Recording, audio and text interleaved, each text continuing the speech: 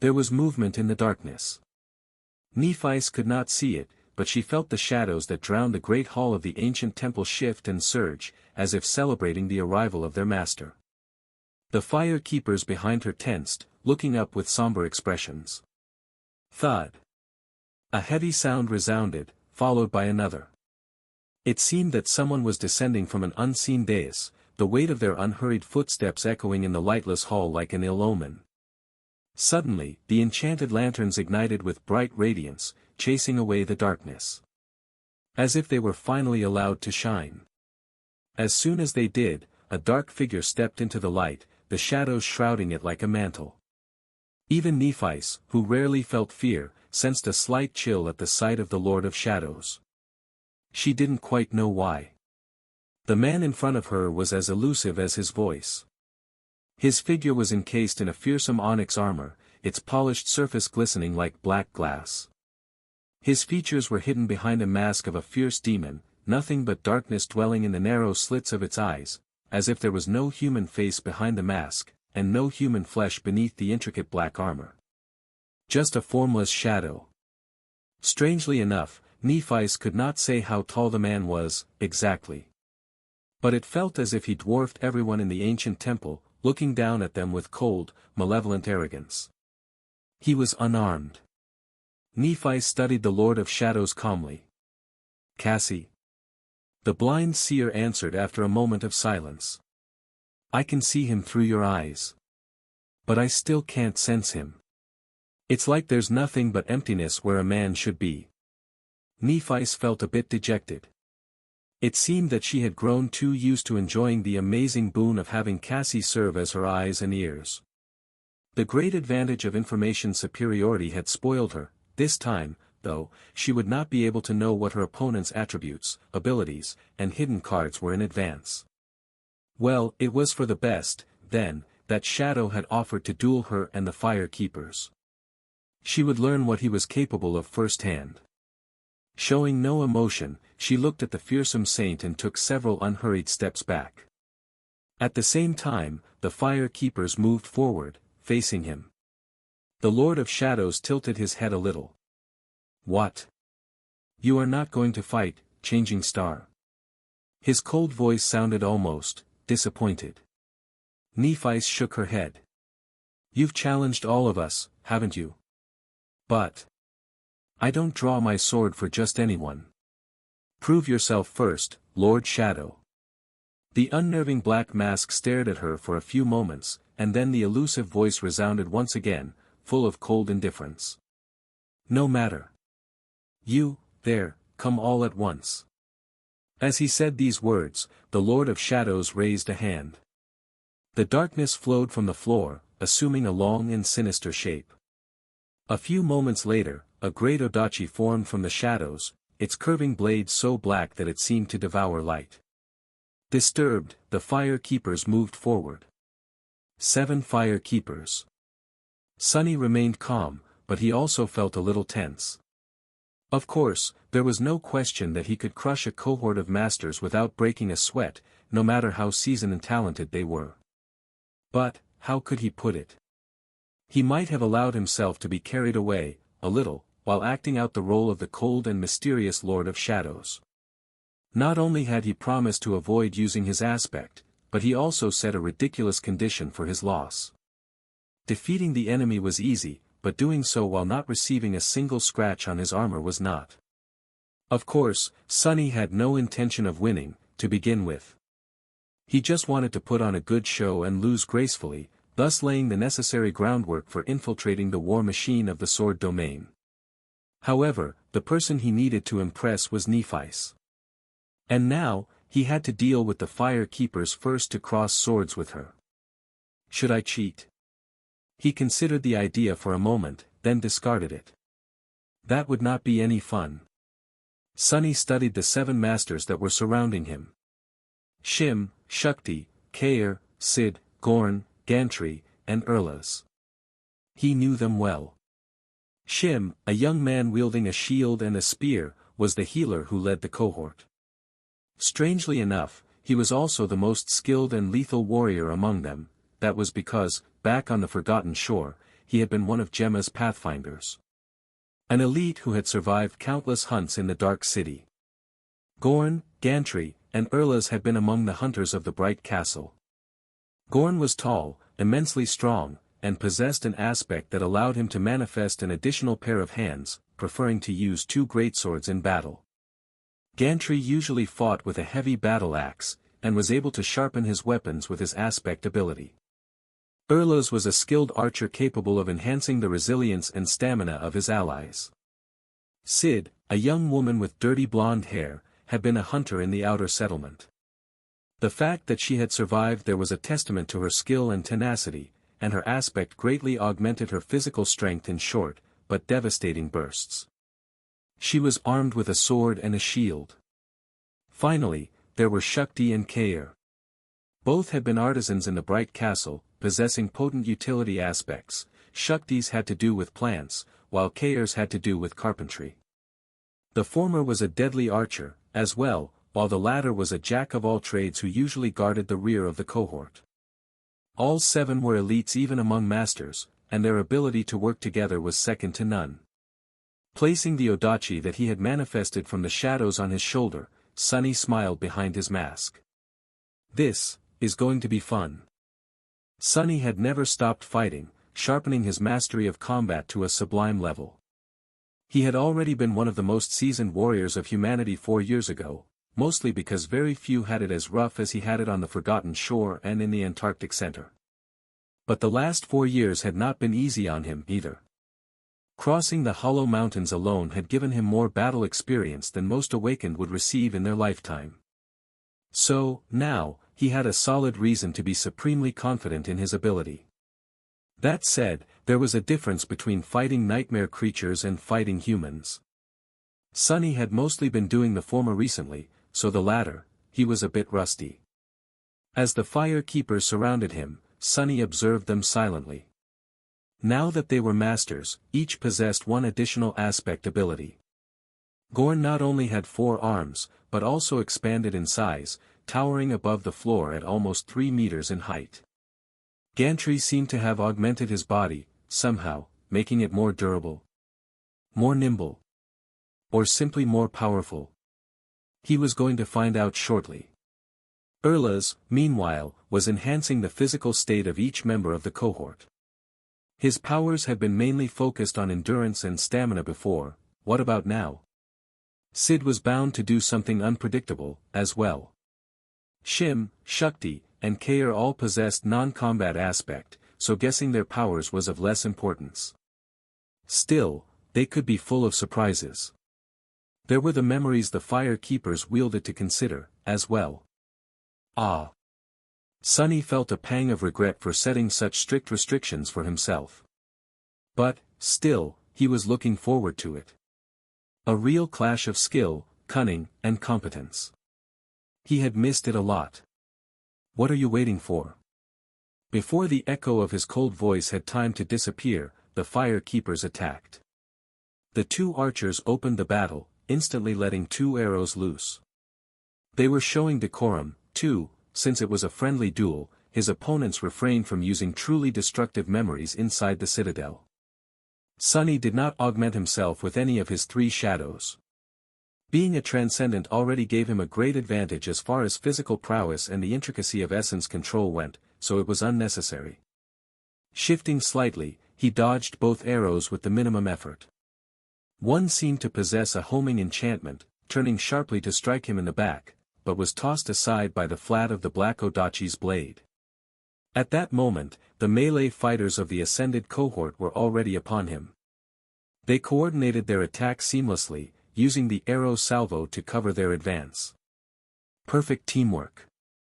Shim and Cid were the spearheads aimed at his chest and back. Gorn and Gantry, who wielded longer weapons and had a wider reach, attacked from behind them at the same time. There was a ceiling to a numerical advantage, since space was limited and only a few people could target a single opponent simultaneously, but by using this simple formation, the fire keepers effortlessly increased that limit. There was no way for Sunny to block and deflect 4 attacks that came from different directions with a single sword. So, he didn't. Instead, he removed himself from the path of the enemy weapons, deflecting Shim's spear and Gantry's heavy axe in the process. Using explosive footwork, Sunny escaped the encirclement and used the bodies of the fire keepers to block their comrades from chasing after him. Then, he lashed out with a probing attack. Sharp steel sang in the dark expanse of the nameless temple. Interesting. Sunny's smile widened under Weaver's mask. The fire keepers had not wasted these 4 years, either. He had known that Valor had used Nephi's and her personal battle force like a sledgehammer, endlessly sending them to put out one fire after another. It was almost as if they were being repeatedly sent to death, but stubbornly refused to die. As a result, their lethality reached chilling levels. Of course, he could have crushed them easily if he wished to. The gap between saints and masters was already vast, and Sunny was a singular existence even among saints, to boot. But with the limitations he had put on himself, the fire keepers were a challenging adversary. Especially because he could not allow himself to be hit even once. Plus, he had chosen to only use a single battle style against them. Morgan's own battle style, to be precise. The sharp, deadly, and ruthless technique she used was representative of how warriors of valor fought, not even becoming one with their weapons, but instead treating themselves as weapons. So, it wasn't easy. It was exhilarating, though. Damnation. More. There were a few tense moments when the unexpected facets of the ascended abilities of his enemies revealed themselves. There were several interesting enchantments their memories possessed, as well. But Sunny still managed to evade, block, or deflect all their attacks in the most efficient and economical manner. He didn't make any big moves, using the least amount of motion possible in every situation. And all the while, he was studying how the fire keepers fought. Solving their battle styles and their teamwork like a puzzle. And when that puzzle was solved, the dynamic of the battle changed abruptly. The Lord of Shadows was indeed like a shadow. Swift, elusive, and insidious, he moved across the black marble of the great hall with stunning speed and flawless precision, effortlessly deflecting the rain of blows that the fire keepers unleashed upon him. His black odachi seemed to have a life of its own, flowing like a stream of darkness. A weapon of that length was supposed to be if not unwieldy, then at least less maneuverable than a shorter blade, and yet, the odachi was always exactly where it needed to be, effectively creating an impenetrable barrier of steel around its cold-hearted master. It was not because of his speed, strength, or mystical power. Instead, it was pure foresight and pure skill, both sharpened and tempered until they became a lethal weapon. Nephi observed the movements of the Lord of Shadows silently. The fire keepers, who had gone through countless battles by her side, fought well. They fought bravely. They fought with great skill and cunning, proving that their glorious fame was well earned. And yet, she had guessed the result of the duel almost as soon as it started. Soon, the cadence of the battle shifted. The Lord of Shadows, who had been defending against the barrage of attacks, suddenly abandoned all pretenses of defense. Instead, he easily shrugged off a squall of steel and moved through it, attacking the fire keepers before they could even react. It was almost as if he was dancing. The black odachi hissed like a snake as it cut the air. It struck Shim in the chest, sending him flying back. A split second later, Sid's shield was pushed aside, and her breastplate caved as the young woman toppled with a short yelp. Gantry was struck by the pommel of the odachi almost at the same moment, swaying once before falling down. By the time his back hit the floor, Gorn was already on his knees, both of his greatswords sliding away. The Lord of Shadows was among them. A moment later, he had already reached the two archers. Crap. Kair, who was supposed to protect them, was tossed back with one unhurried blow of the demonic swordsman's fist. Shakti and Erlas attempted to retreat, but both were sent to the ground before taking a single step. From start to finish, the duel between the Lord of Shadows and the Fire Keepers had taken a couple of minutes. However, they had all been defeated in just 2 seconds. It was as though the master of the ancient temple was telling them, "Look. I could have ended you all any time I wanted. White sparks ignited in Neff's eyes. Beautiful. The Lord of Shadows stopped and calmly put the spine of the black Odachi on his shoulder. His fearsome mask remained the same, eerie and devoid of any emotion. The fire keepers groaned as they slowly picked themselves up from the floor. Is that all? His voice was still the same, cold and impassive. Nephi smiled slightly and finally unsheathed her sword. You haven't defeated all of us yet, have you? He tilted his head a little, staring at her with arrogant indifference. Well. Nephi thought that those were his emotions. In truth, there was no way to know what was hiding behind that fearsome mask, if there was anything behind it at all. The Lord of Shadows slowly lowered his Odachi and gripped its hilt with both hands. Stop wasting my time, then. Nephi took a step forward. That mask. Why did it look so familiar? Sunny held his Odachi lightly as he watched Nephi take unhurried steps in his direction. The familiar white flames were dancing in her eyes. But what was this? As he walked, the same sparks ignited in the eyes of the 7 fire keepers. A moment later, their bodies shone with a soft white radiance, and the bruises and contusions left on them by his restrained blows disappeared without a trace. Expressions of gratitude and relief appeared on their faces, and at the same time, Neff's own face grew colder. Since when can she heal others from a distance? Before he could consider the implications of that unexpected turn of events, her sword left the enchanted scabbard with a quiet murmur. Its mirror-like blade was as black as the night sky, the light of the magical lanterns reflecting in it like distant stars. He knew that sword well, or rather, he had known it once. The silver blade was a transcendent memory of the 7th tier Nephi had received after slaying Soul Stealer. It was a mighty weapon, and had been made mightier still by Sunny himself. He had transplanted a supreme soul shard as one of its nodes, augmenting the fundamental enchantment of the silver blade. But now, it was different. Sunny frowned behind the mask when he noticed a familiar symbol branded into the mystical steel just above the crossguard. An anvil pierced through by a sword. Had one of the forge masters of the clan Valor deemed themselves competent enough to improve on his own work? No, they wouldn't have been able to. That left only one person, then. The King of Swords himself. That bastard. Who gave him the right to taint the gift I gave her with his dirty hands? Suddenly, Sunny felt displeased. And since he did, the shadows drowning the great hall of the nameless temple moved, overcome by the same displeasure. The fire keepers, who had been retreating to give the 2 saints space to fight, suddenly paled. Nephi sensed the change in the atmosphere, too. What is the matter, Lord Shadow? Do you not wish to fight me? Sunny smiled darkly. I am a peaceful man. I hate fighting. As he said that, he lunged forward without any warning and thrust his Odachi at Neff's throat. His sudden attack was violent and ruthless, aimed at slicing open her arteries and severing her spine.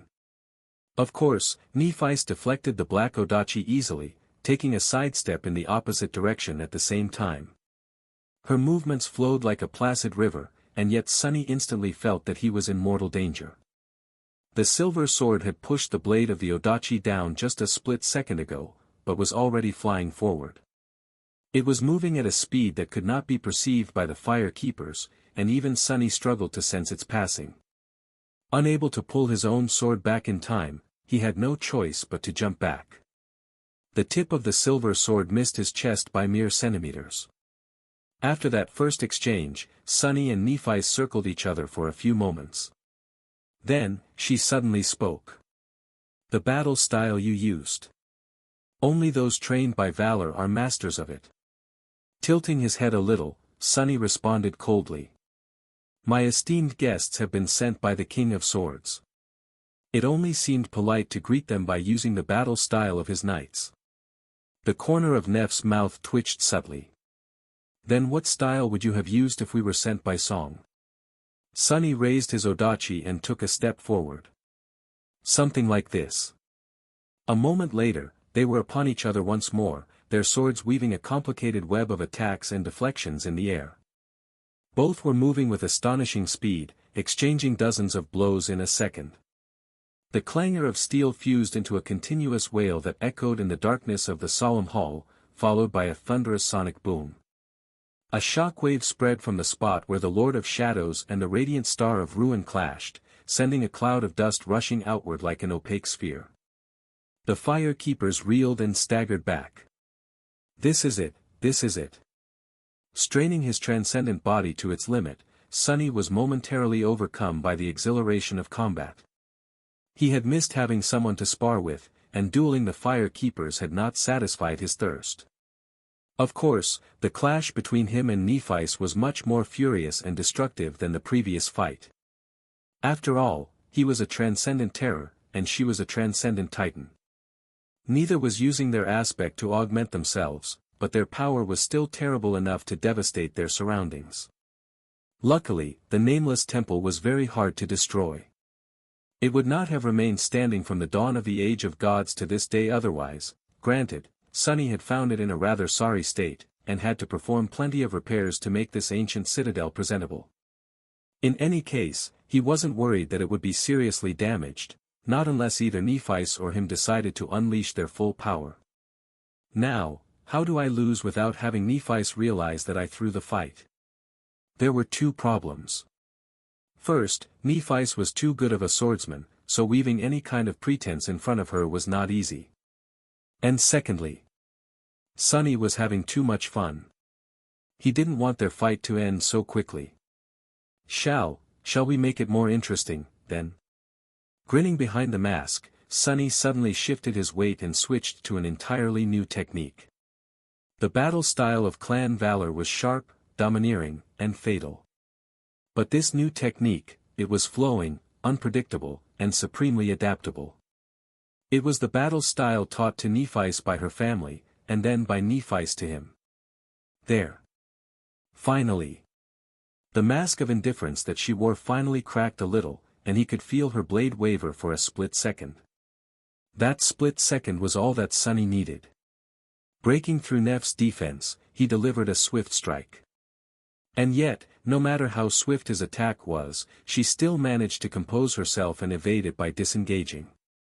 Nephi's took a step back, and the tip of the black odachi hissed angrily past her breastplate, separated from the polished white steel by no more than a centimeter. She lingered for a moment. Who taught you that style? Her voice was even, but Sunny knew Nephi's well enough to recognize a somber undertone within it. He pulled his odachi back and answered in an even tone. Nobody.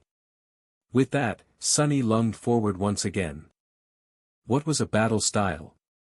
Depending on the practitioner, the answer varied.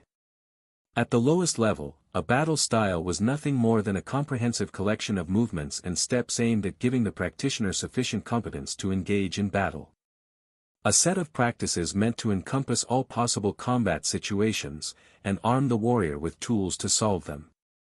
There were countless battle styles, some taught to groups of people, others formed from the personal habits and quirks of talented combatants.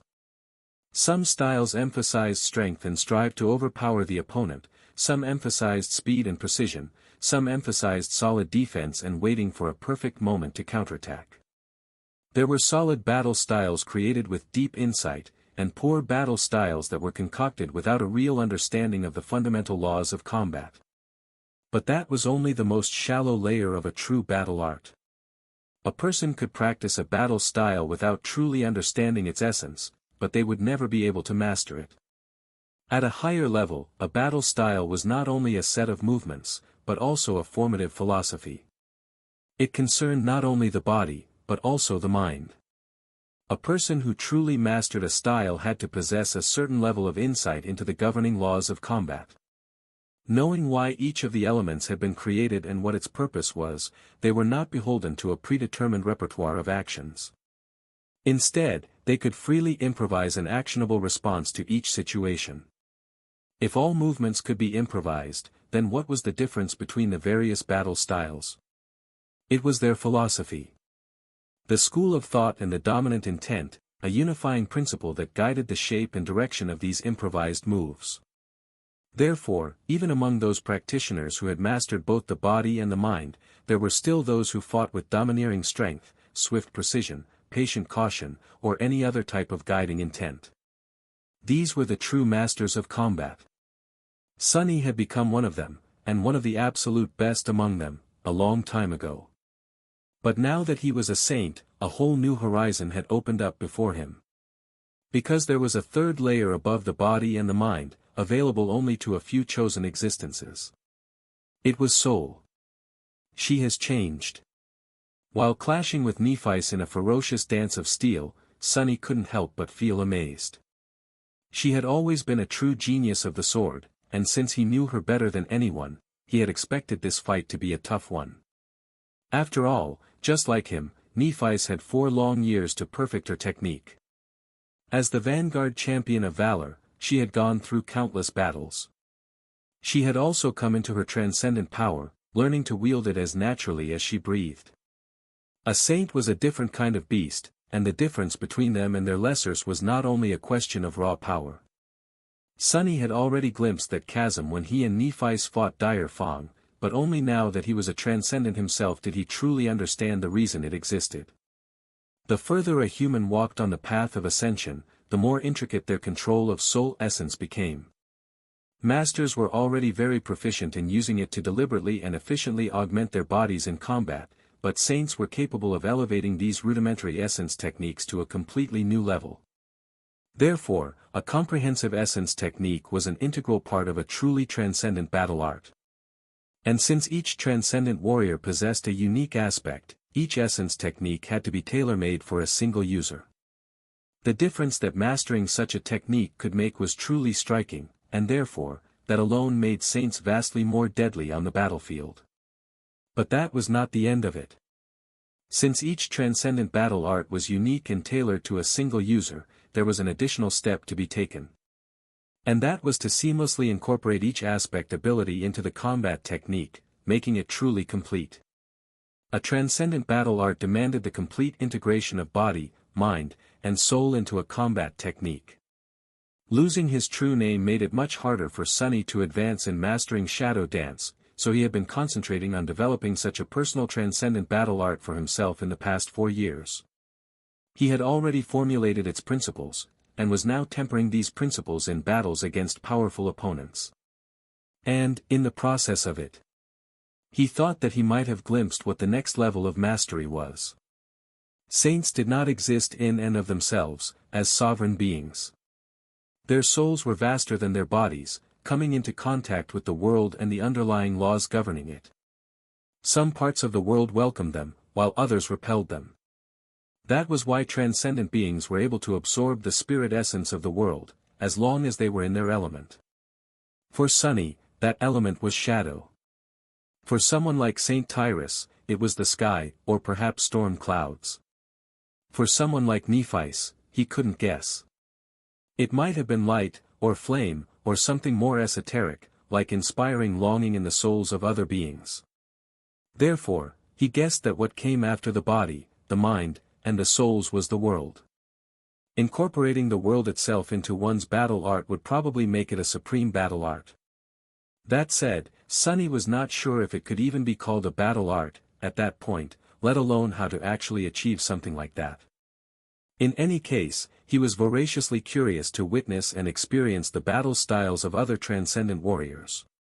To learn from them, and maybe even gain more understanding about the path to supremacy. Which was why fighting Nephi's was a boon to him.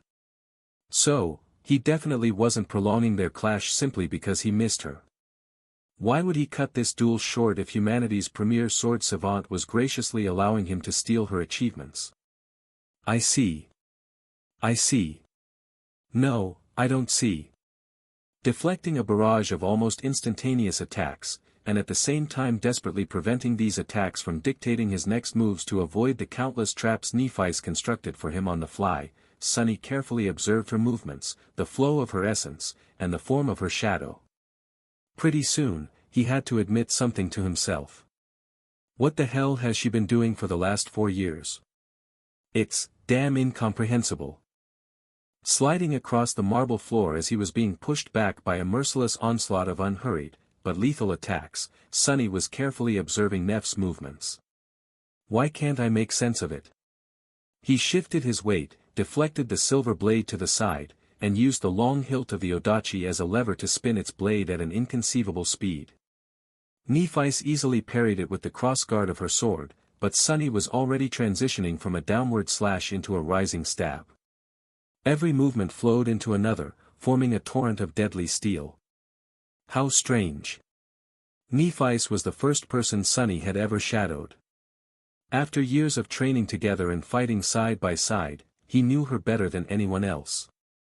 Therefore, it should have been easy to glimpse the true essence of her transcendent battle art, or at least start to unravel it. And indeed, Sunny sensed the heart of her intent. Just like how Nephice could read his intentions through her sublime mastery of combat, he could predict her actions through shadow dance. But his perception was oddly shallow. He could guess what would happen, but not why it would happen. Almost like those initiates who had only mastered the body, but not the mind. Nephice evaded his stab by turning and leaning sideways, took a graceful step to shift her balance, and pulled her blade out of the bind. A split second later, it lashed out, almost striking his thigh. If Sunny was a beat too late, he would have had to receive her blow. The onyx mantle was akin to a transcendent armor, while the mirror sword was a strange hybrid between a transcendent and a supreme weapon that he himself had created. Considering that offense usually trampled defense in the ruthless world of the nightmare spell, a single strike was all it would take for him to lose the duel. The silver blade might not break his armor immediately, but leaving a scratch on its onyx surface would be easy. He disengaged and stared at Nephice impassively for a moment. Apart from manifesting this avatar, Sunny was not using his aspect. She had not promised to do the same, technically, but was still following suit. Whether it was out of respect for the Lord of Shadows or simply because Neff was just as starved for a good opponent as he was, Sunny did not know. That was a part of the problem. A transcendent battle art was tailored to a single user, seamlessly incorporating their unique traits and abilities. So, since Nephice was not using any of her aspect abilities, what Sunny was witnessing was not the true extent of her battle style, but rather a partial version of it. Of course, he had hoped to extrapolate the missing pieces by experiencing the foundational technique, but it was not going well. Should I try to deduce what's missing? Sunny had plenty of experience constructing his own battle art, so it was not impossible for him to guess what Nephice would have created. Let's see. The basic principle of elevating a battle style to a transcendent battle art was universal, at least it was supposed to be. Sunny had not consulted any saints on how they built their personal techniques, so he did not know if everyone followed what he perceived to be common sense. The first step was to create a comprehensive essence technique. By infusing one's body with essence, one was capable of greatly enhancing their physical prowess. Awakened could not control essence with finesse, so their way of going about things was crude and rudimentary, mostly consisting of flooding the entirety of their bodies with essence. Masters were much more skilled in that regard. Their control of essence was rather intricate, as was their understanding of the human body. By selectively infusing various areas, muscle groups, and organs with essence at just the right time, they were able to not only increase its efficacy, but also drastically reduce its consumption, thus raising efficiency. But saints could control soul essence as naturally as they were breathing, and with truly incredible finesse. They could more or less selectively enhance each muscle fiber, nerve cluster, or tendon in their body. Not only that, but due to better control, the range and manner of these enhancements were broader than those of a master, and could be consciously altered. In short, saints could explosively increase their already stunningly formidable strength, speed, agility, and resilience if they were smart about using their essence, and had trained themselves to do it instinctively, like Sunny had in the past 4 years. Each time he took a step or delivered a strike, the complex machine of his body performed numerous actions. His heart pumped blood through his veins, electrical impulses traveled along his nerves, various muscles relaxed or contracted, and so on. To perform a proper strike, a warrior had to possess great control of his body and know how to use it well. Of course, no one consciously willed all these minute processes to happen. If trained properly, the body itself would remember how to act to the best of its ability. An essence technique, therefore, was like an additional layer on top of physical training, designed to augment every motion in the most effective and efficient way, as well as tailored to the unique personal battle style of the individual. Designing such a technique demanded immense insight into the functions of the body, the laws of combat, and one's own self.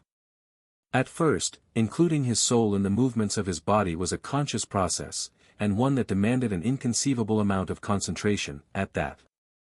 But by now, it was like an instinct to Sunny. Luckily, he had possessed a rich foundation of going through countless battles as an awakened and a master to build upon, so mastering his essence technique had not been too hard. There had been the soul serpent and soul weave to assist him, as well. Similarly, Nephis had designed an essence technique of her own. Sunny could perceive her radiant, pure soul essence flowing through her body with a strange and almost hypnotic elegance, moving in perfect harmony with the fluid grace of her sword dance. Her technique seemed even more intricate and precise than his own. Was it simply because Neff's swordsmanship had a different personality than his, or because she had spent more time to thoroughly comprehend the science behind the biology of her body and the physics of her sword? After all, Sunny had mostly taught himself through practical experience and intuition, spending less time on theory. In any case, this shallow layer of Neff's battle art was not a mystery.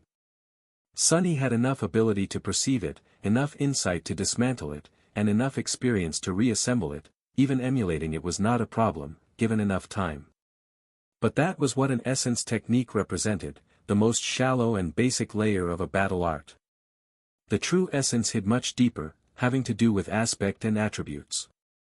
That was what Sunny had to deduce in order to remove the strange interference that prevented him from comprehending Neff's elevated battle style. There was another sonic boom, and the two of them were momentarily thrown away from each other. Sunny increased the weight of his body and slid several meters back, swiftly coming to a halt. Nephis pivoted on one leg and performed an effortless pirouette, regaining her balance almost immediately. The fire keepers scrambled to get even further back, seemingly stunned by how long the duel was lasting. Sunny smirked behind the mask and rushed forward. If I compare our aspects. A transcendent battle art was meant to incorporate the user's aspect into their combat technique. What did it mean for Sunny? The first element he had to consciously and comprehensively integrate into his battle style was the easiest. It was his ability to perceive the movement through shadows, as well as see what was happening behind his back. That did not sound like much, compared to his other abilities, but was actually a drastic change. Almost every battle style he had learned in the past was meant to be practiced by humans, after all, and humans only had two eyes. That naturally dictated how they fought, and how the masters who taught young warriors to wield weapons constructed their styles. However, Sunny was not beholden to these standards. Therefore, he had spent plenty of time relearning the very basics of combat, building his technique in a way that allowed him to fully utilize that subtle, but confounding advantage. The second element was even more fundamental, since it concerned movement. Movement lay at the base of every battle style. Footwork was just as indispensable as striking and defending, if not more so. Not only did it dictate the balance and strength available to a fighter, but it also controlled space. Advancing and retreating, evading and pressing the opponent, both offense and defense relied on controlling space. Sunny was not beholden to space either, because he was supremely mobile due to shadow step. That was perhaps his greatest advantage in a battle, and therefore, he meticulously altered his way of thinking about space in accordance with this advantage, practically rebuilding his battle style around it. The third element was group battle. It was a strange matter, considering that Sunny was both an individual and possessed multiple bodies. Back on the Forgotten Shore, he and Nephis had been able to slay Carapace's scavengers by acting together. One served as bait, another delivered a fatal blow from behind. That simple manner of teamwork illustrated perfectly why the boon of fighting in a group was not additive, but instead multiplicative. The sum was greater than its parts, and Sunny alone had 7 parts. So, he had trained himself relentlessly to fight while controlling many bodies at the same time, learning how to efficiently use group tactics without anyone's help. The fourth element had to do with blood weave and bone weave. Most living things were hard to kill unless you aimed at their vital points, and due to these two attributes, Sonny lacked several vulnerabilities that most humans possessed. He wouldn't bleed to death even if his artery was sliced open, and his bones were immensely resilient, to the point that breaking them was almost impossible. Therefore, he had to teach himself how to make use of these traits. It was the simplest, but also the hardest mindset alteration he had to absorb, because it went against his most powerful instinct, the instinct of self-preservation. Nevertheless, Sonny had succeeded in changing his behavior in a manner that allowed him to strategically sacrifice non-vital parts of himself. The fifth element was about another attribute of his, the onyx shell. Among other things, it allowed Sonny to freely change his weight, or was it mass? He could never tell the difference.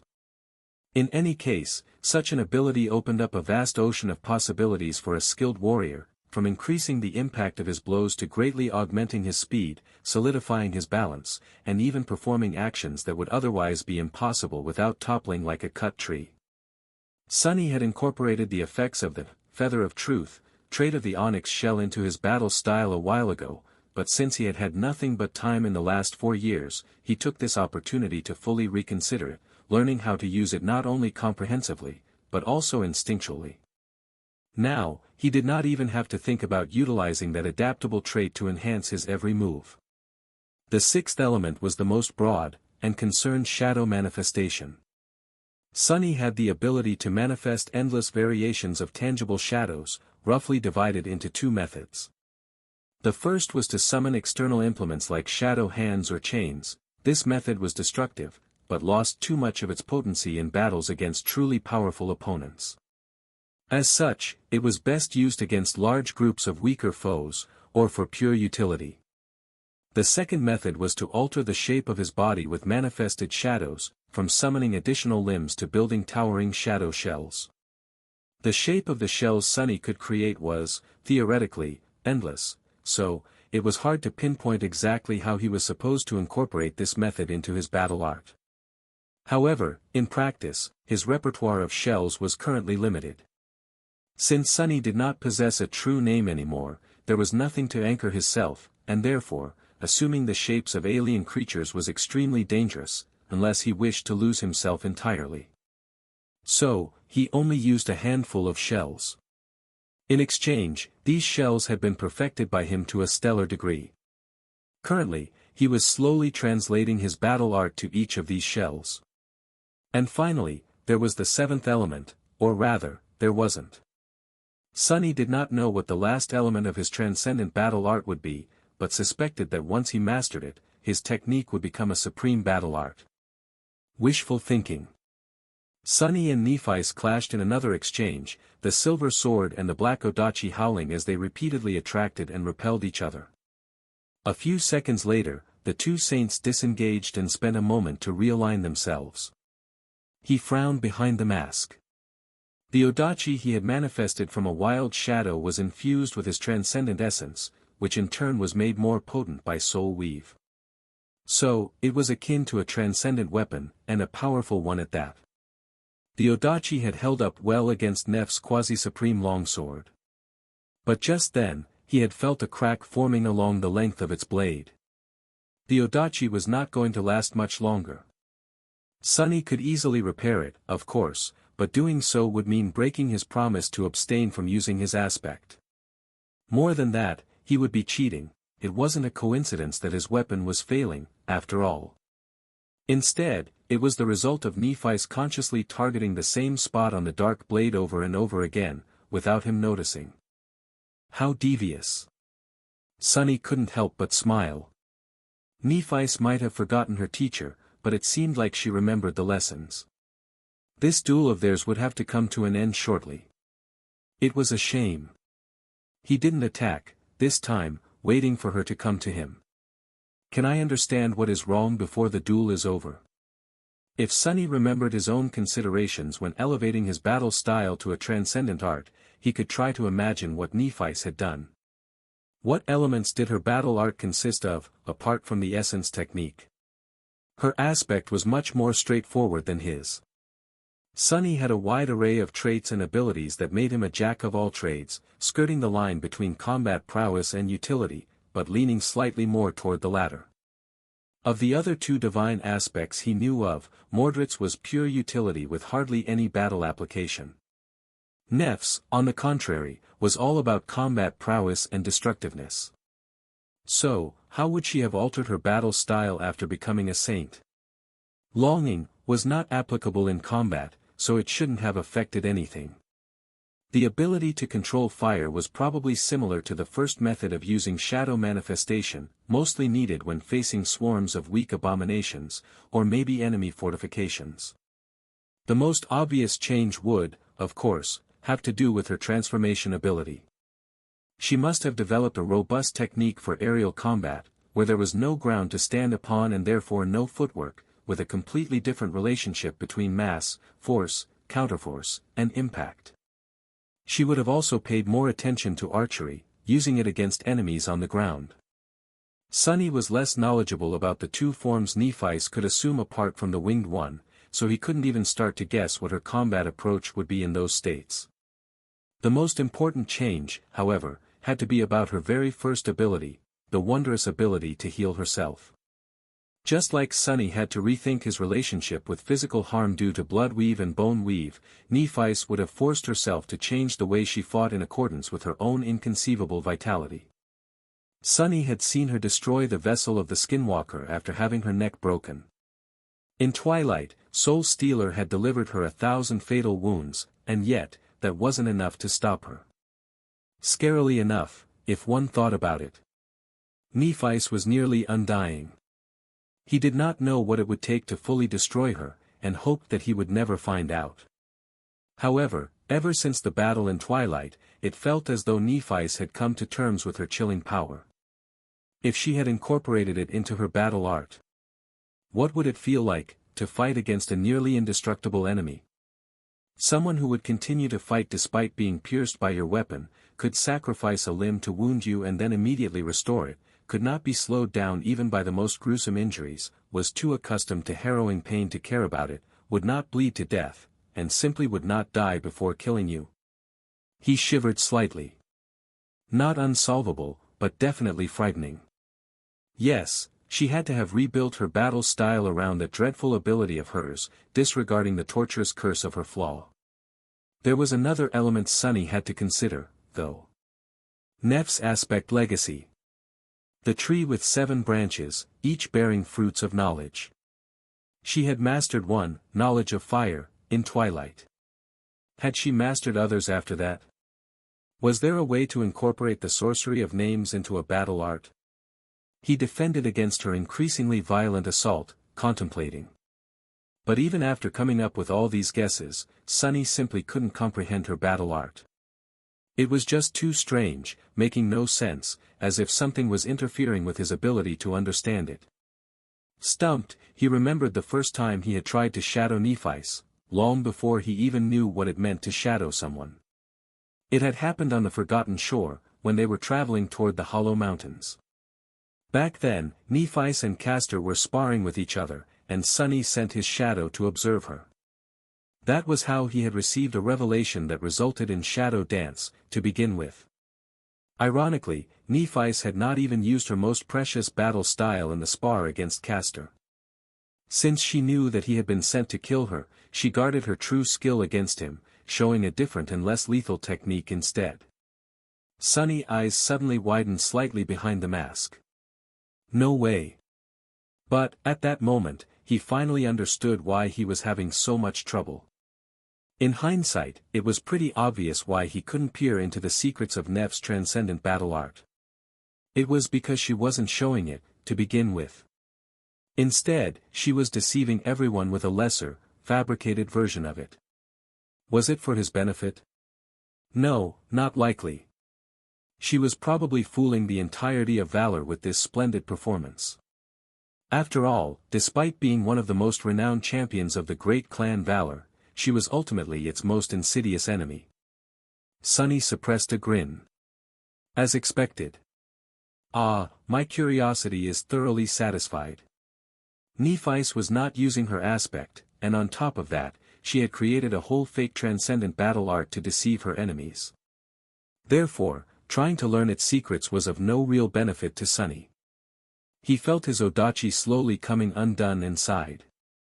"Shall we end this duel, then?" By then, the fire keepers had almost retreated to the entrance of the ancient temple. The darkness seethed and surged, disturbed by the fearsome clash of the two transcendent champions. Both Changing Star and the man who called himself Shadow were beyond powerful. A saint was like a natural disaster, and even though neither of them had called upon the dreadful power of their aspects, the devastating physical might of two transcendent warriors was more than enough to obliterate their surroundings, reshape the landscape, and instill terror in the hearts of countless people. Luckily, both their lady and the master of the ancient temple seemed to be holding back. Otherwise, the citadel might have been severely damaged by their duel. Lady Nephice was clad in a suit of knightly armor that had been forged from sublime white steel and adorned with golden accents. With her fair skin and silver hair, pure flames dancing in her eyes, she was like a spirit of light.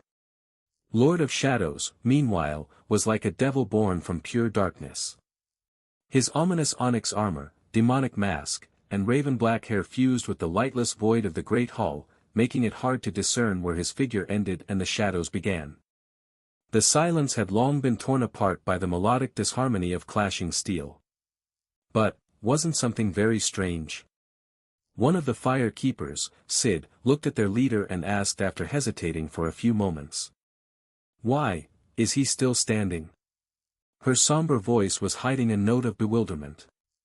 The seven of them had followed Lady Changing Star to storm the Crimson Spire, across the frozen hell of East Antarctica, and into countless battles after that. In the past 4 years, they had seen her turn hordes of abominations to ash, topple titans, and bring every saint who dared challenge her to their knees. Only a few people could claim to be her equal, and even they did not dare to. How was it that the Lord of Shadows had not only persisted for so long, but also seemed to be holding his own in a duel against the last daughter of the immortal flame? Who the hell is he?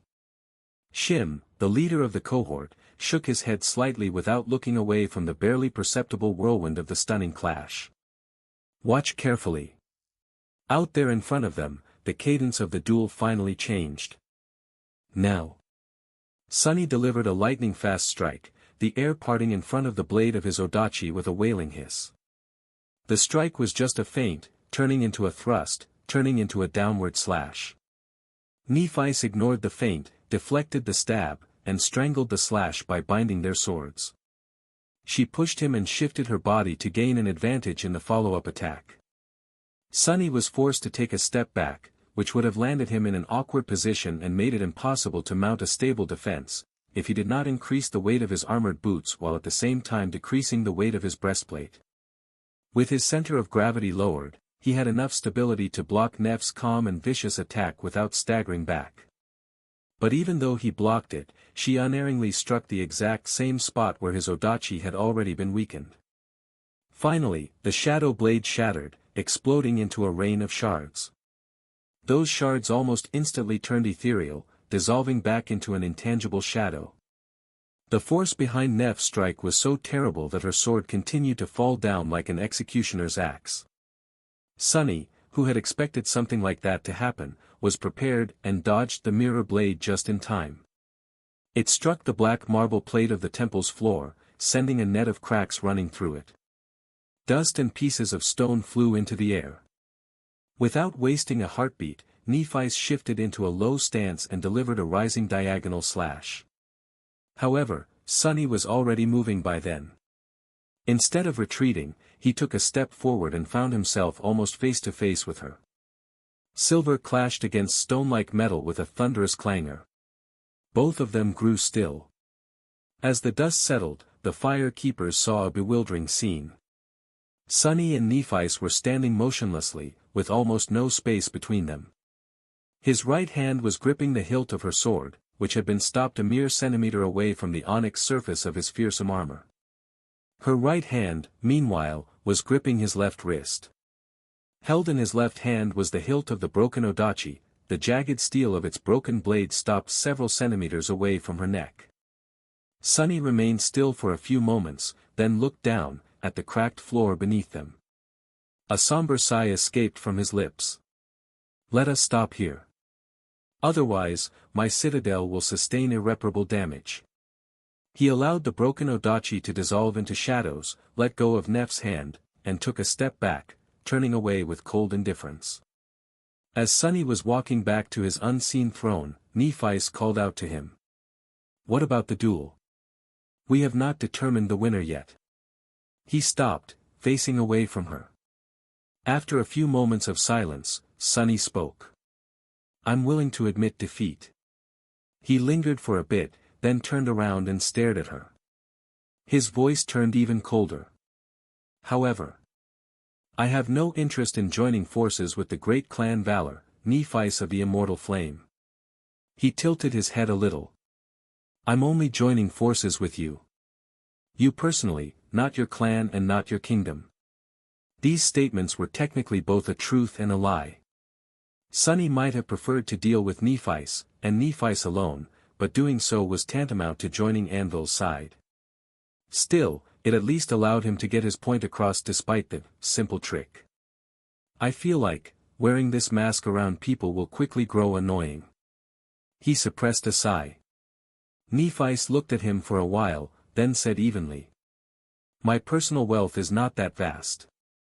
I can't promise you the same boons and riches that my clan can. Sunny chuckled. Considering the kind of atmosphere he had created, his laughter sounded sinister even without him trying. When he responded, his voice was as cold as ice. I don't desire riches. Resources, assistance, powerful memories and echoes, soul shards, why should I want to get them from Clan Valor? I don't lack anything. If there's something I want, I can go and take it myself. Nephis frowned slightly. So what is it that you want from me, Lord Shadow? Sunny turned away again. It's simple, really. He took a step into the darkness and added indifferently. All I want is for you to owe me a favor, Changing Star. One day, when I come calling, help me out with what I ask. It was an offer heavy with meaning. The concept of debt was somewhat sacred among the nobility of the awakened society, especially to people who strive to follow quaint ideals like honor and virtue. Being owed by someone like Nephis might have been more precious than a mountain of soul shards. Especially because Sunny had not indicated what kind of help he might want to receive. She studied his back for a few moments, and eventually nodded. That is acceptable. Sunny entered the darkness and looked up at his marble throne. Hidden from sight, he sighed deeply, then smiled. Then it concludes our deal. And just like that, a tentative alliance between a mysterious saint residing in Godgrave and a princess of the Sword Domain was forged. The Lord of Shadows did not seem in the mood to talk after the conclusion of the duel. Maybe he was dissatisfied with its result, or maybe he had simply strained himself too much in order to withstand the torrent of steel unleashed by Nephis, and needed rest. With how mysterious the reclusive saint was, it was impossible to tell what was on his mind. In any case, shortly after he had disappeared into the darkness, the beautiful onyx devil moved once again, inviting them to leave and make a camp outside the temple. The territory around the ancient citadel seemed safe enough, with all the nightmare creatures having been eradicated by Shadow and his servants. So, the fire keepers did not mind resting outside. There was no trust between them and the master of the temple yet, anyway. They would have felt uncomfortable resting under his roof, surrounded by powerful creatures. A transcendent devil, a transcendent terror, a supreme devil, and gods knew who else. That power was enough to give a stronger force pause. So, they made camp a dozen or so meters away from the great dark edifice of the citadel, among the bones of slain nightmare creatures. The lanterns chased away the darkness, and a fire had been ignited in the middle of the camp. Various storage memories were summoned, containing food and beverages. They even raised several tents, hoping to enjoy a bit of peaceful sleep. After experiencing 2 weeks of pure hell, the fire keepers could finally rest and relax a little. Of course, they did not lower their guard completely, still wearing their armor and keeping watch in shifts. Nephi sat in front of the fire, watching it dance with a thoughtful expression. The Lord of Shadows. There were too many mysteries about him. That mask, for example. By now, Nephi remembered where she had seen it. Ananke had worn a mask almost identical to the one worn by Shadow. It was a symbol of the priests of the nightmare spell. So, was Shadow one such priest, as well, or at least considered himself to be one? Or had he simply slain a follower of Weaver in one of his nightmares and received the mask as a reward? In fact, Nephi had seen the depiction of Weaver's mask long before meeting Ananke. It was drawn on the wall of the Ebony Tower, where the Demon of Destiny had left a map of strongholds built by his siblings in various realms. The mask, representing Weaver, was placed north of the Hollow Mountains, above all 6 strongholds, almost as if looking at them from afar. But it did not mean that Weaver's stronghold was hidden somewhere on the Forgotten Shore, or even further north. It simply meant that no one had any idea where Weaver's stronghold was, or if the transient demon even had one. So, Nether had drawn it outside the map. Was the Lord of Shadows connected to the priesthood of the nightmare spell, or to the demon of fate directly? And what business did the heir of Shadow God have being tied to a demon? Curious. The mask was curious. The citadel that somehow existed in the middle of Godgrave was also curious. So was the lineage of Shadow God that the master of the citadel seemed to possess, and his aspect. But most curious of all was his swordsmanship. Staring into the fire, Nephi sighed. These days, she rarely met anyone who could wield the sword well enough to give her a challenge. There were dreadful nightmare creatures and transcendent warriors with potent aspects, sure, but that was a competition of power and will, not skill and technique. As such, the only person Nephi could truly spar with was Morgan. The Lord of Shadows was at least on par with the Princess of Valor. No, not quite. It felt like he was much more dangerous. The first battle style he had used was more or less a perfect replica of the refined and domineering style that the Knights of Valor practiced. Mastering it was already no easy feat. But it was merely one of the styles the Lord of Shadows seemed to have mastered. He was a true sword saint, one of the few that had been born since the descent of the nightmare spell. Suddenly, Nephi wanted to duel him again, this time using the full might of their aspects. What abilities would he show her? How ingenious was his transcendent battle art? She had no doubt that he had built one. Which was impressive. Most saints had mastered a battle art of their own, but few had created it without aid. After all, saints were supported by their clans, as well as the great clans they owed allegiance to. Most had inherited the skill and wisdom of their predecessors, as well as received extensive help from exalted counselors and mentors. Lord Shadow seemed like a solitary man. There was no clan behind him, let alone a domain. Which meant that whatever technique he possessed had been designed by him, and him alone. And then there was the second battle style he had shown, obviously as a message to her. Or a provocation. Her father's style. Nephi hugged her knees, calmly looking into the fire.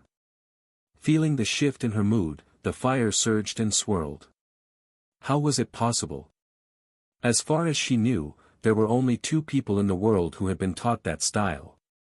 She had been taught by her family, and Cassie was taught by her. There were no others. Or were there? Had her father had a pupil that she didn't know about? Was Lord Shadow that pupil, or a disciple of that pupil? She wanted to know. She wanted to ask. Her father had perished when Nephi was 4, so she did not have a lot of memories of him. Most of what she knew about Broken Sword was from listening to her grandmother, who talked about her son-in-law often. The rest was from the legends that he had left in the world before dying an untimely death. But she sighed. There was little sincerity in the world. Knowledge was power, and people guarded their power fervently. Usually, one had to be prepared to pay a price if they wanted to receive an answer. Secrets were not revealed easily. She was already indebted to Lord Shadow. He seemed like an unfriendly sort, and would definitely not part with information lightly. In fact, he had probably chosen to use that style for the exact purpose of enticing her into deepening her debt. Devious. Who was that man?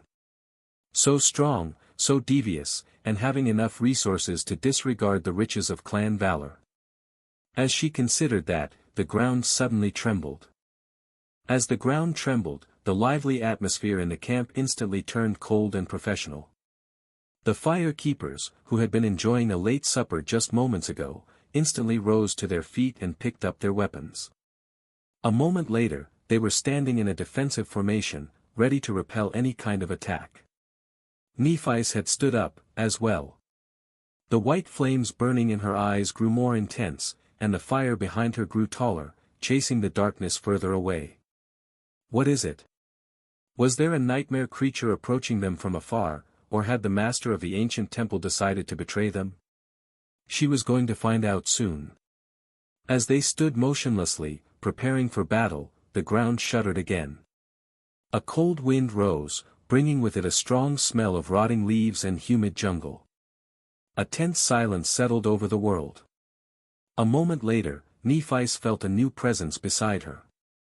Turning her head slightly, she saw the Lord of Shadows standing at the edge of the camp, peering into the darkness calmly. He had appeared out of nowhere without making any noise, as if the shadows themselves had risen up to spawn him. He seemed to have discarded his mask, but since Nephi was behind him, she couldn't see his face. The fire keepers flinched, startled by his sudden appearance. Each was an experienced master, and many carried memories that enhanced their senses. It wasn't easy to sneak up on them.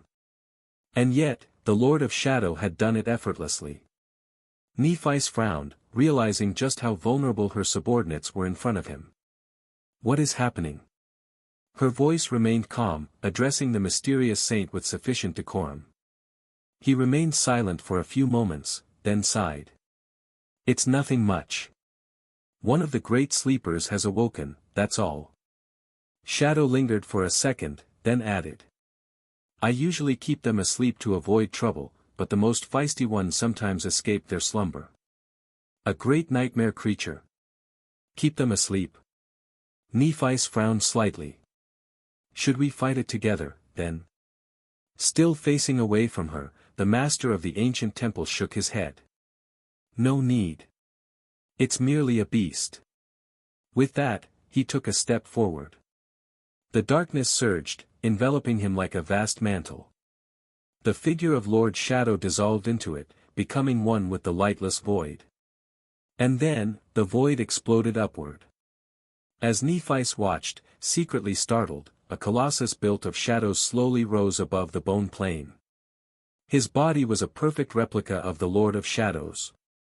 The titanic torso was formed first, followed by two immense arms. At first, the giant seemed to be kneeling, but then he slowly rose to his feet, coming to stand as tall as the ancient temple. The shadows rippled and solidified, repeating the contours of his back. She saw lean muscles rolling under the obsidian skin. A moment later, a layer of glossy onyx covered the dark colossus, encasing him in a suit of impregnable armor. His head was too far away now, the light of the enchanted lanterns unable to dispel the veil of darkness hiding his face. When the giant took a step, the whole plain quaked. A transformation ability? The size of the shadow colossus was nowhere near Effie when she assumed her transcendent form, but it was still awe-inspiring. But that was not the end of it. There was a rustle from behind them, and a dreadful hiss. Turning around, the fire keepers saw the head of an enormous serpent appearing from the entrance of the temple. The creature was massive enough to easily swallow the entire cohort in one bite, its scales the same color as the tenebrous armor of the Lord of Shadows. The obsidian serpent slithered out of the citadel, its long body flowing like a river of darkness, seemingly endless. It must have been coiled around the entire great hall of the ancient temple, surrounding them from every side the moment they stepped inside. Nephi watched carefully. The terror. The colossal serpent slithered across the bone plain, passing the frozen fire keepers and approaching the giant made of shadows. Its neck rose high into the air, and it nimbly coiled around the leg of the Lord of Shadows, crawling up his body like a tree snake. The creature reached the shoulder of the giant, and then slithered along his outstretched arm. Then, it changed. Where a serpentine head was before, the sharp tip of a gargantuan sword suddenly appeared. Slowly, but also too fast to notice, the body of the transcendent terror rippled, and turned into an inconceivable odachi, its hilt and curving blade as long as the shadow giant was tall. Finally, a dark titan was standing on the bone plain, his body encased in a suit of fearsome onyx armor, wielding a giant obsidian sword. He looked like an ancient deity that had descended to the mortal realm from the heavens, or maybe crawled out of the lightless depths of the abyss.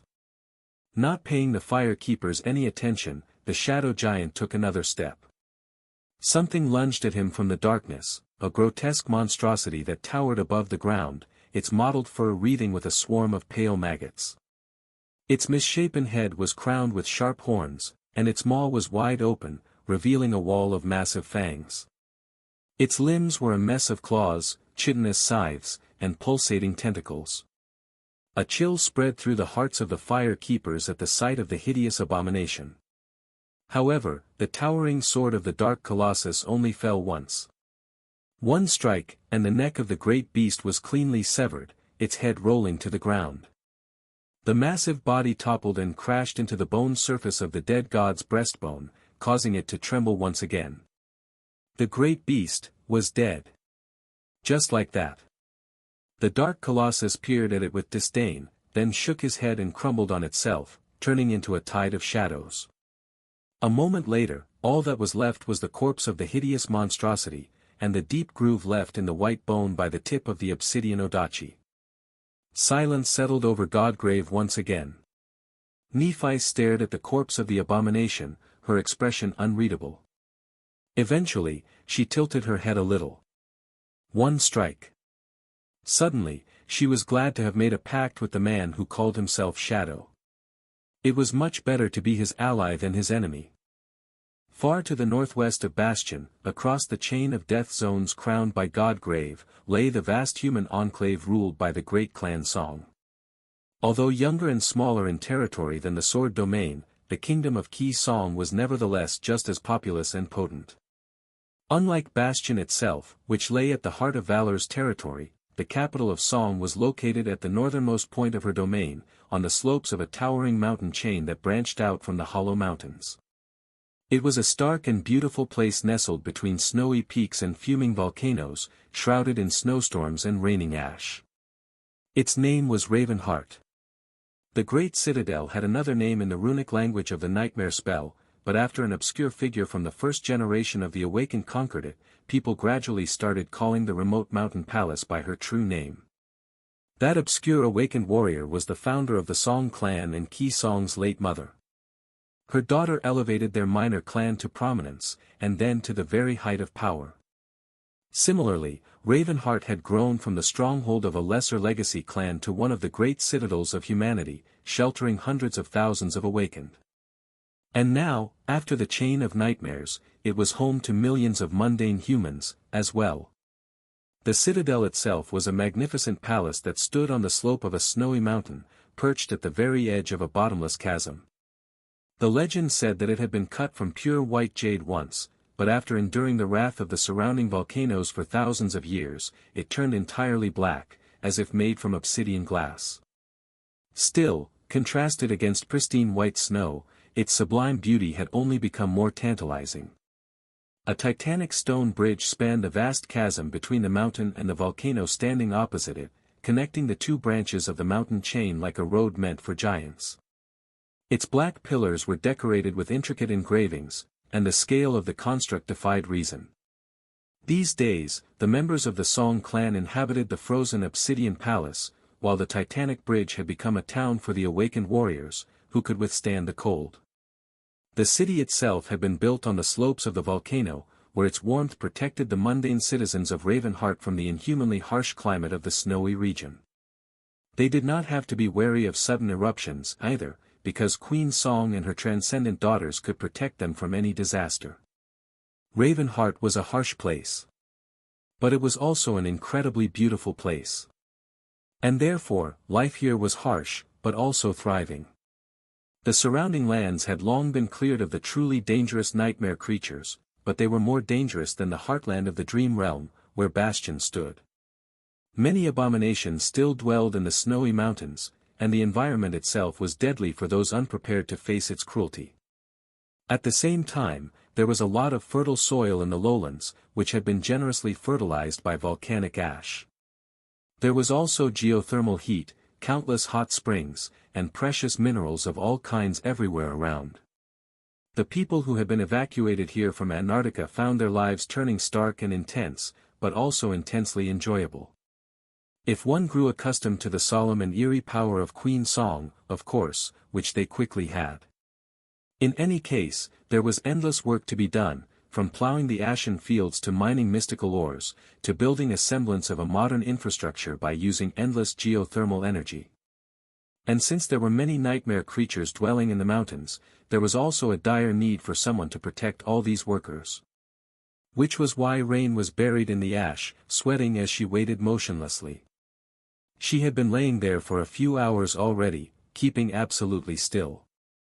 Around 100 meters away from her, where the slope of the gorge rose sharply, a hideous creature was slowly dragging its body from between the cliffs. It resembled a scaled worm with 6 long, thin limbs, each ending with dagger-like claws. Its maw was a horrid circular mess of sharp, needle-like fangs. Damnation!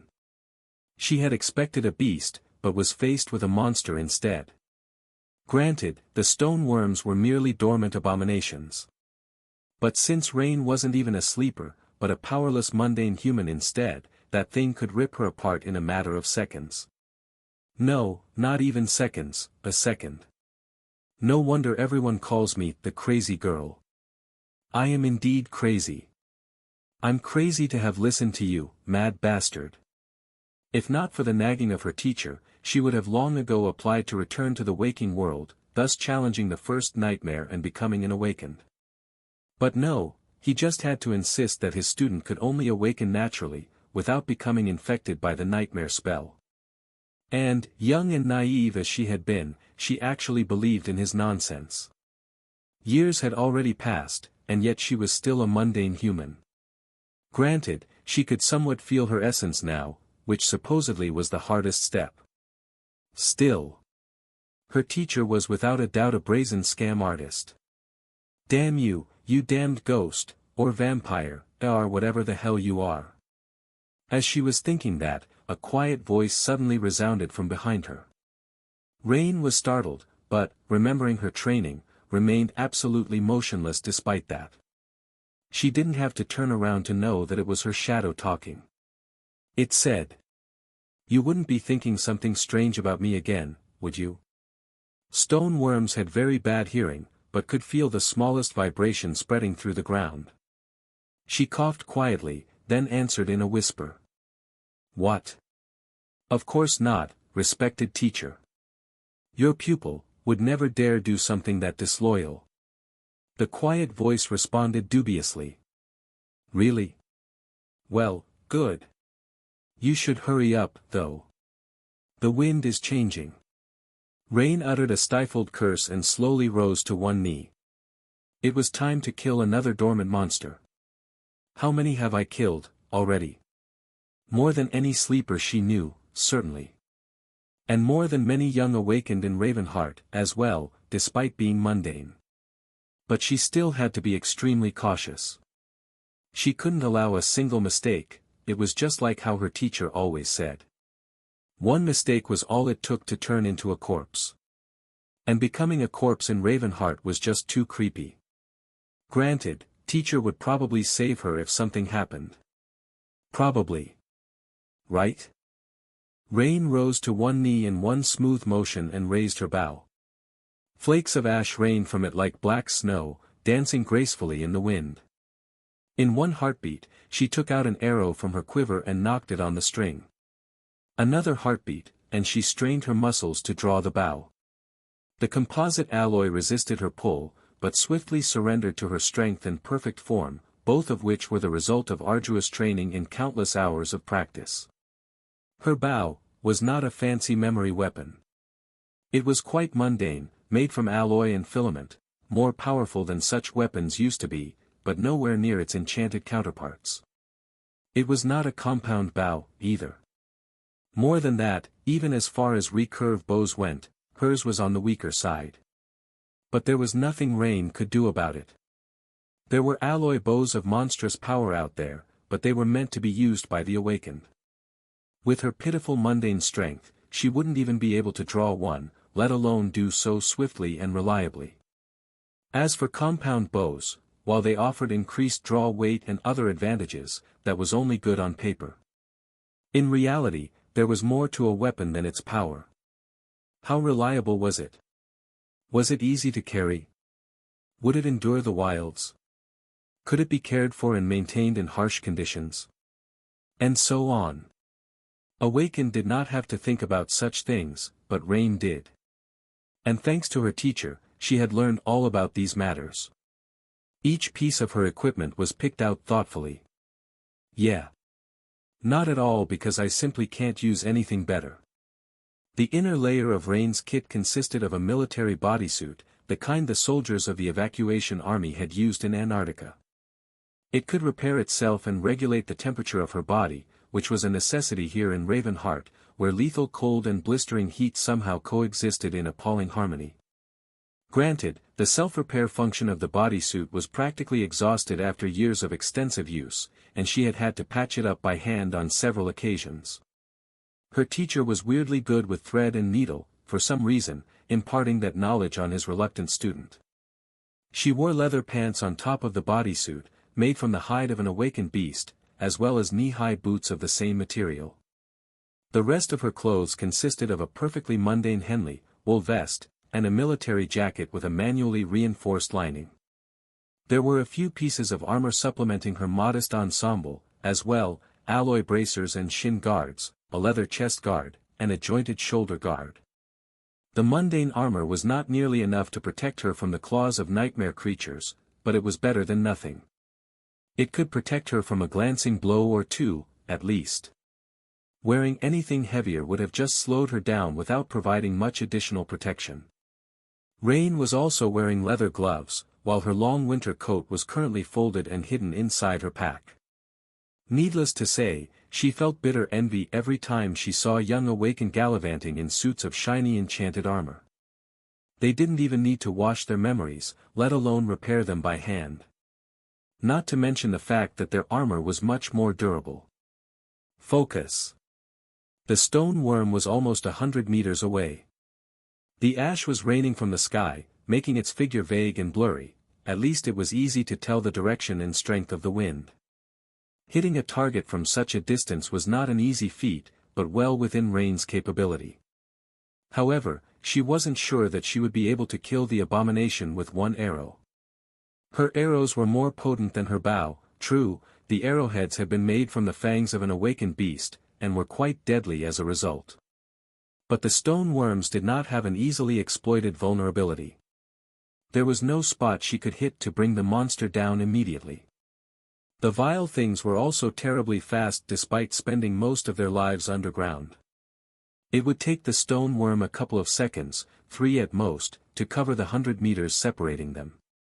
And another moment to rip her to shreds. It had already noticed her, too. Be calm. It was like her teacher always said. And don't you dare die, or I will kill you myself. As a respectful and dutiful pupil, Rain had no choice but to obey her teacher.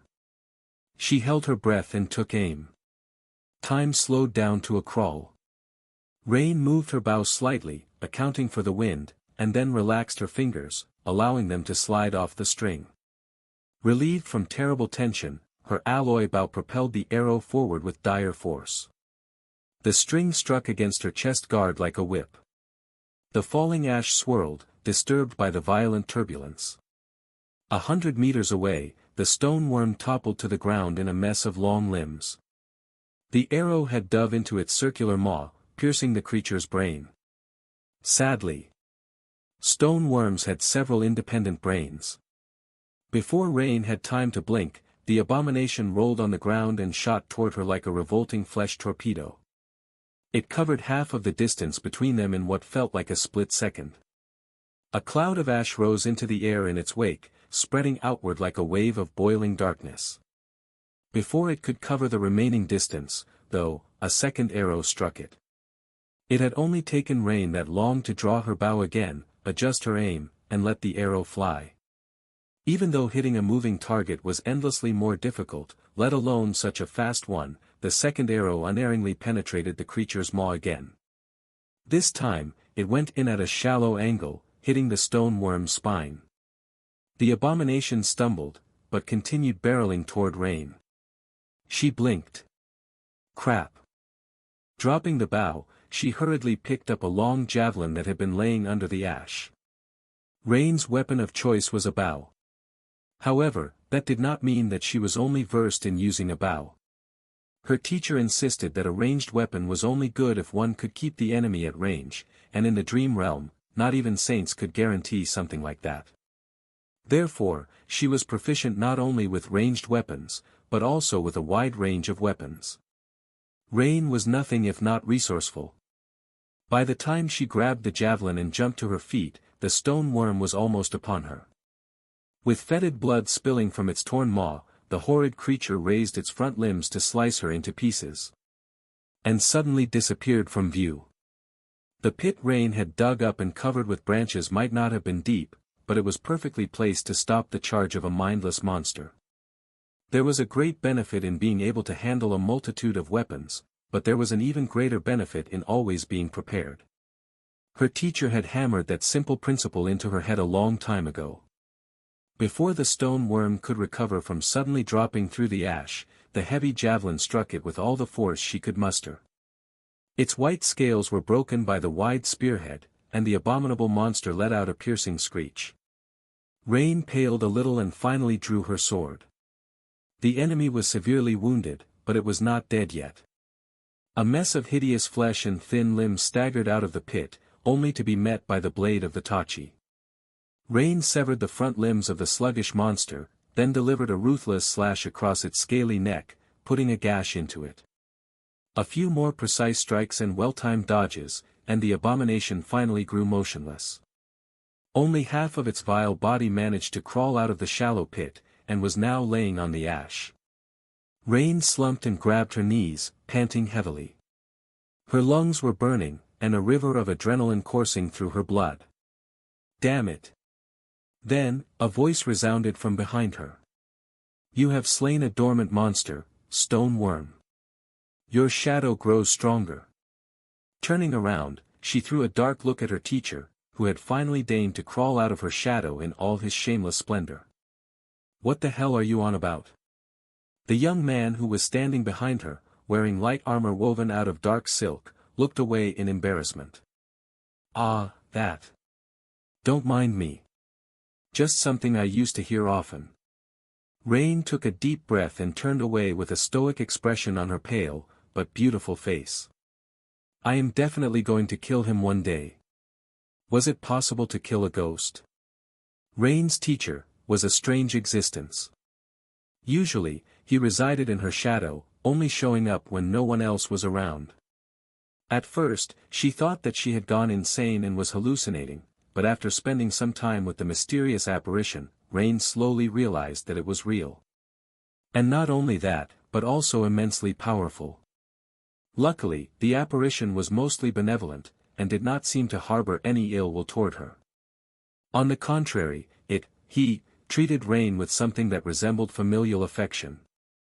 It was almost as if he was the spirit of her distant ancestor. She did not think that her family had such an ancestor, though.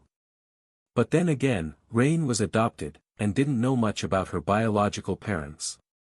So, it might have been possible that there was an eccentric dark deity in her family tree. Her teacher did, indeed, look a little bit like her. A much more glamorous, handsome, and male version of her, to be precise. Even if he was on the shorter side. In any case, her teacher, who called himself Shadow, was a strange being. When he emerged from her shadow, he looked like a young man with flawless alabaster skin, raven black hair, and beautiful eyes that resembled two pieces of glistening onyx. His exquisite appearance was perfectly human, if a bit too sublime. That said, her teacher did not have a shadow of his own. He also avoided mirrors like a plague, to the point that she was prohibited from having any in her vicinity. So, although Rain couldn't confirm it, she suspected that he did not have a reflection either. Which led her to believe that her teacher was a vampire. He wasn't afraid of sunlight, though, and did not seem interested in drinking her blood. Or any blood, for that matter. In short, even after spending 4 years in the company of her teacher, Rain still had no idea what he was. Any attempt to ask him questions about his identity resulted in nonsensical answers that simply couldn't be taken seriously. Like, "Teacher, please tell me. Who are you, really? Haven't I told you already? Gods, how many times do I have to repeat it? I am, your long-lost brother. I'm pretty sure I would remember having an older brother. You would assume so, wouldn't you? But, you see, after I killed the evil version of myself and reached the estuary of the River of Time, which flows inside the great pyramid that a dreadful demon had built from the blood and flesh of an unholy titan, I was attacked by a vile, odious, very nasty, no good bird and had my fate stolen. So, no one in the world remembers me. Oh, but before that, I was very famous. Not only was I famous, but even my secret alter ego was famous. World-renowned, even. I was a war hero, too. And extremely wealthy. In fact, do you know Princess Nephice? Changing star of the immortal Flame clan. I was practically her boyfriend. Or. Teacher, can I ask you a question? How old are you, exactly? You certainly can. That's a complicated question. One might say that I am a few years older than you. But, at the same time, this incarnation of me has only been born about 4 years ago. Oh, but actually, I guess I'm thousands of years old. I've just forgotten most of it after my cursed magical sword rebelled against me, and I had to destroy it, as well as my memories. A cursed magical sword? How did you destroy it? Well, I just told it to be gone. And it was gone. Your teacher is that awesome. Or. Teacher, tell me the truth, you're not an evil god, are you? Of course not. Really? Sure. I mean, the blood of an ancient demon does flow in my veins, and I did devour the alabaster phalanx of a nebulous deity after being cast down into the darkness of a bottomless abyss. And technically, I am indeed the master of a lightless fragment that was torn from a divine realm. But, an evil god? Preposterous. I see. I mean, I am a demigod, at best. In short. After a while, Rain had stopped asking questions. She felt that, even if she had not gone mad yet, she definitely would if she continued. So, she just lived her life and endured the harsh training, as well as the odd and eerie quirks of her mysterious teacher. Despite blaming him for not getting a chance to challenge the first nightmare, Rain knew that his guidance had saved her life on numerous occasions. She had grown much stronger and more capable under his mentorship, too. After a while, she had grown accustomed to his company, and even found comfort in it. Not right now, though. Right now, she was seriously considering exorcising him. Hey, Rain. Why are you spacing out? She flinched and looked at her teacher, feeling slightly embarrassed. He shook his head. Go on, harvest that stone worm before the queen takes it. Rain stared at the revolting corpse of the dead abomination, sighed, and jumped down into the pit. Pulling a sharp hunting knife from the sheath attached to the small of her back, she grimaced and got to work, mumbling. Before the queen takes it? Why would she take a measly stone worm, as if she has need of such a weak and ugly servant? Despite the fact that Rain's clash with the stone worm had only lasted a dozen seconds, she was tired. Not only because she had tracked the creature down for a long time first, spending hours to prepare the ambush, but also because those few seconds of absolute mental concentration and daunting physical exertion took a lot out of her. That was how it went every time.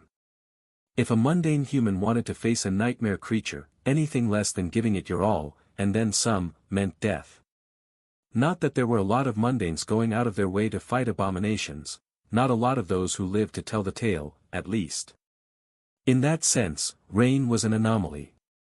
Sadly, the harsh physical demands of the hunt were not over after her prey was dead. Grimacing, Rain gripped her sharp hunting knife and went about dressing the stone worm. Its flesh was wiry and tough. Its scales were even tougher. Even with her knife having been forged from mystical steel, it took all of Rain's strength to rend the dead abomination.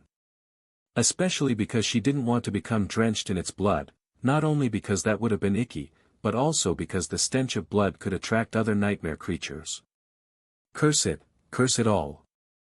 She worked up a sweat, eventually taking off her jacket and vest and rolling up the sleeves of her Henley. The ash continued to rain from the sky, smearing her ivory skin like black ink. Her teacher, meanwhile, sat comfortably on a rock and observed her with a content expression, not even trying to help. Bastard. Cursing again. Rain, a proper young lady should act with modesty, poise, and decorum. Ah, you were such a well-mannered girl when we met, where did you even pick up these bad habits? Who taught you such foul language?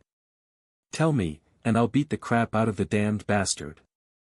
She paused for a moment, glared at him, and then returned to her work without saying a word. Stop pouting. I'm not pouting. Rain collected the abomination's sharp fangs, those could be used to fashion arrowheads, then moved to its limbs and separated the stone-like blades from the joints. The blades could be sold in Ravenheart for a good price or bartered for other materials. However, the true treasure was the hide of the stone worm. Although it was merely a dormant monster, the scales of these creatures were lightweight and tough. The awakened who had not earned a good armor-type memory yet often used them to fashion scale mail. Those with plenty of coins could afford something better, of course, but there were many of those who couldn't. And when the latter got in trouble, their armor needed to be mended with even more scales. Therefore, there was always demand for stone worms' hides. Rain herself had worn such a scale mail armor at one point, but after hunting an awakened beast, she switched to equipment made from its leather. So, she could earn a pretty penny by selling this hide. It was just that harvesting it was a tough and dirty process. She arduously separated the hide from the flesh of the monster, cleaned it the best she could, and rolled it into a hefty sack. Tying the sack with rope, she grimaced and rubbed it with ash to get rid of the smell. Then, she retrieved her 2 arrows. After studying them for a few moments, Rain sighed.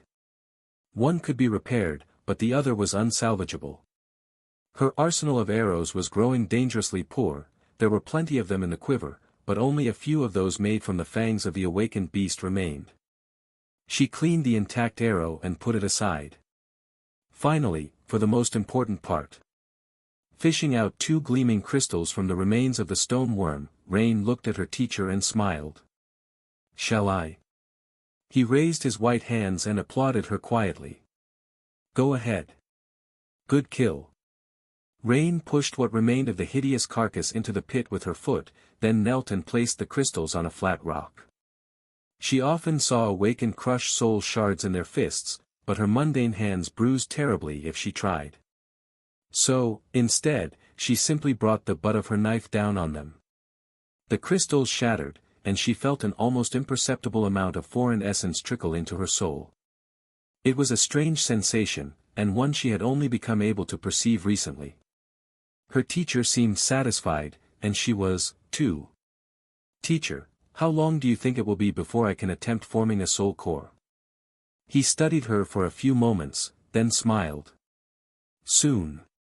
You can already sense and control your essence, so it won't be long before it awakens. However. A soft sigh escaped from his lips. Something tells me that it is not soon enough. So, we'll need to hurry up. You have to hunt another awakened abomination. A strong one, as well. Rain shivered, remembering the last time she faced an awakened nightmare creature. That clash had almost cost her life.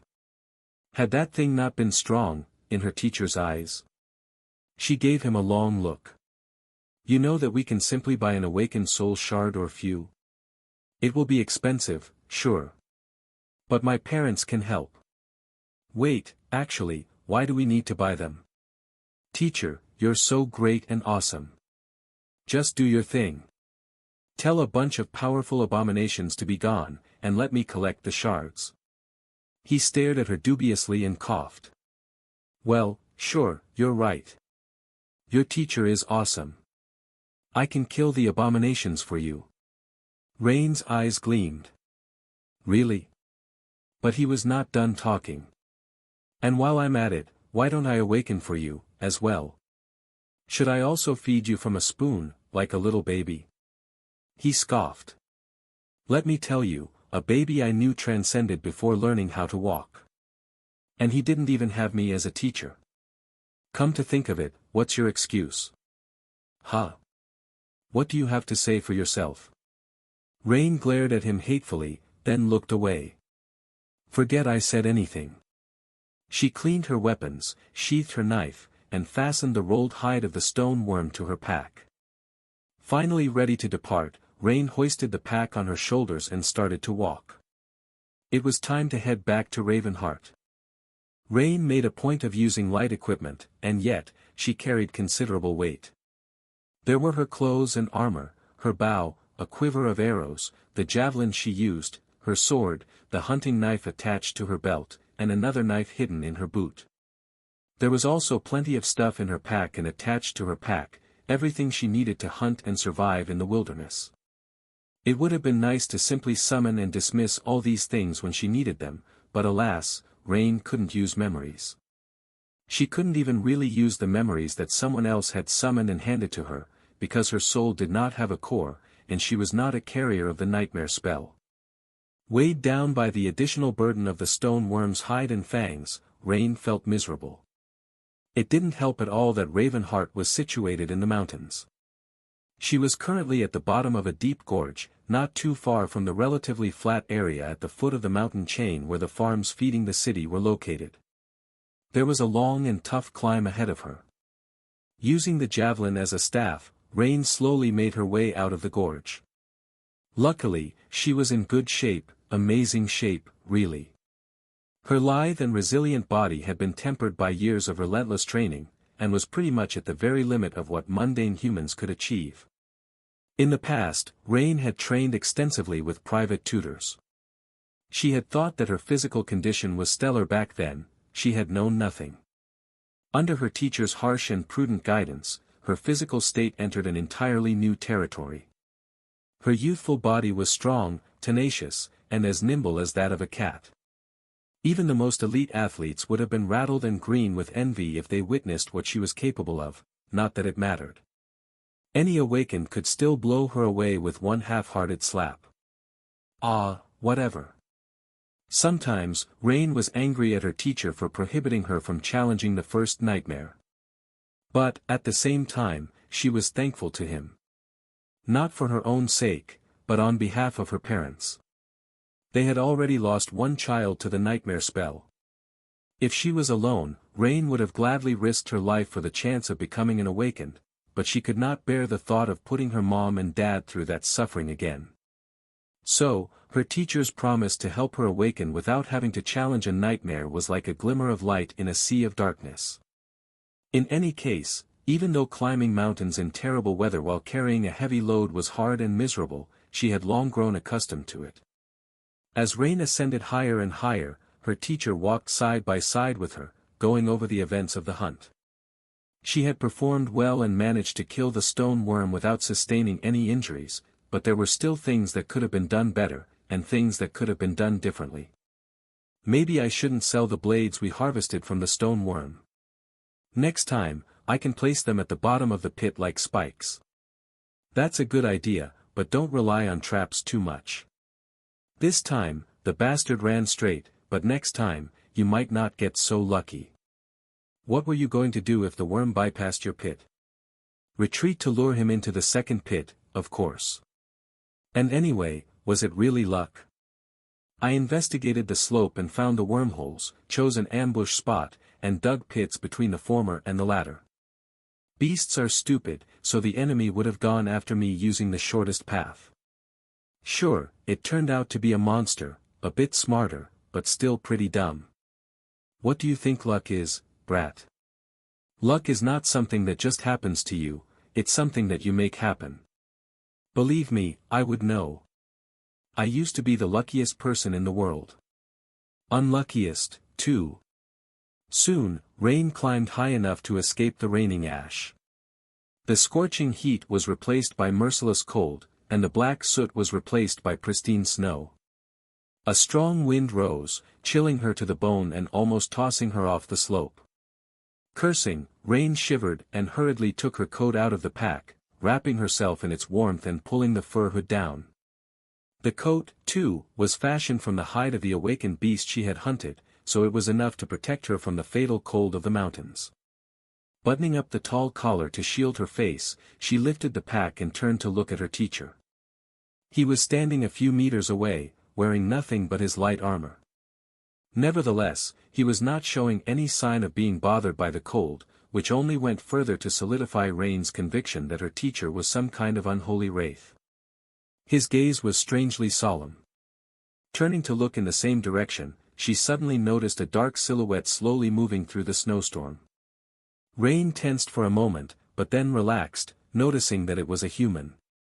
A moment later, the strong wind died down, and the blizzard ended just as suddenly as it had begun. She waved a hand and headed toward the stranger. "Hey! Are you lost?" However, her hand froze in the air. Something was wrong. Why hadn't her teacher disappeared into the shadows? He never showed himself when other people were around. Her javelin was already rising when she finally got a good look at the approaching stranger. It was a young woman 3 or 4 years younger than herself. A teenager, really. Just like her teacher, she was only wearing a suit of light armor, which was torn and turned dark with frozen blood. Her skin was so pale that it looked blue, like that of a corpse, and her steps were slow and clumsy. Her eyes were like frosty glass, devoid of any light, and her face was like a mask carved out of ice. She was dead. Don't disturb her. Her teacher's voice was glum. Rain grew quiet, lowering her javelin, and then took a step back to let the dead girl pass. A tiny sigh escaped from her lips. The closer the walking corpse drew, the better she could see the terrible wounds covering her frigid body. Eventually, unable to look, Rain turned away and furtively rubbed her eyes. The dead girl walked past them without showing any reaction, her bruised pale face motionless, and slowly disappeared into the swirling snow. A few moments later, the wind erased her footprints, as if she had never existed. Rain and her teacher were left alone on the snowy slope. She sighed. The winter solstice had just passed recently. Is she one of this year's sleepers?" He nodded. "She must have died on the way to a citadel. So, the queen took her." Rain remained silent for a while, then sighed again. Queen Song held authority over death, so anything that died in her domain was taken by her. It wasn't rare to see the dead pilgrims walking through the snow. For some, the journey was long, for some, the journey was short. After reaching Ravenheart, they entered the ice caves under the palace and became the queen's servants. Queen Song was the queen of the living, but she was also the queen of the dead. That was why people in the Sword domain derisively called her the Queen of Worms. That nickname was preposterous, of course.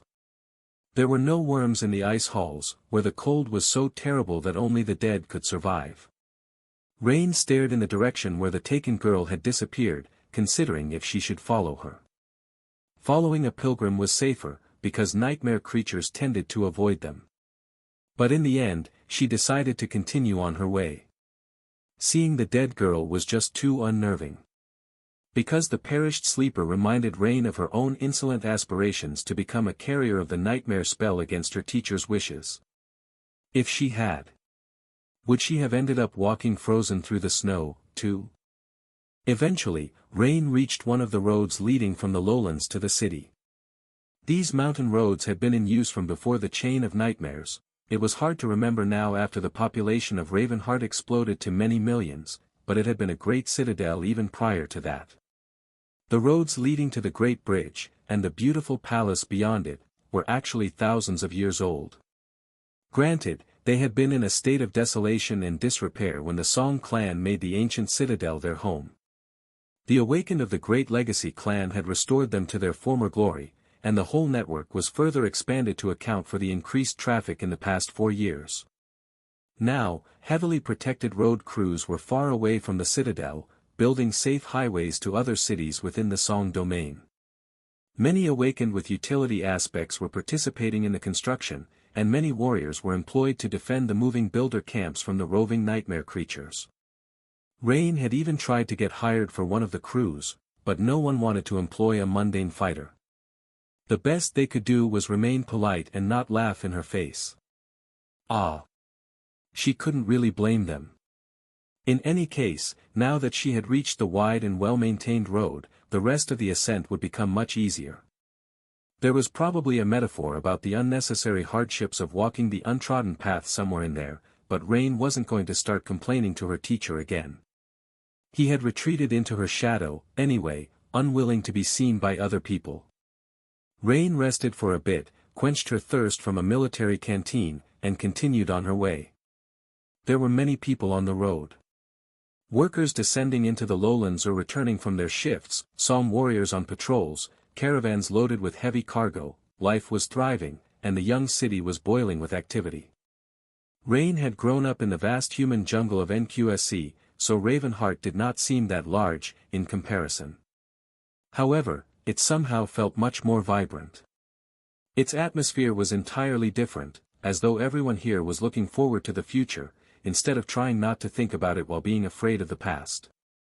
For years ago, she did not understand the decision her parents had made to relocate the whole family, including her younger siblings, into the Dream Realm. Sure, her father had been offered a new position as one of the government liaisons in the Song domain, which was technically a big promotion. But was it worth it, to uproot the family, abandon the safety and modern convenience of NQSC, and tie the lives of their children to the Dream Realm? Returning to the waking world or leaving the domain meant being sent into the first nightmare, after all. No matter how well prepared you were, it was a deadly gamble. When Rain asked her parents why they wanted to move to Ravenheart, her father had answered simply. Because that is where the future is. Now, she thought she understood what he had meant. The future of humanity was, indeed, here. Currently, the waking world was incomparably more populous and developed than the Dream Realm, but in a generation or two, their positions would be reversed. Eventually, the dying birthplace of humanity might even be entirely abandoned, making this harsh and dreadful world their only home. And those who had left the cradle early would have an advantage in that future. So, the decision her parents had made was ultimately for the sake of Rain and her siblings. It was all to give them a head start. If humanity can even survive in the Dream Realm. Which was not a given, despite the power of the two sovereigns. She sighed and stepped aside to let a heavy wagon roll past her. Some of these wagons were being pulled by awakened, who were much stronger and more resilient than any beast of burden could be, while some were not. The one rolling past Rain was being pulled by a nightmare creature. A hideous beast that resembled a nightmarish fusion of a carnivorous bull and a horned reptile was attached to a harness, dragging the wagon behind it. There were no draft animals in the Dream Realm, or any other kind of cattle. However, here in Ravenheart, nightmare creatures were often used to pull wagons, plow the fields, and perform all kinds of labor-intensive or dangerous jobs. It was all thanks to Saint Song Un Bin, better known as Beastmaster. Funnily enough, the most terrifying of Ki Song's daughters had also done the most to ease the lives of the citizens of Ravenheart. If not for her, the development of the city, and the Song domain as a whole, would have never been as fast or as explosive. Of course, it was still a bit creepy to be around the subjugated nightmare creatures, and one had to be cautious around them. Even enchanted by Beastmaster, they were dangerous beasts, so each had to be watched over by a trained handler. Looking at the wagon roll away, Rain sighed. Saint Un Bin is amazing. Her teacher's voice resounded from the shadows, sounding a bit wistful. Oh. Beastmaster? Well, she's not bad, you know, she once asked me to run away with her. Of course, I refused. Your teacher is not someone who can be swayed by a pretty face. Rain gave her shadow a dubious glance, but kept her remarks to herself. Grimacing, she carried her heavy pack and continued forward. The closer to the city she got, the more crowded the road became. There were more awakened patrolling it, too, some even accompanied by echoes. The temperature slowly rose until it was warm enough for her to take off her coat. She even unbuttoned her jacket. By the time the distant cold sun was ready to disappear behind the horizon, Rain finally reached her destination. In front of her, built on the slope of the tall volcano, stood the gates of Ravenheart. From where Rain stood on the slope, she could see most of the city. Ravenheart was separated into 3 distinct districts. The largest by far was sprawled on the dark slope of the fuming volcano, protected from the merciless cold by its heat. This was where millions of mundane humans lived. Their homes were mostly built from black stone, so it seemed as though the entire city was a part of the mountain, intricately carved from its slope by some divine being. The second district was built on the grandiose stone bridge that stretched over a bottomless chasm toward a distant snowy mountain. It was much smaller than the first one, but still rather large. That bridge was home to most of the awakened citizens of Ravenheart, since only they could survive the bitter cold and the strong winds blowing across it. And finally, a sublime palace that seemed to be cut from obsidian glass stood at the opposite end of the great bridge. The palace was visible from anywhere in Ravenheart when the weather was good, its dark and ethereal beauty never failing to take one's breath away. That was where Queen Song and her clan lived, and where the gateway to the waking world was located. The Dream Gate, meanwhile, was located directly opposite the palace, on the slope of the volcano behind the mundane district. Supply shipments and new settlers arrived from it almost every day, lured by the promise of a better life. Rain spent a few moments enjoying the view of the city, then hurried to the gate. She couldn't wait to reach her den and climb under a warm blanket. There were a few familiar faces preparing to leave the city just as she was returning. A group of young awakened were gathered in front of the gate, all clad in enchanted armor and wielding memory weapons. A few of the young men seemed to be paying rapt attention to her. Rain sighed. These guys again. Her teacher didn't say anything, but she could feel an almost palpable scorn radiating from her shadow. One of the young awakened waved at her and smiled. Rain. Coming back from a hunt. She lingered, trying to come up with a polite way to avoid a conversation. Sadly, her mind was blank. Eventually, Rain forced out a pale smile. Oh, yeah. I tracked down the nightmare creature that has been harassing one of the farms recently. A stone worm. Yeah, it's dead. The young man stared at her somewhat intensely, wearing an expression that she struggled to discern. Why does he always stare at me? I'm crazy, I know. No need to make your distaste so obvious. To add insult to injury, the guy was very handsome, like all awakened were.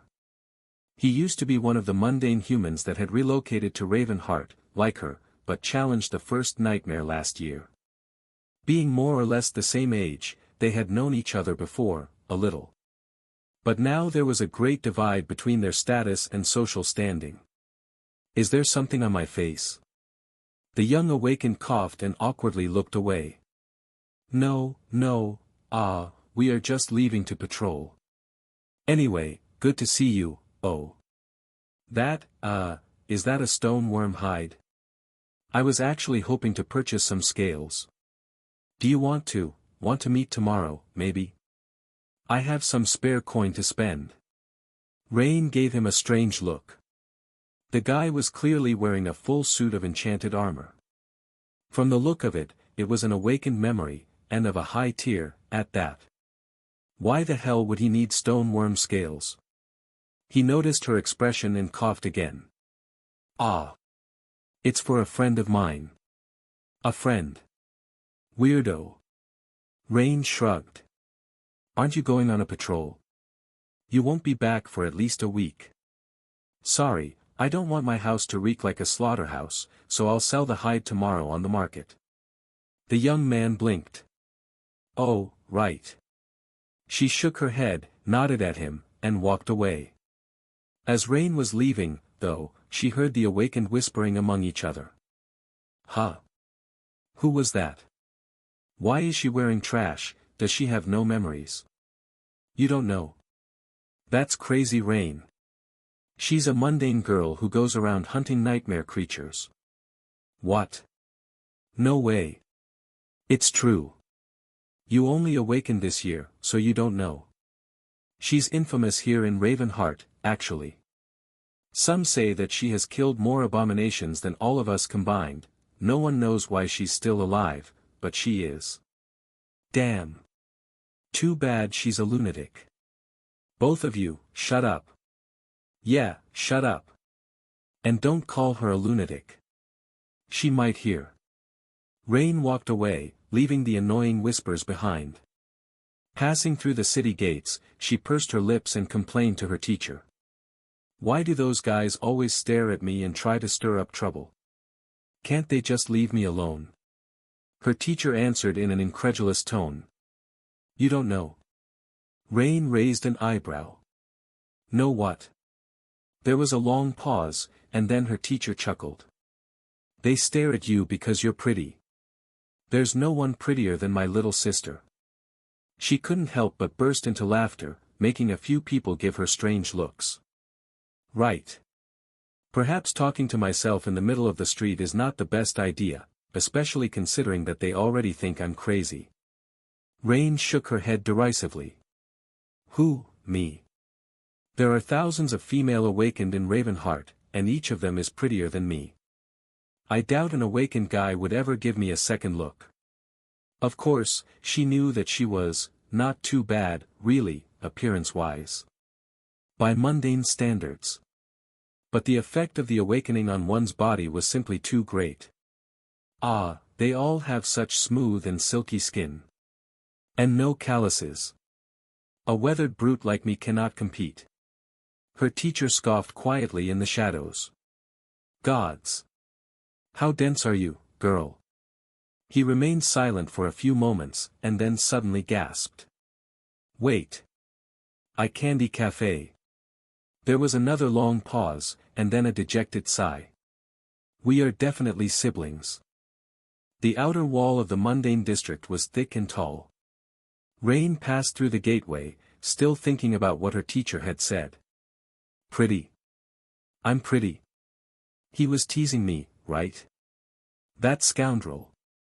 Maybe if he allowed me to have a mirror at home, I wouldn't have had to ask. Her thoughts were interrupted by an awakened warrior who suddenly appeared in her way. His equipment was visibly more potent than that of the young men and women whom she had met outside, and his face was much more mature. Unlike those inexperienced greenhorns, he was a true warrior of song. This way, please. Rain obediently followed the awakened to the side, where a cohort of veterans like him was keeping a watchful eye on everyone entering the city. They were led by a stunningly beautiful woman wearing an enchanted robe of fine wine-colored silk. A master. There was no sign of Rain's teacher, as if he had dove deeper into the shadows. She approached the beautiful woman and bowed respectfully. The Ascended smiled. Oh, it's you, little sister. Rain, was it? Please don't move. A torrent of ethereal sparks swirled around her hand, and a red flower appeared on her palm. Its dark petals seemed to be glistening with dew, and it emanated a pleasant fragrance. The woman raised her hand, as if offering the flower to Rain. Of course, Rain did not take it. Instead, she froze and looked at the crimson blossom solemnly. A few moments passed in tense silence, then a few more. She glanced at the beautiful master. The woman was still smiling, but her eyes were cold and full of dark, something. Murder math. That's what her teacher called it. Rain remembered the strange term well, because he often lamented the fact that she seemed to lack that cold quality, whatever it was.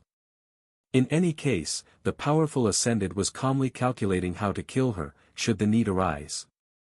It was more than a little bit unnerving. Luckily, nothing of the sort ended up happening. A dozen seconds later, the Ascendant's smile finally reached her eyes. Moving her hand, she dismissed the red flower and gestured for Rain to leave. "Welcome back. Have a nice evening." Rain bowed one more time and walked away. Internally, she sighed. The strange meeting was actually not strange at all. It was something that everyone entering Ravenheart, or any other citadel in the Song domain, she would imagine, had to go through. The Sword domain had their own version of the ritual, and there were versions of it in the waking world, as well. Its purpose was to prevent the dreadful Bane, Skinwalker, from infiltrating more human settlements. Although all other abominable things that had invaded the waking world during the Chain of Nightmare were either slain or remained in Antarctica, Skinwalker was different. It had entered the siege capitals by pretending to be human before the dream gates were even opened. Once there, Skinwalker spread like a curse. There were little details about how it had been stopped, but Rain heard that the government forces led by Wake of Ruin and the Great Clans had joined forces to eradicate the creature. The sovereigns emerged, and Lady Nephice returned from the third nightmare with 5 other saints just in time. Eventually, they managed to prevent Skinwalker from spreading to the rest of the quadrants. But they had not managed to destroy it completely. Today, Skinwalker was like a nightmare that haunted all of humanity. Its vessels were somewhere out there, in the shadows, hiding in the vast reaches of the dream realm or in the poisonous wilds of the waking world. Worst of all, the creature had learned and adapted, its act becoming almost indistinguishable from normal humans. Several citadels had already fallen after being infiltrated by Skinwalker, and if rumors were true, several cities in the eastern quadrant had, as well.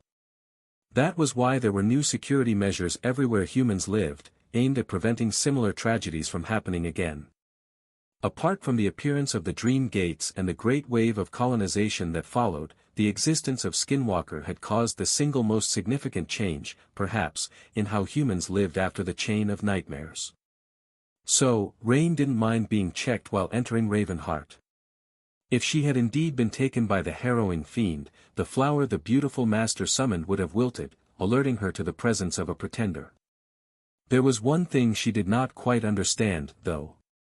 Once Rain walked far enough from the gate, she whispered. "Teacher, can I ask you a question?"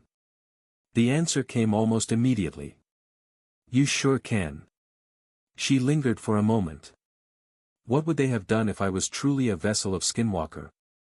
A cohort of awakened and a single master, no matter how powerful she is, a great nightmare creature can wipe them out in seconds. They would have stood no chance. This time, there was a longer pause before her teacher answered. "Have you noticed a bronze mirror installed on the wall behind them?" Rain nodded. "Sure. There are mirrors like that everywhere in Ravenheart." He sighed. "They would have asked the mirror to help. That is already more than you should know, so don't ask anything else." Rain couldn't help but throw a startled glance at her shadow. They would have asked the mirror to help. Don't tell me. Did her teacher's irrational fear of mirrors have an actual reason behind it? Unsure what to think, Rain dove into the bustling labyrinth of Ravenheart streets. Since the mundane district was sprawled on the slope of the volcano, it was divided into many vertical levels, not unlike the terrace neighborhood in NQSC where she had grown up. Granted, the terraces that had been carved on the black slope were of a much greater scale, supporting numerous buildings and housing millions of people. The lower levels were where most of the work took place, while the higher levels were mostly residential. Additionally, the more affluent neighborhoods were situated closer to the Great Bridge, while the poorer ones were situated further from it. Rain's parents lived in one of the former, while her own den was in one of the latter. Actually, it was not too far from the city gate, which felt like a blessing today. Dead tired, Rain found her way home, unlocked the door, and finally dropped the heavy pack. A few minutes later, she crawled under her warm fur blanket and closed her eyes. The moment her head hit the pillow, all thoughts disappeared from it. Rain yawned, curled into a ball, and said drowsily, "Good night, teacher." He responded a moment later. "You too. Sleep tight." Her teacher's familiar voice was like a lullaby. Knowing that he would protect her if anything happened at night, Rain allowed herself to relax, and comfortably fell into the embrace of sleep. Rain was woken up by the delicious smell of breakfast. She spent a few minutes in sweet drowsiness, enjoying the warmth of her bed and the softness of her pillow, then yawned and sat up. Immediately after, she winced. Ouch! Her whole body was sore, which was not at all unfamiliar, but still unpleasant. The rigors of hunting nightmare creatures were not something a mundane body could handle easily, so she needed a few days of rest to recover from the fatigue. Unlike the awakened, who could bounce back from straining themselves to the extreme in a matter of hours. Whimpering pitifully, Rain climbed from under the furs and performed a few simple stretching exercises. When her stiff muscles relaxed a little, she sighed and finally went to the makeshift kitchen situated at the opposite side of her den, where the tantalizing aroma of freshly cooked food was coming from. Rain's lair consisted of one rather spacious room and a modest bathroom. It was mostly below ground and did not get a lot of light, since the only window was situated near the ceiling.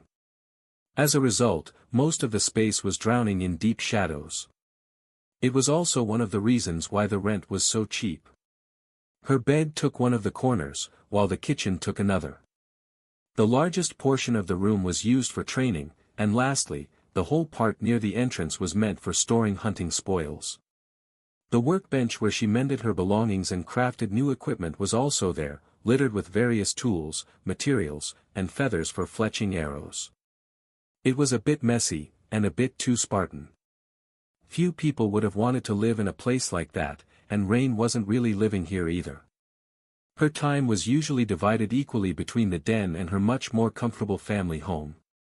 Staying with her parents was nicer, but having a place of her own also felt good, not to mention provided endless convenience.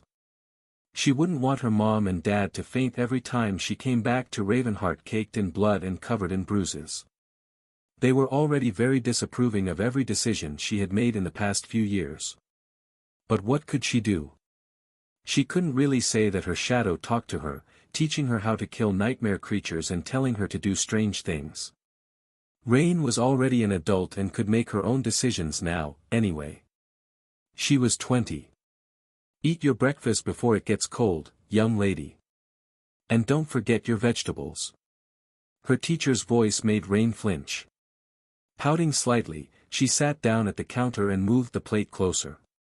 Her sour expression did not last, though, swiftly replaced by delight. Rain was very hungry after the hunt. In just a few minutes, all the delicious things her teacher had prepared were gone. Putting the utensils down, Rain said sedately, "Thank you, teacher." He was surprisingly good at cooking, for an evil deity. Rain never saw her teacher eat, but she suspected that he was secretly a gourmet. Was that the reason he had chosen to haunt her? Because she stupidly recommended him a good brand of instant ramen once? A cold voice scoffed from the shadows, sounding a little bashful nevertheless. "What are you thanking me for? Proper nutrition is also a part of good training. This is actually nothing. Let me tell you, when I was about your age, I was dining on great monsters." After hearing that last part, Rain almost choked on water and glanced at her shadow fearfully. He's joking. He must be joking. Is he joking? She stared at the shadow for a few moments, then hurriedly turned away. Some time later, Rain left her den carrying the hide of the stone worm. She had left most of her weapons behind, but kept the tachi in a scabbard at her belt. No matter how safe the streets of Ravenheart were, she never parted with her sword. There were a few errands Rain had to run. First, she went to the town hall of the mundane district to report the completion of the mission. The stone worm had been harassing the farmers in the lowlands for a few weeks, so there was a reward set by the authorities for its extermination, which Rain now received with a wide smile. There were a lot of tasks and missions issued by the town hall every day. Most issues were handled by the retainers of the royal clan or the servants of one of the vassal clans, but there were always things they didn't have time or numbers to handle promptly. Therefore, anyone could take on a task or two and receive a corresponding reward. The town hall also handled many private missions, so there was never a lack of opportunities for unaffiliated talents. Of course, only Awakened took the combat missions. Unsurprisingly, Rain turned heads every time she came here, and every clerk knew her by name. She had long learned to ignore the stares. After receiving the reward, Rain studied the mission board for a while. She was not in a hurry to take on a new task, but it was a good way to stay informed about what was happening in and around the city.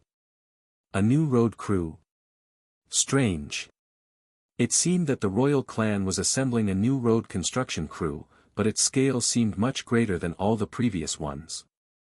The pay was also much higher, which made the offer extremely alluring. However, it seemed like hazard pay. The description implied a higher than usual danger level of the new job. Strangely enough, there was no mention of what region of the dream realm the new road was meant to connect to. More than that, from what Rain knew, there were already crews building roads to all neighboring citadels. So, where would this new one lead, exactly? In any case, that was none of her business. Rain had no intention of trying to get hired as a worker, and no one would employ her as a guard. Still, a lot of Awakened would probably leave the city once the construction started, so that was something to account for. Deep in thought, she left the town hall and headed to the lower levels of the district, where the largest market was located. Descending a set of steep stairs cut into the dark slope of the volcano, she asked in a confused tone. "Teacher, doesn't that new road crew seem strange? Where are they building a road to?" He remained silent for a while, then laughed quietly. "Strange?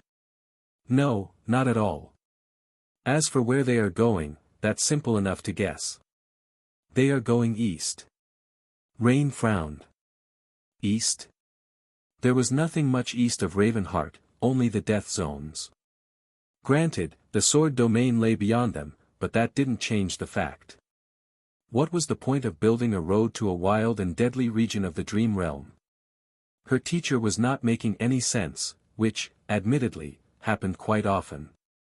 He's just trying to sound smart to cover up his lack of knowledge.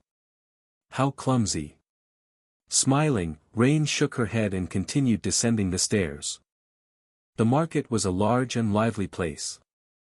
Numerous stalls were set up in the open, with more respectable storefronts visible here and there. Almost anything could be bought here, starting with materials harvested from the carcasses of nightmare creatures and ending with rare items brought over from the waking world via the Dream Gate. Weapons, home appliances, fashionable clothes, crafting tools, whatever one needed, it could probably be found here. Of course, items of true quality were sold in other, more exclusive places.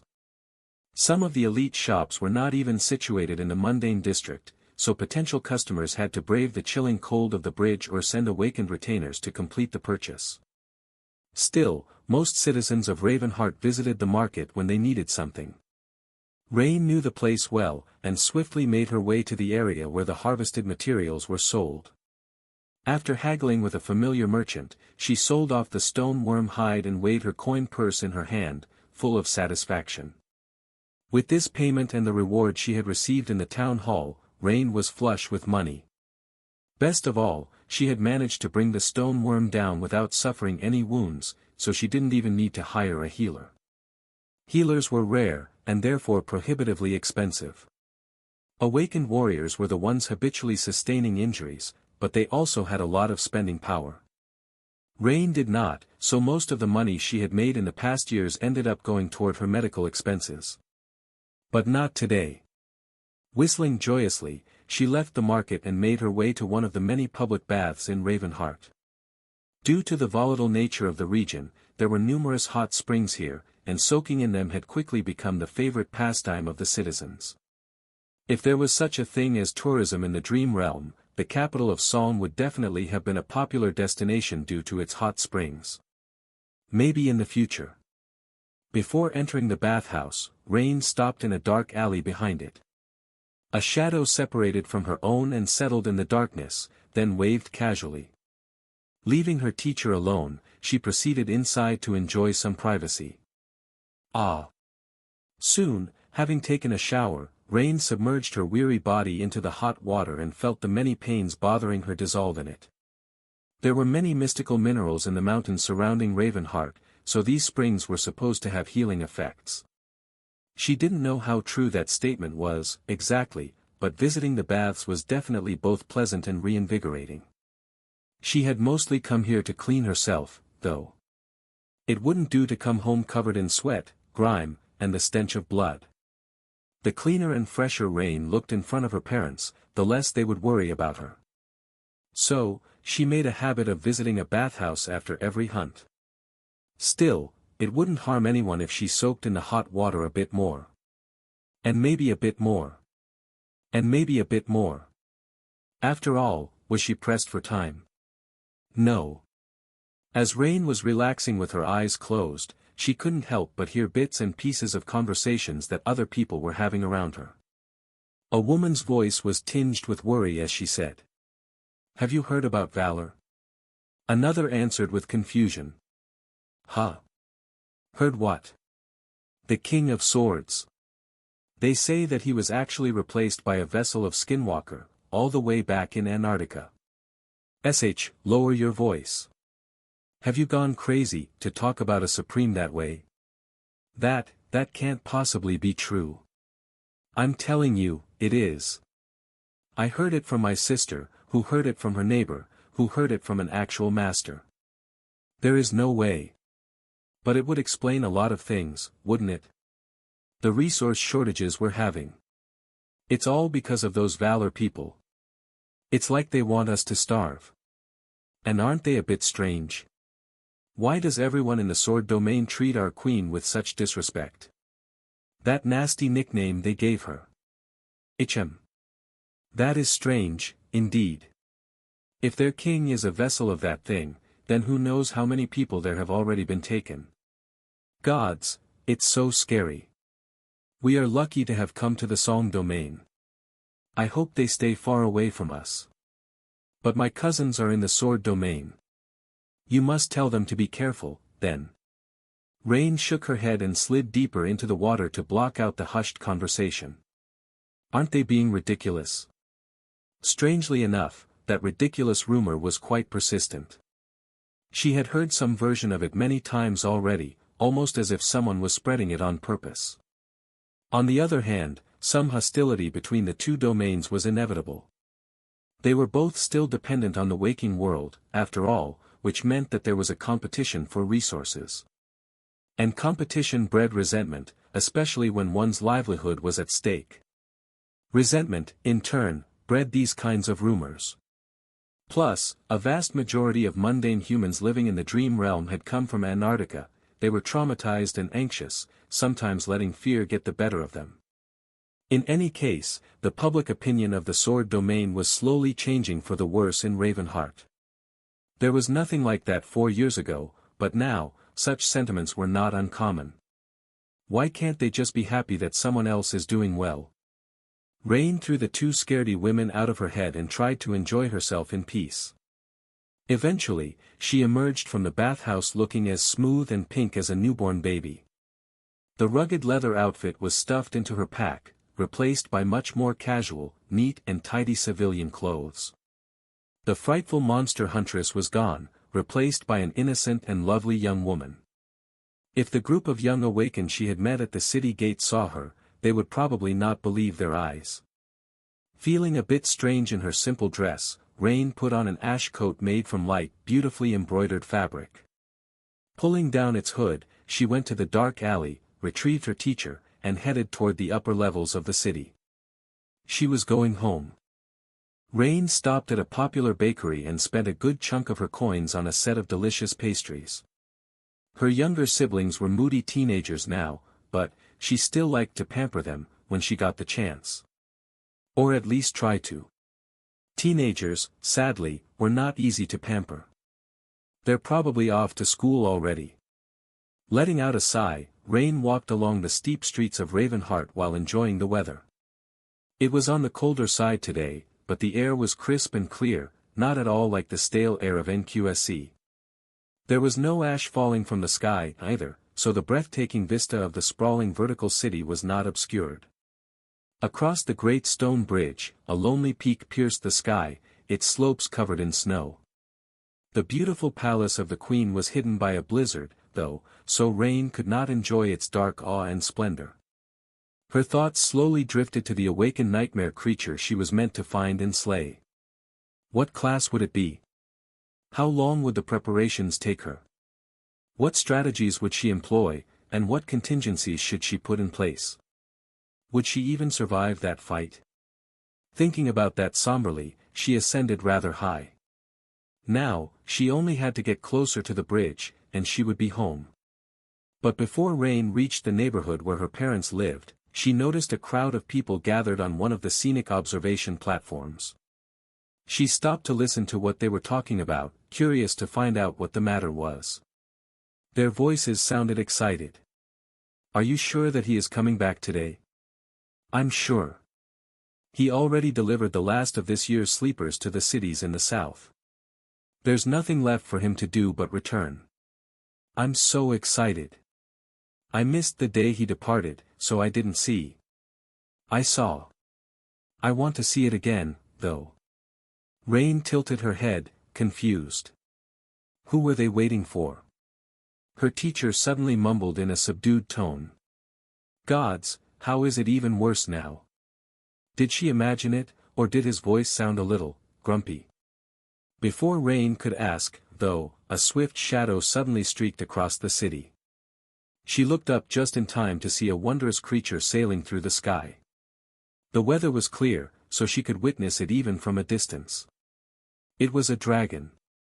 A beautiful dragon was flying above Ravenheart. Its somber scales were the color of the midnight sky, and with sparks of sunlight reflecting on them, the great beast was like a piece of starlit night that moved across the bright heavens. Its wings were open, casting a vast shadow, and it was that shadow that Rain had noticed. A chorus of excited voices washed over her a moment later. "It's him. Night Singer. Nightingale. The Dragon Slayer." Indeed, the magnificent creature was Saint Kai, the Dragon Slayer. He had arrived a few weeks ago and then left to search for sleepers scattered across the Song domain during the winter solstice. Now, it seemed, the search was over. Rain watched as the beautiful dragon flew across the great bridge and landed gracefully in front of the obscured palace. Soon, its great body disappeared into the blizzard. She let out a quiet sigh, feeling a strange mix of emotions. Funnily enough, she actually knew Saint Kai. One of her tutors had some kind of relationship with the famous idol, so Saint Kai, although he wasn't even a saint back then, had graciously agreed to give her a few archery lessons. Later, when he transcended and became one of the pillars of the government forces, their paths crossed a couple of times because of her father. Rain's father had nothing to do with battling nightmare creatures, but he was one of the senior government liaisons in Ravenheart. His work was administrative and mostly had to do with logistics, but still, that meant meeting exalted figures quite often. In fact, Rain was familiar with Saint Jet that way, as well. Come to think of it. Wasn't it weird how many famous people she knew? Rain had even spent some time with Lady Changing Star herself. Of course, she was most comfortable with Effie. Saint raised by wolves, who for some reason used to live just a couple of houses down the street, back in NQSC. Sadly, the government saints spent most of their time in the waking world, and when they came to the dream realm, each was assigned to a specific region. Effie was far away, in Bastion, so they had not seen each other in a while. The same went for Lady Nephis and Lady Kasha, both of whom had been kind to Rain in the past. Of course. All these renowned people might have been transcendent warriors, but which one of them could claim to be a dark deity? In a sense, the weirdness of knowing her teacher toppled all her other strange acquaintances, combined. In any case, Rain was just that, a passing acquaintance in the lives of these exalted figures. She doubted they really remembered her, let alone had thought about her sometimes. Why would they think about an insignificant mundane girl? Her teacher, on the other hand, thought about her too much. It was hard to escape his nagging. Maybe I'll meet them again after becoming an awakened. Throwing one last glance into the distance, where the graceful figure of the black dragon had disappeared, Rain turned away and continued on her way home. Soon, she reached a pretty two-story house, opened the door, and walked inside with a bright smile. "Mom! Dad! I'm home." Unknown to Rain, the figure of her teacher lingered outside, staring across the great bridge from the shadows. Just at that moment, the snowstorm subsided, and the beautiful palace of black obsidian revealed itself on the steep mountain slope. Sunny studied its breathtaking beauty for a few moments, and then pursed his lips a little. His gaze was dark. Jade Palace. Being that close to another of Ariel's creations was rather uncomfortable. Of course, it was also one of the reasons he had come to Ravenheart. A few days before, far away from the harsh splendor of Ravenheart, Sunny was looking at Cassie while hiding his emotions behind a polite smile. "Oh, and by the way." Her tone was neutral. "Happy birthday." For a split second, his mask cracked. Sunny's face did not move, but his gaze changed. For a short moment, his eyes were much deeper and darker than before. The lightless depth contained within them was much too vast, much too cold, and much too unfathomable to fit the image of a harmless shopkeeper. He froze, a storm of emotions raging in his heart. For a second, Sunny was stunned, not knowing what to say. The shadows stirred. But then, he quickly composed himself. "Why, thank you. But how did you know?" An irrational, but desperate hope had ignited in his chest, trying to burn away his judgment. A hope that someone, anyone, remembered him, that Cassie did. The thought of it was both blindingly sweet and ruthlessly painful. Because it was impossible. The fateless attribute, as he had called it, was thorough. So, Sunny discarded that futile hope and hid his rattled state. How had she known that today was his birthday, though? Maybe, just maybe. Cassie was facing him, remaining silent. Her smile slowly dimmed, replaced by a strange and solemn expression. Sunny felt uncomfortable because her eyes were hidden by the blue fabric, but he did not show it. Come to think of it. He had not noticed it immediately, but Cassie looked a little strange. How could he describe it? She seemed a little haggard. Of course, a stranger would not have noticed, blinded by the stunning beauty of the blind seer. But to Sunny, she looked out of sorts. Her clothes, which had always been neat and tidy, were a little messy.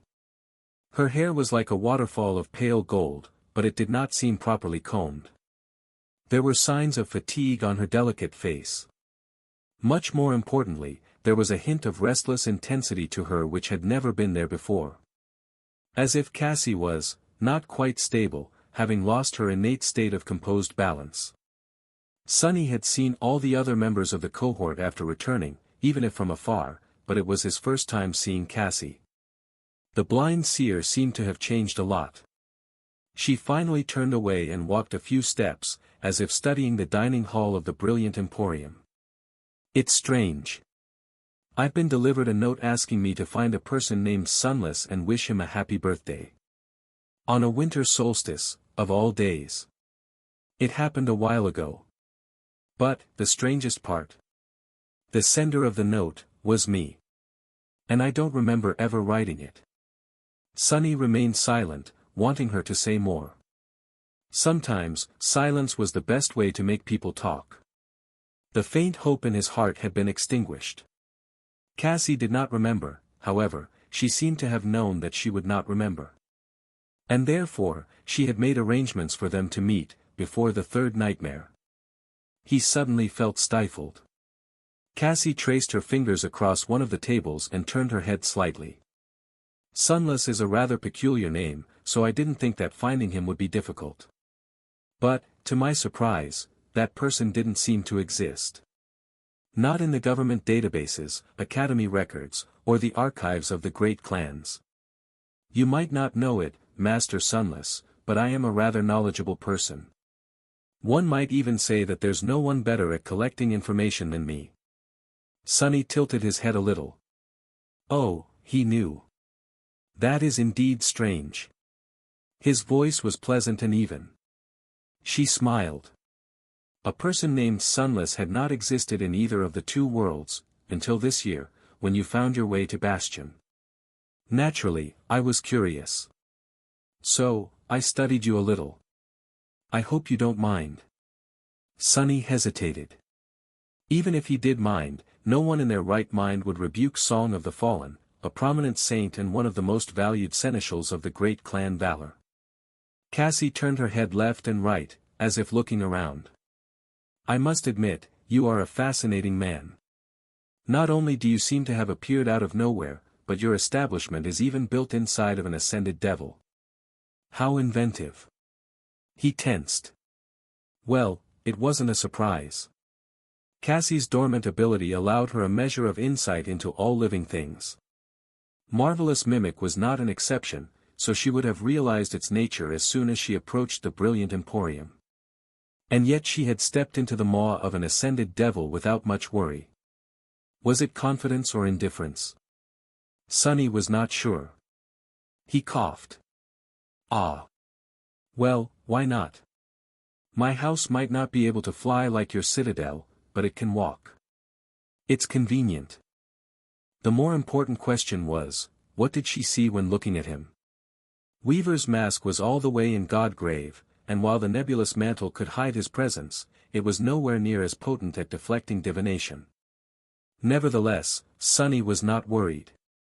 He was mostly certain that Cassie's powers were based on a subconscious ability to perceive the strings of fate, and sense when they were trembling. Since there were no strings of fate connected to him anymore, she should be powerless against him. As if to confirm his thoughts, Cassie spoke calmly. Do you know what I sense when I look at you, though? Nothing. You are like a black void, completely empty. Sunny raised an eyebrow. That is not something a man wants to hear on his birthday, Saint Cassia. She did not seem to have heard his words, continuing in the same tone. But this is perfect. This is exactly what I've been looking for. Oh, Master Sunless, you seem to be strangely well informed about my abilities, considering that you are not at all surprised to hear these things. Well, just in case, let me tell you. I used to be able to see the future. He hesitated for a while, a little startled by that statement. Used to. Cassie nodded. Yes. This ability of mine has been in complete disarray after my third nightmare. Not just mine, actually, all awakened with high affinity to fate are suffering a reduction in their ability to discern the future. Not that there are a lot of us. It is almost as if fate itself has been thrown into chaos. Sunny forced out a smile. How terrible. She remained silent for a while, seemingly distracted. Then, she said with a subtle hint of relief. Yes. It has been rather terrible. And I've been trying to find the cause for the past 4 years, without any success. So, the message that I seem to have sent myself made me think that you might be of help. And won't just think that I am crazy. Cassie paused, then faced him and said tensely. Master Sunless, how would you react if I told you that there is a man-shaped hole in the world? Sunny remained motionless for a few moments. The expression on Cassie's face was tense and somber. Defiant, even. As if she was saying something that she had said many times already, only to be dismissed. Or even branded as a lunatic. Sunny knew the feeling. He sighed, then pointed to the nearest table. Have a seat. I sense that it's going to be a long conversation, so let me make you something to drink. He took a step back and retreated to the kitchen. He could have manifested an avatar instead, but really, Sunny needed a few minutes to collect himself. A man-shaped hole in the world. Indeed, to someone else, his absence would have felt like that. It was just that no one was able to remember witnessing the inexplicable void where a man named Sunless used to be. Cassie, however.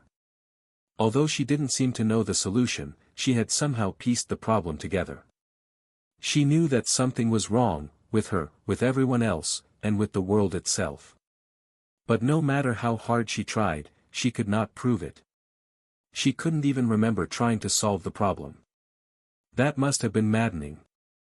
Not to mention the fact that her ability to perceive the future had suddenly betrayed her, leaving Cassie without another of her senses. The past 4 years must have been rough for her. And yet, selfishly, Sonny was glad. He shamefully felt a warmth in his heart. He wasn't quite remembered. But it felt so good, for his absence to be witnessed by someone, at least. A few minutes later, he emerged from the kitchen with a teapot and a couple cups. Cassie was sitting at one of the tables, waiting. Her exquisitely beautiful face was calm, but he could feel a hint of agitation underneath that facade. Placing a cup in front of her, Sonny poured the tea and sat down. A man-shaped hole. You might want to explain, Saint Cassia. She took the cup and tilted her head a little. At that moment, Sonny realized that he had made a mistake. In an attempt to hide his rattled state, he had been acting much too calm throughout their conversation. No master would have been that calm in front of Song of the Fallen, let alone while hearing her say such outrageous things. He was suddenly unhappy with himself. What a glaring oversight. Since deceit was his craft, Sonny felt ashamed. Cassie touched the cup and traced its shape with her finger. When she spoke, her voice sounded even calmer than his. Actually, it's not that strange. All of us, the members of Changing Stars cohort, have long realized that something had happened to us in the third nightmare. There are things that don't quite make sense, as if there are gaps in our memory. No, not gaps, it's like parts of our memories are corrupted. Not in the everlasting void kind of way, but rather in a very mundane way. Like what happens with old communicators. Sonny stared at her silently. His silence prompted her to continue. However, there were a lot of bizarre things that happened to us in the nightmare, some of them much more so. And because it is almost impossible to remember that there is something that we have forgotten, we simply accepted it as fact and moved on after a while. That is how memory works, anyway. People don't remember what they have forgotten, and therefore don't usually realize it. He shifted slightly, noticing something strange about her words. It was indeed impossible to keep any thoughts about his past. People had not only forgotten him, but they couldn't even remember thinking about having forgotten him. That was the insidious part of becoming fateless. And yet, Cassie was perfectly capable of pinpointing the problem. How? Sonny took a breath. But you don't seem to have a problem with being aware of the missing memories. Cassie smiled faintly. Hardly. It is very problematic, in fact. But, my aspect is uniquely suited to remembering. My powers, you see, have to do with memories. I have a great level of control over my own memory, which has become much greater than before. I can also collect the memories of other people, or even replace and manipulate them. Sonny shivered. What an insidious power it was. It had to be a facet of Cassie's transformation ability, then. She had not been capable of these things before, only torment was. He couldn't help but wonder if this was the first time they were having this conversation, even, or if Cassie had simply erased his memory of meeting her, who knew how many times before. But no, that should not have been the case. Even such a subtle power had to have a limit, and his rank and class would place him beyond that limit. Enough so, at least, for him to at least be aware of having been manipulated. Right? Oblivious to his subtle reaction or pretending not to notice it, Cassie continued. So, you might see how I would be more sensitive to anomalies in my memory. Which was why, unlike the others, I couldn't stop trying to get to the bottom of things. Especially because fate itself seemed to be in total chaos. He took a sip of his tea. I'm sorry, but what does fate have to do with any of this? Cassie's smile grew a little wider. Oh, everything.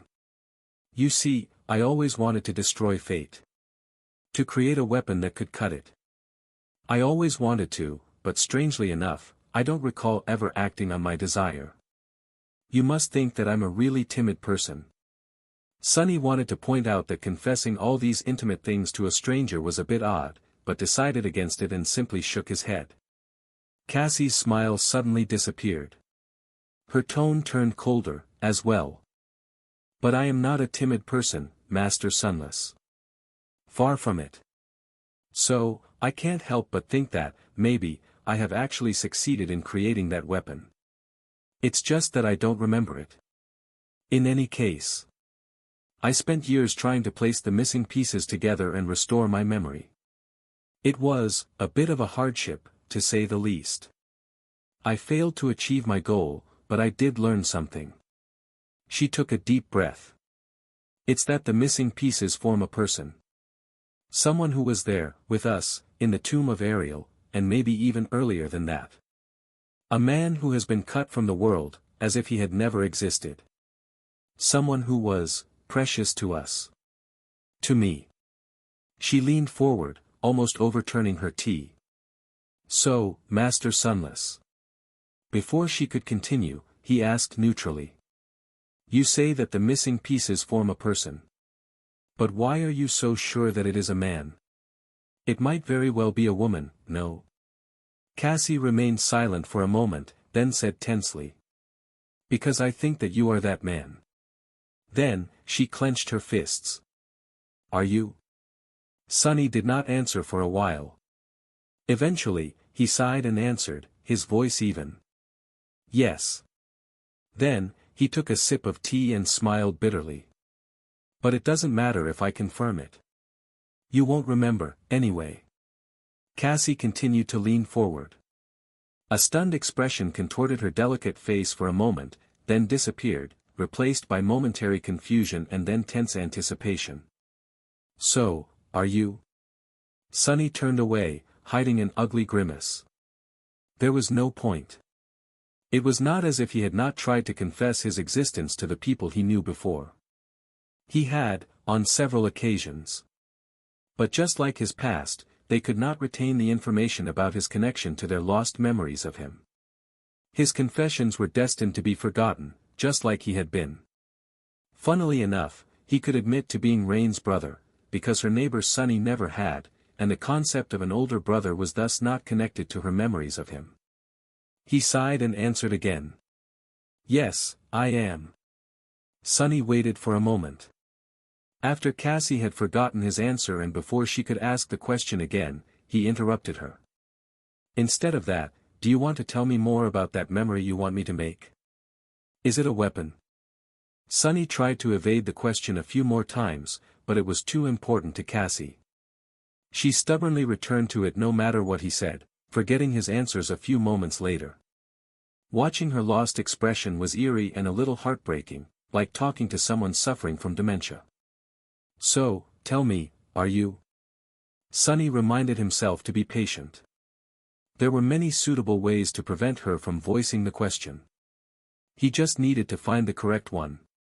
Yes, I am. But. Cassie was stunned, then confused, then tense once more.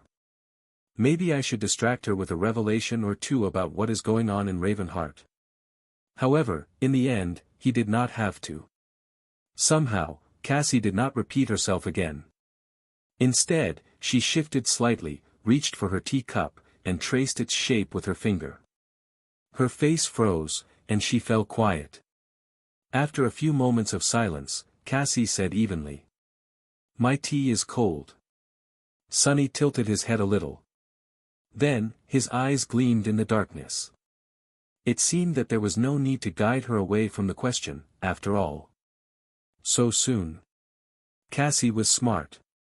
She could not remember that which was forgotten, but she noticed the change in the temperature of her tea. Therefore, instead of remembering, she simply deduced that something had been erased from her memory. The gears of her formidable mind were spinning now, connecting the negative space in her memory with the details of the conversation they were having. Observing the void and inferring its meaning. Knowing Cassie, there were countless conjectures being formed in her head. Dozens of theories were being built, scrutinized, and discarded. Only those that could not be effectively disproven remained, leading to several parallel branches of assumptions. Those assumptions were then pitted against each other, turning into conclusions. The conclusions were used to extrapolate what, exactly, she had forgotten. Too smart, maybe. It was a little scary. Sonny did not say anything, carefully exploring his own emotions. If he was right, then Cassie not only knew that a person was missing from the world, but also deduced that he was that person, or at least connected to them. She would not be sure, but suspected strongly. And he had come closer to being known to someone than he had ever been since leaving the nightmare. Of course, there was a vast difference between a suspicion and a memory, but it was precisely because Cassie's inference was based solely on deduction and not remembrance that she could retain it. The taste of his tea was suddenly incredibly fragrant. Sonny drank it silently. Neither of them spoke for a long time. Cassie's delicate face was full of somber intensity, but she did not rush to ask him any questions. She couldn't. Because asking him about all the things she wanted to know would only result in her forgetting the answers. It was an odd situation. Eventually, she sighed and turned away. A few moments later, Cassie asked, her voice a little strange. "Would you like to look into my eyes?" He was startled by the question.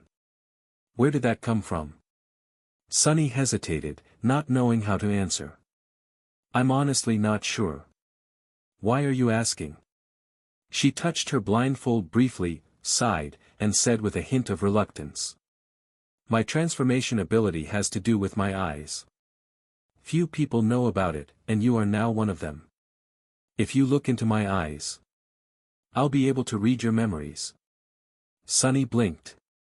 His first reaction was to reject her vehemently. Who would want their private memories to be exposed to a stranger? Not to mention the fact that Cassie's power was not limited to that. She had already admitted that she could also erase, replace, and manipulate the memories of other people. That sounded utterly terrifying. Sonny had suspected that there were limits to her power, and now, she had exposed one of these limits to him. Only those who looked Cassie in the eyes could be enthralled by her ability. So why would he expose himself to that power? She would forget everything she saw just like she had forgotten his answers, as well. Not everything. The memories of his past were forbidden, but the memories of everything that had happened to him after the third nightmare were less so.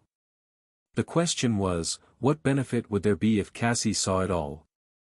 She would probably be able to fill the empty void left by him with a few more pieces of logical reasoning, at least. But then what? Sonny put his cup down and smiled politely. "You want to peek at my memories, Saint Cassia?" She simply nodded, not hiding her desire. "I do. Saint Sunless." His smile did not falter. "She has already connected me to the exploration report on the tomb of Ariel and guessed that I was in the nightmare with them. Damn it. I shouldn't have published it." But he did not really regret his actions. That report was both for Teacher Julius and Ananke, so it was worth the trouble. Sonny chuckled, then asked with a hint of amusement in his voice. "What's in it for me?" Cassie leaned back and remained silent for a few moments. She might have guessed that he was the person she had been looking for, but she had no idea who he was. What were his motives, desires, and convictions? What was his past, and what was his vision of the future? What could she offer him to gain his cooperation? She couldn't even be sure if he was a friend or a foe. "Well, what is it that you want?" Sonny contemplated for as long as his flaw allowed him to. "Actually, there is something that you can help me with. I must warn you, though, the favor I'll ask might land you in hot water with your venerable superiors from Clan Valor." He shrugged. "Additionally, you will only access a memory of my choosing. You'll have to wait a bit, too. It can only be done on a full moon." Cassie suddenly tensed. "A full moon? Surely, you don't mean..." Sonny chuckled. "That's right. I want to sneak into Bastion." He finished his tea and added nonchalantly. "The real Bastion, of course. Not this mirage we all live in." It did not take long to discuss the details of their agreement with Cassie. She was wary of him, somewhat, but Sunny held the overwhelming advantage in the negotiations. After all, he had what she wanted, and knew more than her on top of that. It wasn't hard for him to get the blind seer to agree to his conditions. She could not stay for long either, at least not without risking her absence being noticed by someone from Clan Valor. Cassie did not want to attract their attention to Sunny, yet, or maybe ever. That suited him fine, as well. What a strange birthday I'm having this year. When Cassie left, Sunny was once again left alone in the brilliant emporium. The city had grown dark, and a peaceful silence settled over the lake. He could see the magnificent castle shine with enchanted lights in the distance, the lanterns reflecting in the calm water like stars. Of course, that castle was just an illusion. Or rather, not just an illusion, but a very special one. The kind of illusion that was, for all intents and purposes, real, more real than reality itself, even. Most of the people who lived inside the castle did not know the difference, since it did not affect their lives. But Sunny knew. There was a different kind of place hidden behind the beautiful, towering edifice of Bastion. A much more somber and terrifying place than what everyone was familiar with. That was where he wanted to get to with Cassie's help. There were 6 strongholds depicted on the map Nether had left in the Ebony Tower, each connected to one of the demons. After visiting the tower once more and reading more of the forbidden runes surrounding the map, Sunny was keenly interested in exploring each of these strongholds. One could even say that the shape of his life depended on it. The Ivory Tower had once belonged to Hope. The Tomb of Ariel was the burial site of Oblivion. Sunny had already visited these 2 places, but the other 4. Nether's own seat of power was hidden in the Hollow Mountains. He had barely survived crossing over them, and was not nearly powerful enough, yet, to dare delving into the darkness that dwelled below them. True darkness was the natural enemy of shadows, after all. Which left only 3 demonic strongholds for him to explore. Coincidentally, or maybe not quite so, each of them was now a great citadel ruled by one of the most powerful legacy clans. The Jade Palace, now known as Ravenheart, was connected to the Demon of Dread. Sunny had been searching for a way to infiltrate Queen Song's palace, but without much luck. It was guarded too well. The seafaring citadel of the House of Night, meanwhile, was temporarily out of reach. He did not have a spare avatar to go there. More precisely, quantity was not the problem. It was just that sustaining avatars cost him essence. The Lord of Shadows remained manifested permanently, but that guy also spent most of his time inside the fragment of the Shadow Realm.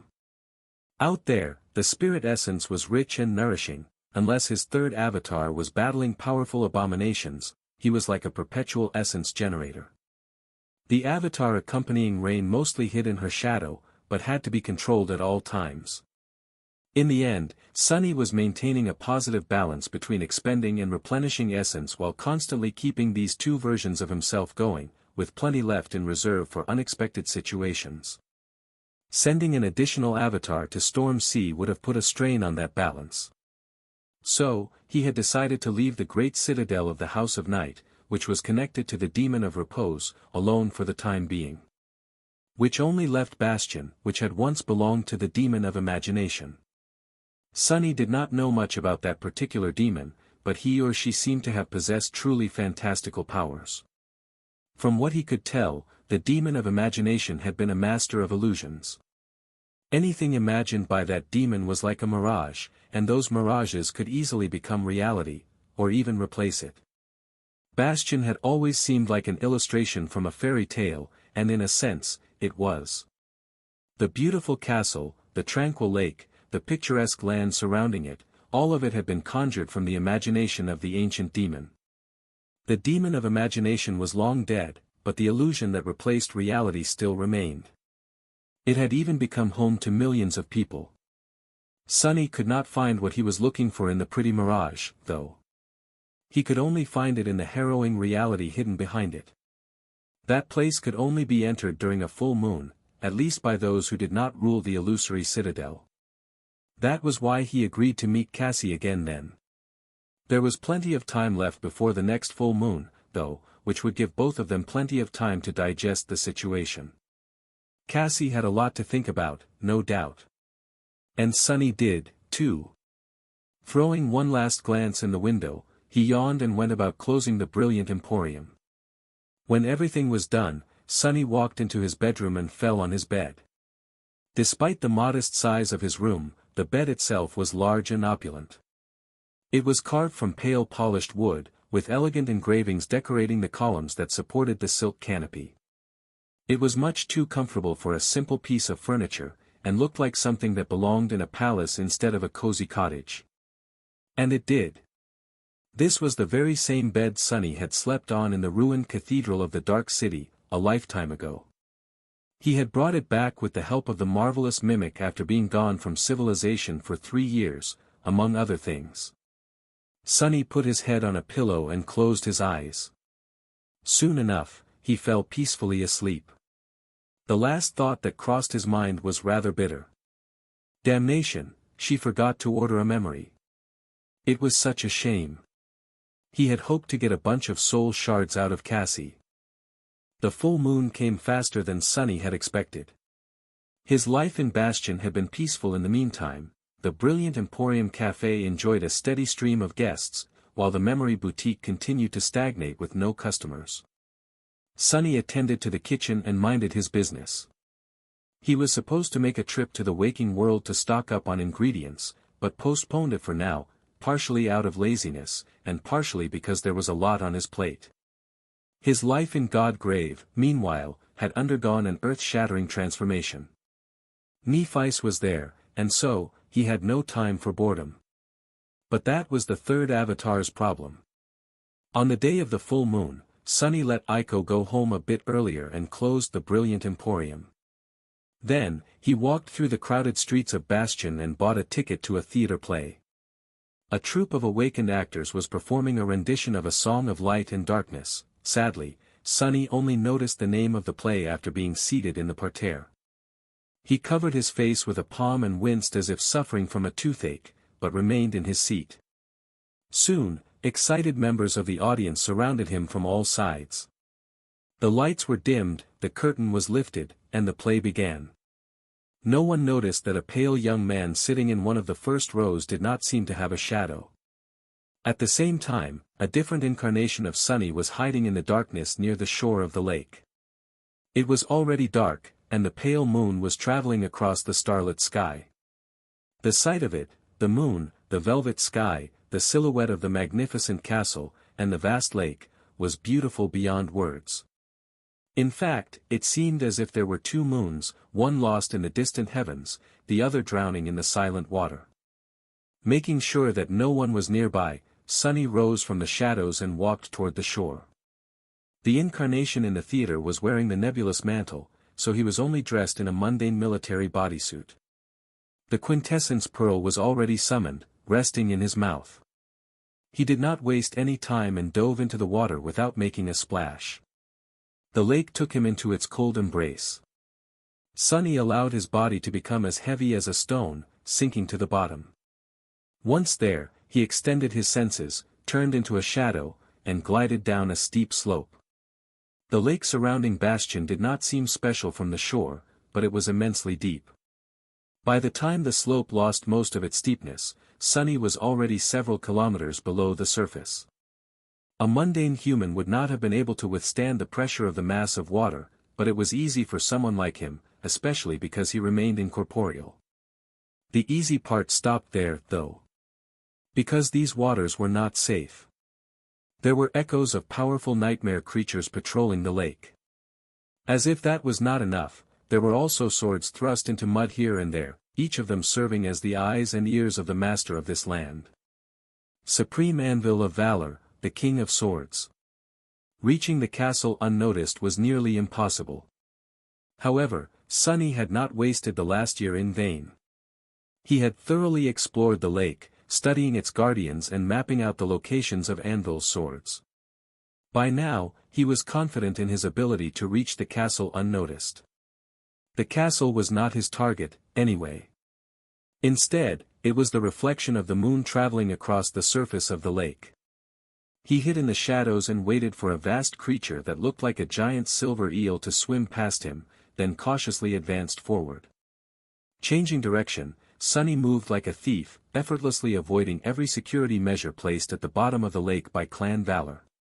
By the time he reached the midpoint between the shore and the castle, the play his avatar was watching reached intermission.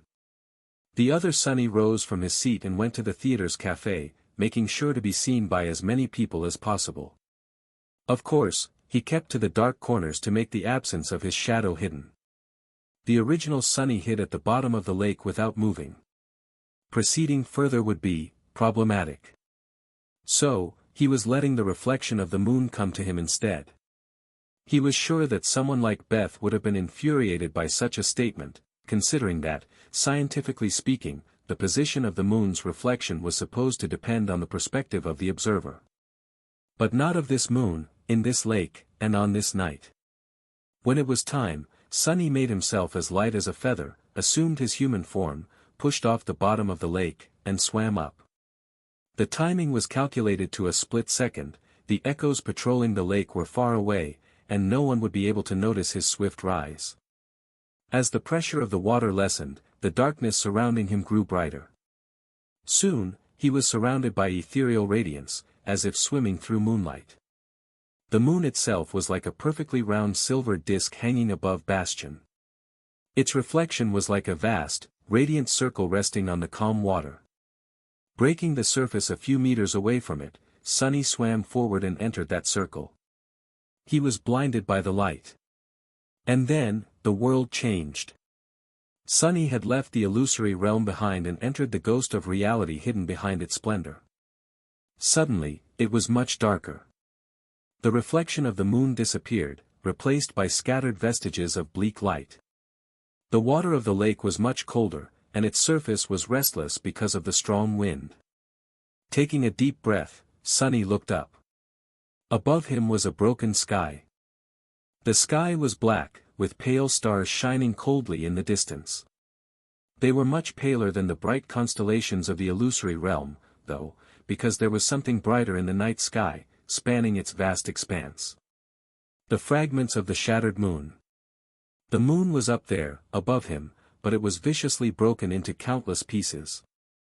Some of them were vast, like jagged continents, floating in the forlorn darkness. Some were infinitely small, painting the sky like clouds of starlight vapor. The trail of moon shards formed a heavenly river that stretched beyond the horizon, illuminating the hidden world with ghostly light. The sight of it was both terrifying and humbling. Sunny did not know what kind of blow could have been so harrowing as to fracture even the moon, or if the moon had been broken from within, like the shell of a cosmic egg.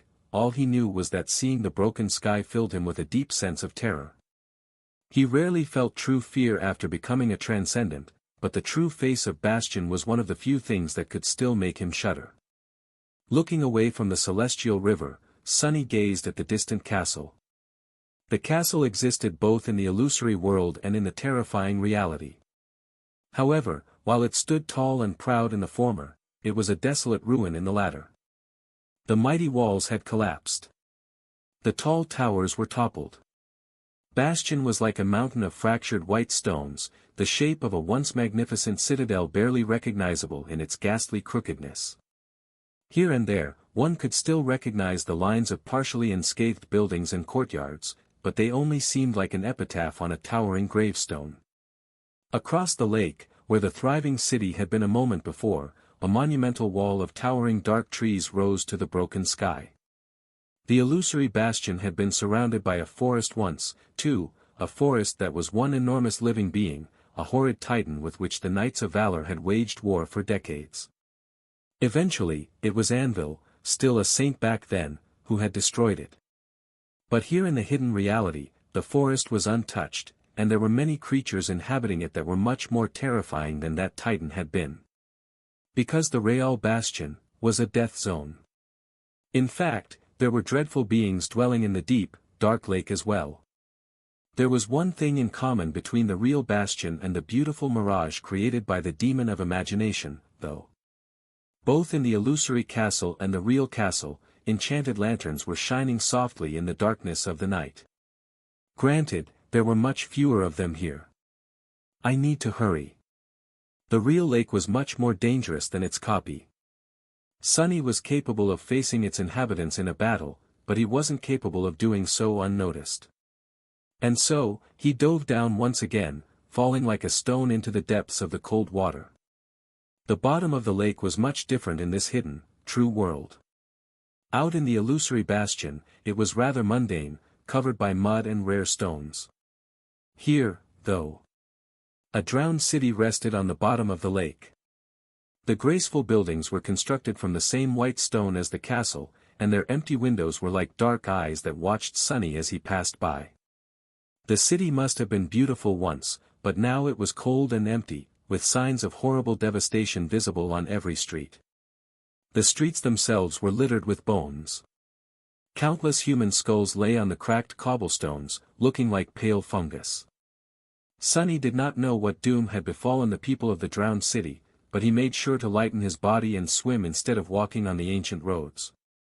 He did not want to disturb them, and knew that it was dangerous to do so. On top of that, the city was built at the foot of a tall mountain, which was now submerged in water, with only its peak rising above it. The ruins of the great castle lay on that peak. That was also where Cassie was supposed to be waiting for him, too. Sunny calmly traversed the fallen city, making sure to hide from its current inhabitants. There were plenty of harrowing nightmare creatures dwelling in the drowned ruins. He had studied their habits and hunting grounds before, but abominations of higher ranks were supremely unpredictable. Luckily, Sunny's ability to remain unseen and unsensed in the shadows had become much more potent since his days in the Dark City, so even these horrors could not easily spot him. He moved closer and closer to the mountain. From time to time, grotesque carcasses appeared from the darkness, each impaled by a single straight sword. This was Anvil's work. His domain extended into the real version of Bastion, as well, and although the King of Swords did not rule the entire area, he was the master of the ruined castle.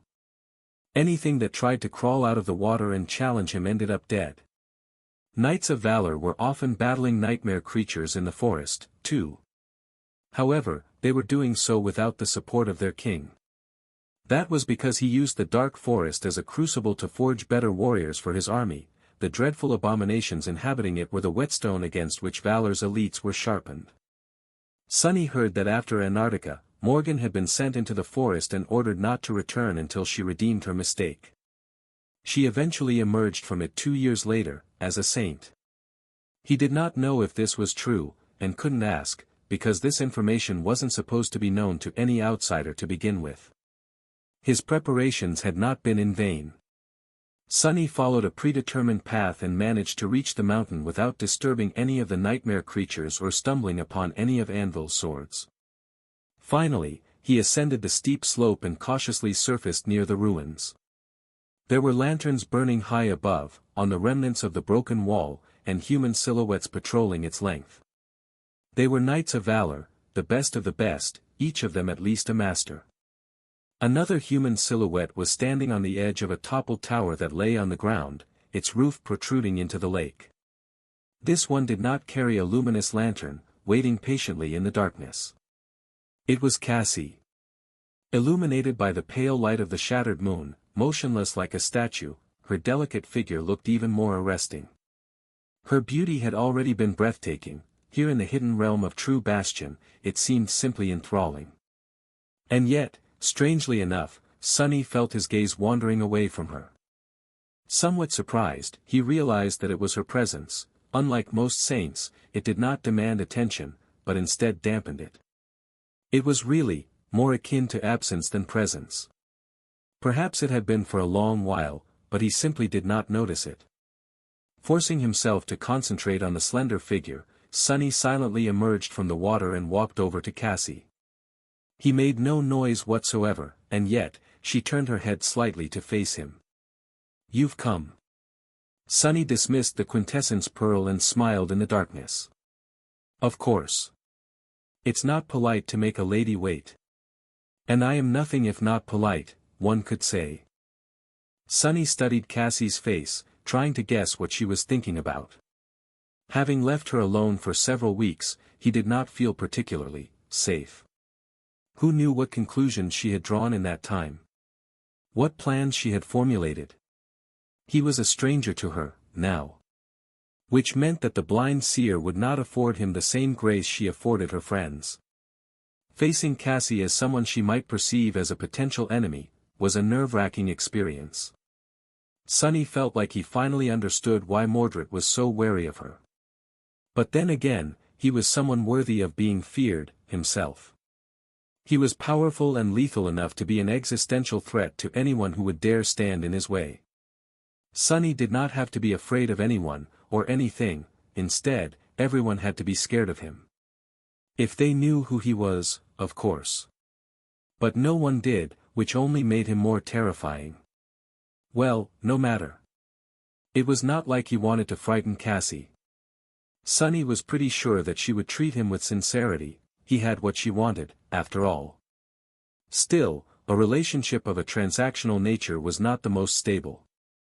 It was in his best interest to build a better connection with her, and maybe even reach a point where they shared mutual trust. Sunny looked at Cassie, who was wearing a white tunic and a sea-wave cloak, her eyes hidden behind a strip of blue cloth. Then, he glanced at his own black bodysuit. The two of them did not exactly look like a natural pair. Currently, they were accomplices at best, not allies. So, how do I go about building trust? One small step at a time, most likely. He looked at the shattered moon, then at the restless waters of the dark lake. Finally, he said. The ambience here is truly lovely. However, the lake is rather dreadful. Wouldn't it be better if we left before something very terrible came out of the water to spoil the mood? Cassie remained silent for a moment, then smiled faintly. Didn't you come from the water yourself, Saint Sunless? Are you very terrible, as well? He coughed. Well, yes, I did. And yes, I guess I am. She tilted her head slightly. I am surprised that you made it all the way here, actually. How did you traverse the lake without being torn apart? Or alerting anyone to your presence? That was an obviously probing question, but Sunny didn't mind. He shrugged and answered in a nonchalant tone. By being patient and very good at hiding. She sighed lightly and turned around, walking slowly in the direction of the castle ruins. Let's go. Sunny hesitated for a moment before following. As he did, he looked up, at the figures patrolling the remnants of the toppled walls. This was the problem he had not been able to solve yet. Finding an entrance into the hidden realm had not been too hard. Avoiding the echoes patrolling the lake and finding a path through the graveyard of swords at its bottom had not been much of a problem either. Even traversing the dark depths of the true lake, where great horrors dwelled, was well within his power. But getting inside the ruined castle itself was troublesome. There were many powerful knights of valor inside, there was the King of Swords himself, as well. Worse than that, the members of his clan were versed in runic sorcery.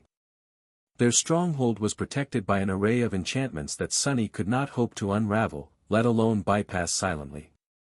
He knew a thing or two about hope sorcery, but not nearly enough to compete with real experts. That was why Sunny needed Cassie.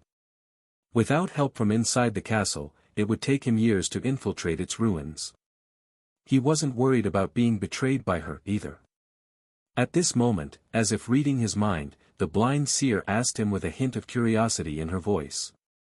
Can I ask you a question, Saint Sunless? He glanced at her back. Sure. And, please, call me Sunny. Here in Bastion, I am known as the master of Sunny's brilliant emporium. A humble shopkeeper, and definitely not a saint. She remained silent for a moment. Why are you so sure that I won't surrender you into the hands of my clan? After all, here in Bastion, I am known as a loyal, obedient servant of the king. A virtuous saint, and definitely not someone who would help an outsider infiltrate the very heart of our stronghold. Sunny answered calmly, his voice tinged with a hint of amusement. It's because I know that you are actually disloyal, disobedient, and wicked. Cassie suddenly coughed. Ah. He chuckled and added in a light tone. Just my kind of person, I am a bit of a treacherous bastard myself, to be honest. She cleared her throat. I see. Cassie remained silent for a while after that, jumping off the toppled tower to land softly on the ground below. Sunny followed, suppressing the desire to slap himself across the face. What kind of nonsense am I spouting? Right now, Cassie only knew that he was a saint that was somehow connected to her and Nephi's, and had undergone the third nightmare with them. Which would suggest that he had been their friend, or at least an ally, if not for the fact that Mordred had also been there, in the tomb of Ariel. Meaning that not everyone who had entered that nightmare was an ally. Cassie knew that Sunny had played a big role in her life, but she did not know what kind of role he had played. She had to account for the fact that he very well could have been her enemy. At the very least, she wouldn't be sure that he had been a friend. So, why the hell was he willingly admitting to being a wretched traitor? Sunny closed his eyes for a moment and then said, trying very hard to keep the embarrassment out of his voice. What I'm trying to say, is that everyone has their own interest. It is not in your self-interest to surrender me to clan valor, and I am pretty sure that you would not sacrifice yourself for their benefit. Otherwise, I would have been visited by a cohort of knights and a few paladins the very next day after your visit. Cassie inhaled slowly. I see. That makes sense. She paused for a moment, and then suddenly asked. What is your interest, then? Sunny smiled and looked at the broken sky. That is the question, isn't it? Sunny contemplated his answer for a few moments, then said neutrally. I guess it's the same as yours. Cassie seemed a little surprised. The same as mine? He nodded and glanced at her with hidden worry. They were climbing a slope of stone debris, the surface under their feet treacherous and uneven. Cassie seemed to be doing fine, but her movements were a little stiff. No matter how well she had learned to live with her flaw, she was still blind. Sharing other people's perception or sensing a few seconds into the future could not entirely replace sight. However, Sunny could not think of a way to support her on this treacherous slope. He could offer her his hand, but he doubted that she would accept it. They were not that close, now. In the end, he did nothing. Indeed. You told me that you had always wanted to destroy fate, but that is not entirely true, is it? You wouldn't want to struggle against fate if it carried you to a wonderful outcome. The outcome you saw must be terrible, so, what you really want is to reach a desirable outcome, not destroy fate. The latter is merely a means to an end, while the former is the end. That is your interest. Sunny shrugged. It is the same for me. My interest is to reach a desirable outcome. Cassie hesitated for a moment. So what is the outcome you desire? He grinned. How can I know? It's too soon to talk about an outcome. I don't even know what will happen, let alone how I might want it to end. I merely have a few ideas. In any case, that question is better aimed at you, Saint Cassia. You are much better informed about the future than I am. So, what outcome do you desire? Now, they were on the right track. Mutual trust was the end goal, but it had to be built on the foundation of mutual benefit. To help each other benefit, they needed to know what each of them wanted. What was it that Cassie desired? Even after knowing her for so many years, Sunny was not sure. She had always kept her secrets close. Which was why he did not expect to hear her honest response. I want to save the world. Sunny almost tripped, startled. What? His eyes might have widened a little. Cassie laughed quietly. Why are you so surprised? It's only reasonable.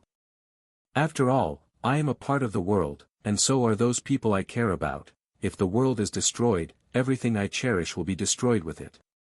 Alright, maybe I was a little grandiose in my statement.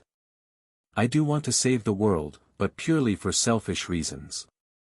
Perhaps it would be more appropriate to say that I want to save myself. It's just that one and the other are inseparable. Sunny stared at her silently for a few moments. Should I take it as confirmation, then, that the world is doomed? Ah, it's a bit disconcerting. I did not expect to hear something like that from an oracle as powerful as you. He looked at the shattered moon. The background was also very ominous. Cassie shrugged. I suspect that you know perfectly well what fate awaits our world. It is obvious that the world is doomed. What most people don't realize is how little time we have left. Those who pay careful attention to the nightmare spell, though, do. Sunny frowned. Was she talking about the fact that their world would eventually be devoured by the dream realm? It would be natural to assume that Sunny knew, considering that she suspected that he had been on Aletheus Island with them. More than that, it was no secret, the great clans had known, as well, which was why they were focused on conquering a new world instead of trying to save the old one. Or was she talking about the forgotten god and his inevitable awakening? The moment that ancient being struggled free of its slumber, the very existence could come undone at the seams, and the everlasting void could be unleashed from its prison. Or were these two events inseparable, as well? He grimaced. So what are your immediate goals? Cassie smiled faintly. I don't think that we know each other well enough to share such details. Sunny. Maybe I'll tell you another day, after learning more about you from your memories. Sunny sighed. Fair enough. As for my immediate goals, I'm not trying to doubt your competence, Saint Cassia, but how are you going to get me inside the castle? The guards, the runic array, the other safeguards the king must have put in place, you don't seem to be too concerned about any of these. Cassie was climbing several steps ahead from him, just a few meters from the more intact section of the wall. Once they reached it, there would be ascended warriors patrolling, and if any of them saw Song of the Fallen escorting an intruder into the stronghold of their clan, things would turn ugly. She was not going to just stride into the heart of Anvil's domain, was she? Cassie stopped for a moment, then continued climbing. Don't worry about it. I will keep my word. At the same time, she raised her hands and carefully pulled her blindfold off, tying it around one of her wrists. A few moments later, they were on top of the wall. There were enchanted lanterns installed on wooden posts, illuminating the ramparts.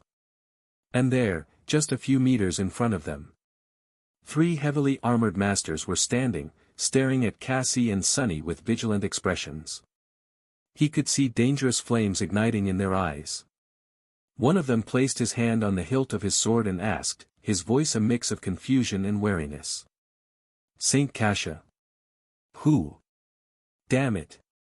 Sunny did not move. And in the next moment, the 3 knights of valor underwent an eerie change. Their eyes suddenly grew unfocused, drifting away from Cassie's delicate figure. The tense expressions on their faces disappeared. They remained motionless for a few moments, then continued on their patrol without ever looking back. One walked right past the blind seer, brushing against her sea-wave cloak. Cassie calmly moved in the opposite direction, leaving the patrol behind. A moment later, she said over her shoulder. Don't worry. They won't remember seeing us. Sunny hurriedly followed her, quietly impressed. And more than a little bit disturbed. What an insidious power, indeed. Sunny had contemplated the ways Cassie could get him inside the castle. From using a secret passage through the ruins to using her intricate knowledge of runic sorcery to interfere with the defensive array, there were many potential methods for someone as resourceful as her to choose from. What he had not expected was that she would, indeed, simply stride inside without paying the elite forces of valor any heed. Cassie simply walked forward at a mild pace, poised and elegant. Her calm steps were unhurried. She did not try to avoid the light of the enchanted lanterns or hide from the patrolling knights, acting like nothing was the matter. And yet, despite Sunny's presence, no one paid her any attention or barred her path. The powerful ascended guarding the castle shivered slightly when her gaze fell on them, their expressions turning slack for a moment. Then, they stepped aside and silently continued on their way, as if both Cassie and Sunny had somehow turned invisible. Not invisible, impossible to focus on or remember. The memory of seeing the strange pair was completely erased from the minds of the elite warriors of valor, replaced by a false recollection of nothing notable happening. It was rather impressive. And deeply disturbing. Sunny was walking behind Cassie, so he could not see her eyes. He wasn't sure he wanted to either. Looking at her delicate back, he could not help but remember the suffocating despair and cold dread of LO-49. The sinister powers of the transcendent terror that had consumed the station were eerily similar to what Cassie was now capable of. There were differences, of course, but the resemblance was there as well. Ah! I hate mental attacks. From the forgotten shore to the desolate expanse of Antarctica, these were the kinds of powers he was wary of the most. There had been creatures who left him broken and bleeding, barely clinging to life, but it were the insidious beings who influenced the mind that had given him the deepest scars. Luckily, Sunny's resistance to mental attacks was now incomparably high. Still, he wondered what Cassie would be capable of if she went all out and fully unleashed her power. Another scene surfaced in his mind, the scene of the battle in the drowned Temple of Fallen Grace, where they had fought against the defiled Sibyl and her enthralled guardians. Back then, he had seen the Echo of Torment fight against the drowned. Of course, Sunny had not known her true identity, yet. There had been a moment when the Echo raised one of the demons above the shallow water and gazed into its eyes. The abomination's body convulsed, an indescribable sound escaped from its mouth, and its lifeless body was tossed aside like a rag doll. In that short moment, had the Echo burned all of the demon's memories away, turning the drowned warrior into a mindless shell of a living being? Speaking of, where was that Echo now? That was not the most sinister aspect of Cassie's power, either. Having your memory wiped clean was frightening, true, but having it changed without your knowledge was much more terrifying. Could she enthrall people into becoming her marionettes? Turn loyal soldiers into zealous traitors? Create witnesses to non-existent crimes who sincerely believed in the truthfulness of their testimonies, so that no telepathic aspect could disprove them? The loss of one's identity was somehow more frightening than the loss of one's life. Her aspect was simply too insidious. In hindsight, perhaps the Knights of Valor were lucky to only have their memories manipulated a little. I know that there are limits and conditions to her power, but still, she must have hidden it really well, to not be included in the highest tier of saints. Sunny looked around, studying the ruins of True Bastion. It was hard to say because of how damaged and dilapidated the castle was, but it seemed somewhat different from the illusory version. Currently, they were still on the remains of the outer wall. Below it was an ancient scene of devastation, with a few relatively intact sections of the ruin towering above. At that moment, Cassie spoke in a calm tone. The true castle is hidden in the reflection of its illusory counterpart. If one knows how to look, they might glimpse the truth when looking at the lake. The false bastion is a relatively safe place now that the Knights of Valor have eradicated most abominations around it. The true bastion, however, is fraught with peril. She paused for a moment. Whatever you do, do not drink the water from the lake. Do not look at reflections, and if a reflection moves strangely, walk away immediately. Above all else, do not answer if a reflection speaks to you. It will perceive it as an invitation. Sunny raised an eyebrow. Good thing I am always wary of mirrors thanks to Mordred. Does it have something to do with that guy? Cassie understood who he was talking about without having to hear a name. She shook her head lightly. No. It is simply the nature of this place. The creatures in the lake are deadly, and so are those in the forest. However, the things that come from reflections are the most dangerous, because they are too strange and we know too little about them. We call them the others. She took a few more steps and continued calmly. We must be wary of the others, but we also must be wary of the king. I can shelter you from the gazes of his servants because their swords are sheathed and slumbering. But if you see a sword that is drawn, hide immediately. You must possess some ability to hide yourself, otherwise, you wouldn't have been able to traverse the lake. Sunny nodded, prompting Cassie to add. You did well to come unarmed. Do not summon a sword of your own while you are here, even if it wasn't forged by valor. Oh, and take this. She handed him a smooth pebble without turning around. Sunny took it and noticed a complicated weave of elegant runes carved into its surface. The pebble felt slightly warm to the touch. Cassie explained. This is a token that will allow you to pass most of the defensive enchantments. A counterfeit one. I made it myself. So, don't lose it. She took a deep breath and then added, a hint of tension finally finding its way into her voice. If you do, the two of us will end up being invited to an audience with the king. One that we will remember for the rest of our lives, our short and painful lives, that is. Sunny smiled darkly, remembering the sight of Anvil facing that great titan in Antarctica. He knew that the two of them would meet eventually. But it was too soon to meet the King of Swords, for now. Is he really here? Before Cassie could answer, a loud sound rolled across the ruins, disturbing the silence of the night. It was deep and melodious, ringing across the dark lake like thunder. The sound of a hammer falling on an anvil. The ringing of steel was still echoing across the desolate ruin when Sunny shifted slightly and looked in the direction where the sound had come from. There was a tall tower rising into the broken sky some distance away. Its walls were covered by a net of deep cracks, but the crumbling tower still stood straight and proud, much higher than any other structure in the vast ruin. Outlined against the pale radiance of the shattered moon, its dark shape was like a battered sword thrust into the ground by the hand of a celestial giant. The tower was dark, but at the very top of it, a fiery glow escaped from the arching windows. It was as if a sea of vermilion flame was burning inside. That was where the ringing sound had come from. A moment later, another strike resounded, and then another. They rolled across the restless lake, forceful and methodical, filling the night with the sound of clashing metal. Suddenly, Sunny felt as if he was on a battlefield, and his heart started to beat faster. He froze for a moment, looking at the dark tower with a somber expression. What is that? Cassie turned to face the tower, as well.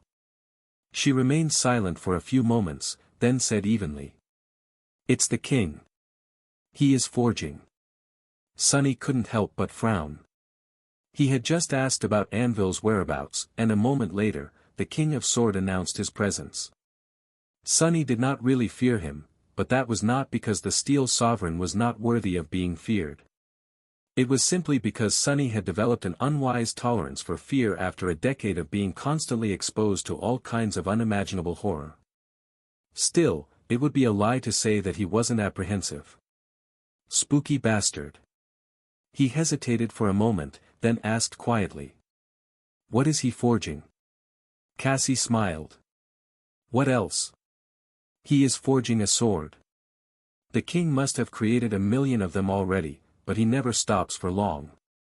The swords that the Knights of Valor wield are merely some that he discarded, the ones paladins wield are, as well.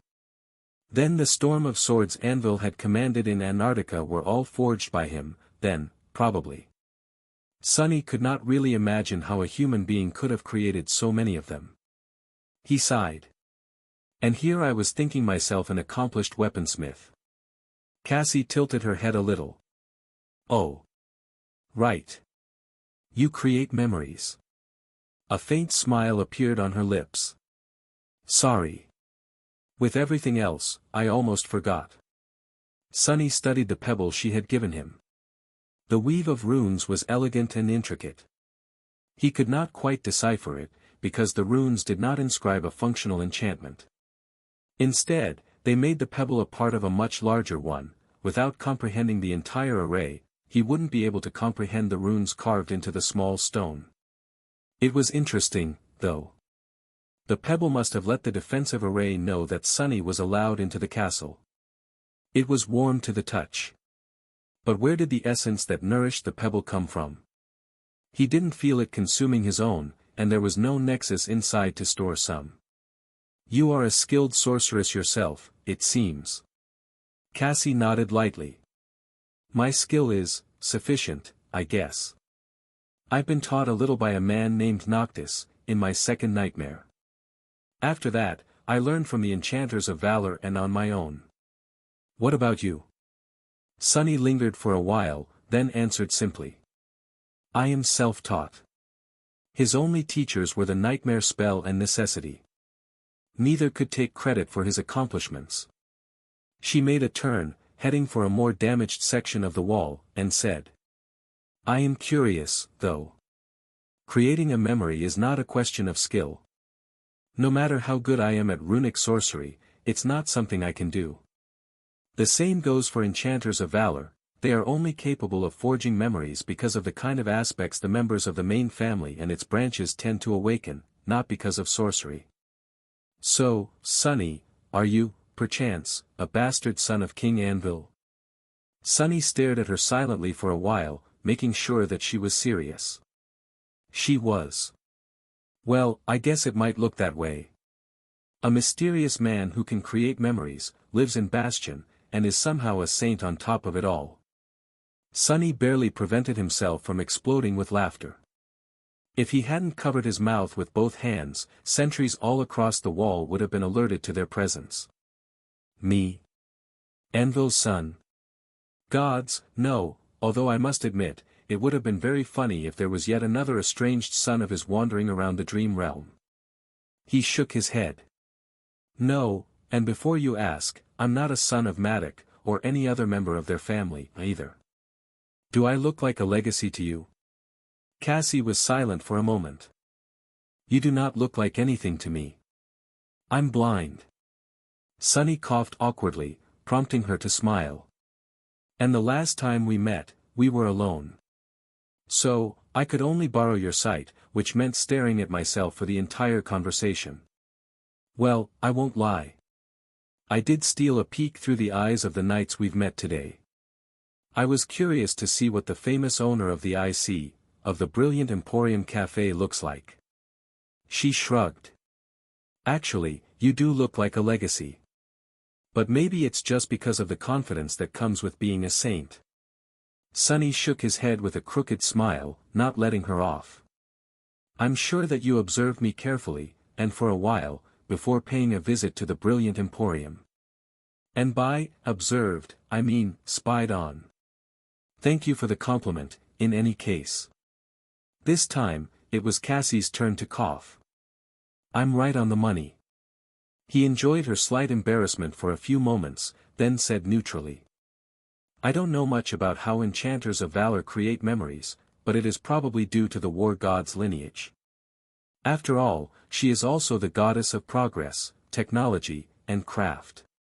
Plus, family members are known to awaken aspects of a similar nature, perhaps due to sharing a similar upbringing and fate. I assure you, my upbringing was quite different from that of a member of Clan Valor." Sunny hesitated before adding, "The way I create memories is different from theirs." Cassie tilted her head a little and asked curiously, "I've been told that the memories you make are not very potent, but have the benefit of being perfectly suited for their wielder. You must be hiding the true extent of your abilities to avoid attention, though. How good are you, exactly?" Sunny briefly glanced at Cassie's delicate neck, noticing a thin string hanging around it. Would she be able to remember if he said that the charms she wore had been made supreme by him? Probably not. He smiled. "I doubt that any person in the world can create a better memory than me." It wasn't an empty boast. Forge masters of valor could create potent memories, but their craft was the result of unique aspect abilities and runic sorcery, which was alien to the concept of memories. Sunny, meanwhile, was a true weaver. The only master of weaver's sorcery in existence. Therefore, his abilities were broader and infinitely more flexible. So, really, there was just one entity better than him at creating memories. The nightmare spell. But he wasn't going to compete with that. He glanced at Cassie and asked, "Why? Are you going to order a memory, after all? Let me tell you, Saint Cassia. I'll give you an exclusive discount. Our service is top-notch, and we can handle all kinds of orders. Combat memories, utility memories, even cosmetic memories are not out of the question. Also, I don't usually do this, but just for you, I'll disclose a big secret. We can even make a custom name and description for your memory. There's no better memento or one-of-a-kind gift for a loved one. Cassie touched her hair nervously, then added in a dubious tone. Really? Well. I might indeed commission a custom memory from you, then. Cassie guided Sunny deeper into the ruins. She showed more caution after descending from the outer wall. To his relief, the young woman remained calm and composed, but he noticed that she chose roundabout paths, keeping to the less populated areas of the ancient castle. From time to time, ghostly runes ignited on the weathered stones as they passed. The pebbles Sunny held in his hands grew a little warmer in those moments. After a while, Cassie spoke again. We are staying in the desolate parts of True Bastion to avoid running into someone powerful. I can handle the nights without too much problem, but if we meet a saint, especially one from the direct bloodline, a complication might arise. Sunny nodded, strangely relieved. It was nice to have confirmation that Cassie's power was not limitless, even if she was on his side. The blind seer lingered for a few moments, then asked. You only told me that you needed to get inside the castle. Where, exactly, do you want me to lead you? He shrugged. As close to the main keep as possible. I'll know where I need to go once I get there. In fact, Sunny did not know the precise location of what he was looking for. He just knew that there was something hidden here, in Bastion, and that the members of Clan Valor must not have found it yet. Well, maybe they had. But he was willing to bet that they hadn't. That was because the timeline did not make sense. The citadel that the founder of Valor had conquered was the illusory Bastion, not the real one. Otherwise, it would not have been conquered at all. No member of the first generation had been powerful enough to survive in a death zone, after all, let alone claim it. It was only after Broken Sword, Anvil, Key Song, and Esterion had become transcendent that this hidden place was disturbed by humans. Even then, Sunny doubted that Valor had truly occupied the True Bastion before the Sovereigns emerged. Which meant that they had not had a lot of time to explore the vast ruin, especially considering how dangerous it was, and how few people had access to it.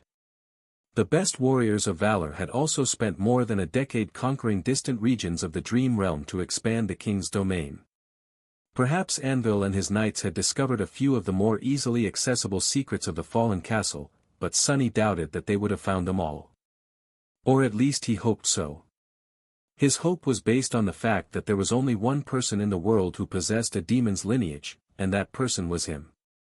So, Sunny cautiously extended his senses outward, communicating with the ancient shadows populating the ruin. He could feel the dark hollows hiding under the rubble. Some of them were simply the result of stone blocks falling on each other, some were halls and chambers that had been buried and forgotten in the devastation. However, none of them were what he was looking for. Cassie led him deeper into the ruin, choosing the most deserted paths. Neither of them needed a source of light to walk, so their passage was quiet and unseen, illuminated only by the pale radiance of the shattered moon. They walked across crumbling parapets and half-buried pathways, the ancient stones hanging dangerously above their heads. Anvil's hammer continued to ring, steady and powerful, like the beating of an emotionless steel heart. Sunny glanced at Cassie and said in a neutral tone. It must be a real chore to sleep here. She seemed surprised. Who would be insane enough to sleep in a place like this? Then, the young woman hesitated for a few moments and added with a sigh. It is forbidden, actually. This land used to belong to the demon of imagination. Here, what you dream about might very well become reality. The last time a knight dozed off on the wall, we lost 4 masters to his nightmare. Sunny fell silent with an appalled expression on his face. That was a little bit too much. A death zone is a death zone, I guess. If Nightmare wasn't busy performing an important task in Godgrave, he would have summoned him immediately. As they drew closer to the inner area of the ruined castle, Sunny sent his shadow sense down, into the mass of the drowned mountain below.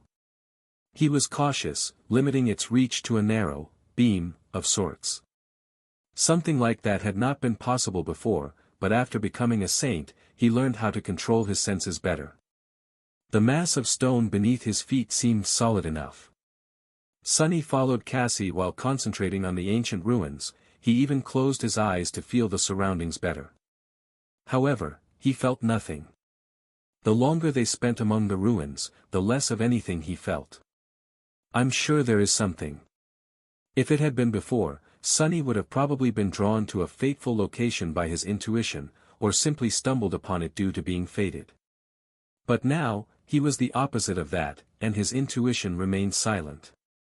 Cassie did not show it, but she must have grown uneasy about their aimless wandering by now. Indeed, he would seem like a complete lunatic if his search did not produce a result. Who infiltrates the secret stronghold of a sovereign, for nothing? Nothing, nothing. Sunny smiled. Found it. There was absolutely nothing below them. But that was exactly what gave away the hidden sanctum. Even if the mountain was made from solid stone, there would be cracks and crevasses inside it. And those would be populated by ancient shadows. With how potent Sunny's shadow sense was, he would have felt their presence. But he felt nothing, which meant that something was blocking his senses. Deep, deep below. Sunny opened his eyes and took a deep breath. Noticing that he had stopped, Cassie halted and turned to face him. Her eyes were blue and clear, devoid of any abnormality. He still chose to look away. "What is the matter?" Sunny smiled subtly and shrugged. "I found what I was looking for." She tilted her head a little. "What now, then?" He hesitated for a bit, then sighed. "Now, please excuse me for a moment, Saint Cassia." Taking a step forward, he placed his hands on her delicate shoulders. And then, he pulled her into the shadows, teleporting both of them into the depth of the mountain. A moment later, the two of them were far below ground, with countless tons of stone hanging above their heads.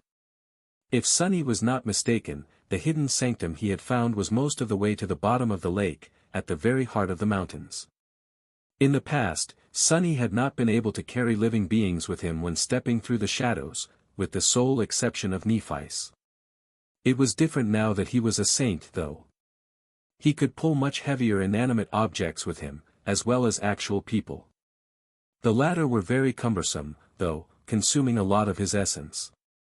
Especially those whose souls were vast and powerful. Teleporting Cassie with him, and to such a remote place, had drained a good portion of his reserves. Sunny sighed inwardly and tried to take a deep breath. There was nothing to inhale, though. A strangely calm voice resounded in his head, startling him. "There is no air here." It was Cassie's voice. But why was she so calm? Sunny glanced at the blind seer with a hint of confusion, then shrugged and summoned the quintessence pearl. A few seconds later, a beautiful white pearl appeared in his hand.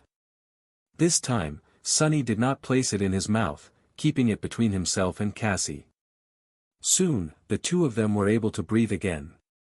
"Please stay close, Saint Cassia." Saints could keep their breath for much longer than mundane people, so neither of them had felt any discomfort in these few moments. Still, he had expected that Cassie would be at least a little startled. But then again, why would she be? Cassie did not receive visions of the future anymore, but her awakened ability was functioning perfectly fine. She must have known that Sunny would use Shadow Step a few seconds before he had, and saw him summoning the quintessence pearl before he ever did. Cassie usually acted in a way that made people forget about this ability of hers, but if one stopped to think about it, she had every conversation and witnessed every event twice. For as long as her awakened ability was active, it was all but impossible to surprise her. And she would have definitely kept it active while sneaking a suspicious saint into a sovereign stronghold. Her ascended ability, meanwhile, seemed to have undergone a change. Unless she was using a memory to communicate with him telepathically, it was that ability of hers that allowed her to talk to people she had marked. Sunny was well acquainted with this manner of conversation thanks to the Shroud of Dusk, so he wasn't worried about thinking an unwanted thought aloud. Ha! Convenient. No wonder Nephis had seemed so well informed about his shadows when they met in the Nameless Temple. Cassie, meanwhile, looked like she was having similar thoughts. Facing Sunny, she tilted her head a little and asked. "A spatial movement ability?" He nodded. Well, yes. Something like that. She contemplated for a few moments, then said casually. Ha. Convenient. Sunny blinked. With that out of the way, he could finally look around. His shadow sense was rendered useless, so he could only rely on his sight now. The space where the two of them had found themselves was not very large, and submerged in total darkness. Luckily, it was a mundane kind of darkness, which did not pose an obstacle for him. They were in a small chamber. It was clearly artificial, as opposed to naturally formed. The walls were smooth and polished, with no seams on their stone surface. The ceiling was high. There was nothing in the stone chamber, no furniture, no spiderwebs, no runic circles carved into the floor. There was only a tall door, which seemed to have been carved from a single piece of dark wood. Nevertheless, Sunny felt the same kind of discomfort he had felt once in the ebony tower when looking at it. The door seemed quite mundane, but it was also ever so slightly wrong. The handle was placed a bit too high, its shape was a bit off, the hinges were spaced strangely. It was as though it had been made for a being that resembled a human, but was not quite human. A demon, perhaps. Cassie remained motionless, but he knew that she was studying the stone chamber through his eyes. A few moments later, she spoke. I know that it might be strange to only ask now. But, Sunny, what exactly are you trying to find here? And where is here, exactly? He smiled subtly. We are far below the castle, at the heart of the mountain. In a place that the demon of imagination must have left behind. As for what I am searching for, it's simple. He took a careful step toward the door. It's power. Cassie seemed surprised. Power? Sunny nodded. Haven't you heard, Saint Cassia? Knowledge is the origin of power. At least that was what the demon of fate thought, and I'm inclined to agree. Ah, but it is also the heaviest thing in the world. So not everyone is strong enough to hold it. She turned her head sharply, but Sunny simply continued in a carefree tone. So, what I am trying to find here is lost knowledge, and, if I am lucky, something just as forbidden. With that, Sunny grabbed the handle, turned it, and pushed the door open. Or, at least, he tried to. The door didn't budge. Scowling slightly, Sunny put more strength into it. He had a lot of strength as a transcendent terror, and yet, the door didn't move. Is it locked? But there is no lock. Have the hinges rusted through? No, wait. You should try pulling. Sunny coughed awkwardly, then pulled instead of pushing. The door opened easily, and the hinges produced no noise. I was just going to. Yeah. Cassie did not say anything and walked over, stopping just behind him. Sunny tensed slightly. Why is she standing so close? Oh, right. I told her to, because of the quintessence pearl. So, what kind of knowledge do you hope to find? He walked out of the stone chamber and stopped, studying the long corridor beyond. Oh, nothing too unexpected. Why did the Doom War start? How did it end? Who won? How did the gods die? How did the demons die? Where are their corpses? Sunny took a deep breath and added nonchalantly. Why was the nightmare spell created? What is its purpose? What happened to its creator? Simple stuff like that. Of course, there was another goal Sunny was pursuing, and another thing he wanted to find. The remaining parts of Weaver's forbidden lineage, he wanted them. He wasn't satisfied with only having an incomplete collection of fragments. Not anymore, at least. Now, this is going to be a problem. Standing on the threshold, Sunny studied the long corridor. It stretched in both directions as far as he could see, bending slightly. The stone floor was smooth and even, while the tall ceiling was illuminated by a scattering of softly glowing gemstones. The turquoise gems were embedded into it, dimly drowning the corridor in pale light. The problem was with the walls. Both of them were perfectly smooth and seamless, as if the corridor had been formed inside the mountain by some unknown means instead of being constructed. Much worse, their glossy surface was reflective, the walls of the corridor were like two endless mirrors. Remembering what Cassie had said, Sunny frowned. The blind seer inhaled deeply behind him. "Oh, my." Her voice was somber. Sunny hesitated for a few moments, then asked neutrally. "Left or right?" Cassie answered with a hint of confusion. "Why are you asking me?" He scratched the back of his head and shrugged. "Why not? My luck is pretty much non-existent. So, I'll trust your intuition." She tilted her head a little. "Really?" "Because my intuition tells me to get out of here as soon as possible." "Yeah, I should have expected that answer." Sunny closed his eyes for a second, then cleared his throat. "On second thought, why don't we just go left?" The moment the two of them stepped into the corridor, their reflections appeared on the polished walls. Since the two endless mirrors were positioned directly opposite each other, the reflections stretched into infinity, forming countless mirrored corridors. When Sunny took a step, a legion of his reflections took a step. When Cassie followed, a legion of her reflections followed, too. They were surrounded by a myriad of identical copies of themselves, marching in step with them on both sides. Suddenly, he felt very uneasy. "You said not to answer if a reflection speaks to me, right?" Cassie nodded, and a myriad of her reflections nodded at him at the same time. Sunny's reflections were pale and somber. Cassie's reflections were beautiful and moved with elegant grace. "It's better not to look at them at all. See no evil, and all that." He grimaced. "And my shadow sense just happens to be gone. What a convenient coincidence." Frowning, he lowered his head and looked at the floor. As Sunny walked forward, he concentrated on his feet. Nevertheless, he could still glimpse the reflections at the periphery of his vision, all walking forward while looking down. Only, did he imagine it, or was one of the countless reflections completely still and staring directly at him, instead? Sunny had to use all of his willpower to keep looking down instead of turning to confirm it. A moment later, there was nothing out of the ordinary in his peripheral vision once again. How powerful are these others, exactly?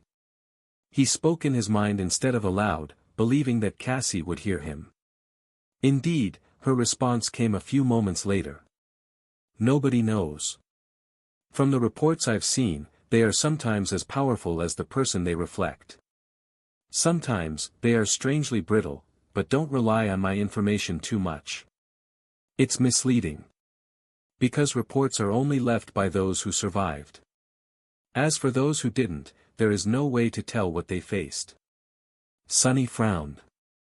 Cassie lingered for a bit, then added. "What makes them so dangerous is not their power, but rather their strangeness. We don't know what they are, where they come from, what motivates them, how they think, or if they think at all. When you fight a human or a nightmare creature, you can usually predict what will happen, even if only in broad strokes. Because you know what drives your enemy. It's different with the others." He nodded quietly. What people feared the most was the unknown. And what was not known posed the most danger. But if the reflections do come to life, we should be fine as long as we don't look to them and don't speak to them. Right? Cassie remained silent longer this time. "I don't know." Sunny grimaced. All around him, a myriad of reflections grimaced as well. How long is this damned corridor? They had been walking for a while already. However, there was no sign of other doors, and no end in sight. The mirror tunnel was empty and silent, the dark, dim light of turquoise gemstones washing it in ghostly light. The only sound that broke the silence was the soft rustle of Cassie's clothes. Sunny's steps, meanwhile, were completely noiseless. But then, another sound broke the silence, making him stop in his tracks. It was the quiet, but unmistakable sound of a glass surface cracking. Sunny froze for a moment. To hell with this. Turning around, he grabbed Cassie and immediately used Shadow Step to teleport back in the direction they had come. Without shadow sense, he could only jump as far as he could see. After a swift series of consecutive jumps, Sunny returned them to the small stone chamber and shut the door, then slumped tiredly on the floor. Damn! I hate mirrors so much. Come to think of it, there had to be some connection between the reason he tended to avoid mirrors and this place. Mordred must have visited Bastion before being handed to Asterion. Had he perhaps encountered something strange here? Or maybe his mother. Cassie quietly straightened her clothes and sat down, as well. Neither of them were physically tired, but being on edge for extended periods of time inevitably led to mental fatigue. She was silent for a while, then asked. So, what now, Sunny? Are we turning back? He glanced at her darkly and remained motionless for a moment. Then, he shook his head. No. With that, Sunny raised his free hand and summoned another memory. A few moments later, a small lantern carved out of black stone appeared on his palm. Cassie turned her head and concentrated on it, a slight frown appearing on her face. A lantern? He nodded. Indeed. However, it is a very special one. This lantern does not produce light. Instead, it swallows it. What was a reflection? It was light that had been cast back. Therefore, much like shadows, reflections could not exist without light. Gritting his teeth, Sunny stood up and opened the door of the stone chamber again. At the same time, he opened the gate of the shadow lantern. A moment later, a torrent of shadows surged into the mirror corridor, flooding it with impenetrable darkness. A torrent of shadows flowed into the corridor, submerging it in total darkness. The light of the glowing gemstones was swallowed and disappeared without trace, turning them bleak and lifeless. Sunny had summoned a swarm of vast and ancient shadows to do the job. These old shadows were unfathomable, it would have taken an equally potent source of light to dispel them. The gemstones had been created from the mind of the demon of imagination, true, perhaps they would have chased away the darkness if the shadows were alone. But they were in the presence of their lord, and that alone made them much more tyrannical. A few moments later, a long stretch of the corridor had turned completely lightless. The infinity mirror of its walls was now dull and empty. Nothing reflected on their dim surface, and no reflection haunted the hidden sanctum. Sunny let out a quiet sigh. Who knew that I would use this trick today? What he had done was not pure improvisation. Instead, it was one of the methods he had contemplated when thinking about how to deal with Mordred. Cassie seemed impressed. These shadows, obey you? Sunny shrugged. If I treat them nicely. Wild shadows were like that. Most were devoted to Sunny, but some were obstinate and willful. The former would obey him out of affection or reverence, but the latter needed to be coaxed and enticed. Let's go. The two of them returned to the corridor. It seemed much smaller without the countless reflections stretching endlessly into the ghostly distance. Claustrophobic, even, still, Sunny felt much more at ease now than he had before. Cassie suddenly spoke, drawing his attention. Are we going left again? Sunny smiled. That is a good question. No, let's try right this time. They turned right and started walking at a measured pace. The shadows moved with them, keeping the corridor dark both ahead and behind. Just like that, Sunny and Cassie advanced forward for a while. Then, they encountered an intersection. A similar corridor crossed the one they had been traversing, and so, Sunny had another choice to make. He frowned slightly and decided to turn right again. The second corridor had a slight bend to it, as well, so it was impossible to see far ahead. Some time later, there was another intersection. And then another, and another. Some intersections formed 4 paths, some only 3, there were even bizarre ones that had 6, 7, or 8 turns. There were dead ends, as well, and corridors that led to one of the crossroads Sunny and Cassie had already passed. The corridors themselves weren't straight either, bending and twisting at unexpected angles. It was a mirror labyrinth. After a while, Sunny sighed and stopped, covering his face with a palm. In front of them was an open door leading to a small stone chamber. The same chamber they had left behind. "Have you noticed it?" Cassie's voice was calm. He lingered for a while, then nodded. "Yeah. Damn it." Sonny had been counting his steps this whole time. It was hard to keep track because of how convoluted the maze of mirrors was, but he was certain of it, they had walked more in each direction than the width of the mountain was. Which meant that the labyrinth was not beholden to the size of the mountain. It could be endless, for all Sonny knew.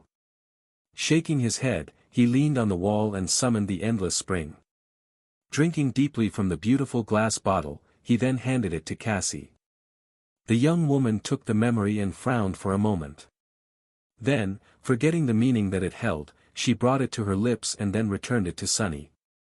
"We can try again." He hesitated for a bit, then slowly shook his head. "No. We've been here for too long already.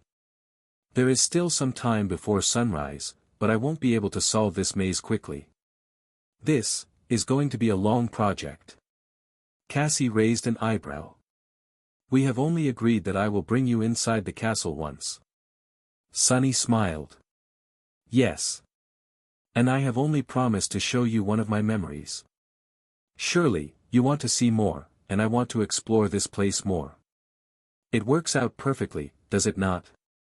We can meet once a month, during the full moon. This way, both of us will slowly gain the knowledge we desire." She hesitated. "I don't know how long I'll remain in Bastion, though. Maybe there is something else you want." His smile turned a little darker. "There are many things I want, Saint Cassia. But this is the deal I am offering." Cassie frowned, remained silent for a few moments, then nodded. "Fine. I will guide you inside the castle once again, next month. In exchange for another memory."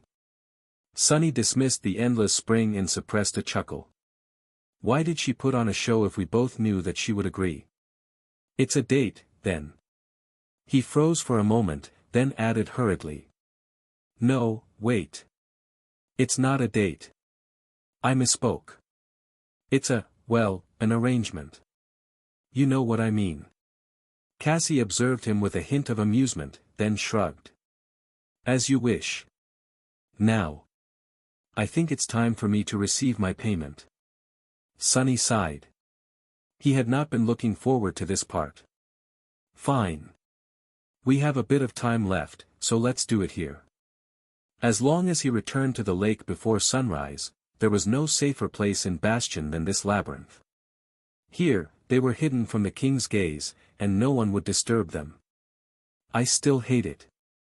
Sonny led Cassie into the stone chamber, called the shadows back into the lantern, and closed the door.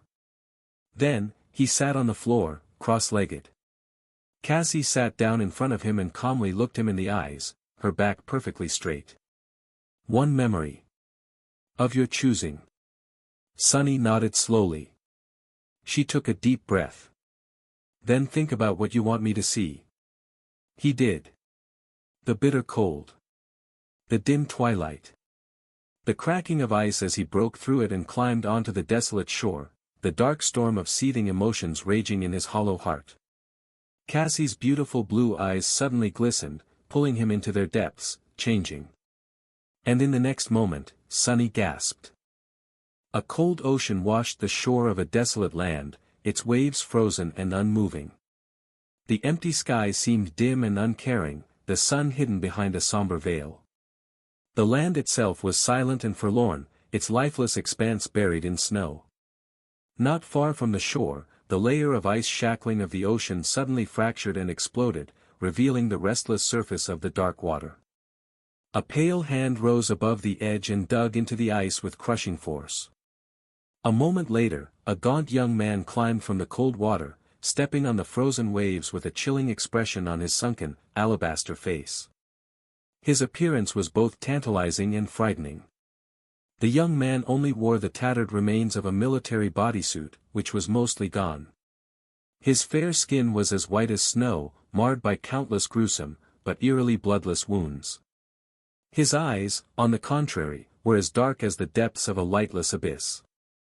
The black silk of his wet hair moved slightly in the frigid wind. He looked like the wretched corpse of a drowned deity that had crawled out of a frozen hell. His slender torso was mostly bare, revealing an intricate tattoo of a coiling serpent that covered most of his arms, chest, and back. The dark serpent was so lifelike that it almost seemed like its onyx scales were moving under the young man's skin.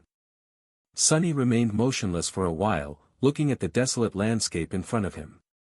Then, he took a step forward. Finally, after so much time had passed, he was back at the Antarctic Center. He had returned to Falcon Scott. When he took the second step, his gruesomely torn skin was already healing. When he took the third, the intricate plates of a battered onyx armor covered his mangled body, shielding it from the cold and wind. It looks the same. After the third nightmare, when all was said and done, Sonny had returned to the northern quadrant among the refugees. He spent some time there, taking care of unfinished business, not that there was a lot for him to do after being erased from the world. Meeting Rain was the very last thing he did. Then, untethered from everything and everyone, he set his sights back on Antarctica. Crossing the ocean alone had not been easy. Turning into the onyx serpent, Sonny dove into the lightless depths, where the darkness nurtured his soul and was rich in spirit essence. Sadly, even empowered by soul weave, he could not maintain such an enormous shell constantly. But, luckily, there was no shortage of unimaginable horrors populating the oceans of the waking world. Sonny used the serpentine steel ability of the soul serpent to augment his fangs, and fought the harrowing depth dwellers to replenish his essence through its soul reaver ability, which allowed serpent to absorb and transfer a portion of soul essence of all beings slain by it in the soul weapon or the soul beast forms. Staying in the shell for such a long time was potentially dangerous now that Sonny did not possess a true name, but the onyx serpent form was one of the few that he could assume without the risk of losing himself. Perhaps it was because he knew it so well, or perhaps it was because he shared a kinship with serpentine creatures as an inheritor of Shadow God. It had taken Sonny weeks to reach Antarctica. And those weeks had been a cold and dreadful nightmare. Out there in the dark depths of the ocean, he had faced horrors so hideous and dire that no words were enough to describe them. He killed some, and escaped from others. His body had been torn and broken, but in the end, he survived. The very idea of crossing the ocean alone had seemed preposterous before, but now that Sonny was a transcendent terror, he somehow made it a reality. The cold darkness currently reigning over his soul was much more terrible than the ocean, anyway. Now that Sonny had left everything behind, his mental state was far from ideal. The pain and anguish had turned into dark anger, and the anger was seething and boiling, refusing to be contained or controlled.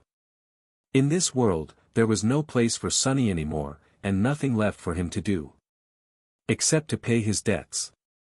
And the first score he needed to settle was with the winter beast. Walking across the frozen waves, Sonny reached the shore of the Antarctic Center and looked around without expression. His eyes were like two pools of darkness, full of cold, ruthless killing intent and murderous resentment. Some distance away, the port fortress of Falcon Scott lay in ruins, half buried in snow. The city itself was frozen above it, standing silently on the tall cliffs. The buildings were encased in ice, and so were the remains of the millions of people that had been killed by the winter beast just before the end of the long, dreadful night. Sonny stared at the cliffs for some time, then turned his gaze away. He wasn't quite ready to enter the city yet. He spent several hours roaming the shore aimlessly, as if looking for something. The frigid cold was absolutely lethal, but Sonny paid it no attention. His shadow sense spread far and wide, enveloping a vast area of the desolate land. Where is it? Where is it? In the end, he stopped and stared at the ground silently. Finally, there was a hint of emotion on his face. Sonny raised a trembling hand and covered his eyes, a brittle smile twisting his lips. He couldn't find it. The grave where he had buried his soldiers, he had not been quite in right mind back then, and the terrain had been changed a lot by the snow and ice. So, he simply did not know where the resting place of Belle, Dorn, and Samara was anymore. Ah, damn it. A stifled sound escaped from his mouth, and then, Sunny angrily struck the rusted remains of a broken MWP that lay nearby, covered with snow. There was a thunderous boom, and the massive machine exploded. Jagged pieces of alloy shot into the distance like deadly shrapnel, while its torso was sent flying. It collided against the cliffs 100 or so meters away, causing an entire section of the cliffside to fracture and collapse in an avalanche of shattered rocks. Unfazed, Sunny raised his head to the sky and let out a distorted scream, then looked down, his eyes boiling with dark fury. Kill it. I will rip that thing apart. Gritting his teeth, he breathed in the cold air of Antarctica and headed for the ruins of the city. Sunny did not know what he expected to see in Falcon Scott. He didn't even know why he felt compelled to enter it, and yet, he did enter it, walking along the silent streets with a distant expression on his pale face. He came here precisely because he didn't want to, reluctant to see the monument to his failure. He owed to himself, and to those people whom he had failed to protect, to witness their final resting place in all its horrid glory. Perhaps it was simply because now that no one remembered him, Sunny wanted to at least remember himself. Even the things he would have wanted to forget. The city was pretty much exactly like he had imagined. It was a frozen graveyard. The fatal cold of the winter beast's blizzard had killed everyone in what seemed like mere moments. The corpses were hidden inside the buildings or buried under snow, so the city seemed utterly empty. They had not suffered, at least. Some buildings had collapsed in the past months under the weight of the ice. Others stood like colossal gravestones, or frigid mausoleums, maybe, for those who had perished inside. Strangely enough, no nightmare creatures seemed to have entered the city to feast on the corpses. It was as though the winter beast had marked this place as its territory. Sunny passed a few familiar structures, the barracks where the irregulars had been stationed, the government compound, the dormitory tower where Beth and Professor Abel had lived. His mind was flooded with memories, which only made his mental state deteriorate further. It was a strange thing, to be alone. Now that Sunny was alone, erased from existence, he felt no compulsion to control his emotions or maintain the illusion of normalcy. There was no one to witness him fall apart, anyway, and nobody to get the wrong impression of him. There were no tethers connecting him to the world, yes, but, as it turned out, those same tethers had been like supports that held his mind together. He must have looked quite disturbing from the side. Only now that Sunny was truly and utterly alone did he realize how much of his habits and behavior had been dictated by the need to blend in with his environment, with human society. Now, he didn't have to bother with maintaining acceptable expressions, keeping improper feelings from his gaze, and saying the right words. Or saying anything at all, really. Maybe I should do all these things, anyway. He suspected that giving in to this utter freedom would make him slip into some sort of derangement eventually, but couldn't bother to care.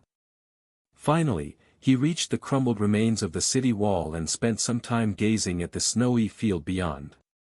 Climbing over the wreckage, Sunny jumped down, turned his body light enough to walk on the snow, and left the ghost of Falcon Scott behind. This was probably the last time he would ever see it. But that was fine. It was for the best, really. Some time later, he reached the place where the last soldiers of the first evacuation army had died, killed by the deathly cold of the unnatural snowstorm. Their frozen figures were still there, those closest laying on the ground, those who had endured longer frozen like ice sculptures. His motionless face seemed frozen, too. He spent a while among them, looking at the horizon. The winter beast had retreated into the heart of the landmass, but the signs of its passage remained. Today, Antarctica looked much more like it had once, frigid and encased in ice. It was darkly fitting. Sunny was still consumed by his thoughts when something moved under the snow, and a hideous creature lunged at him from below. He did not move, but shadows around him stirred and shot forward with incredible speed, catching the abomination in the air. A moment later, it was gruesomely torn apart, a rain of hot blood falling on Sunny like crimson dew. His expression didn't change, but his eyes gleamed darkly. Strange. It was still strange, to kill a nightmare creature and not hear the familiar voice of the spell announce its rank, class, and name. The snow all around him moved and exploded, dozens of grotesque bodies rushing to rip him to shreds. There was a whole swarm of abominations here. Sunny finally moved, a sinister smile contorting his face. He was so fast that it almost seemed as if he simply disappeared in one place and appeared in the other. There was no weapon in his hand, and no need for one either. The gauntlets of the onyx mantle were more than enough. Falling into the savage battle style of the barrow wraiths, Sunny crushed the skull of one of the abominations with his bare fist. A split second later, he was near another, piercing its chest with his hand and crushing its heart. In a blink of an eye, he was already somewhere else, brutally tearing a monster's jaws apart. Sunny fought ruthlessly and methodically, destroying the nightmare creatures in the most swift and brutal fashion. No, it couldn't even be called a fight. He wasn't a fighter right now, he was a butcher, or a ruthless executioner at best. It took him no more than 12 seconds to obliterate the entire swarm. By the time he was done, the blood covering his onyx armor had already turned to ice. The nightmare creatures were dead, but not all of them. He had left one alive. Now, the massive beast was writhing on the snow, struggling to burrow into it as shadows held it in place. There was no escape from Sunny, but the abomination was still desperately trying to run away. Turning his head, Sunny studied the ugly creature and then took a step toward it. "Where are you going? Who allowed you to leave?" Approaching the abomination, he crouched beside it and stared into its frenzied eyes with a smile. The creature's terrifying maw was less than a meter away from his face, but Sunny didn't care. "You chose a wrong day to exist, wretch. Ah, but it's for the best. It's exactly what I need." He outstretched one hand, sensing the soul serpent slither forth. Soon, a torrent of darkness flowed from his fingers onto the snow, forming into a massive shadow. That shadow was not a great serpent, however. Instead, it took the form of a towering creature that had two stumpy legs, an emaciated, hunched torso and disproportionately long, multi-jointed hands, two of them, each ending with a set of horrifying bone claws, and another two, these ones shorter, ending with almost human-like fingers. Its body was covered in ragged inky black fur, and there were 5 glossy black eyes on its head. Beneath them, a terrible maw crowding with razor-sharp teeth was half open, as though in anticipation. Viscous drool was running down the creature's chin and dripping into the snow. The most unnerving part, though, were the strange shapes endlessly moving, worm-like, under the creature's skin. It was the Mountain King. Or rather, a version of the Mountain King that looked as if it had been dipped into a pool of liquid darkness. Sunny's cold smile widened a little, his dark eyes gleaming with sinister will. "Go on. This one will be the first." Serpent took a heavy step forward and grabbed the struggling abomination with its powerful hand. Then, one of the worm-like larvae moving under his skin crawled from under his claws and burrowed into the monster's flesh. The nightmare creature froze for a moment, and then let out a chilling wail. A moment later, its body contorted in a terrible convulsion. Sunny grinned darkly. But not the last. No, not at all. The formless ability allowed Serpent to assume the form of any shadow resting in Sunny's soul, inheriting its powers and abilities. The shadow had to be of the same or lower rank and class, which meant that the most powerful form Serpent could currently assume was that of the Sibyl of the Fallen Grace, the Terror of LO49. And, in fact, that form was suited for Sunny's goal much better than the Mountain King. However, Serpent had to maintain the transformation with its own essence, and could not sustain such a powerful shape for a long time, let alone constantly. Once the shadow's essence was exhausted, the effects of those powers it had assumed would be gone. In other words, if Sunny had ordered Serpent to turn into the harrowing Sibyl and enthrall a swarm of nightmare creatures, those abominations would have been released from the mind hex before too long. The Mountain King, meanwhile, was merely an awakened tyrant. As a transcendent terror, Serpent could maintain that form almost indefinitely, especially after Sunny augmented it with the shadows. That was exactly what he needed in order to collect a small army of abominable thralls. It was funny, the larvae the Mountain King spawned were dormant beasts. Therefore, his first thrall was also a dormant beast, but one wearing a fallen monster's corpse. What exactly did it make him, Sunny did not know. Nor did he care that much. Come to think of it. Sunny glanced at the towering figure of the soul serpent, then at the hideous creature laying obediently on the snow. He sighed. By now, Serpent had to possess at least 2 new abilities, since it had risen in class twice while following Rain, and in rank once. But without the spell conveniently informing Sunny about what these abilities did, he had no way of knowing what they were. There had not been a lot of time for research and experimentation either, while he was traversing the toxic wilderness of the northern quadrant and fighting his way through the depths of the ocean. All he had was a suspicion that one of these abilities had to do with Serpent's weapon form, while the other one had to do with souls and spirit essence. However, he wasn't sure. Well, I'll find out later. Once the winter beast was dead, there would be no serious threats left in the Antarctic Center for a while, at least until the powerful abominations in East Antarctica sensed its absence and crossed the half-frozen strait. One more reason to kill that cursed thing. Not that Sunny needed more reasons. Looking at the larva with contempt, he remained motionless for a few moments, and then turned away. The desolate landscape of the Antarctic Center stretched in front of him, tall mountains rising from the snowy plain in the distance. The chilling darkness in Sunny's eyes stirred. Time to hunt. There had been 3 most powerful nightmare creatures in the Antarctic Center during the Chain of Nightmares: the fallen Titan Goliath, the corrupted terror Sibyl of the Fallen Grace, and the corrupted Titan Winter Beast. Sunny had killed the first 2, while the last now ruled this land. Which was to say that Sunny, now a transcendent terror, was the second most terrifying creature in the frigid mountains of the abandoned landmass. He remembered vividly the dreadful gauntlet of the Southern Campaign. Back then, the Antarctic Center was like a merciless death trap, with harrowing abominations waiting to ambush him and his soldiers on every turn. He had crossed it once with the first evacuation army, and the second time with a convoy of refugees, each time struggling desperately just to survive. But things were different now. Now, Sunny was the harrowing predator, while the abominations dwelling in the mountains were his prey. He slowly moved south, retracing the steps of the army. It was already winter in Antarctica, but the sun had not fallen beyond the horizon yet. There was twilight and darkness dwelling in the deep canyons between the snowy peaks, so he could remain unseen, moving from shadow to shadow like a stalking beast. Wherever Sunny passed, the snow was painted crimson with blood.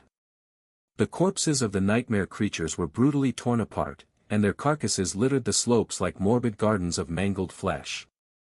He appeared out of nowhere, surrounded by a tide of shadows, and butchered the abominations with cold, ruthless determination.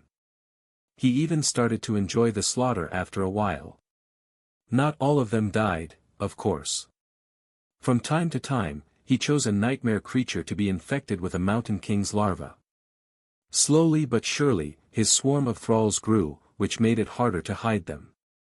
Eventually, he had to abandon stealth and advance forward openly. Sunny hoped that a horde of nightmare creatures would attack him, but sadly, the number of abominations seemed to have dwindled under the winter beast's reign. The great hordes of nightmare creatures were nowhere to be seen. Some must have migrated south, some had succumbed to cold, and some could have even crossed the strait to East Antarctica. Only the strongest and most resilient abominations remained, and these were the abominations Sunny hunted. There were creatures of all kinds following him now.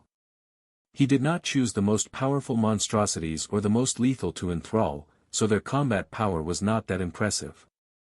What he pursued was variety of types, shapes, forms, elemental affinities, and resistances. These thralls were not meant to kill the winter beast, after all. They were only meant to help Sunny find a way to kill the creature himself. The further inland he went, the colder it became. There were less nightmare creatures around, too, since fewer and fewer of them could withstand the dreadful cold. Even Sunny himself was starting to feel uncomfortable, hiding from the cutting wind and wearing an Anki's mantle to warm himself. By the time he reached the ruins of Erebus Field, the cold was almost lethal. Here in the vicinity of Mount Erebus, though, Sunny could at least breathe easily. The siege capital that had once stood at the foot of the volcano was destroyed by Goliath. The ruins were mostly drowned in lava. The lava had long turned to stone, of course, which was now buried by snow. Still, the heat coming from below the ground made this area a little bit warmer. Standing on a cliff above the snowy plain, Sunny took a deep breath and studied it carefully. It will do. There was no better battlefield in the Antarctic center if he wanted to kill the winter beast. 2 weeks after Sunny had returned to Antarctica, he stood on a cliff overseeing a vast scene of devastation. In front of him, a great valley was formed from collapsed mountains and stone debris, the ruinous landscape now covered in ice and snow. This was the place where Sky Tide, Wake of Ruin, and Dire Fong had battled the 3 emerged titans, Whispering Legion, Goliath, and Winter Beast. The Whispering Legion had been slain, while the other 2 calamitous abominations drove the saints away. An entire span of the mountain range had been demolished in the process. There were nightmare gates hidden under the crushed stone, without a doubt, or maybe above it. Sunny could not see, because most of the valley was hidden by a raging blizzard.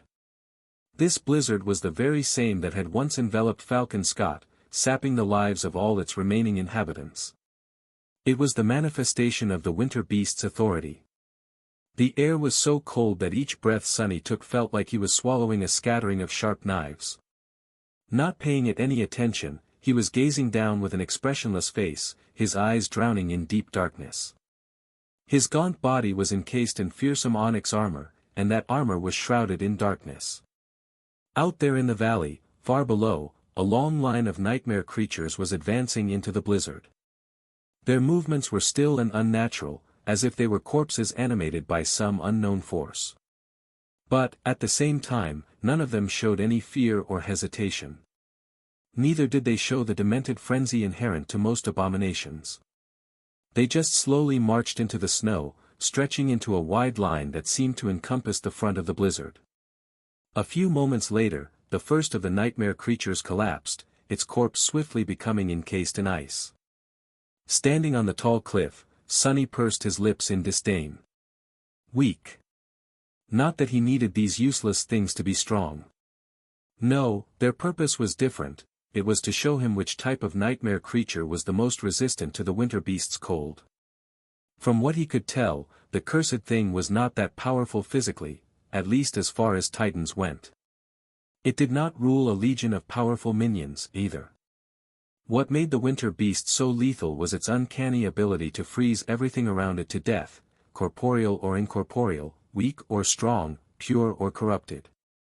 Close to the heart of the blizzard, even time itself seemed slower, as if the chilling cold could freeze the very laws of existence. Sunny might have been burning with murderous hatred, but he had not lost his reason. If he wanted to kill this corrupted titan, he needed to understand it first. Only after dismantling the secrets of the winter beast's power would he be able to slay it. And these thralls were the sacrifice he had prepared to throw into the deathly cold to comprehend it. Soon, they disappeared from sight. Sunny could not see his sacrificial pawns anymore, but Soul Serpent still shared a connection with them. Therefore, he could know if the larvae were still moving or had fallen still. There were all kinds of nightmare creatures under his command, and by studying which ones lasted longer, he would be able to determine a few things about the lethal cold. Come on. Die for me. And yet, in the end, Sunny was disappointed. Because none of them lasted long. The small army of thralls he had so laboriously created in the past few weeks was obliterated in mere minutes, none of them making it that far into the snowstorm. The cold did not differentiate between large monsters or small, those with affinity to ice or those without. All of them were drained of warmth or frozen solid, dying a meaningless death in the embrace of the winter beast's unholy power. Sunny cursed, then sighed with regret. No matter. The absence of a result was a result in and of itself. The fact that there did not seem to be a kind of resistance effective against the authority of the winter beast's profane domain told Sunny a lot, as well. He had contemplated several strategies for just that kind of outcome. These strategies were risky, yes, but, actually, he did not feel regretful. Because they were also much more direct and brutal. Killing the wretched Titan in such a fashion was bound to be much more satisfying. Down in the crumbled valley, the blizzard suddenly expanded, as if coming to life.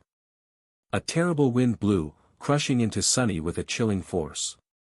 The wall of swirling snow and ice particles slowly advanced, moving in his direction.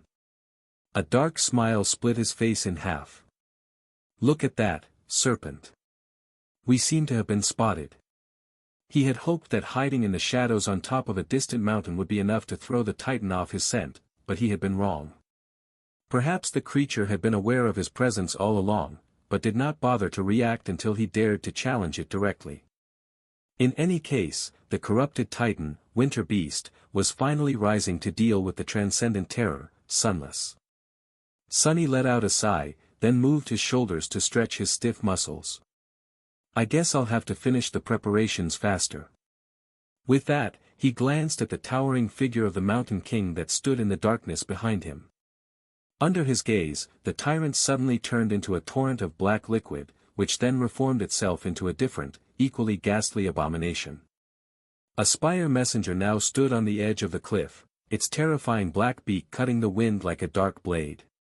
The creature's once pale body was now utterly black, and its many powerful limbs pierced the ice with long, sharp talons. Throwing one last look at the approaching snowstorm, Sunny jumped onto its back. In the next moment, the mighty wings of the creature raised a hurricane, and it shot into the air, carrying him back in the direction of Erebus Field. The snowstorm followed. The monstrous spire messenger tore apart the gelid wind as it raced across the frigid vastness of the twilight sky. Behind it, a churning wall of dancing snow crawled slowly, devouring the world like a hungry beast. There was a gaunt figure kneeling on the back of the flying monster, clutching at its black feathers with an onyx gauntlet. Sunny did not look back, knowing that serpent was much faster than the pursuing Titan. In that, at least, they held an advantage. It will catch up soon enough, though. He was contemplating the results of sacrificing his swarm of thralls. None of them had been able to withstand the lethal cold of the winter beast's domain for long, which meant that there was no type of resistance that could help Sunny survive there, at least none he could find in a short amount of time. The thralls had perished swiftly, sapped of warmth of life. Their bodies fell into the snow, slowly turning into ice sculptures. The conclusion, then, was that Sunny had to use something other than a living being to reach the heart of the snowstorm. That would suggest that an undead creature would fare better, but that was not true. There had been a few ghouls among the thralls, and they died just the same. But there is a much simpler solution. He didn't have to enter the heart of the sinister blizzard himself or send one of his shadows. He could simply use an inanimate object. A projectile. Indeed, the simplest solution was most often the correct one. The best way to kill the winter beast was to simply bring down a deluge of ranged attacks on its head, or whatever it was that it had instead of a head.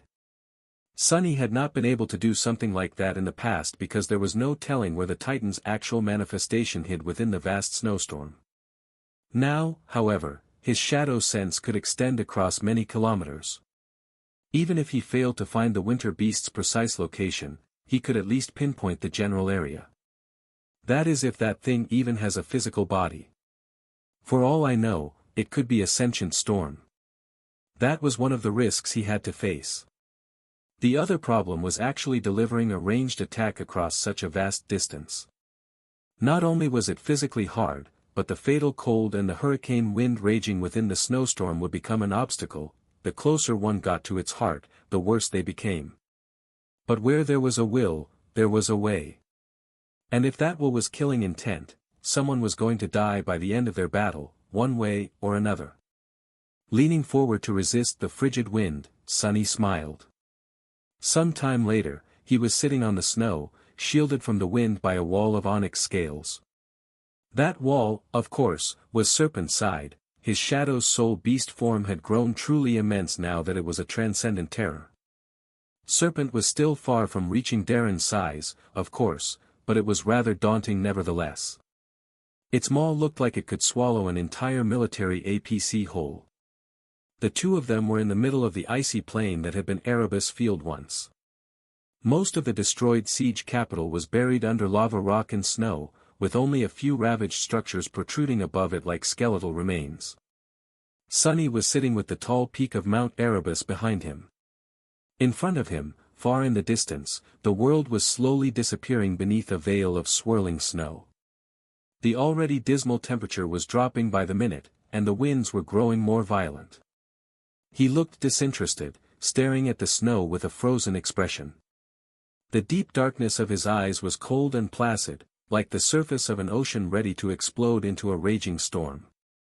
It has finally arrived, huh?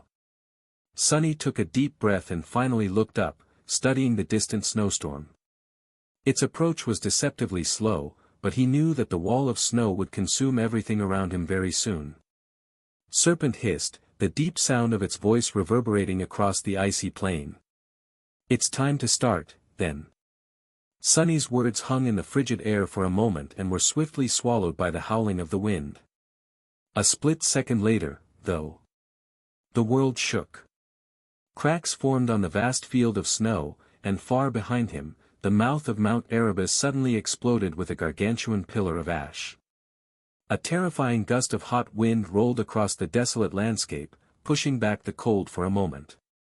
Then, the volcano shone with an angry red glow, and a fountain of incandescent lava shot skyward with a deafening roar.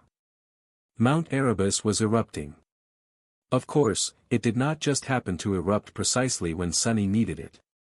Instead, he had sent Fiend into its depths to find a ripe magma chamber and cause an eruption when the time was right.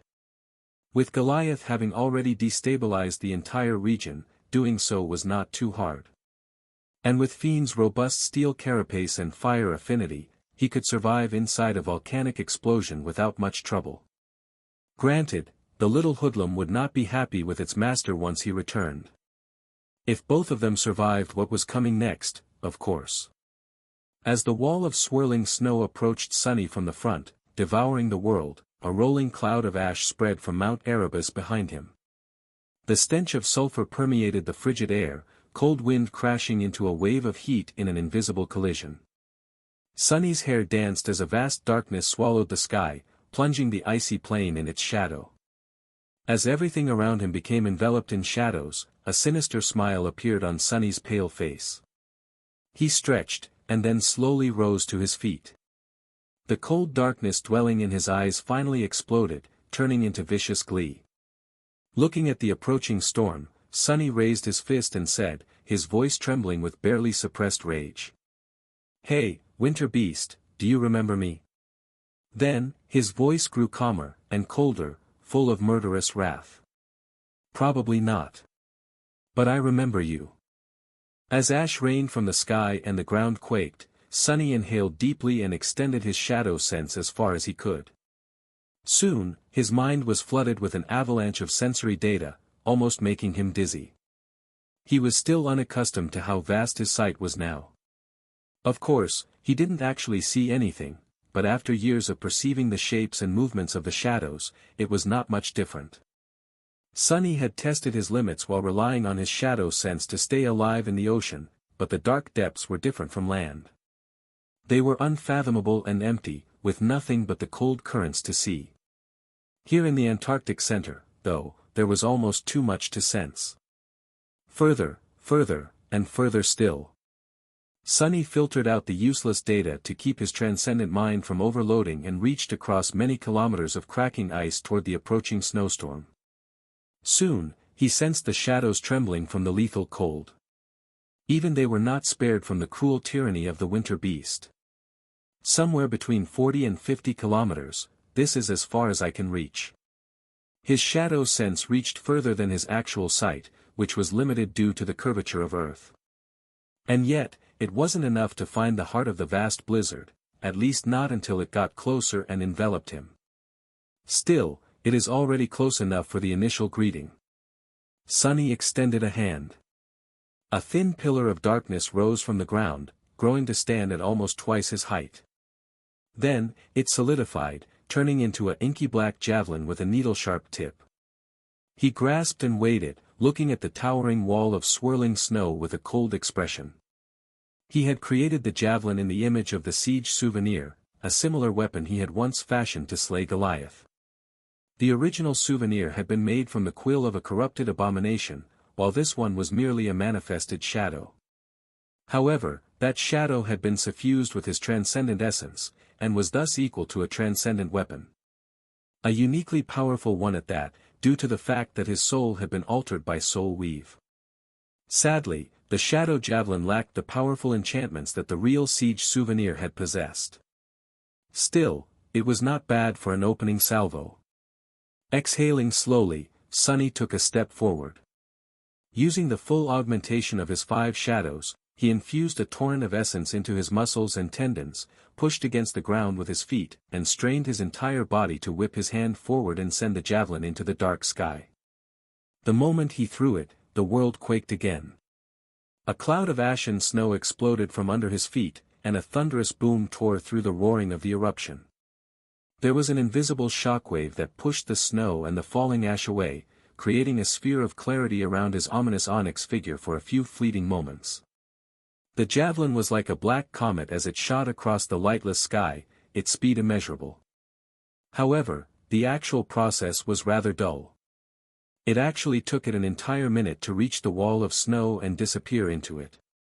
20 or so seconds later, Sunny felt his connection to the infused essence disappear. At the same time, he sensed the javelin plummet into the snow and shatter into countless shards of ice, which then dissolved into an intangible shadow. The corner of his mouth twitched. Not enough. With the volcano erupting behind him and the gargantuan wall of snow that connected heavens and earth racing to swallow him from the front, Sunny stared forward with a dark expression and did some mental calculation. I am no better than an artillery cannon, distance-wise. Granted, that javelin of mine was about 25 times heavier than an average artillery shell. Still, I would need to be inside the storm to reach its eye. He grimaced with displeasure. All these mathematics was not exactly what he had wanted. What he had wanted was to get up close and personal with the winter beast, and feel its blood flow down his hands. However, reality was never what one wanted. Well, maybe not, considering that Sunny had gotten exactly what he wanted. He had gotten his freedom. And everything else that had come with it. In any case, the distance was not that important.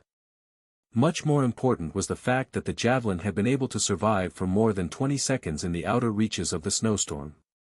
That was something Sunny could work with. Of course, he still did not know how long his missiles would last in the inner hell of the winter beast's domain.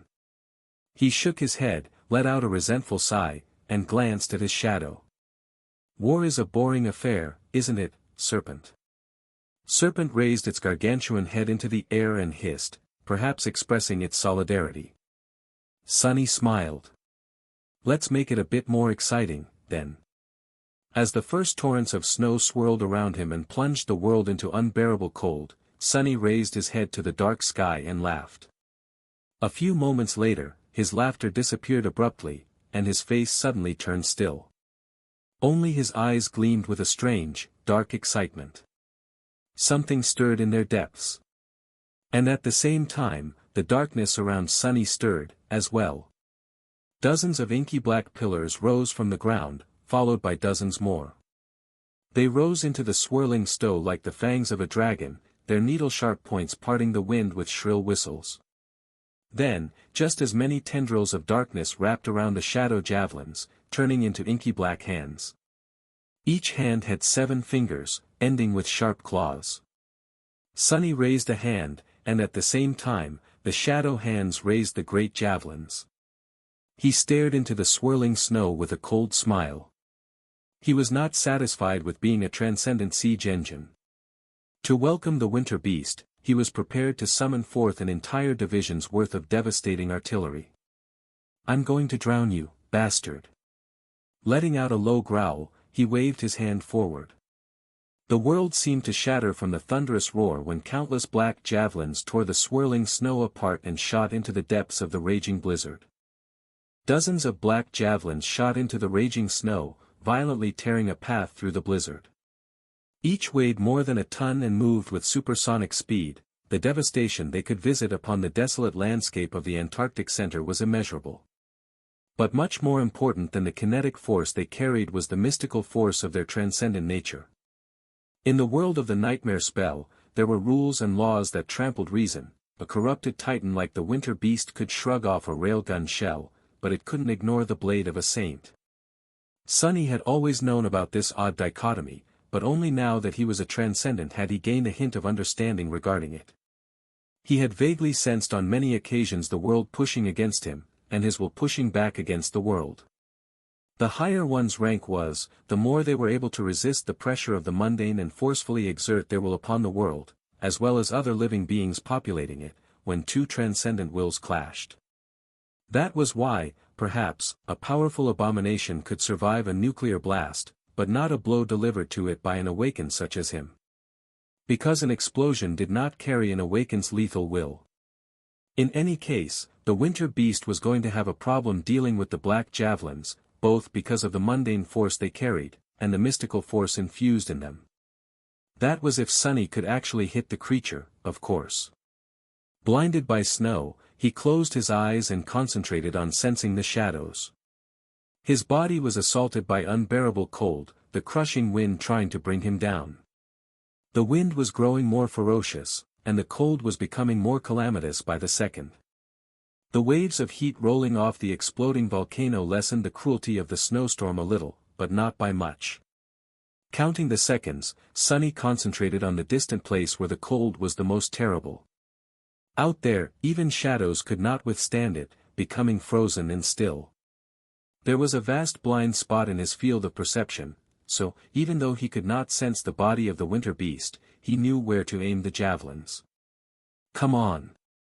There were almost 15 seconds left before his missiles reached the target area. Which did not mean that Sunny would simply wait patiently. Serpent. Responding to his voice, the giant creature turned into a tide of darkness and flowed under his armor. A few moments later, it had already turned into a serpentine tattoo.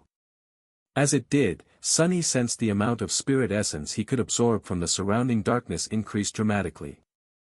He suspected that it was either because of Serpent's new ability or because of its shadow guide attribute having undergone an evolution. In the past, that attribute allowed Serpent to help Sunny control his shadow essence better, so who was to say that it couldn't guide the ambient essence of elemental shadows into his soul, as well? Thankfully, Sunny was currently shrouded in darkness. The twilight sky was obscured by the cloud of ash that had mixed with snow, so no light reached the plain.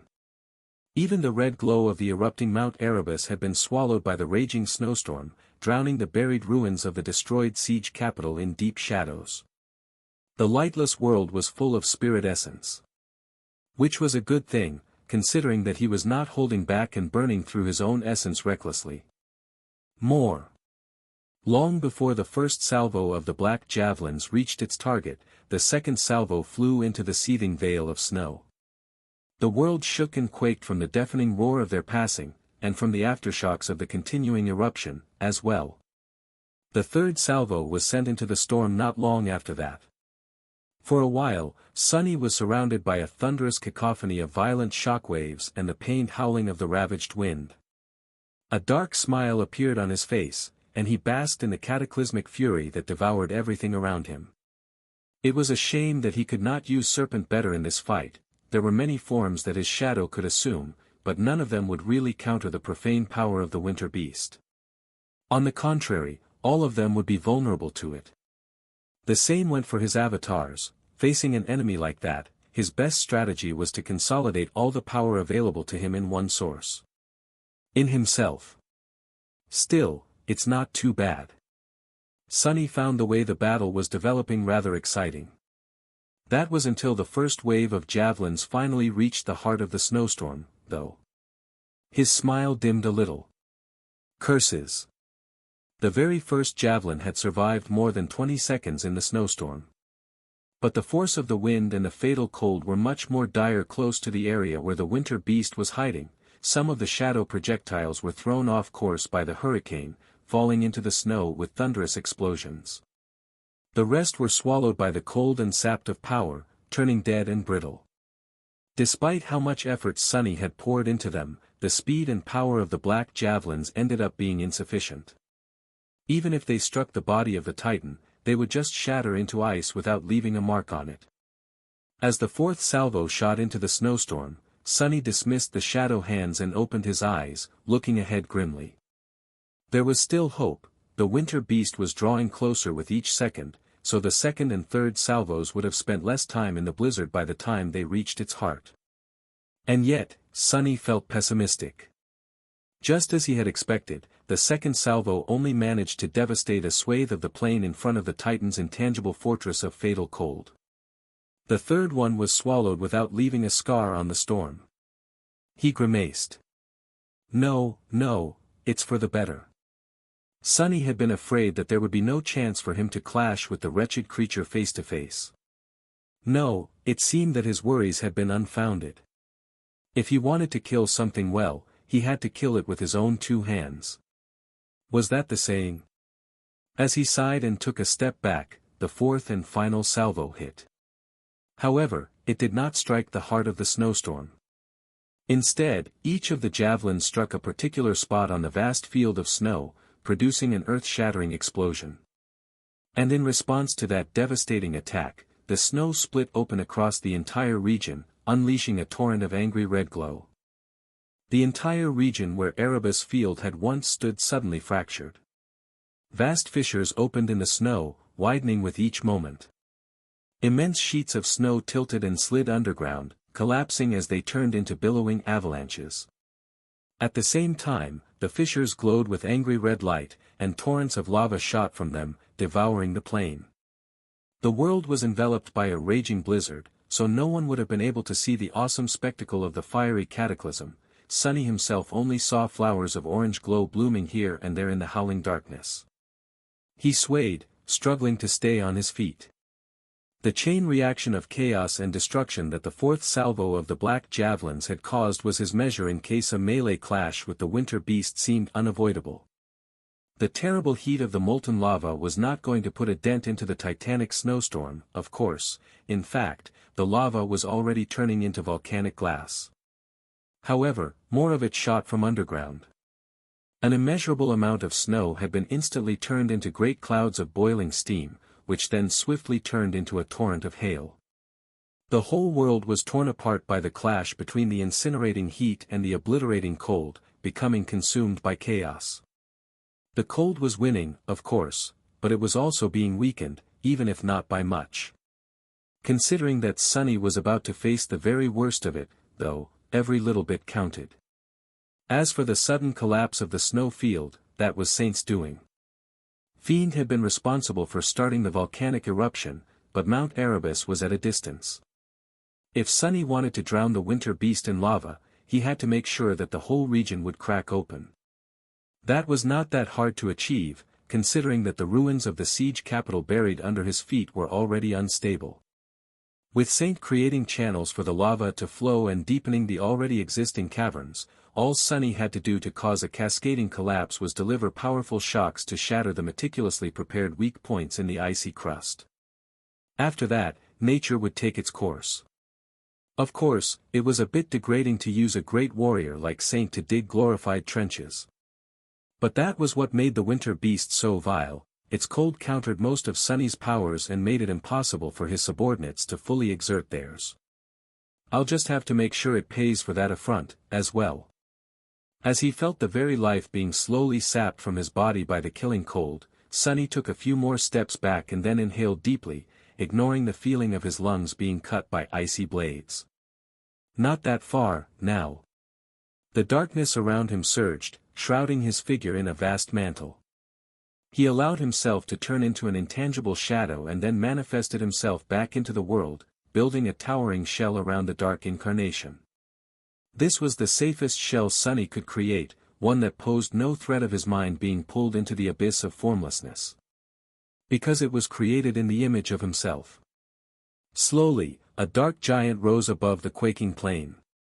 It was gaunt, with long hair that billowed in the wind like a sable waterfall. His eyes were like two abyssal wells, and the expression on his inky black face was both cold and savage. The hurricane wind crushed into the immense chest of the shadow colossus and was repelled, howling mournfully as it died. Vast plates of stone-like metal encased his gaunt and muscular body, creating a fearsome onyx carapace. As the heart of the snowstorm drew nearer and nearer, the dark giant slowly lowered himself, his knee sending a net of cracks through the thick layer of impenetrable ice. Then, he leaned down and supported his immense weight with both palms. Finally, the colossus grew still, his head lowered. His pose was like that of an athlete preparing to explode into a run. 20 seconds, huh? Sunny felt darkly fascinated by the immediate future. That was how long his javelins had been able to survive in the outer reaches of the snowstorm. Some had made it most of the way into the heart of the profane blizzard before turning into shattered ice. He was much more powerful than a manifested shadow, though. He was a transcendent terror, both his body and his onyx carapace augmented 5 times over by the shadows. Sunny was willing to bet that his shell would survive long enough for him to witness the true appearance of the winter beast. He would probably have mere seconds to live after that, though. So, something had to happen in those seconds to end the battle in his favor. I like it. A strange, sinister, thunderous noise suddenly resounded in the raging blizzard. It was the sound of the shadow colossus laughing. Then, his laughter turned into a chilling growl, and the towering giant exploded forward like a dark tsunami. An entire area of the snow field was obliterated by his initial push. A crushing shockwave spread from the point where Sunny's foot dug into the ice, but he was moving faster than it. Faster, and faster, and faster still. The shadow giant tore through the snowstorm as he ran, effortlessly leaping over the vastest of fissures and sending fountains of incandescent lava into the sky when he stepped in them, as if stepping into puddles. His speed increased more and more, until it was as if a black meteor was flying above the snow, moving parallel to it. The bitter cold sank into the towering colossus, trying to shackle him and slow him down. But Sunny simply broke through the cold, even as he felt the outer layers of his shell turn to ice. The heart of the snowstorm was already in front of him. He dove into its terrible embrace, trying to accelerate even more. In the end, the cold was just too much. With his giant body impacted by its fatal force, Sunny couldn't keep up anymore. He lost his balance and fumbled, almost falling down. There was no time to take the next step. And yet, his speed was so great that he was carried forward by pure inertia. That inertia was just enough to bring him into the eye of the storm. There, Sunny finally saw the winter beast. The frozen lips of the shadow colossus shattered into pieces as he bared his teeth in a vicious grin. Well, aren't you ugly? The snowstorm manifested by the winter beast was like a rolling cataclysm, with devastating winds carrying a seething mass of swirling snow and tiny ice particles. Close to its heart, the ice particles were like a myriad of razor-sharp blades, shredding anything that had not been frozen by the unholy cold already. Each of the countless shards of ice had been a part of someone slain by the blizzard once, perhaps.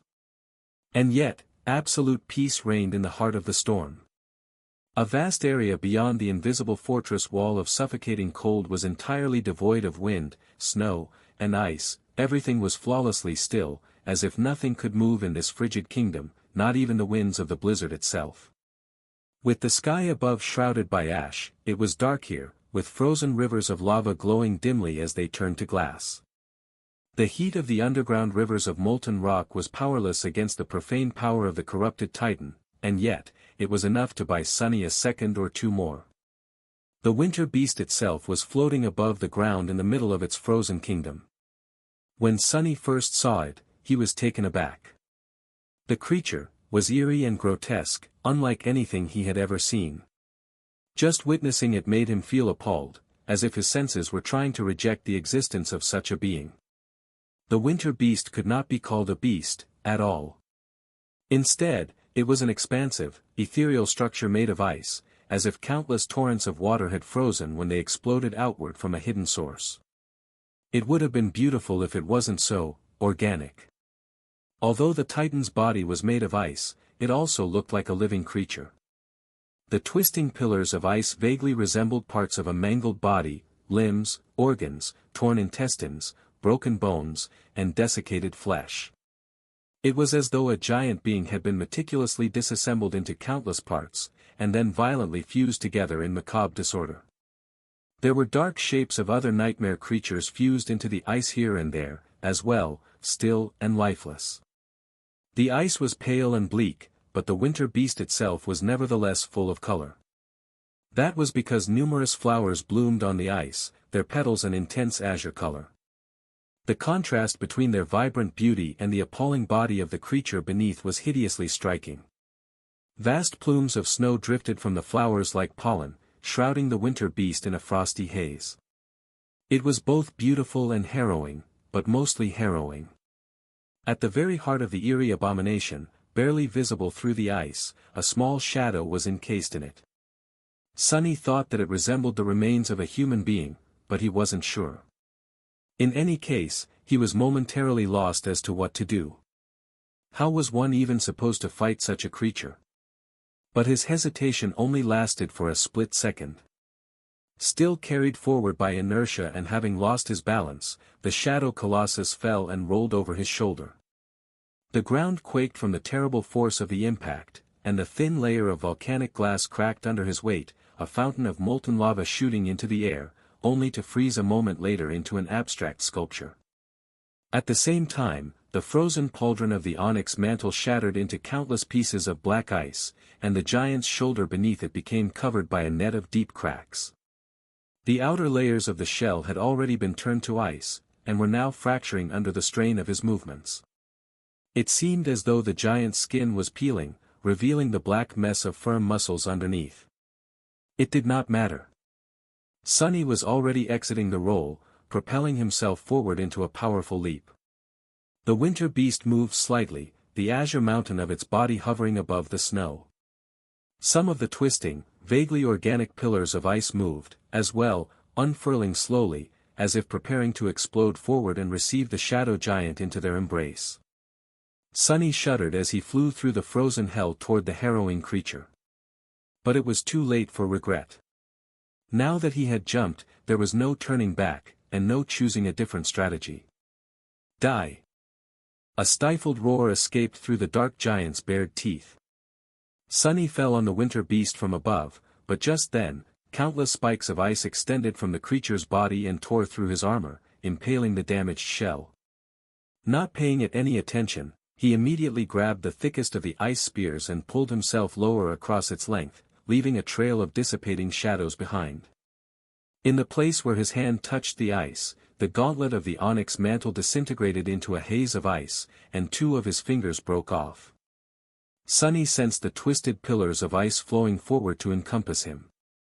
The unbearable cold permeated the entire mass of the shadow colossus shell, sending waves of pain through his soul. His dark eyes surged with murderous fury. In the next moment, the impaled giant slid low enough to reach the actual body of the abominable titan. His feet touched the ground. Crushing countless azure flowers, he stretched his hands and grabbed onto the grotesque shape of the titan, his claws digging into the killing ice. And then, Sunny pulled the winter beast into the shadows. "Let me help you off your throne, you abominable wretch." In war, the best advantage one could gain was fighting on a battlefield of their choosing. Sunny was currently in the very heart of the winter beast's storm, where his enemy wielded the most power.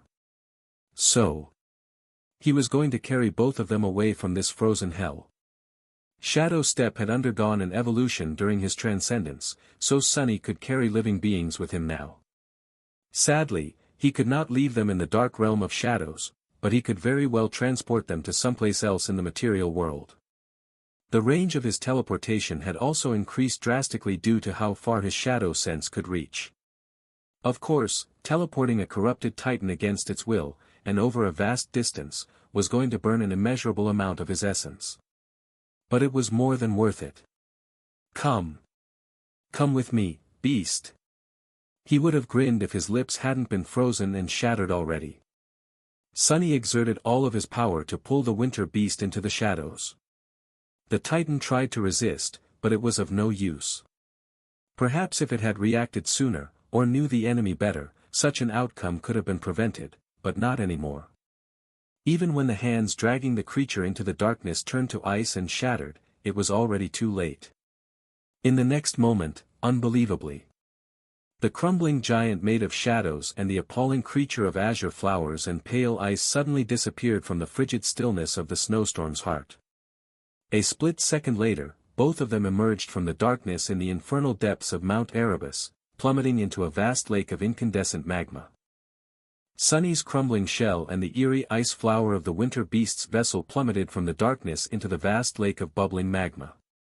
The frozen hell of the calamitous snowstorm had been left behind, and although Mount Erebus was already swallowed in its ruinous embrace, the unholy cold did not reach this underground cauldron. However, the winter beast had brought the cold, the snow, and the storm with it. The azure flowers growing from the corpses of the nightmare creatures that the ice had encased were still blooming with plumes of snow, and the creature itself was like the heart of an endless, empty, cold abyss. Several things happened before Sunny and his enemy plunged into the churning magma. First, the vast cloud of snow surrounding the winter beast instantly evaporated. Second, the surface of the fiery lake instantly cooled, turning into black glass. Third, the sudden changes in pressure and temperature, as well as the sudden expansion of a vast mass of boiling gas, caused a titanic explosion, throwing Sunny and the dreadful abomination apart. The explosion shattered the dome of the underground chamber and the crust of the recently frozen magma, which in turn started a chain reaction of devastating destruction. Far above and outside, the erupting Erebus shuddered and quaked, gargantuan stones exploding into the frigid air like cannonballs. A terrifying crack split one of its slopes, and after another cataclysmic quake, the entire side of the fuming mountain crumbled. Letting the wind, the ice, and the snow of the unholy storm pour deep into the interior of the erupting volcano, where the blizzard came into contact with the endless mass of molten rock. A secondary explosion tore apart the snowstorm and shook the very heavens, much more terrifying than the first. As indescribable destruction spread, a towering mushroom cloud rose above the frozen ruins of Erebus Field, dwarfing the first one. All across the Antarctic center, the ground shook. Avalanches rolled down from snowy peaks, and several mountains collapsed. The ice encasing the frozen ocean split open, and towering waves of black water rolled from below. Deep underground, Sunny felt like he was caught in the middle of a collapsing star. Bombarded by devastating concussive waves from all sides, wreathed in incinerating flames and suffocating cold, he moved his damaged shell to dodge the giant boulders that fell from above. The boulders crashed into the crust of frozen magma, breaking it and causing immense geysers of molten rock to shoot upward. Those geysers were immediately frozen, turning into glass pillars, only to be shattered a moment later and collapse in a rain of obsidian shards. It was a scene of absolute chaos, like a chilling glimpse of fiery hell. Sunny wanted to laugh. Did I complain that the battle was not exciting enough? In this life, it seemed, all his wishes were destined to be granted. The mangled colossus made of pure darkness lunged toward the grotesque shape of the winter beast. The shell was in poor shape. The onyx mantle was cracked and fractured all over. It was repairing itself, but not fast enough to make a difference. His face was missing most of its skin, revealing his black teeth and slightly protruding canines. In that moment, it resembled Weaver's demonic mask much more than his face. Both hands of the dark giant had turned to ice and shattered when he grabbed the winter beast, leaving him with no means of holding a weapon. But that was fine. Sunny himself was a weapon. Reaching the Titan in several ferocious leaps, Sunny used all of his mass and all of his momentum to deliver a devastating kick to the eerie ice creature. The blow was truly terrifying. Even though the winter beast had used countless tendrils of ice to block it, most of them were shattered and exploded into a barrage of deadly ice shards. A net of cracks spread over the innermost surface of its hideous body, as well. Much more importantly, the creature was thrown down, crashing through the crust of magma and plunging into the flaming depths of the hellish cauldron. Of course, Sunny was not unscathed either.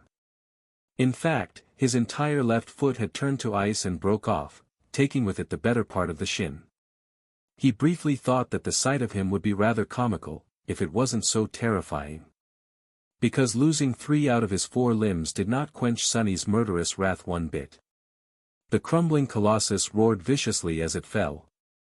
The winter beast was not damaged by the incandescent magma at all, even if it directly opposed the power of unholy cold. Instead, the entire lake of magma cooled, its very heart turning into a vast expanse of black glass. Thanks to that, the Titan was momentarily trapped in obsidian, fused into it like the corpses of the nightmare creatures were fused into the hideous ice of its body. Sunny was full of furious glee at receiving that moment. Using the feather of truth, trait of the onyx mantle, he turned himself as heavy as he could, and toppled straight onto the immobilized abomination.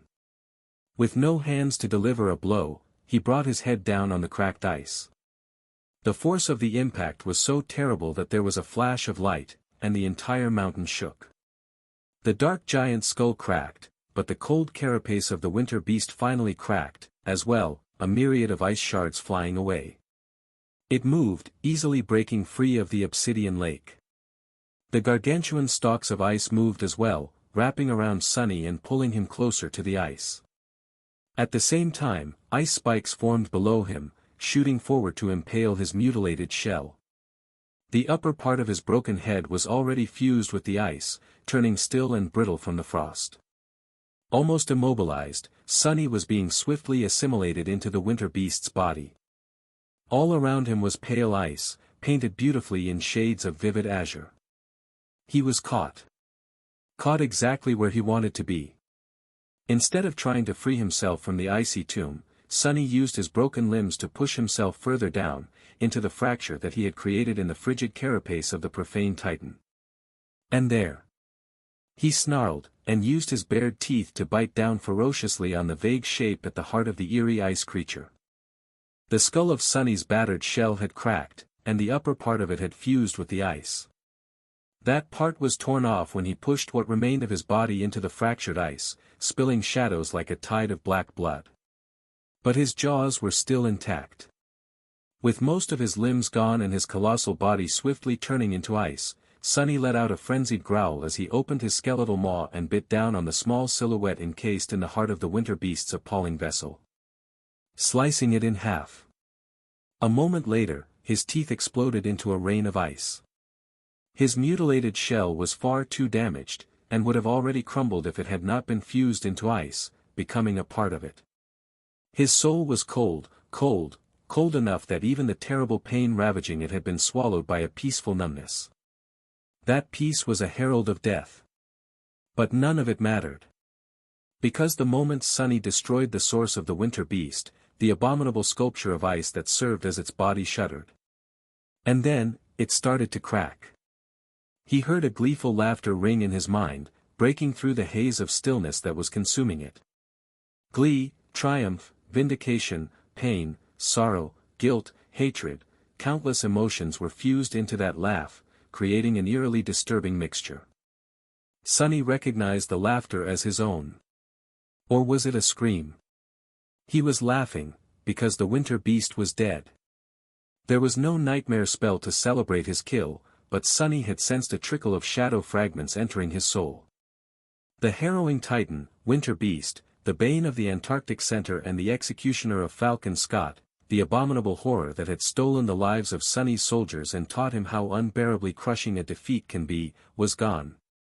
Slain by his own hand, no less. Vengeance was so sweet. But that sweetness was also so indescribably bitter, because it carried the memories of what it was exactly that Sunny had longed to avenge. Ah! Imprisoned in the depths of a frozen shell, Sunny cut off his senses for a fleeting moment. Left alone in the darkness, he whispered. This is for you. It was for Belle, Dorn, and Samara. For Professor Abel, Sergeant Gear, and Lieutenant Karen. For numerous others who had perished in Falcon Scott. And for Sunny himself, who had to live with the scars that the winter beast had left on his soul. Now, let's finish this. The abominable titan was dead, but the ordeal was not quite over yet. Sunny was still trapped within the icy tomb of the winter beast's vessel, and the world was still quaking all around him. Fearing that the spreading cold would reach the very depths of the frozen shell and swallow his soul, Sunny dismissed the dark giant. However, the broken colossus did not dissolve into shadows. Eerily enough, those parts of it that had been turned to ice by the titan remained solid despite being released. All Sunny managed to do was create a sphere of empty darkness around himself, where the cold had not yet reached. He hesitated for a split second, then summoned more shadows from the lantern and swiftly built a new shell in the broken remains of the old one. The appalling figure of the winter beast was still half buried in obsidian, towering above it like a hideous masterpiece of sinister art. The azure flowers were wilting. A few moments later, they caught a flame and turned to ash, disappearing into the dark winds of the underground cauldron. A few moments more, and the cracks covering the carcass of the dreadful titan widened, and then exploded outward when two black hands tore through the ice from the inside. Sunny crawled out of the crumbling titan and allowed his second shell to dissolve. Now outside the body of the winter beast and able to use shadow step again, he instantly teleported some distance away, stepping on the black obsidian with bare feet. The damage to a shell was not transferred to the body, but the onyx mantle was truly in tatters. It was going to take some time for his armor to restore itself, so, for now, Sunny was left standing there in nothing but the rags of his military bodysuit. No different from how he had been when he returned to Antarctica. He took a deep breath. Somewhere outside, far away, the terrible snowstorm was dying down. The profane power that supported it was gone, and so, it was going to disappear without a trace before too long. The worst of the eruption seemed to have already happened, as well. Most of the lava that had flown from Erebus had been cooled by the blizzard, solidifying into glass and stone. That said, the volcano had been terribly damaged, an entire side of it having collapsed to reveal the fiery caverns within. Sunny suspected that, if not for the ash, he could have looked up and seen a fragment of the bleak sky even from these depths. The ground was still quaking, but not as much as before. He waited for a bit, ignoring the sweltering heat and holding his breath in the suffocating fumes of the active volcano. In front of him, at some distance, the corpse of the winter beast was slowly crumbling. The azure flowers were gone. The pale ice was shattering, unable to withstand its own weight anymore, and melting. The desiccated corpses of the nightmare creatures that had been encased in it caught flame and were scattered by the wind. Soon, it was all over. Full of an indescribable feeling, Sunny slowly approached the place where the winter beast had died. His enemy was gone, and all that remained was a scattering of shimmering soul shards, the fragmented remains of his frozen shell, and a barrow of pale ice. There was no sign of the vague silhouette that he had bitten in half anywhere in sight. It must have turned to ash like the rest of the corpses fused with the abomination. The remaining ice, what had been the innermost core of the titan's body once, was not melting, but neither was it radiating a sense of fatal cold. That cold was there, still, but now, it seemed to be contained within the ice instead of spreading outward like a curse. In the flaming darkness of the obsidian lake, the mystical ice looked almost like frosty metal. Sunny hesitated for a few moments, then sighed, coughed violently, and summoned the covetous coffer.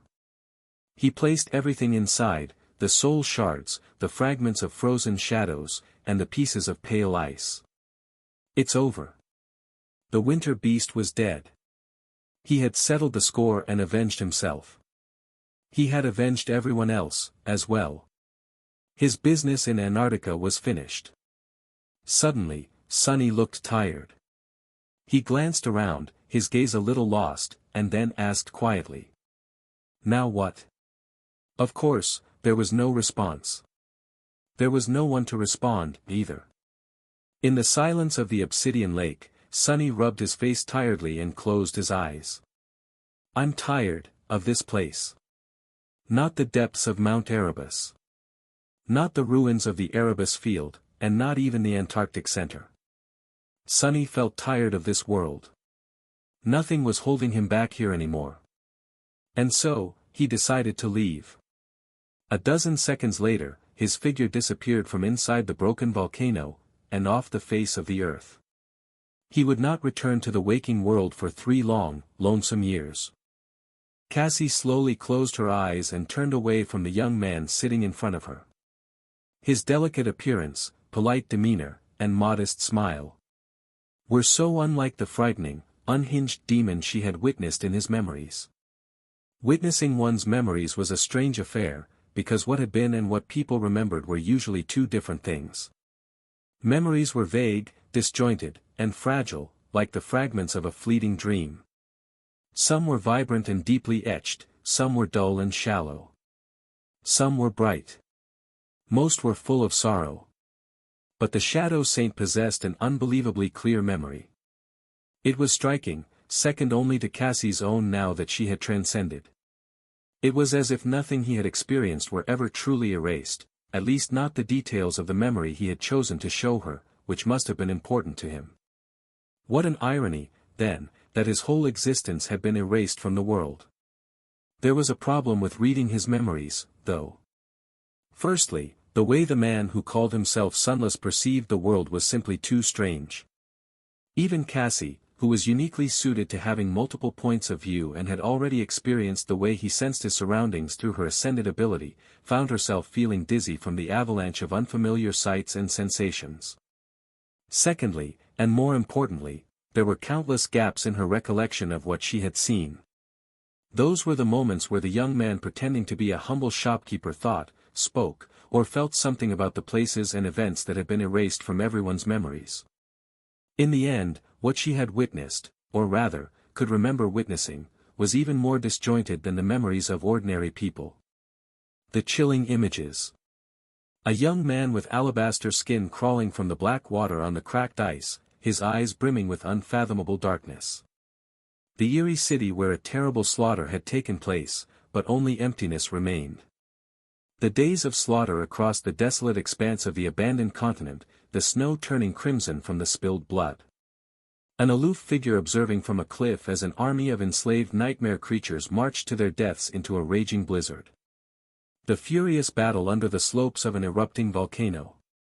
The harrowing strength both the monster and the man had shown. The culmination of it all, and so much more. Cassie scowled. Why was it so hard to cling to the very idea of it? She had to know. Countless thoughts surfaced in her mind, clicking together as they assembled into chains of logic. The frozen siege capital, it must be Falcon Scott, the fallen bastion of the Antarctic Center. He had returned there as a former member of the 1st Evacuation Army. That winged beast he used as a mount was unmistakably a spire messenger. I was right, after all, he was with us on the forgotten shore. However, the Fire Keepers only joined the southern campaign after the Antarctic Center was swallowed by the chain of nightmares. Which means that he was never one of us. What relationship did we have? This strength, was he one of Gunlog's lieutenants? A prominent hunter of the outer settlement? Someone who paid tribute to live in the castle, like Kai and Iko? He could have been sent to the Forgotten Shore the same year as Cassie and Nephice, but that was exceedingly unlikely. There had been only 3 people who reached the Dark City that year, Castor, Nephice, and Cassie herself, due to being dragged along by Nephice. Or, no, had there been someone else? Her memories were vague, which meant. Her train of thought broke apart and faded, even the memory of having such thoughts disappearing from her mind. She vaguely sensed what had happened and tried to retrace the steps of her logic, but to no avail. So, Cassie continued to think. And find more pieces to fill the void. Sunny allowed Cassie to contemplate what she had seen for a few minutes. He guessed that it was going to take her a while to come to terms with the winter beast's demise. However, she spoke sooner than he had expected. Turning to face him once again, the blind seer said evenly. So, you are the Lord of Shadows. Sunny shrugged and smiled lazily. What if I am? She hesitated for a while. I know that your second body is currently enjoying a tasteless theater play that we sponsored, while the third one is somewhere in Song Domain, hiding in the shadows. However, I can't sense the one in Godgrave at all. Curious. Cassie frowned. A powerful anti-divination memory, perhaps. Or maybe it's the nature of your citadel. Sonny tilted his head a little. If you know that the play is tasteless, why sponsor it? She shrugged. Tasteless things have their use, as well. How Machiavellian of her. Sonny remained silent for a few moments, then sighed. In any case, I would prefer it if you didn't share the fact that the Lord of Shadows and me are the same person. Especially with Changing Star. Cassie's frown deepened. You want me to deceive Nephice? Why? He stared at her with no particular emotion on his face. I get it that you are overwhelmed, Saint Cassia, but think about it for a moment. Unlike you, she is unable to remember that she has forgotten something. So, she wouldn't know that the three of us share a connection. All she would remember is that there is a person pretending to be a master here in Bastion, who is actually a powerful and not entirely friendly saint residing in a death zone. Our relationship would become strained in that case, and it definitely would not become any better. Sonny smiled. Plus, this incarnation of mine is really just a humble shopkeeper. It's like a vacation. I wouldn't want my peaceful life to be spoiled. Who knows what will happen to my mental state if my only source of peace disappears in a puff of smoke. Cassie met his gaze with her unseeing eyes, then sighed. Fine. I'll keep your secret. As long as you don't scheme to harm Nephice, of course. If you do. Her expression didn't change, but the air in the stone chamber suddenly seemed terribly cold. Sonny's smile dimmed a little. Why would I harm Changing Star? She is the cornerstone of my survival, after all.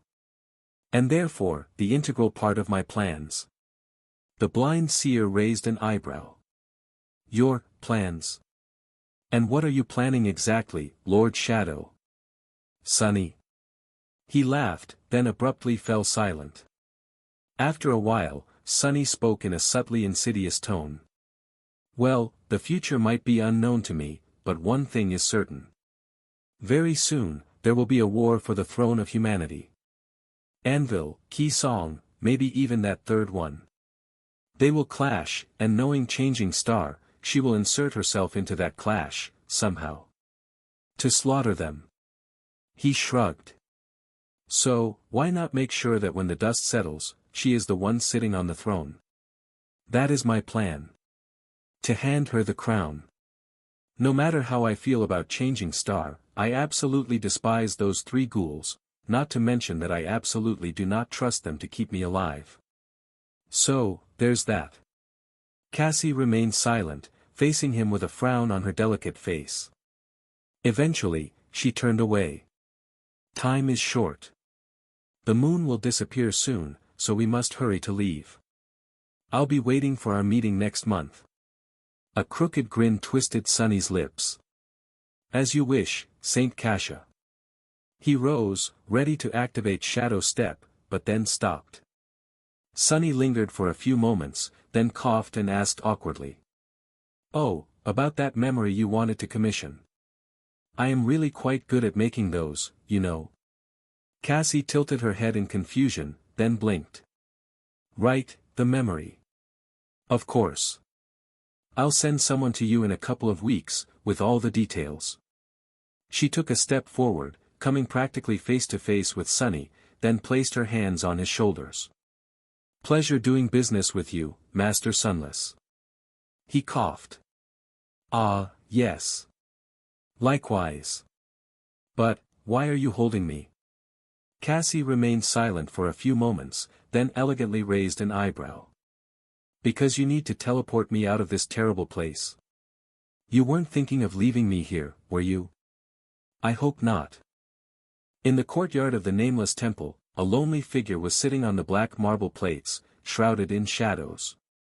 It was a young man with alabaster skin and onyx eyes, clad in an intricate suit of fearsome armor. His hair was long, and darker than a raven's wing. In front of him, a frail tree was growing in the darkness, its branches brimming with wilting leaves. Sunny studied the tree and sighed. It's not doing well, despite my efforts. The tree was missing sunlight, what little of it there was in the outskirts of NQSC, from where Sunny had stolen it. But it was resilient, just like the people there were. It had clung to life for a long time in that godforsaken place, and now it continued to do so here, in Godgrave. Sunny felt guilty towards the tree. It was the one he had cut 2 lines into to mark the passing of his parents. After claiming the nameless temple and coming back to the waking world, Sunny visited NQSC and took the tree away from the pitiful park where it grew. Of course, he replaced it with a different one. People of the outskirts did not have a lot of vibrant things to look at, and he didn't want to rob them of another one. Not that it mattered too much. Most of the settlers who chose to pass through the dream gates were not citizens, but those who had been discarded by humanity and hoped to find a better place for themselves in a different world. As a result, the outskirts of NQSC were much less crowded than they had been in his time, and would only grow more desolate as time went on. In any case, the familiar tree stood in the courtyard of his citadel now, and Sunny often came to tend to it, or gaze at it as he contemplated various matters. It seems that Valor and Song have started preparations. It won't be long now. He sighed, then closed his eyes and dove into his soul sea. Such a simple thing, but it had taken Sunny more than a year to find a way back into the soul sea after being banished from the nightmare spell. Even then, he could only enter it after concentrating and meditating for a long time.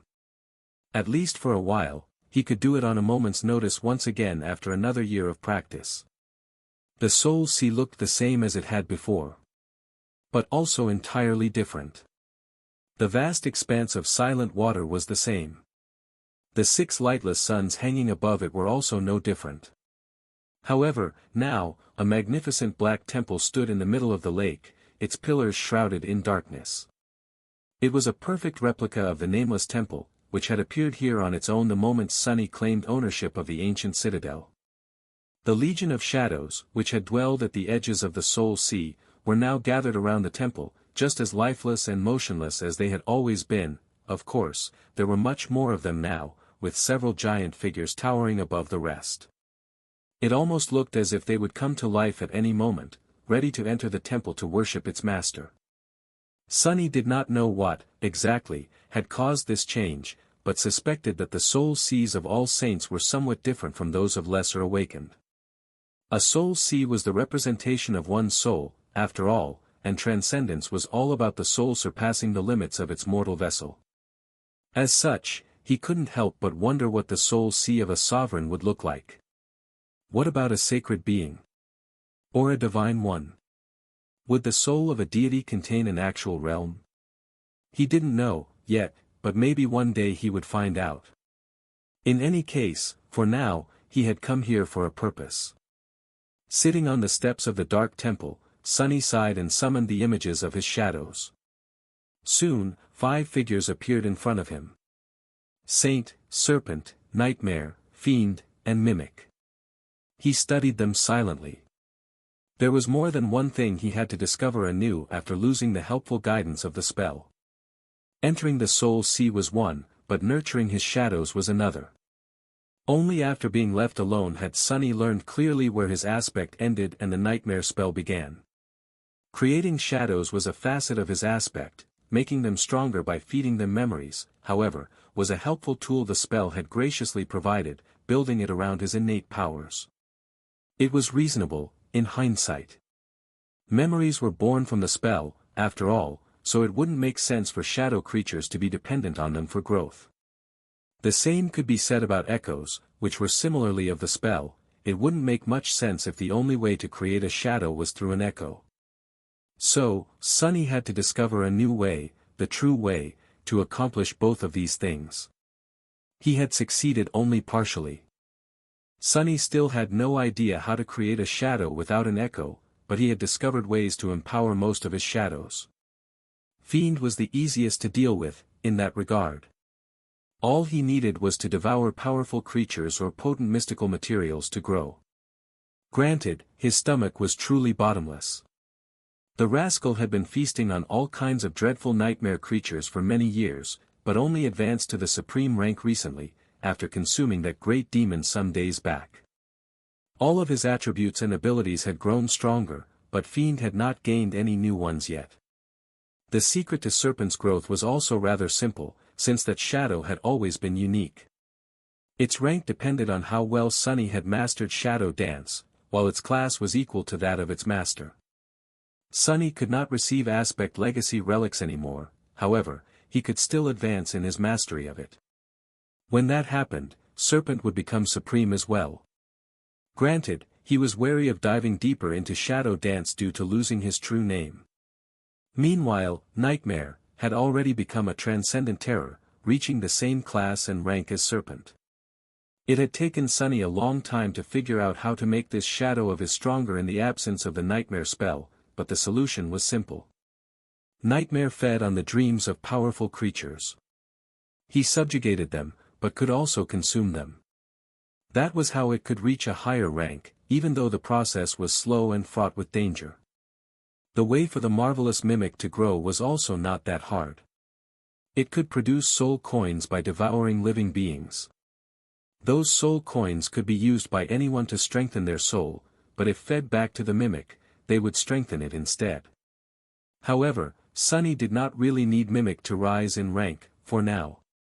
The most important traits of the marvelous mimic, the volume of its dimensional storage and the intricacy of the shape it could assume, depended on the potency of its master's soul, not the shadow's own. And finally, there was Saint. Looking at her, Sunny sighed. She was the only one he didn't know how to nurture, yet. In the past, Saint grew in rank by consuming memories with the help of the spell, but now, there was no way he knew of to strengthen her. As a result, his very first shadow had remained a transcendent devil to this day. Of course, as far as transcendent devils went, she was by far the most deadly one he had ever seen. But is it enough for what is to come? Sunny didn't know. Hearing someone walk across the marble floor of the dark courtyard, he dismissed the images of his shadows and left the soul sea. It seemed that he had a visitor. Sunny opened his eyes and summoned the helmet of the onyx mantle, hiding his face. Its visor was not as ferocious and eerie as Weaver's mask, but it was also fearsome. Deep shadows dwelled in the crack of the visor, hiding his eyes, and the black plume of the onyx helmet moved slightly in the wind. A moment later, the darkness of the courtyard was dispelled by soft light. Sunny did not move, waiting for Nephi's to approach. Of course, he was observing her through the shadows. A dull pain suddenly pressed on his heart. She has changed. The source of light was Nephi's herself, a ball of white flame dancing on her palm. He remembered that she had used a few memories to produce fire and light in the past, after returning from her second nightmare, to spare herself the pain of calling upon her aspect. But now, it seemed, that was not the case. She reached him and remained silent for a few moments, looking at the frail tree with a slight frown. Soon enough, her gaze grew a little confused, and then cleared. "Is that, a mundane tree?" Sunny nodded. "Indeed. I'm afraid it is not doing well here, in the dream realm. Away from warmth and light." He had tried many ways to substitute both through sorcery, of course, with little success. Nephis remained silent for a moment. "The aspect of one of my people, Shakti, has to do with nurturing plants. I can ask her to take a look." He turned his head slightly, staring at her with his own pair of eyes. "That would be appreciated." She smiled faintly and looked at the wilting leaves. "I must admit, though, I never imagined someone like you would feel sentimental about a tree, Lord Shadow." Sunny tilted his head. "Someone like me?" Nephis nodded. "Someone who chooses to live alone in the middle of a lifeless death zone, battling hungry abominations." He stared at her for a few moments, then shrugged. "This is the only tree in this lifeless death zone that has never tried to eat me. Of course, I am sentimental." With that, he rose to his feet and asked in a cold tone. "You are ready, then?" Now that the two of them had reached initial agreement, she had to go back to Bastion and report it to the elders of Clan Valor. However, Nephice and the Fire Keepers were not going to repeat the long and perilous journey across Godgrave. Instead, it was much more convenient for them to place their anchors in the Nameless Temple. Once they returned to their tethered location in the waking world, another saint would bring them to Bastion. And once they were done in Bastion, Nephice would bring them back to the waking world. From there, all of them could return to their anchors in the Nameless Temple. The process was somewhat unwieldy, but effective. If Sunny allowed them to anchor themselves in the Nameless Temple, of course. But he had not. The Fire Keepers believed that it was because he didn't trust them yet. Nephice most likely suspected that he didn't want another saint, and anyone sworn to a domain, to contaminate his citadel with Anvil's authority. The truth of the matter was that he simply didn't want to give Valor easy access to his temple. The harder it was for them to reach it, the less they would bother him. So, instead of allowing the Fire Keepers to place their anchors here, he would play the role of the ferryman himself. He would deliver them to the waking world, and then meet them there at an agreed-upon time to carry them back. This way, Sunny would be the only one who controlled access to his citadel, and, therefore, Godgrave. Before Nephice and the Fire Keepers left, however, they wanted to discuss the general points of their alliance with him. The better they knew what to expect, the more detailed the offer they would be able to bring back from Bastion. Let's go. Soon, the two of them entered the main hall of the temple from one of the side passages. The Fire Keepers were already there, along with their annoying lanterns. Sunny sighed behind the visor of his helmet. Ah, it was so dark and peaceful here before.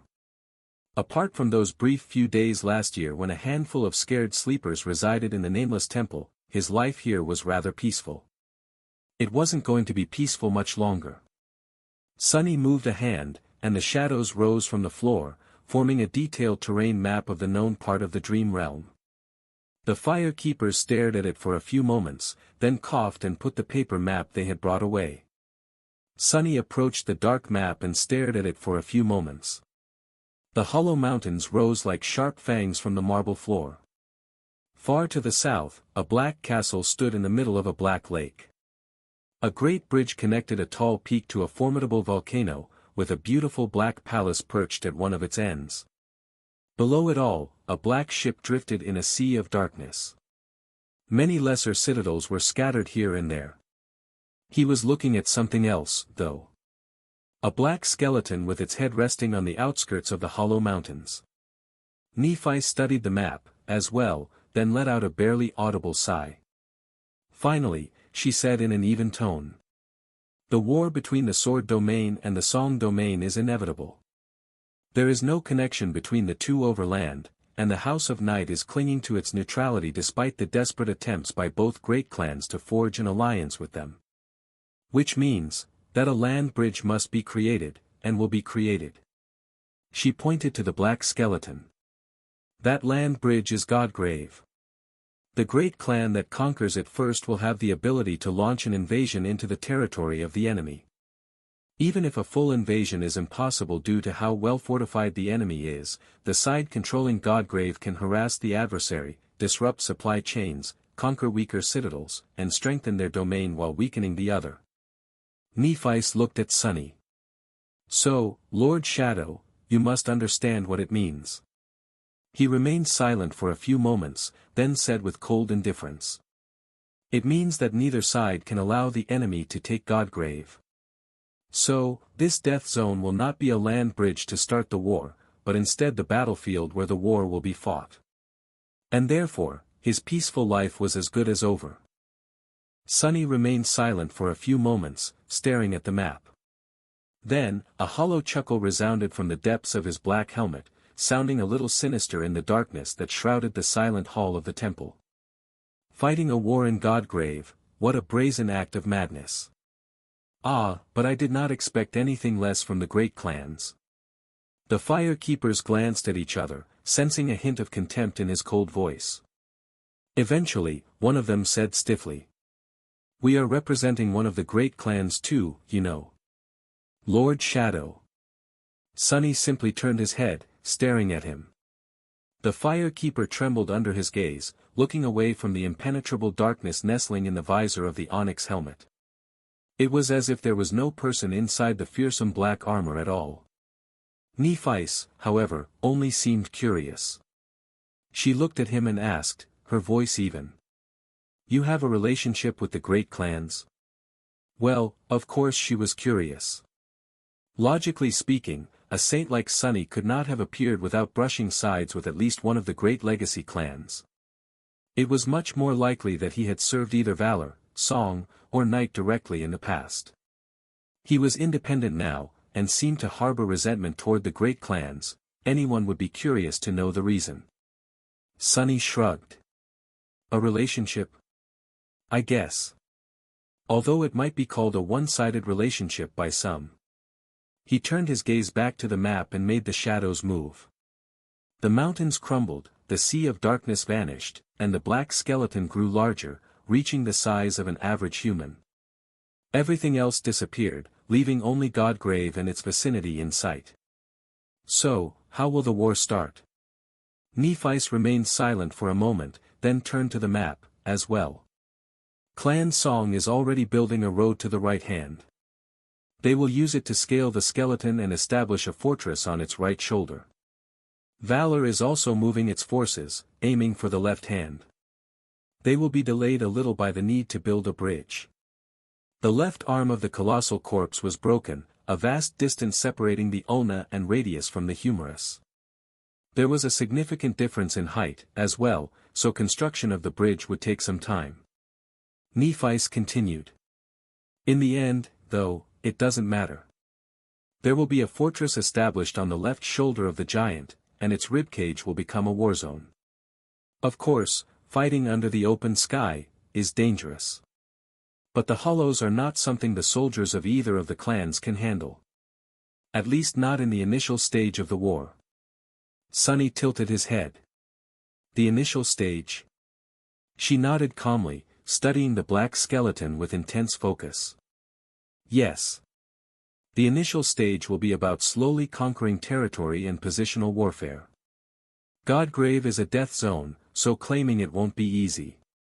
But its fall is inevitable, because that is the will of the sovereigns. The armies will advance, sealing cracks in the bone to cut off the nightmare creatures from spawning on the surface." Nephis paused for a moment. "The army of the sword domain will hold an advantage during that stage, firstly, because it has more experience in waging war against the dream realm. Secondly, because several saints who are uniquely suited for the task serve the king. Like Sky Tide." Sunny frowned behind the visor of his helmet. Saint Tyrus commanded wind and storm clouds. Her aspect would indeed be invaluable in Godgrave, where the veil of cloud stood between all living things and complete annihilation. That would undoubtedly make her a target. Already knowing the answer, he nevertheless asked. "When will the initial stage end?" Nephis glanced at him somberly. "Once enough of Godgrave is taken for both armies to locate and conquer a citadel. The second stage will be about conquering more of them. And the last stage will be about pushing the devastated enemy off the skeleton and claiming it entirely. Followed by a period of consolidation and an inevitable invasion into the weakened enemy domain, no doubt." The fire keepers were strangely silent. They seemed to have known that a war was coming, however, perhaps it was their first time hearing someone talk about the inevitable so openly. Nephis lingered for a moment. "Do you understand why conquering that first citadel is so important, Lord Shadow?" Sunny's mood suddenly plummeted. "I do. It was because the moment one of the armies took a citadel, the domain of their sovereign would enter Godgrave, as well. And that would allow that sovereign to exert their full power in a vast area around the citadel. Once that happened, the previously unapproachable hollows would not be that impossible to traverse, and the nature of the war would change.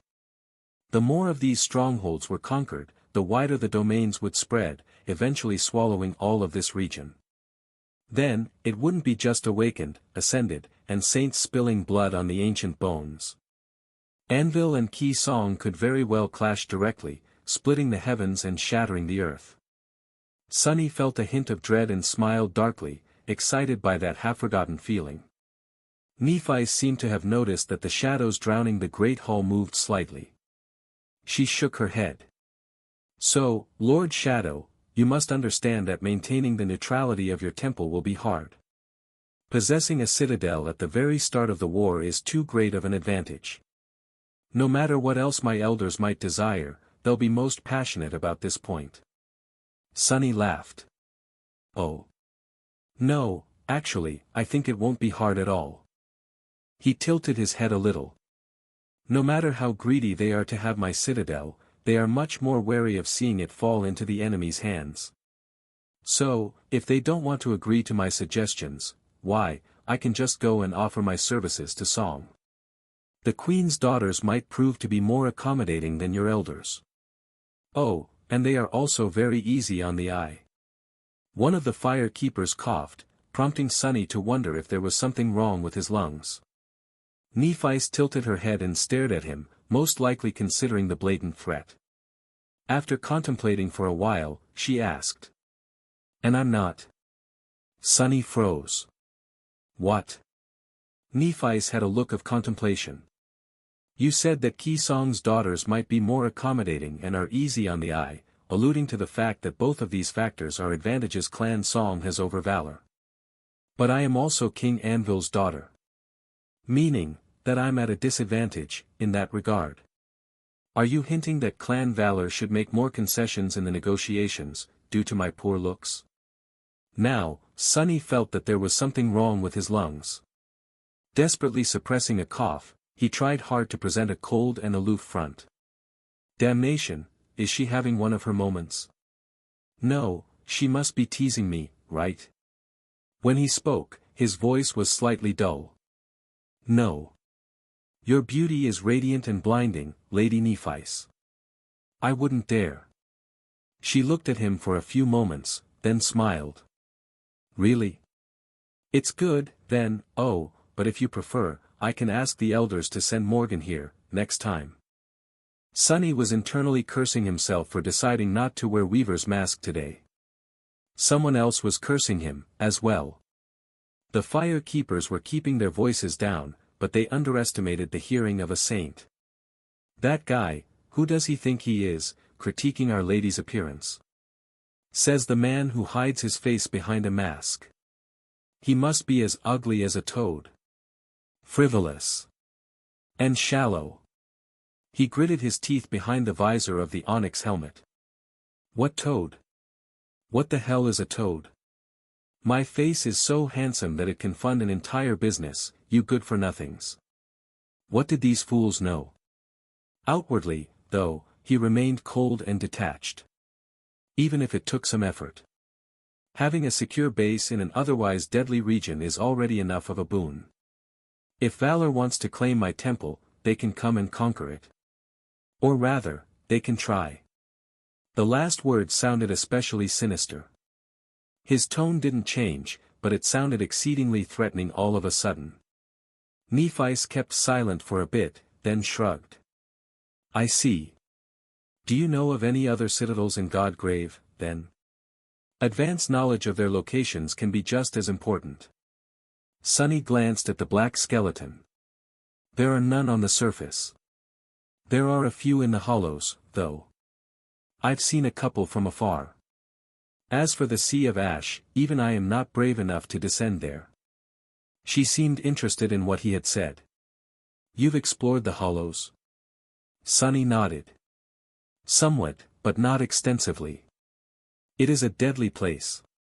The fire keepers paled. If even a saint who lived in a literal death zone called a place deadly, then it had to be worse than hell. Nephi lingered for a while. Eventually, she nodded. I think I know enough to make a report to the elders. It's time for us to return. Before she could finish the sentence, though, there was a loud noise. Fiend shifted slightly, the infernal flames igniting brighter in his eyes. At the same time, a tall and graceful figure appeared at the entrance of the temple. It was Saint. However, right now, her dark elegance was nowhere to be seen. That was because she was carrying something on her shoulder. That something was resisting and cursing desperately, powerless against the shadow's stone grip. Let me go, abomination. If you want to kill me, just do it quick. Why are you tormenting me? Sunny blinked.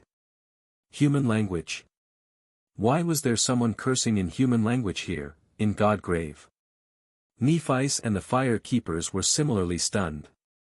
Saint walked toward them and unceremoniously dumped her burden on the floor. The person rolled on the marble tiles and scrambled to their knees, crawling back in fear. Stay back, demon. It was a very young, and very dirty youth, his face smeared in mud and dried blood.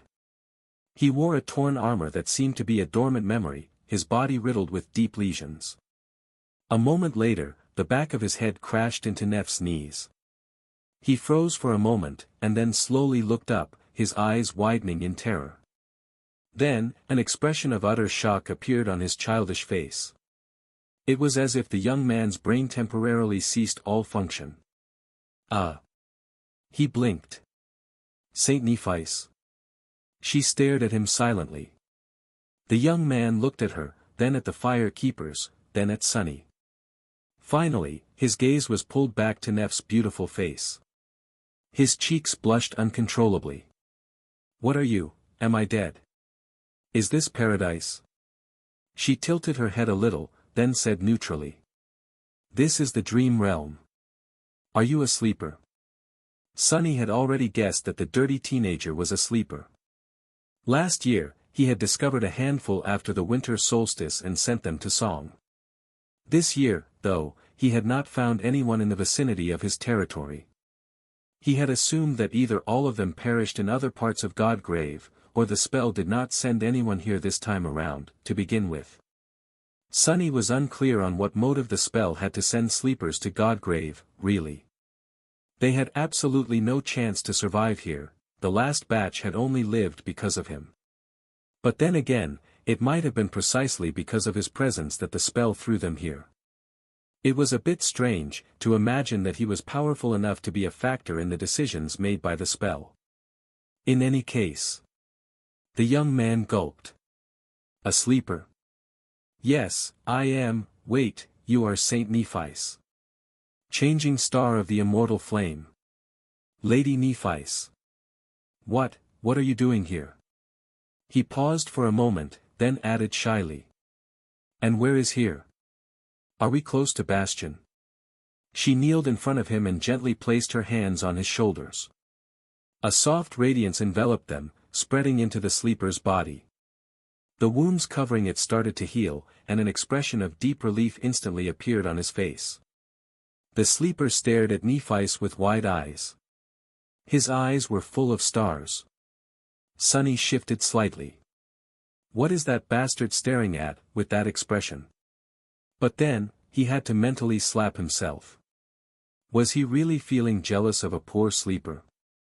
Nephis spoke in a tone that was considered soft, for her. We are in a distant and extremely dangerous region of the dream realm. My warriors and I are here on an important mission. You are fortunate to have met us, young man, otherwise, I'm afraid your fate would have been sealed. The young sleeper remained silent, looking at her with a strange expression. Sunny sighed. I did not think that any of the sleepers survived this year. Last solstice, I happened on a few and helped them escape. There seems to be just one survivor this time. His voice sounded cold and uncaring. Nephi spared him a glance, then turned back to the young man. Don't worry. The worst is behind you. You are safe now, we will take you back to the waking world. He took a shallow breath, closed his eyes for a moment, then desperately shook his head. No. No, you mustn't. I'm not the only one. There are others, as well. We hid ourselves and clung to life for many days, but then, there was no more water. Someone had to go out to try and find help, and I volunteered. Sunny sighed behind his helmet, already knowing what was about to come. The sleeper grabbed Neff's arm and said hoarsely. Please, Lady Nephis. You are changing star. Please save the others. Sunny was indignant. The spell, it has some nerve. First, it had abandoned him. Now, it was using him as a babysitter for unfortunate sleepers. He shook his head slightly, then asked, his voice grim. Those others you mentioned. Where are they? As it turned out, there were 2 other sleepers somewhere out there, hiding under the roots of a dead tree in the hollows. They were well outside the Shadow Realm's fragment and inside the bones of the colossal skeleton, which made the potential rescue problematic. In fact, it was miraculous that they had survived for so long. Too miraculous, maybe. While the fire keepers were calming the dirty teenager and giving him food, Sunny stared at him coldly. He had already studied the sleeper's soul, making sure that he was indeed a dormant human. But why were Nephis and her people so careless? He glanced at her, then asked, his voice emotionless. How do you know that he's not one of Skinwalker's vessels? Nephis, who was standing a few steps away from the sleeper, shrugged. If he was an abomination, my flames would have burned him, not healed him. Sunny raised an eyebrow. It made sense, her soul was immune to corruption, so the flames of her soul did not tolerate it. Granted, Nephis had not yet mastered that aspect of her powers to such a degree in the past. Alright, he's not Skinwalker. That didn't mean that the sleeper was harmless, though. He could still be a body Mordred decided to wear, granted, that was very improbable. It would be exceedingly hard to find a sleeper just a few days after the winter solstice, let alone drag one to Godgrave. And while Mordred was powerful, it would be harder still to traverse Godgrave in a dormant body, even for him. So why was this sleeper so strange? Sunny walked forward, and although he did not say anything, the fire keepers instinctively parted before him. The sleeper looked up, his eyes suddenly widening in fear. My lord. Stopping in front of the teenager, Sunny looked down without saying a word. How strange. Even though he could see the dirty young man, he could not sense him. It was as though there was no one there was no scent, no presence, not even a shadow he could perceive. Was that why he had not sensed what Saint was carrying until she was already in the temple? The corner of his mouth twisted upward. Is that your aspect? The sleeper flinched, then looked down. Yes, my lord. I am not good at anything except for hiding. But hiding. I'm really good at it. Sunny tilted his head. What a powerful aspect. It wasn't easy for a dormant ability to fool the senses of a saint. Perhaps it wasn't completely unreasonable for the spell to send this poor child here. In any case, that aspect of his could somewhat explain how the sleeper managed to survive a short trip across Godgrave. What is your name? The young man shivered. It's Ray, my lord. Sunny lingered for a bit, then nodded. All right. I've decided not to kill you, Dreamer Ray. Leaving the young man with his mouth hanging open, Sunny walked away. As he did, the fire keepers gave him a few dirty looks and returned to trying to calm the teenager down. Their previous efforts had been utterly invalidated by a few words from the Lord of Shadows. Nephis glanced at him and raised an eyebrow. Do you kill sleepers often, Lord Shadow? Sunny contemplated for a few moments, trying to remember how many sleepers he had killed. In the end, he answered evenly. Not often. Then, he turned to face her and asked in the same emotionless tone. What about you, Lady Nephis? She did not answer, instead changing the topic to the fate of young Ray's friends. You are better acquainted with Godgrave. The 2 of us and my warriors, can we rescue the other 2 sleepers from the hollows? That is not the mission entrusted to me by Clan Valor, but still. If it is possible, I would like to save them. Sunny hesitated for a second. Can we? Sure, it's possible. But your people, skilled as they are, there is no guarantee that all of them, or any of them, will survive in the hollows. You and I can try it alone, though. She nodded simply. Then that is what we'll do. If you are willing. He stared at her silently, pretending to be surprised. Are you fond of risking your life for strangers, Lady Nephis? Braving a death zone for a couple of insignificant sleepers, wouldn't it be a shame if someone as illustrious as you perished for no good reason? Why do it? She smiled faintly. Firstly, I'm not planning on dying here.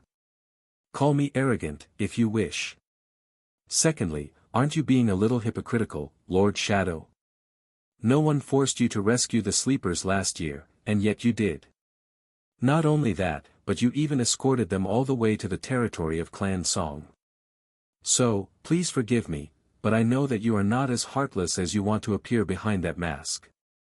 Am I, really? Sunny frowned, deciding to act more tyrannical in the future. She turned and looked at him, her smile widening a little. And most importantly, because I want to. That's the only reason I need. Sunny let out a chuckle. Ah, there it is. She doesn't change. He shook his head. What if all of this is an ingenious plot to lure you into the hollows, alone, where I'll have an easier time disposing of you? What if I've already struck a deal with Clan Song? Aren't you afraid of following me into the darkness, with no one to cover your back? Nephis remained silent for a bit, then shrugged nonchalantly. Shouldn't you be afraid of following me into the darkness instead? This citadel of yours is very valuable. What if I already received orders from Clan Valor to eliminate you and make it my own? Sunny stared at her for a bit, then let out a cold laugh. Now that you mention it, I probably should be afraid. But, what a pity. I've been foolishly fearless as of late. There was a sinister note in his tone, as if he was inviting her to try something. Nephis smiled. Being enslaved by fear is more foolish. With that, she threw one last glance at the sleeper. Her expression changed subtly, switching from composed languidness to a state of cold focus. It might be for the better. I'll instruct my people to tend to your tree while we're gone. That said, time is of the essence. I suspect that these 3 sleepers only lasted that long because of this young man's aspect. He volunteered to venture out of their hiding spot thinking that he's the best person for the job, but the remaining 2 might be in danger without him. If they are still alive, we must find them as soon as possible. Sunny nodded. Fair point. Go talk to your people and find out what else they've learned from the boy. We'll leave as soon as that is done. While Nephis talked to the fire keepers, he lingered for a while, observing her. His mood was rotten. Damn it. I didn't want to reveal what is hidden in the hollows to her, so soon. After getting all the information the frightened sleeper could share, Sunny and Nephis let him rest. Without wasting any time, Nephis headed for the exit from the temple, however, Sunny led her into its depths instead.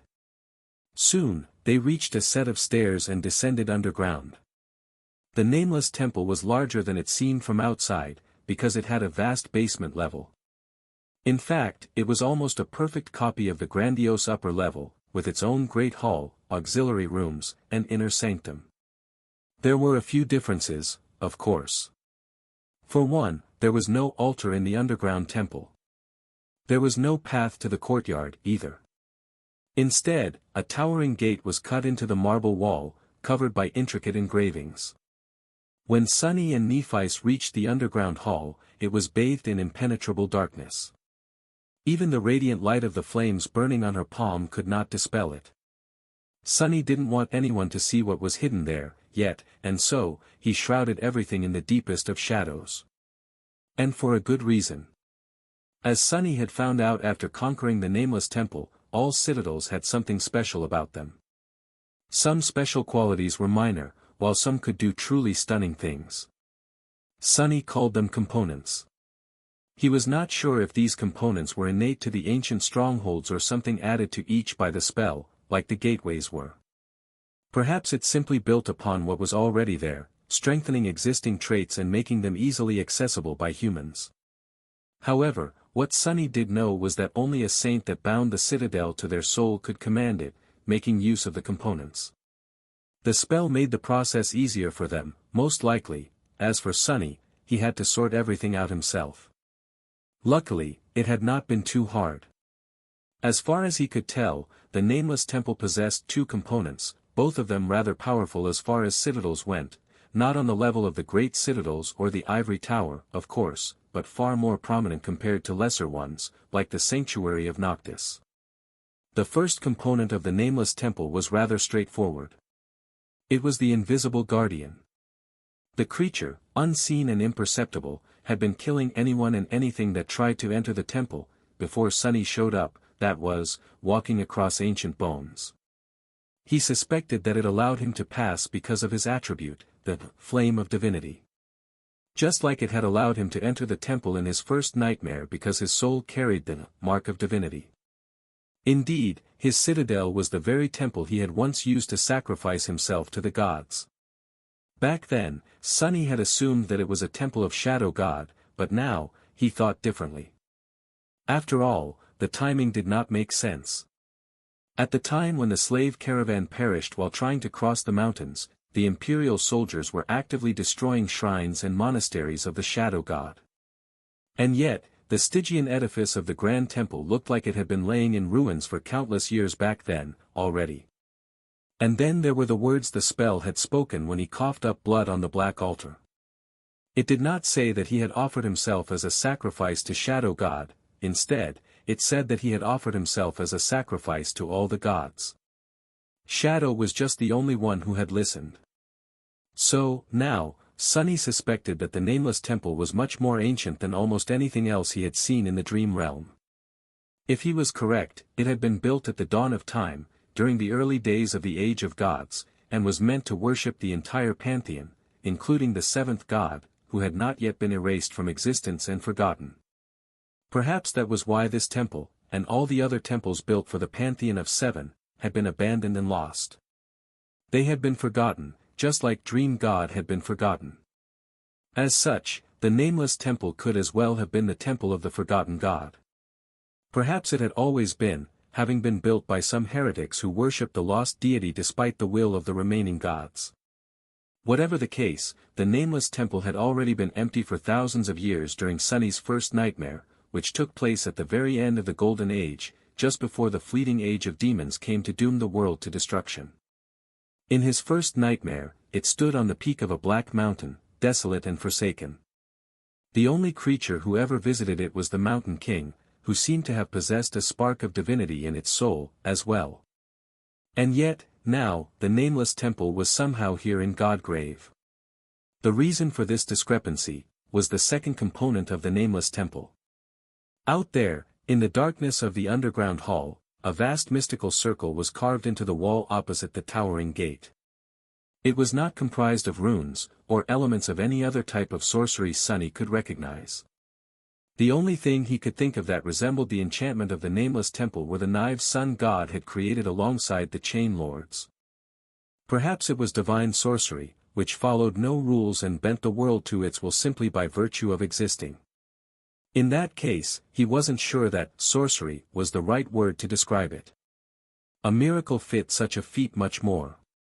In any case, that mystical circle was the heart of the enchantment that allowed his citadel to wander freely across realms. As long as the master of the citadel flooded the ancient temple with an ocean of essence, it could vanish from one location and appear miraculously somewhere else. That was how Sunny had put his citadel in the very heart of Godgrave. He suspected that it had been wandering the realms long before being made into a citadel by the nightmare spell, as well. The wandering temple had not been built on the peak of that dark mountain, but instead appeared there one day, already in ruin. Sunny did not want anyone to know that his citadel could travel, yet. He would only be able to share this secret with Nephice once she trusted him enough to keep that information from the King of Swords. And so, they walked through the darkness until they reached the great gate. Nephice did not say anything, allowing Sunny to pull the heavy gate open. Behind it was a smooth surface of white bone. At first glance, it seemed that the gate did not lead anywhere except a dead end. However, there was actually a narrow crack in the ancient bone, just wide enough for a person to pass. The fissure was just as dark as the interior of the underground hall, and the wind blowing through it brought with it a sweet smell of rotting leaves. Nephice frowned. That fracture leads all the way to the hollows? Sunny nodded. Indeed. She hesitated for a moment. Won't your citadel be invaded from below, then? He walked toward the dark fissure and turned slightly to fit through. It won't, you'll see. Not satisfied with his answer but unwilling to ask further, Nephi sighed and followed him into the damp darkness. Following the Lord of Shadows, Nephi was descending into the depths of Godgrave. The fissure was narrow and twisting, permeated with the sweet smell of rotten leaves. At times, she had to sidestep to push forward, the polished metal of her breastplate scraping against the white bone. Her taciturn guide was calm and indomitable, seemingly unconcerned about entering the hollows. She was calm, as well, the part of her that would have been wary had been swallowed by the pain. A ball of white flames was dancing on the palm of her gauntlet, illuminating the path ahead. She was used to that pain. Bathed in the white radiance but drowning in darkness, the Lord of Shadows seemed especially mysterious now that they were alone. Clad in the fearsome onyx armor, with his face hidden behind the visor of a black helmet, he looked more like a powerful nightmare creature than a human being. Cassie had not been able to glean any information about the master of the Dark Temple. If not for the fact that the three powerful creatures serving him were transcendent, and not corrupted, Nephi would have entertained the thought that he was an abomination. There were other reasons why she did not, as well. Neither of them spoke for a long time. Eventually, though, the earthy smell grew stronger, and the Lord of Shadows halted. A warm wind blew past them in the direction of the citadel. He remained motionless for a few moments, then turned to face her. The visor of his helmet was full of impenetrable darkness, and his even voice was aloof. "I have a request, Lady Nephi." She met his dark gaze and raised an eyebrow. The darkness in the visor stirred slightly. "Dismiss your weapon before we proceed." Nephi was surprised. She tilted her head slightly, then asked in a calm tone. "You want me to enter the hollows without a sword?" The onyx helmet moved slowly from side to side. "You can have a sword. Just not this sword." She hesitated for a few moments. That strange request was loaded with meaning. The sword Nephi used, Kinslayer, was a transcendent memory of the seventh tier. Much more importantly, it was a very special weapon. Not only was its durability equal to that of a supreme memory, but it had also been altered by the King of Swords himself. Which made it connected to him, just like everyone who wielded the blades forged by Anvil were connected to him, and to each other, albeit in a different manner. So, what the Lord of Shadows wanted was to be left truly alone with her, without the possibility of her adopted father sensing what they were doing. Suddenly, Nephi felt a bit embarrassed. That didn't sound quite right, did it? Her heart sped up a little. Was it because of his mocking threats to kill her in the hollows? Luring her into the darkness and asking her to disarm? She stared at the Shadow Saint for several seconds, then unhurriedly dismissed both her sword and its sheath. Left unarmed, she continued to stare at him with a calm expression. His hand rose and brushed against the darkness, slowly pulling a weapon out of it, just like he had done before their duel. This time, however, it was not an odachi. Instead, it was an elegant longsword, both its hilt and blade perfectly black. Nephi received the long sword from the Lord of Shadows and weighed it briefly in her hand, then struck the flat of its blade lightly, watching it vibrate to determine the center of percussion. She was surprised once again. The sword was perfectly balanced and indistinguishable from one forged from real steel, sitting comfortably in her grip. As if made to suit her personal preferences to the smallest detail. What a convenient ability. It had to be an aspect ability. She studied the shadow sword for a few moments, then lowered it and summoned the Nameless Sun, a memory she had received for killing the Crimson Terror of the Forgotten Shore. The Nameless Sun was a weapon-type memory, but of a unique kind. Instead of manifesting as a weapon, it imbued other weapons, enhancing them. The sword handed to her by the Lord of Shadows was not a memory, and therefore could not be augmented by the Crown of Dawn. The Nameless Sun, however, could. Nephi nodded. "We can continue." Her guide turned away indifferently and continued walking into the depths of the narrow passage. She followed, contemplating. What are his motives? The Lord of Shadows had let his disdain for the great clans be known. Now, he requested that she dismiss her sword, hinting that he wanted to keep something secret from the king. Something moved in her heart, surprising her, a sweet, but distant longing. Can he be an ally? It would be so nice, to have someone to rely on. In the past 4 years, no, for as long as Nephis could really remember, after her grandmother's passing, she had been on her own. Carrying a crushing burden without anyone there to lend her a hand. There were people who supported her, sure, the fire keepers, Effie and Kai, and a few others. But they were not as powerful as she was, and so could not really lessen her burden. The only exception was Cassie. Without her quiet strength and friendship, Nephis might have collapsed a long time ago. But Cassie, too, was her subordinate. And, therefore, her responsibility. Yes, that burden was something Nephis had chosen to carry herself. And yes, it was her own unreasonable ambition that was the cause of everything, most of it, at least. And yet, sometimes, she couldn't help but feel suffocated by the depth and intensity of her own desire, surrounded by enemies and laying awake at night, unable to sleep. Nephis was a human, too. She felt weak sometimes, too, even if she tried her hardest not to show it, as well as many other things she felt. So, if there was really someone out there who was as immensely strong as the Lord of Shadows seemed to be and shared her hatred toward the sovereigns, someone she could rely on to stand side by side with her in the face of danger. Ah, it was a thought as sweet as it was dangerous. She wasn't even entirely sure that the Lord of Shadows was a human, let alone that he could be trusted. And yet, for some reason, unexplainably, she found herself really wanting to. Why do I feel this way? It's not like me. If they could really become allies. Forget about it. Following the aloof saint into the darkness, Nephis frowned slightly. In this world, she could only really rely on herself. Everyone else would either betray her, abandon her, or stay by her side and perish as a result. From her childhood and to this day, that had always been the truth. And that was all right. She did not need anyone, because she alone was enough. Her will was enough, her strength was enough, and her scorching longing was enough.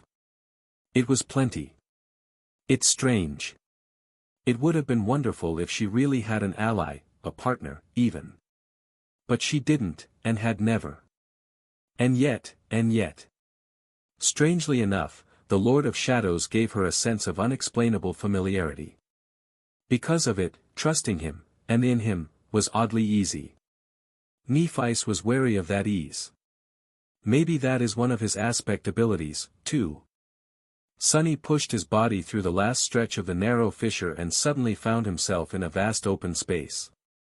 He took a step to the side, clinging to the porous surface of the ancient bone, and allowed Nephis to follow him onto a treacherous ledge. She couldn't see because everything was still shrouded in impenetrable darkness, but below them, a whole hidden world was stretching as far as the eye could see, full of vibrant life. They were currently inside the breastbone of the dead deity, which was comparable in size to a modest continent. Just like the rest of the bones, it was hollow, encompassing a realm of its own. The bone marrow that had once filled the vast expanse of the sternum's interior was long gone. And in its place, a dreadful jungle had grown. The humid air was filled with an indescribable mixture of strong scents. Below them, an impenetrable canopy of countless trees was swaying like a vermilion sea, most of them alien and monstrous, with vibrant red leaves. Primordial ferns towered like blooming towers, with vines and wild bushes rising between the craggy trunks like walls. Bloodred moss covered everything like a soft carpet. Sonny could not really see colors in the darkness, but he knew enough to guess. Outside the fragment of the shadow realm, the jungle shone with its own pale light, so he had seen its true appearance. Here and there, colossal pillars of abominable flora rose to the dome of the sternum, attached to the cracks on its surface. Those were the tendrils the jungle had extended to reach the sky. It used them to drink diffused sunlight when the clouds hid the sun, regrowing them every time they were incinerated. And, of course, there were all kinds of vile things dwelling under the canopy of the subterranean jungle. Hordes of powerful abominations lived here, corrupted, great, and even cursed. Some of them were enormous and grotesque, some so small that it was hard to notice them with a naked eye. All had been baptized by the dire need to be born and grow on the surface, and only those lucky and vicious enough to reach maturity could descend into the hollows and hope to survive here, away from the merciless gaze of the incinerating heavens. The dark jungle was utterly deadly, and most deaths one could find here were utterly horrid. That was the place where Sunny had brought Nephis after being apart from her for 4 long years. Not exactly romantic. He sighed secretly, then turned his head to look at her. Nephis seemed unperturbed by the darkness, the scent of the jungle, and the indescribable choir of rustling noises that washed over them. There was a calm expression on her beautiful face, her slender body was relaxed, and the point of the sword he had given her was aimed at the ground. The white flame dancing on her palm reflected in the depths of her calm gray eyes. For a moment, Sunny thought that there was a shadow of some sharp emotion in those eyes, but then, it was gone, replaced by her usual reserved composure. "How far are we from the ground?" He hesitated for a moment. "It's better to summon a memory. There is a bit of a fall." She nodded, and then, her alabaster skin ignited with a soft radiance for a short moment. Sunny had expected Nephis to summon the familiar translucent cloak, but instead, a pair of beautiful white wings wove themselves from the light behind her. Nephis gripped the hilt of her sword and then took a step into the emptiness, gliding down with bewitching grace. As she descended toward the jungle, the ball of flame burning in her hand was like a lonesome falling star. He sighed, and then followed her down. As Sunny fell, his figure rippled and turned into a black crow, its feathers indistinguishable from the surrounding darkness. Nephis descended into the jungle like a spirit of light, illuminating the twisting trunks of ancient trees and the red moss growing on them. Her wings fluttered once, sending a powerful gust of wind into the depths of the forest, and then disappeared with a soft rustle. Sunny landed behind her, assumed his human form, and stared at her for a couple moments. His thoughts were in disarray. Beautiful, too damn beautiful. He couldn't even imagine how that poor sleeper must have felt, being rescued from the depths of despair, embraced and healed by someone so breathtaking. A beautiful spirit of heavenly grace who had somehow found him in the depths of hell. Well, it certainly beat being rescued by a sinister demon of darkness like Sunny. Lucky bastard. Making a mental note to keep Dreamer Ray away from the women in his life, God's knew Sunny had been burned for saving a sleeper before. Sunny walked forward and gestured for Nephis to follow. She did, keeping silent for a while. Eventually, though, Nephis asked, "Should we be so careless?" Sunny had not made any attempts to proceed with caution, walking forward with wide strides. It was a far cry from how someone should have been acting in a death zone, and especially one as vicious and vile as the great hollows inside the bones of the dead god. It was understandable that Nephis was confused by his attitude, strolling through the deadly jungle as if he owned the place. But he did, in a sense. Sunny shook his head. "We are safe, for now." As soon as his voice was swallowed by the noises of the jungle, though, they heard a different sound. A deep, hoarse, heavy hiss of something giant breathing. Nephis raised her sword, ready to strike. But there was no need to. A moment later, the trees in front of them parted, revealing a small clearing. On it, a hideous creature was laying on the carpet of moss and rotten leaves. Its body was like a hill of scorched flesh, with terrifying muscles bulging under a rotting black hide. It was vaguely humanoid in shape, but the huge head of the nightmare creature resembled that of a jackal, the slightly parted jaws vast enough to swallow a whole building. The towering fangs glistened with a golden sheen, and behind them, a black tongue was hidden, covered in sores and scars. A great monster. Strangely enough, the abomination was not moving. Its giant eyes were closed, while its breathing was deep and sedate. There was no sign that it had sensed them. Nephi stared at the monstrous being for a while, then glanced at Sunny. He was treated to a rare sight. There was a hint of doubt on her fair face. "It's asleep." He glanced at the nightmare creature, then nodded. "Of course, it's asleep." Not paying the great monster any attention, Sunny walked past it with cold indifference. "I'm the one who put it to sleep, after all." Sunny walked deeper into the jungle, allowing his shadow sense to permeate the rustling darkness. Originally, this place was like a nearly impenetrable barrier, with thick vines and dense undergrowth barring one's path. Not only was the flora plentiful and terribly dense, but it was also predatory and lethally dangerous, even for a saint. But now, the abominable plants were still and docile. There were paths cut through the jungle, as well, even if no one except for Sunny himself would have noticed them.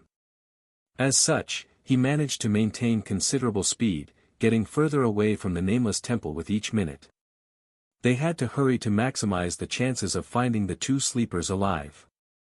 As the two of them traversed the jungle, they encountered more sleeping nightmare creatures.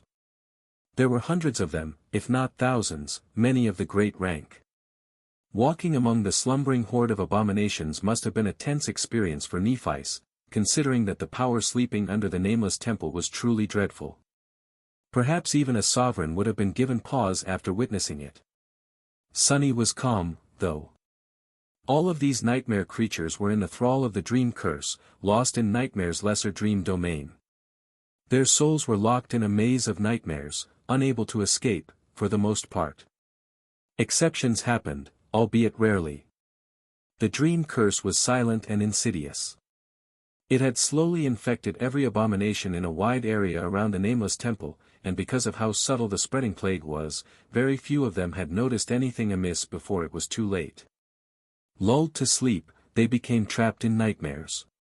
Those who had been able to resist the dream curse were disposed of by Sunny, a great demon being the last of the abominations he hunted down. The rest were now at Nightmare's mercy. If they died in his domain, their souls would feed the shadow, pushing the tenebrous stallion closer to supremacy. But if they continued to live, their dreams would strengthen his legion of horrors. Of course, there was a possibility that an especially ferocious abomination could destroy all of his nightmares, like Sunny had done in the Kingdom of Hope, but the chances of something like that happening were low. Not only were nightmare creatures less resolute than Sunny had been, but the current nightmare was also much more powerful than he had been all that time ago. The weaker of his horrors were being destroyed, but the stronger ones slowly took their place. As for the Dark Destrier himself, he was currently busy with a very important and sensitive task. After a while, Nephi suddenly spoke. "Would you mind sharing how you put all these abominations to sleep?" Sunny smiled behind the visor of his helmet, suddenly remembering their first meeting on the forgotten shore. He kept silent for a few moments, then answered neutrally. "I would not, if you shared something as well." Nephi simply nodded. "That seems fair." Sunny contemplated the answer, then spoke simply. "There is another transcendent terror serving me. His powers have to do with dreams, and nightmares. It took a long time to lull the inhabitants of this corner of the jungle to slumber, but it couldn't be helped. My citadel would have never been safe if there was a constant source of danger underneath it. Now, I only have to worry about the enemies coming from outside my territory." Nephi let out a sigh.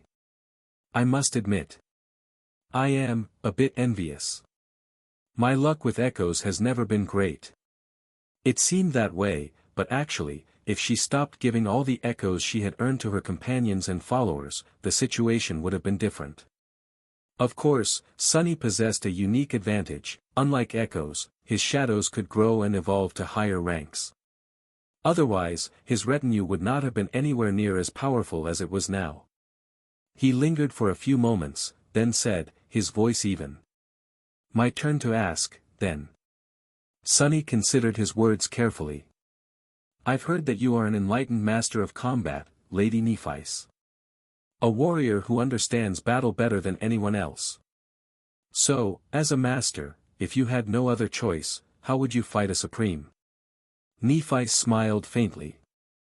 I'll assume that it is a hypothetical question.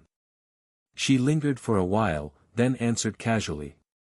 There are numerous ways to fight against a superior enemy, of course. Deception, manipulation, misdirection, all the usual tricks apply. Leveraging your advantages while making sure that the adversary is at a disadvantage.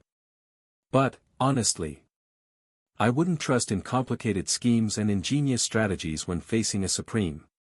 Nephi fell silent for a moment and said, her voice devoid of any particular emotion. At the end of the day, the best way to fight a sovereign, is to be a sovereign. Sunny chuckled. Interesting. It wasn't exactly what he had expected to hear. Nephi was currently in the middle of a grandiose and risky scheme, after all, infiltrating a great clan to take down its ruler. And yet, she was disparaging such an approach, saying that the best way to kill a supreme was to first become a supreme. Was she having doubts about her plan? Or preparing to execute a different one altogether? No, that was impossible. She would never be allowed to challenge the fourth nightmare, let alone return from it and live. The jungle swallowed his quiet laughter, and in the ensuing silence, Nephi asked. What about you, Lord Shadow? How would you fight a supreme? He thought for a bit, then shrugged nonchalantly. Me? Simple, really. I would probably wait until the two of them clashed, watch one die and the other become weakened, and then stab the one who survived in the back. Nephi tilted her head slightly. When she spoke, her voice sounded a little amused. Are you very confident in your backstabbing skill, Lord Shadow? Sunny smiled behind the onyx visor. Pretty confident, I guess. None of those I stabbed in the back ever complained. Well, because they were dead. The corner of her lips curled upward. The two of them remained silent for a while. Eventually, Sunny said. I have another question. He guided them to a barely noticeable path.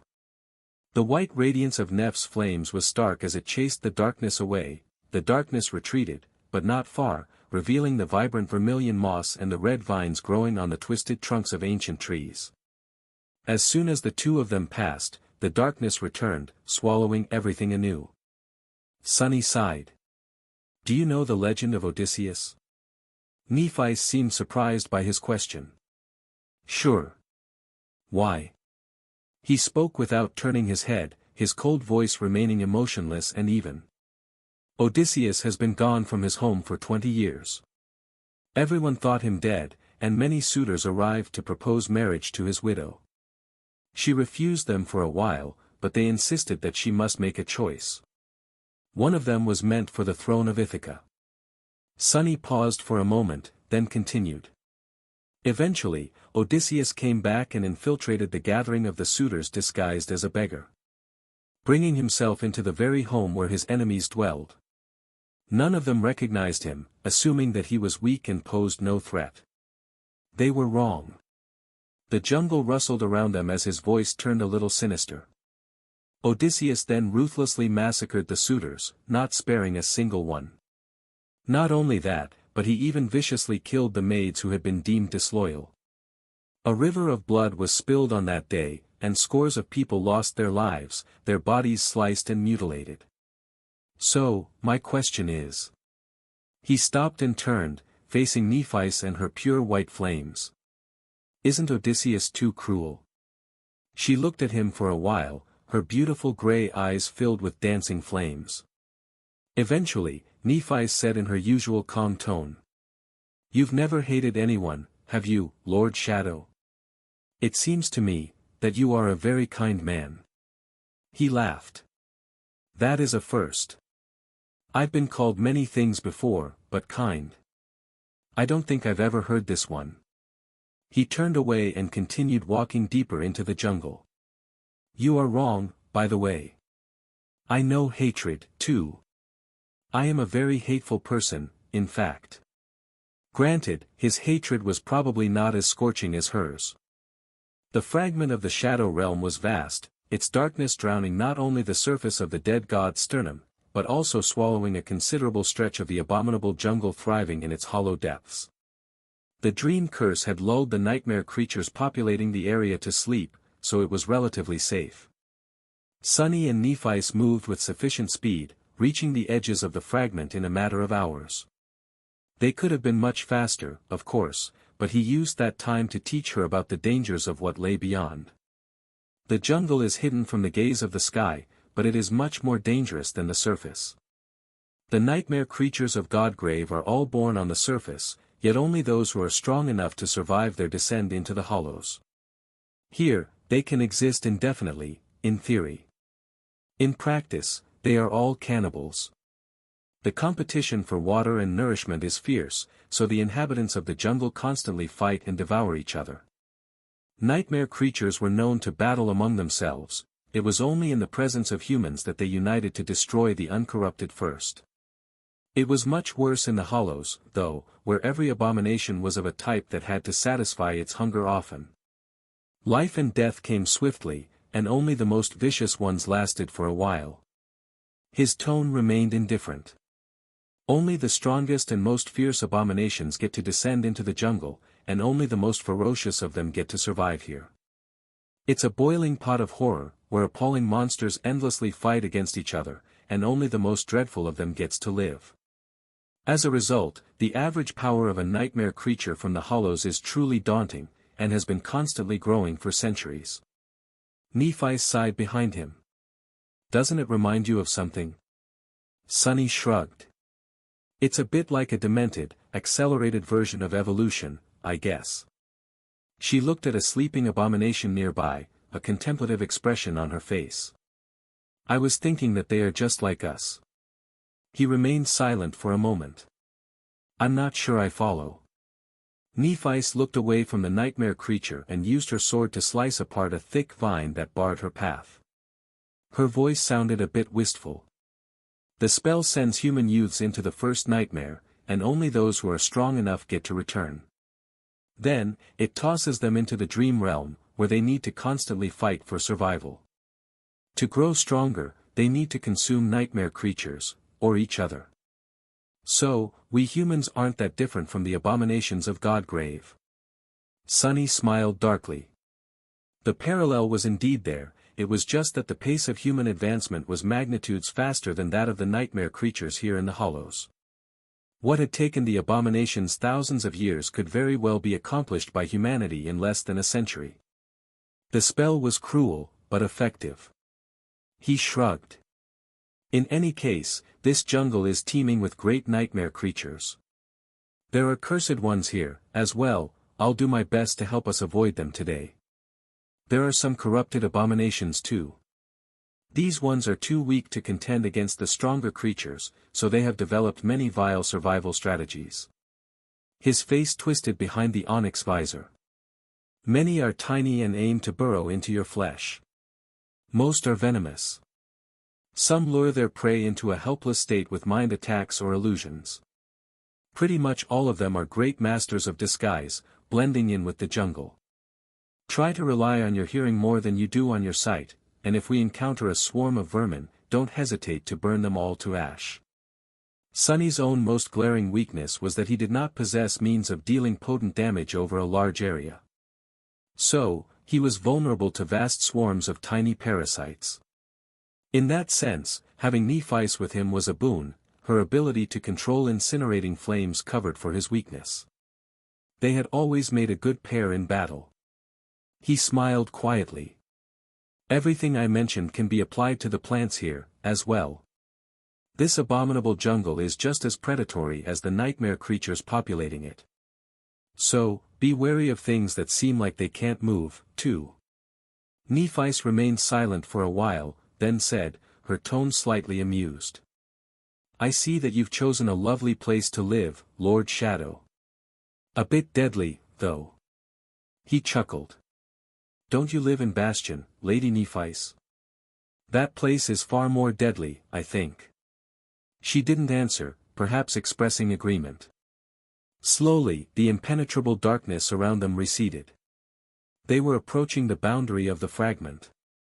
Not long after that, the true appearance of the subterranean jungle finally revealed itself. Sunny and Nephis stopped, looking at the wild expanse of vibrant forest in front of them. The hollows were mostly dark, but there were towering pillars of light falling from above here and there. Those were the cracks in the dome of the ancient sternum.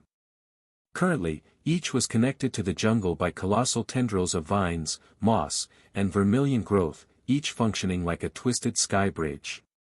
When it rained on the surface, great waterfalls fell from the cracks, washing over the jungle and causing devastating flash floods. When the veil of clouds was torn, the vertical bridges ignited in a grandiose conflagration and turned to ash, which rained on the jungle and fertilized its soil. The cracks in the bone weren't the only source of light in the hollows, either. The jungle itself glowed with dim crimson light, many iridescent plants growing in the damp darkness. They were feeding on diffused sunlight through the vines extended to the surface, and then slowly released it, emanating light and heat. The sight of it all was alien, eerie, and frightening. But also darkly breathtaking. Letting out a quiet sigh, Nephis dismissed her flames and studied the jungle for a few moments. Then, she closed her eyes and listened to it. Eventually, she said, "I don't think we'll make it in time if we proceed on foot. Should we fly?" Sunny glanced at her and hesitated for a moment. "I'm not that great at aerial combat, at the moment. Flying will be much faster, yes. But also much more dangerous." Nephis thought it over, then nodded calmly. "Then, let's fly." According to what the sleeper had told them, his two friends were not very far from Sunny's territory. However, they were well beyond the reach of his shadow sense. It had taken the youth 2 days of wandering to stumble upon the fragment of the shadow realm, where he was picked up by Saint. The only reason he had survived such a journey across Godgrave was because Nephis and her people had burned away most of the nightmare creatures on the surface, clearing a path to the vicinity of the Nightmare Temple. Sunny could traverse the distance a sleeper could walk in 2 days in a couple steps, but using Shadow Step in such a manner was bound to consume a vast amount of essence, especially if he had to bring Nephis with him. Transporting her and 2 more humans all the way back was out of the question, unless he wanted to find himself severely weakened in the middle of a death zone, not to mention sabotaging his other 2 avatars. In short, he would rather move in a less wasteful manner. Flying suited him fine. As Nephis was summoning her beautiful wings, Sunny extended his shadow sense outward. He was cautious about exploring the abominable jungle. There were many nightmare creatures here who could feel his gaze, and were not shy about gazing back. Soon, his expression darkened. "We will proceed slowly." The white wings appeared in a gust of wind. Illuminated by a soft radiance, Nephis raised her hands to tie her silver hair up. Stopping what she was doing, she raised an eyebrow and glanced at him, slightly confused.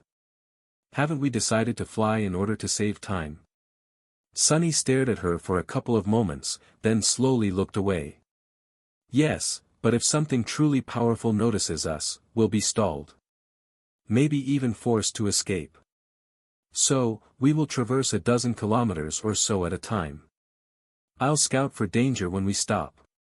He pointed to one of the vine bridges stretching toward the dome of the hollows. "Head there first."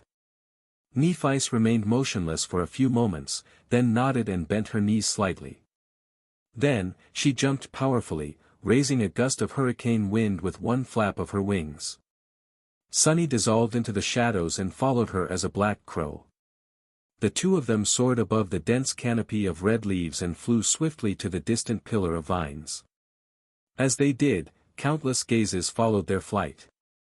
Not good. A vast swarm of appalling creatures suddenly rose from the jungle, moving to intercept them like a buzzing cloud.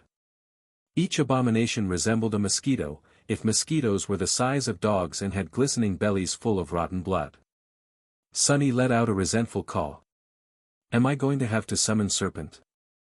Before he made a decision, however, Neph's black sword suddenly ignited with blinding white radiance. She swung it in the direction of the approaching swarm, causing a single radiant spark to glide above the jungle, seemingly carried by the wind. A moment later, the white spark suddenly blazed, and a hurricane of flame was born from it, enveloping the swarm. Burning abominations fell down like a rain of white fire, disappearing into the damp vermilion canopy. Those that had not been immolated slowed down, trembling. Nephi's was shining with a pure white radiance. Flying above the jungle, she was like a small sun, and if there was one thing that the nightmare creatures of Godgrave feared universally, it was the sun. A moment later, those abominations that had avoided the initial conflagration were swallowed by the flame, as well. Just like that, the swarm was eradicated. Sunny observed the scene incredulously. Damn! How convenient. Sunny had a lot of ways to deal with abominable giants and ferocious beasts. But these misbegotten pests had caused him so much grief in the past year. Now, he didn't even have to move a talon when they appeared. Hugging Changing Star's thigh was so great. Those fire keepers were living the life. A minute or two later, they reached the vine bridge. Neff's sword lashed out once again, this time without being augmented by her flames.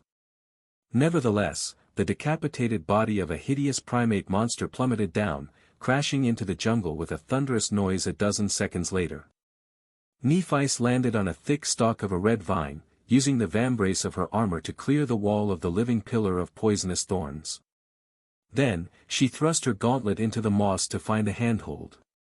Half standing and half hanging above the abyssal drop, she observed the jungle, her eyes calm and focused. Sunny, in his crow form, landed on her shoulder.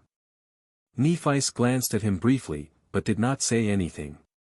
He extended his shadow sense forward once more, sensing several truly powerful adversaries hiding under the thick canopy not too far away from their position. One was already ascending the sky bridge, hidden from sight by the mess of red leaves. The best way to proceed would be. He jumped off Neff's shoulder and glided forward, taking a smooth turn to the right after a couple of seconds. She followed. Just like that, they hopped between pillars of vegetation, not spending more than a few minutes in the air each time. There were other abominations that attacked them in the process, swarms of weaker ones, and truly harrowing creatures as well. The strongest of them was a great monster shaped like a crimson python, who had been pretending to be a part of the vine bridge. The creature's disguise was so thorough that Sunny did not notice it at all. Nephis, however, did. Not only that, but she also knew its exact rank, class, and attributes, making the battle much easier. Cassie must have been helping her from all the way in Bastion. In the end, Sunny used shadow manifestation to immobilize the gargantuan python, while she severed its head with several merciless strikes of her sword. The battle was short, but fierce. It was so intense, in fact, that the commotion attracted the attention of other, much more dangerous beings. Luckily, Sunny and Nephis escaped before other abominations reached the corpse of the great python and clashed for the right to devour its massive body, making the jungle quake. Despite the fact that the two of them had not met in 4 years, and that she did not even remember him. Their cooperation was as seamless and comfortable as it had been before. They moved like two parts of a single whole without having to say or signal anything to each other, raining death upon their enemies. Sunny had missed that feeling. All in all, he had never had such an easy time traveling across the hollows. Before too long, they reached the approximate area that the sleeper had described. The pillar of vines he had used to climb to the surface, at least, was the correct one. Now, they had to find the dead tree under which the other two youths were hiding. If they were still alive, of course. Curse it. Sunny's mood turned somber when he saw what lay beyond the towering pillar. Out there, below them, swallowed by the jungle almost entirely, was a vast ruin. Sunny assumed his human form, standing on a twisting stalk of a giant vine side by side with Nephis. Sunlight was streaming from above, illuminating her slender figure. His, however, was hidden in the deep shadows, almost imperceptible. If someone gazed upon them right now, it would have seemed as though she was observing the overgrown ruin alone. The ruin was vast and sprawling, but most of it was swallowed by the jungle. Only a few crumbling stone edifices rose above the canopy, covered in red moss. It was hard to recognize them as man-made structures, but the awakened were experts on all things having to do with ruins. the dream realm was littered with them, after all. Nephi's tilted her head a little. Ruins? I didn't know that humans once lived here, in Godgrave. Sunny remained silent for a few moments. Godgrave was densely populated once, in fact. There was a fairly advanced civilization thriving here. The surface was just as deadly, and I can't say anything about the sea of ash below. But there are many ruined cities in the hollows, some of them as large as the lesser population centers in the waking world. She glanced in his direction, seeing only the darkness.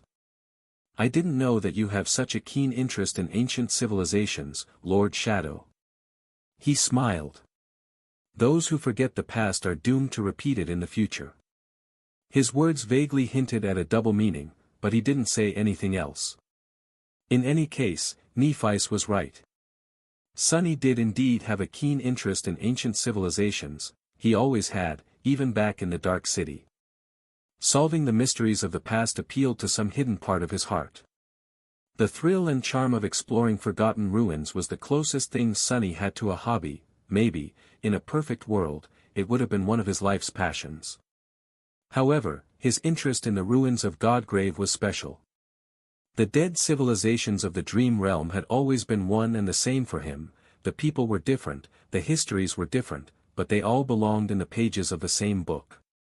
After meeting Windflower in the tomb of Ariel, though, Sunny learned that there were two entirely different kinds of ruins in the dream realm. One kind belonged to the people who had lived in the mortal realms, and were destroyed by the war between the gods and the demons, as well as its immediate outcome. The other kind belonged to those who had lived in the 5 divine realms, and fell under the tide of corruption later. The difference between the two was very important. The latter civilizations had been infected by the nightmare spell before their eventual fall. Just like the people of the waking world, the 6th divine realm, were. The ruins in Godgrave belonged to the second kind. Because Godgrave had once been a divine realm. If Sunny was correct, then this harrowing place was what remained of the sun god's world after it had been swallowed by the dream realm. The immolating white void hidden behind the veil of clouds, the sea of ash below, it had to be the broken realm of the Lord of Light. If so, then the people of this realm must have survived the conclusion of the Doom War. The gods were dead, the nightmares of the forgotten god were slowly devouring the scattered lands, the dream realm was being born. But here, a thriving civilization survived and persisted, building populous cities in the bones of the colossal skeleton. He could only imagine how strange and vibrant this civilization had been, with vast cities rising in the glowing jungle, great waterfalls pouring from above to create swift rivers that would disappear without a trace a few days later. The vast sternum must have been the heartland of that civilization, with satellite kingdoms rising inside the ribs, and most remote cities being built in the arm and leg bones of the dead deity. But then, the nightmare spell had descended. And just like the people of the Twilight Sea, the inhabitants of Godgrave failed to meet its dire challenge, being swallowed by the flood of nightmare gates.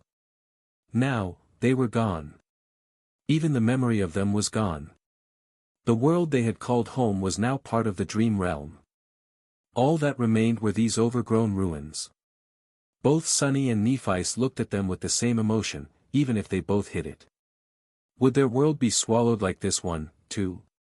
Would their people disappear like these people had, one day soon? Sunny sighed and sent his shadow sense into the ruin. After a while, his expression turned grim. Sensing that the shadows around her grew darker, Nephi shifted and asked, her tone a little somber. Are they dead? He shook his head slowly.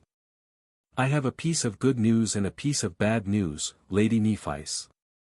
He paused for a moment, then added with cold indifference. The good news is that the two sleepers are still there, in the ruins. She looked at him with a frown. What is the bad news, then? Sunny took a step out of the shadows, bright sunlight reflecting from the surface of his onyx armor. The crack of his visor, though, still brimmed with impenetrable darkness. They aren't the only ones there. How the hell did that boy survive? Out there, hidden in the canopy of the jungle below them, numerous shadows were moving slowly, each belonging to a powerful nightmare creature. He had never seen or sensed abominations like these before, but simply from the depths of their shadows, he knew that they were powerful. And there were a lot of them. These sleepers must have found the deadliest nest of nightmare creatures in the area to use as a hiding spot. Their luck, well, I don't even know if it's amazing or utterly terrible. They won't survive for much longer, but having survived for that long is already a miracle. She nodded calmly. So we fight, then. Sunny stared at her for a few moments. Or, we grab them and run. Nephi shook her head. I don't think that will be possible. He frowned, not knowing what she meant. A few moments later, though, he understood. The bright light falling on them from high above suddenly grew many times brighter, becoming almost blinding. The clouds. And a split second later, the great pillar of vines they were standing on shuddered, the upper part of it turning to ash.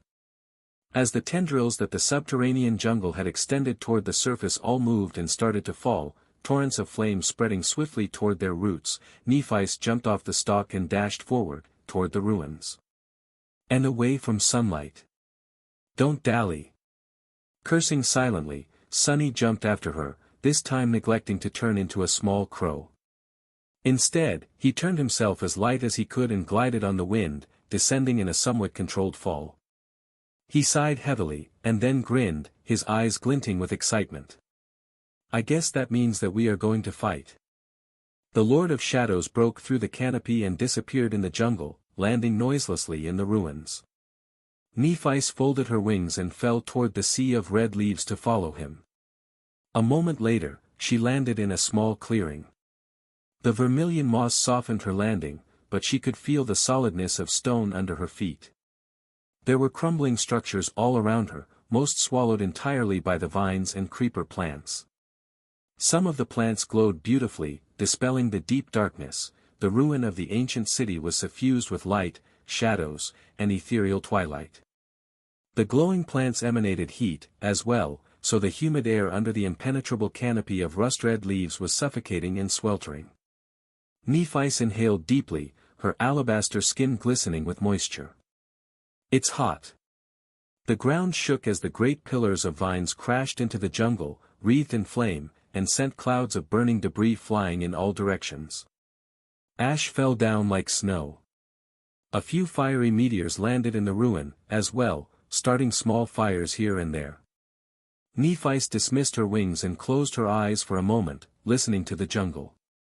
Far away, there was a cacophony of indescribable sounds. The nightmare creatures populating this vibrant hell were on the move, incited to frenzy by the destruction of the sky bridges. But here in the ruins, everything was relatively quiet.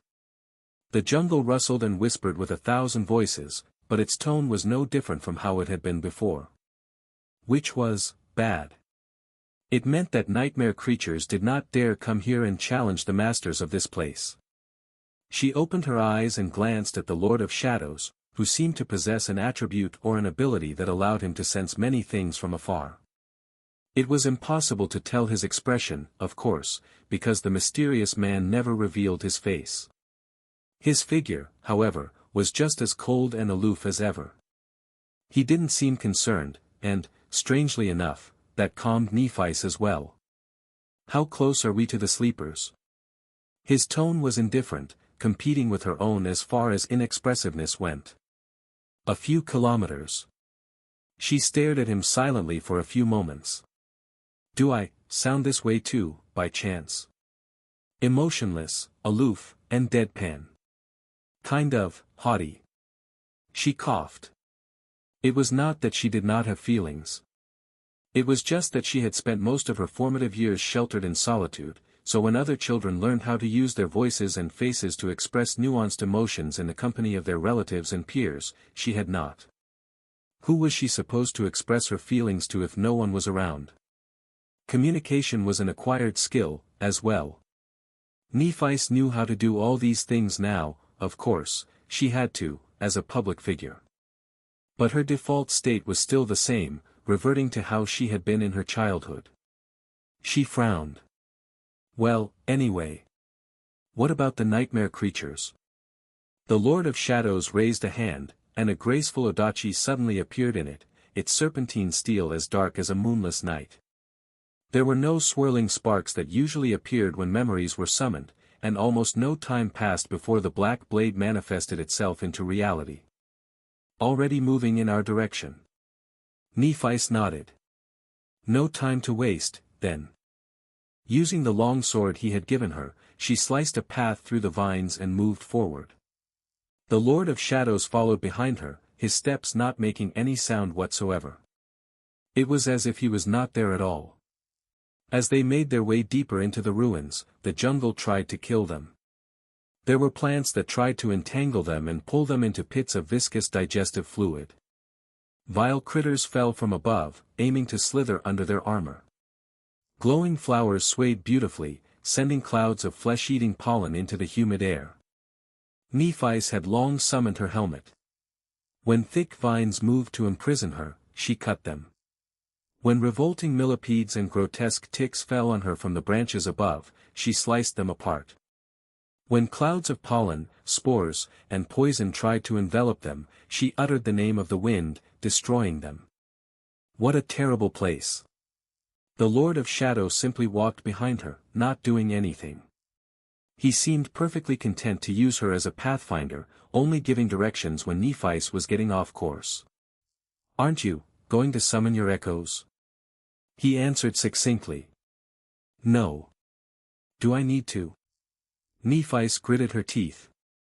Those powerful creatures under his command were protecting the citadel. Was he worried that her fire keepers would come under harm without them, or that his citadel would be harmed by the fire keepers without anyone keeping an eye out? In any case, the Shadow Saint seemed to believe that just the two of them would be enough to escape these ruins alive. Nephis felt a little pleased by his vote of confidence, but also a little incensed. For some reason. Morgan has a lot of echoes, too. Morgan had become much stronger after transcending. The defeat in Antarctica seemed to have tempered her character, too, and it was not as if Anvil coddled her, the opposite, in fact. And yet, there was a huge difference in how Clan Valor treated its true daughter and its adopted daughter. Granted, Nephis suspected that the harsh treatment she received from the King of Swords was actually a sign of affection. He had not given her any powerful echoes, though. It was fine for Morgan to have better equipment than her, but the Lord of Shadows, too? Just when she was considering making a remark, against her better judgment, a soft voice resounded in her mind. "Neph." She was already raising her sword. "A great beast is approaching. Some kind of a construct, or maybe an undead. Very strong, be careful." A moment later, she sensed it. Not the creature itself, but the pressure of its passing, the very mundane change in air pressure caused by something moving with incredible speed. The mound of red moss in front of her exploded, revealing the dark interior of an ancient ruin. From it, surrounded by flying pieces of moss and shards of ancient stone, an eerie creature appeared, wielding a strange weapon. The creature was twice as tall as Nephis, but shriveled and hunched, like a mummy. It was vaguely human in appearance, with a body made of cracked stone. Red moss grew on it like a tattered robe, and below it. Nephis felt a sense of distaste. There was desiccated flesh under the stone carapace, as if a human had once been imprisoned inside the golem. The stone face of the creature was featureless, except for the eyes. Inside the two round holes cut on its surface, two gaping wounds where human eyes should have been nestled with darkness, and from them, two beautiful blossoms grew on black stalks. The mace the golem held seemed to be cut from diamond.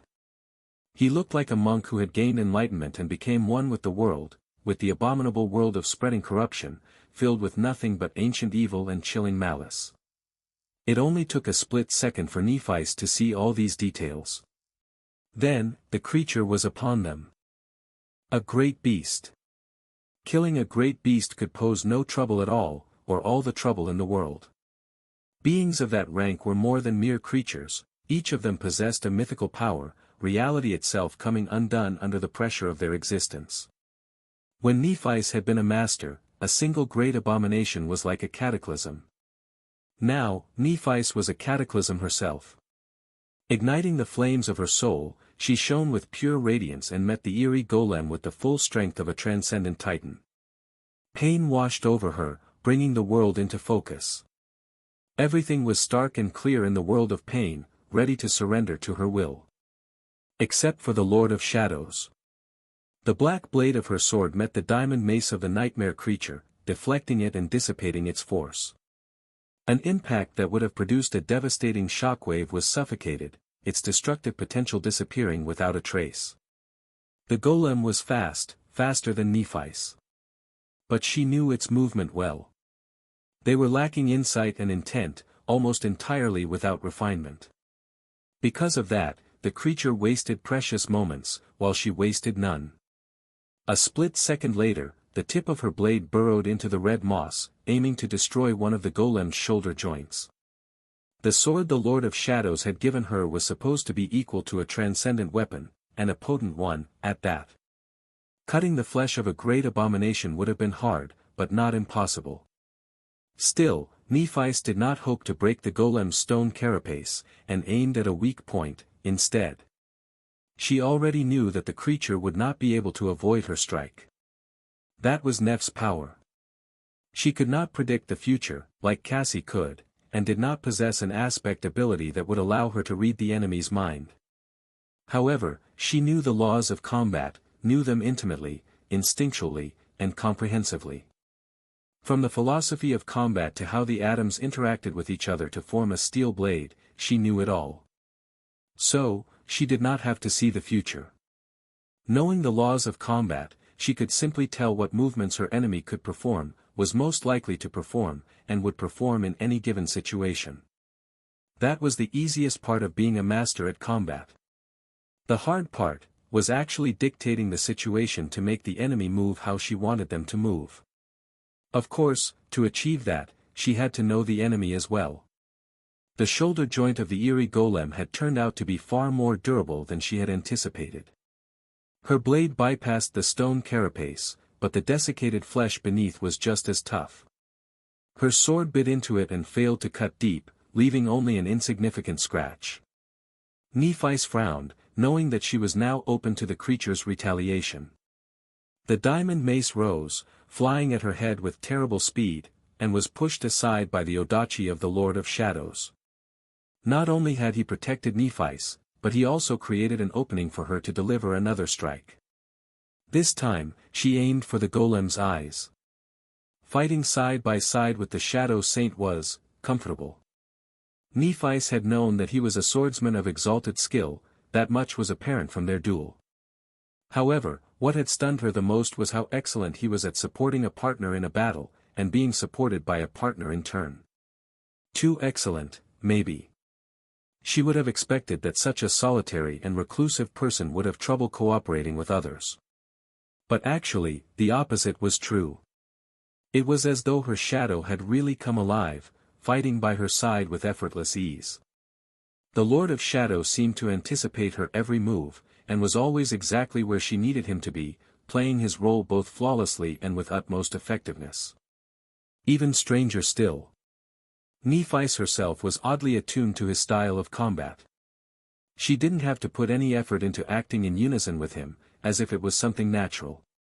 The warriors of valor were highly disciplined and promoted unity, often training and going into battle together.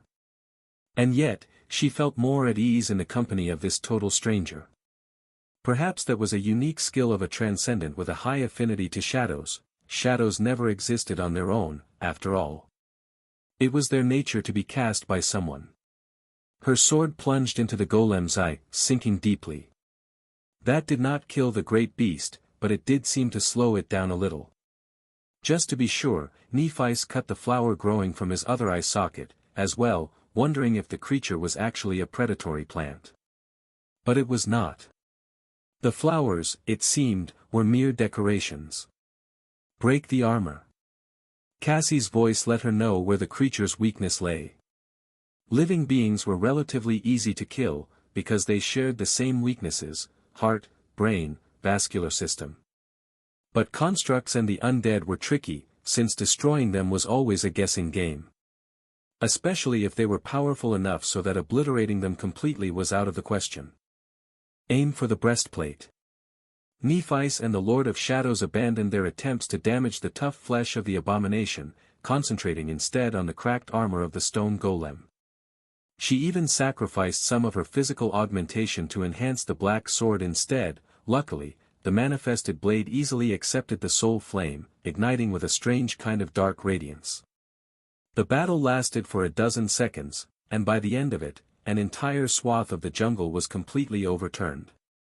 Nephi's and her aloof guide rained a barrage of blows on the breastplate of the great beast, easily avoiding its utterly devastating, but simplistic and predictable attacks.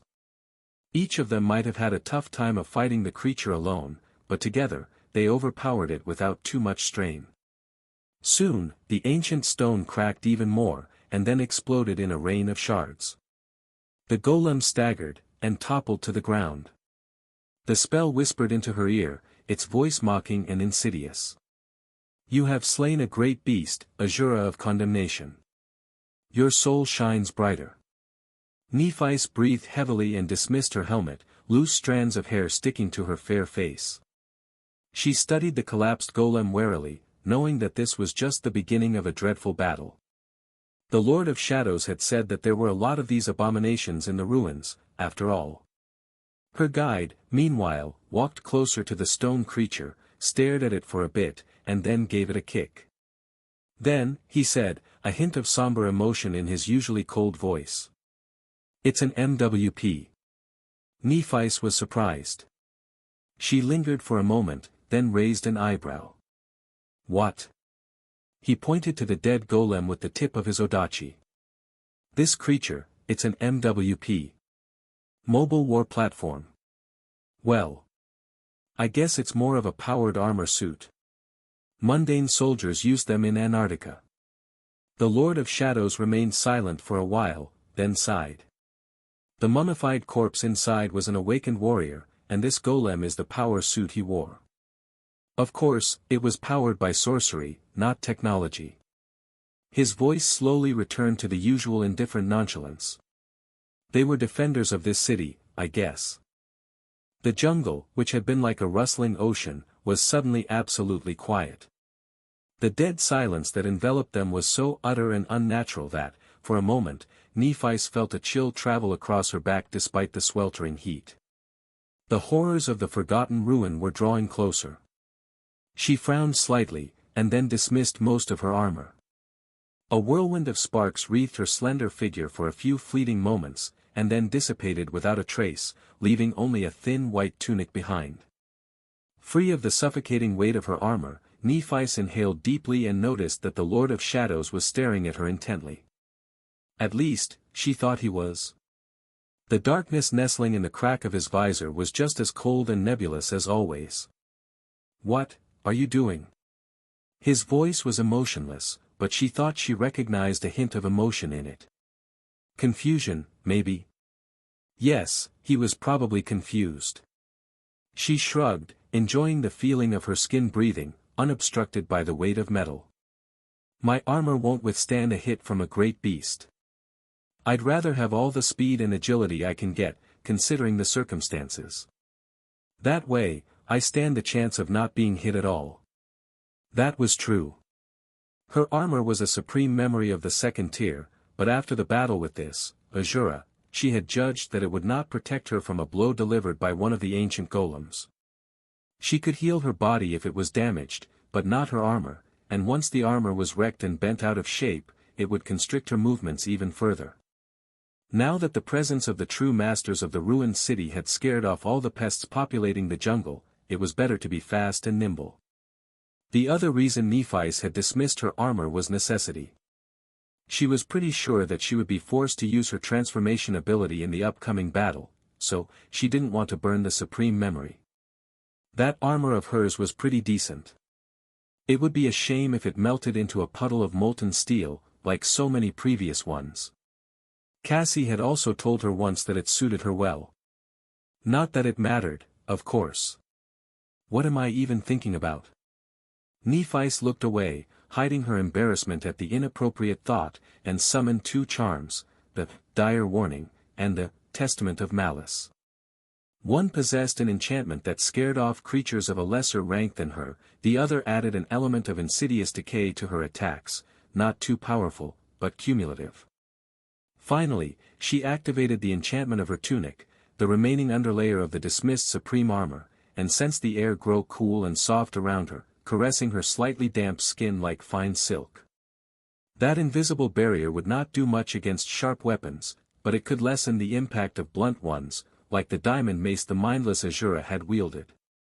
Each memory was enhanced by the Crown of Dawn, making the enchantments much more potent.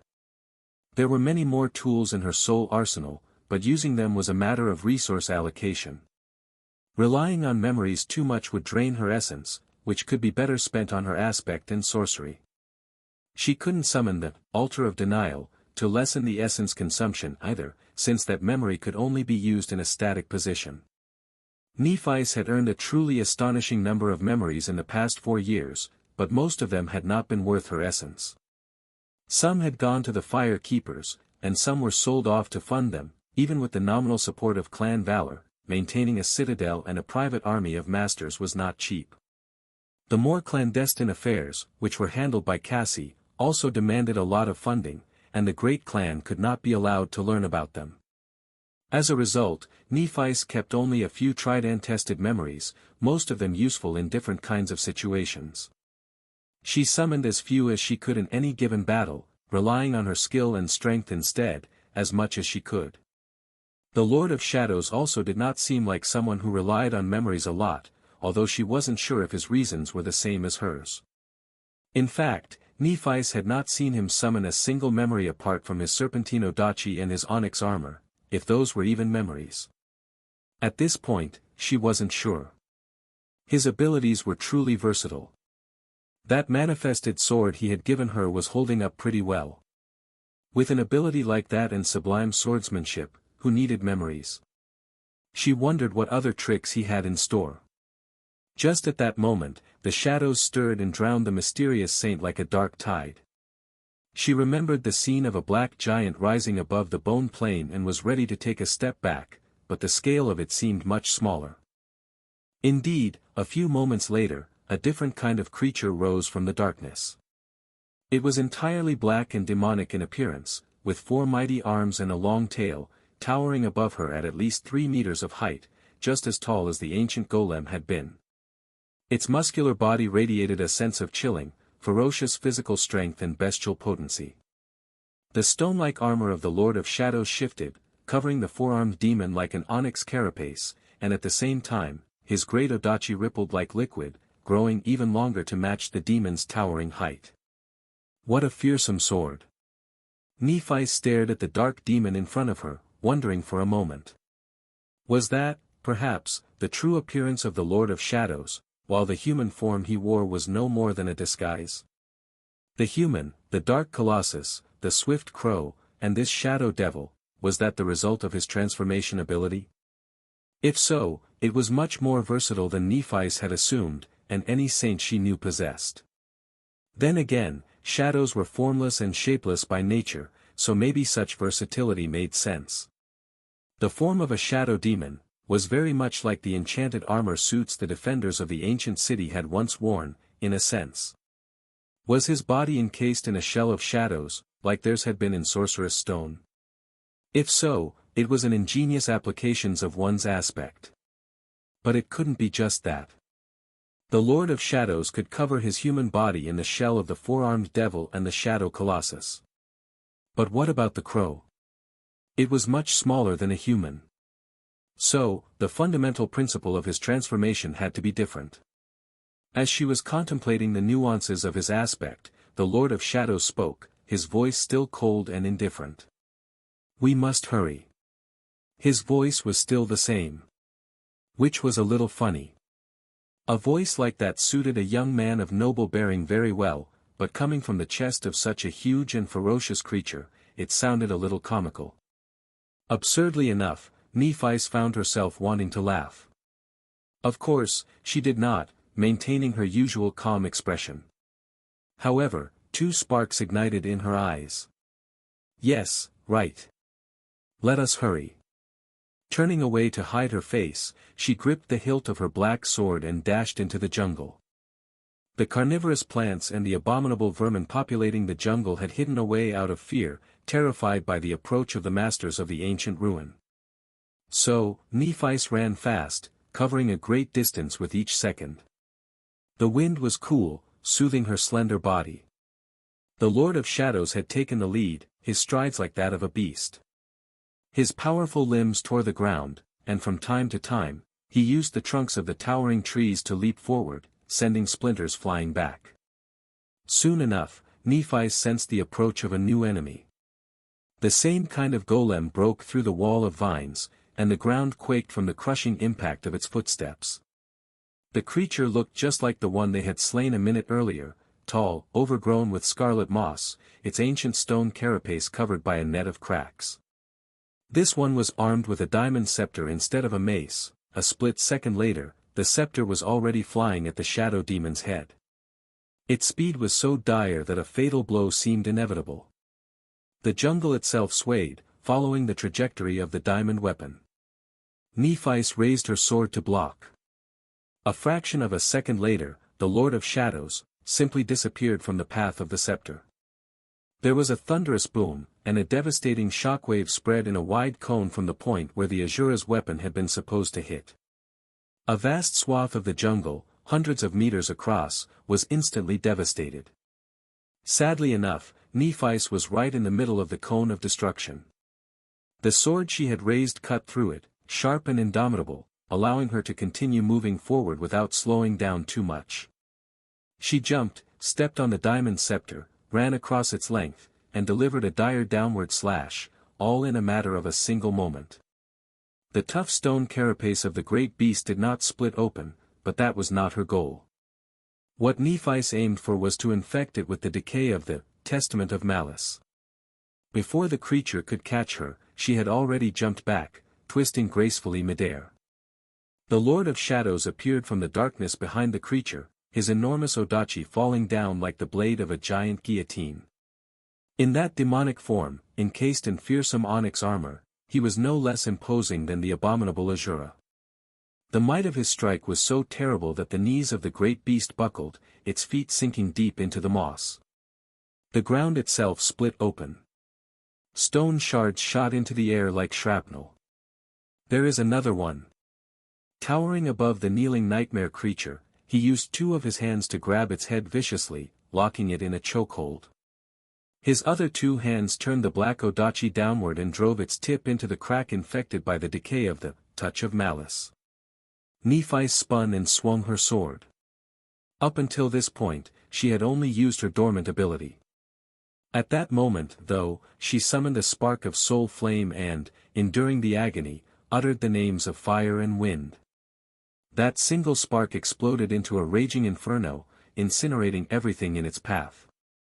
The jungle in front of her turned to ash, revealing the dreadful form of the second Asura.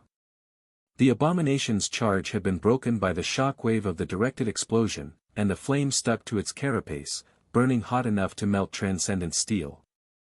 The stone armor of the Asura held, but was softened by the terrible heat. The desiccated flesh buried within it, though, caught aflame. Wreathed in fire, the towering nightmare creature rose like an infernal fiend. There is no time. Nephis used the momentary delay to lunge at the abomination being held down by the Lord of Shadows. Knowing how to destroy one, they could dispose of it with relative speed, but a great beast was a great beast. It was already a miracle that it could be wrestled to the ground by a saint. Her sword blazed with brilliant radiance, absorbing the full augmentation of her titanic soul. There was an explosion of blinding light, and the abomination's stone carapace crumbled. The joint attack of light and shadow had overcome its decaying resilience, and the perfect unity of their murderous wills had overcome its will to live. The kneeling Asura slowly fell, the diamond scepter slipping from its grip. The second nightmare creature was almost upon them. With cold darkness nestling in the crack of his visor, the Lord of Shadows growled deeply and strained his mighty body. Nephis ducked as the massive corpse of the slain Asura was tossed into the air, its dire mass crashing into the burning abomination like a siege ram. After that, they made short work of the staggered creature. She killed the first, while the Lord of Shadows killed the second. 3 great beasts in just as many minutes, even for Nephi's, that was a remarkable result. But it was still not fast enough. Without even stopping to retrieve the supreme soul shards, the 2 of them rushed away. More of these terrible creatures were coming, and the survival of the 2 sleepers was hanging by a thread. As they ran, the Lord of Shadows spoke suddenly. "This place, we might very well die here." His voice was even and clear, as if he didn't care either way. Nephi answered succinctly, long accustomed to feeling the cold breath of death. "That is true." He lingered for a moment. "Is it really worth it, to die for a couple sleepers?" She jumped over a fallen tree, landed nimbly, and lunged forward with stunning speed. "It is." To her, it was a strange question, but then again, people often misunderstood her. She had answered honestly, but the question itself was wrong and misguided. Because she wasn't risking her life for these sleepers. The sleepers were merely a circumstance, but what she was ready to die for were her principles. She believed that saving these teenagers was the right thing to do, and so, she wanted to do it. And it was also the right thing to do because she wanted to do it. Before, a long time ago, Nephi's had been truly powerless. She watched fearfully as everything their family possessed was taken away. Their heirlooms, their wealth, their home. Even people who surrounded her were either killed or chased away one after another, disappearing without a trace. Their absence had left a scar. Perhaps because of that, she didn't value material possessions, and many other things that people usually held dear. The things she valued the most were inside of her, and therefore, could never be taken away. Her beliefs, her principles, her will. As long as she held fast to that, nothing could scare her, and nothing could make her feel truly powerless. However, while these things could not be taken away, they could be lost. She could betray herself, and thus discard them. It was the easiest thing in the world, to lose oneself. Then, she would truly have nothing. The thought of that, was too appalling. Much more terrible than death. And so, Nephi would rather die. It didn't matter if she risked her life for 2 sleepers or to fulfill her greatest desire. To her, both were one and the same, both were expressions of herself, and therefore equally important. The Lord of Shadows laughed. Why? Hadn't she already told him that it was because she wanted to? It was simple as that, and as deeply complicated as that, as well. She had long given up on trying to explain herself to people. But, somehow, Nephi felt that, maybe, the Lord of Shadows would be able to understand. Running as fast as she could, Nephi smiled faintly. "Because otherwise, I wouldn't be me." A towering golem made from crumbling stone, its cracked body overgrown with red moss, raised a hand. There was a corpse entombed within it. The soldier of an annihilated civilization had perished thousands of years ago, but their sorcerous armor still lived, infected by an abhorrent corruption. The creature, an Azura of condemnation, was holding a diamond cleaver in its hand. When the cleaver rose, the world seemed to tremble in fear. When the cleaver fell, reality itself seemed to split apart. A giant tree, its adamantine bark hard enough to resist the end of days, was cut down in one slash and toppled slowly. The wind raised by its fall fanned the flames that had been spreading through the jungle, and bitter smoke permeated the air. The tree had been dead for countless years, and its heart had long rotted away. There was a cave-like hollow between its roots, which was now revealed. 2 terrified sleepers had been hiding in that hollow, and were now hugging each other as they looked at the sinister abominations in horror. The diamond cleaver rose again, spelling their doom. Before it could fall down to reap their lives, however, an equally menacing fiend appeared from the darkness, crashing into the great golem with a ferocious growl. It had sharp claws, twisting horns, and a long tail, its bestial body encased in a fearsome onyx carapace. The darkness itself moved, shrouding it like a mantle. And a moment later, The eyes of the two sleepers widened. A beautiful young woman wearing a fluttering white tunic fell from above, surrounded by pure light. Her skin was fair and flawless, like polished alabaster, and her silver hair shone brilliantly in the dim twilight of the jungle. Her figure was slender and graceful, and her beauty was breathtaking. She held an incandescent sword in her hands.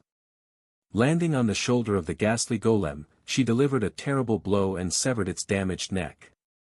The headless abomination continued to resist furiously even after being decapitated, but the strange pair, the fearsome demon of darkness and the beautiful spirit of light, cooperated seamlessly, swiftly bringing it down.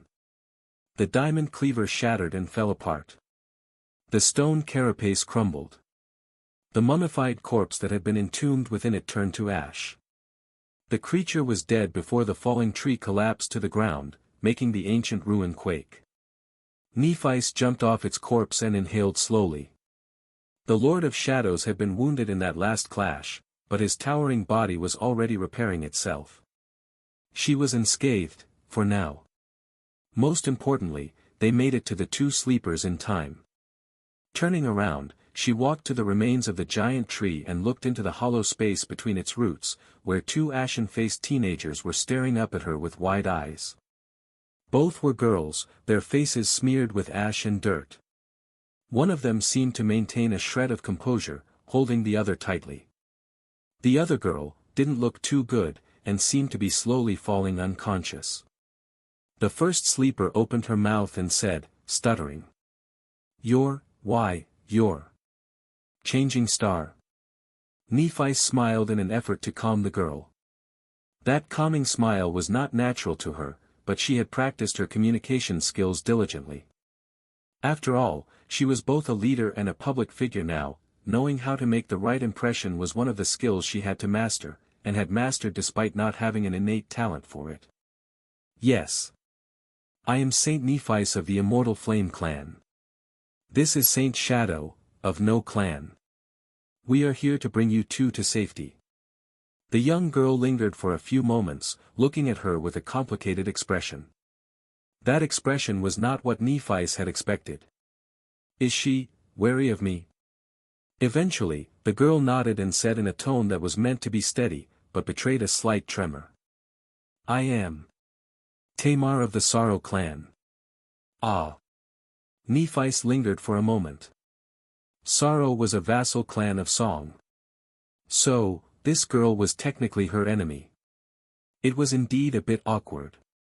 The Lord of Shadows stared at her, as if curious to see what she would do. His demonic shell had almost entirely repaired itself, already. Nephis jumped down into the shallow pit, put her sword down, and looked at the second teenager. Then, she turned back to young Tamar. What is wrong with your friend? The girl glanced at her black sword, then gripped the other sleeper tighter. Some kind of infection. She scraped her hand on a vine. Then, her eyes trembled slightly. Wait, did Ray find you, my lady? Is he alive? Nephis nodded and kneeled near the unconscious sleeper, looking at her with concern. He is safe and sound. You don't have to worry. The three must have bonded during their harrowing time in Godgrave. Before that, they had probably spent a lot of time together at the academy. It wasn't strange for them to care about each other. In fact, Nephis was the strange one, having formed no bonds at the academy. There had been a reason for that, of course. She did not know which of the fellow sleepers had been sent to kill her, at the time. Cassie had had her circumstances, too. Still, these girls reminded her of the two of them. Granted, there had been no third member to their small cohort on the Forgotten Shore, there had been no. A moment later, Nephis shook her head lightly, having lost her train of thought. Concerned for the unconscious girl, she gently placed her hand on her gaunt body and frowned. The girl's skin was as hot as a furnace, and her pulse was weak. She wasn't just infected. She was dying. Nephis lingered for a moment, and then glanced at Tamar. She forced herself to smile again. You are safe now. The worst part is almost over. Fear not, for we are here. And we will get you and your friend out, no matter what. The young girl stared at Nephi's for a few moments, then took a trembling breath and nodded. Then, she suddenly slumped, as if finally allowing her exhausted body to collapse. Her eyes glistened with moisture, but she gritted her teeth and held the tears back. Thank you, Lady Changing Star. Nephis nodded and turned away, secretly gritting her teeth. Then, she activated her dormant ability and endured the blinding pain, sending a wave of healing flame into the second sleeper's body. The infection was persistent, and had spread to the girl's heart. Nevertheless, it was burned away by the purity of soul flame, leaving no trace behind. It just took a little longer than Nephis had expected. She healed most of the damage dealt to the body of the unfortunate sleeper, as well. The shadows around her stirred, betraying her companion's restlessness. The Lord of Shadows spoke from above. They're drawing close. At the sound of his voice, Tamar flinched and looked at Nephis, trying to hide her fear. This is Godgrave, isn't it? Can we really escape? Nephis dismissed her flames and took a deep breath. Of course. I promised, didn't I? The young girl stared at her for a few moments, then nodded gravely. I'll trust in you, Lady Changing Star. I'll strive to survive, no matter what. Her voice sounded resolute. Neph's smile faltered for a moment. Good. Strive well. While saying that, she could already feel it. A spark of longing igniting in the soul of young Tamar, and then turning into a gentle flame. Connecting the two of them together, and making her a tentative part of Neph's nascent, unrealized, almost non-existent domain. Nephis had not been dismissive when she answered the question posed by the Lord of Shadows. How could one kill a supreme? After years of striving bitterly to maneuver herself into a position where resisting the sovereigns was not a foolish, futile, and frivolous delusion, she had come to understand that the only plausible way to defeat them was to attain supremacy herself. Years ago, she had come back to the waking world after an eternity of being lost in the dream realm, defeated and broken. Back then, she had made a decision to join the great clan Valor, knowing that there would be no better way for her to come to know her enemy. When Nephis killed a nightmare creature, she dissected the carcass to examine its anatomy and learn how to slay such abominations better. But she couldn't dissect a great clan, so, joining one was the best way to study the enemy from within. She had also harbored other aspirations, to earn the trust of the King of Swords and therefore place herself in a position where striking him down would be tenable. Nephis was a master of combat, after all, of which deceit and misdirection were integral parts. Life wasn't that different from combat, her life was not, at least. But, although she had attained some success in her ambition to infiltrate the great clan and become trusted by its king, the more Nephis learned about the enemy, the more hopeless her burning desire to vanquish the sovereign seemed. Even if she knew everything there was to know about Valor, and even if the King of Sword lowered his guard one day, she wasn't confident at all that she would be able to defeat him, despite all her power as a transcendent titan. So, Nephis had to become a supreme titan, instead. The problem was that she was not allowed to even try. Times had changed, and there were many more awakened, masters, and saints walking the world today. The sovereigns had relaxed their iron grip on achieving greater power, a little. But they still demanded fealty from the absolute majority of transcendence, and would certainly never let someone rise to the throne of supremacy and become their equal. Anvil and Ki Song could not even tolerate the existence of each other. How could they allow someone else to become their rival?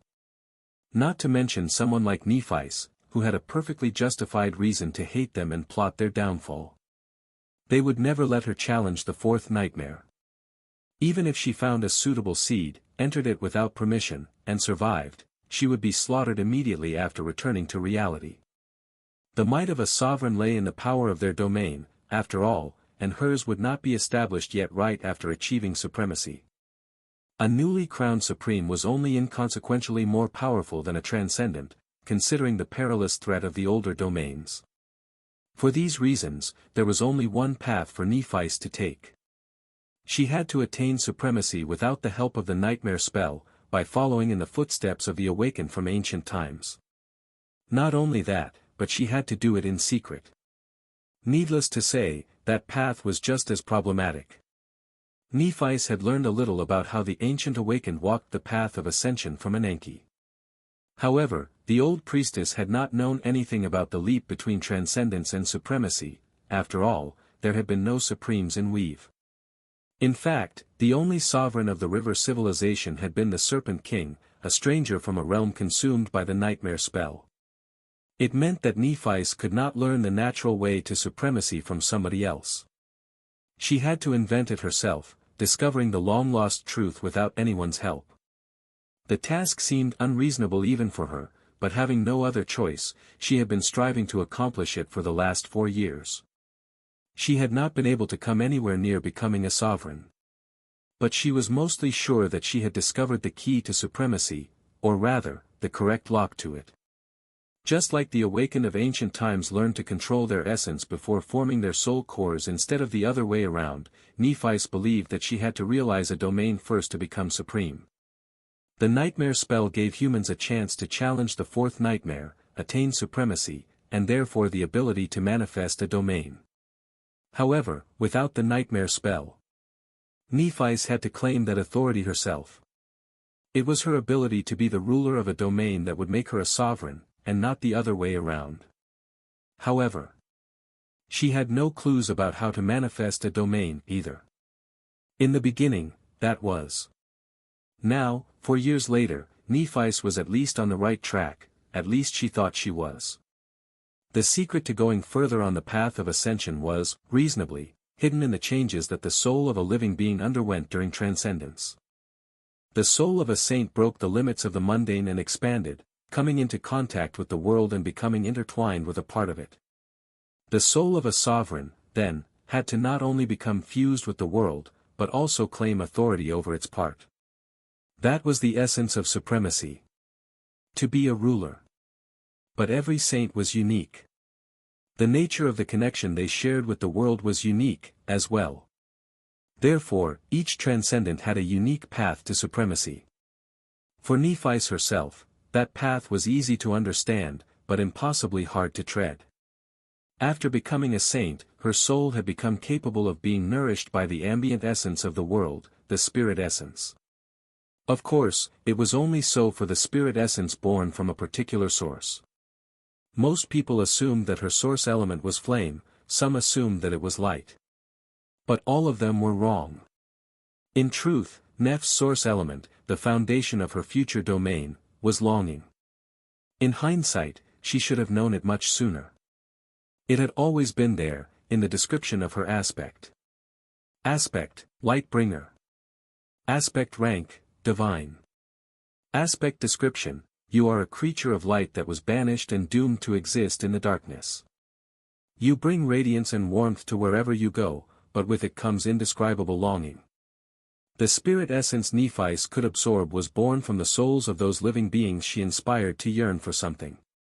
It didn't matter what they longed for, and, unlike the loyalty demanded by the King of Swords and the Queen of Worms, she didn't need to be the subject of their yearning. Any kind of aspiration born from knowing her, or knowing about her, became the source of spirit essence for her.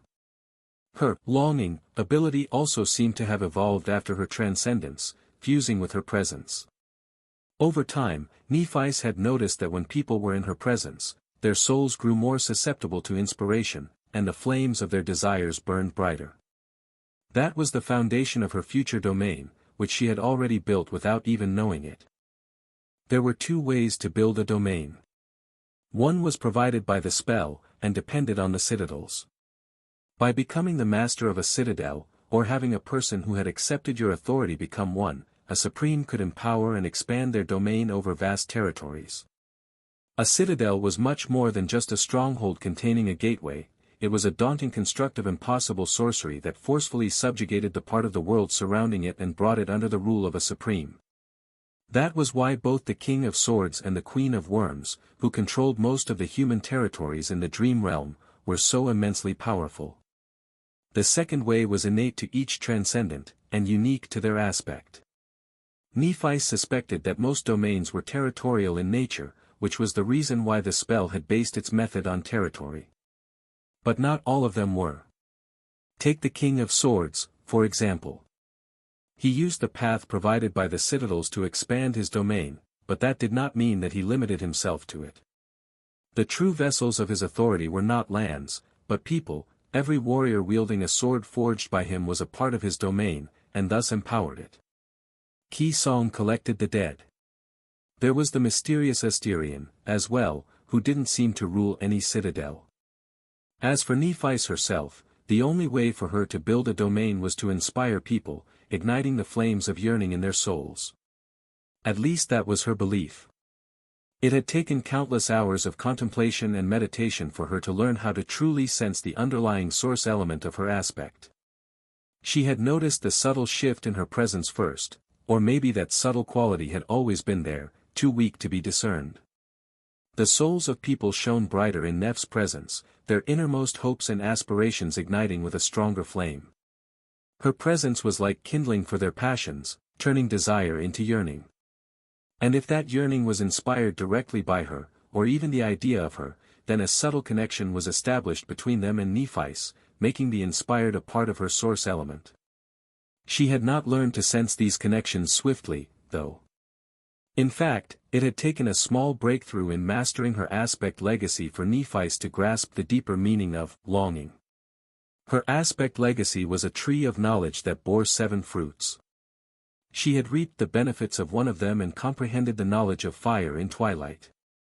Since then, Nephis had made strides in comprehending a few others. Facing the first seeker in Verge, she had advanced considerably toward the knowledge of corruption. And in the last 4 years, she had not only fully mastered the knowledge of destruction, but also started on the path of comprehending knowledge of passion. It was that last branch of her aspect legacy that had helped her fathom the underlying nature of her aspect better, as well as what she was concentrating on mastering now. Nephis had learned how to sense the subtle connections formed between her and those she inspired. She had also earned the ability to vaguely feel the passions and desires of those around her, which were like sparks and flames burning in their souls.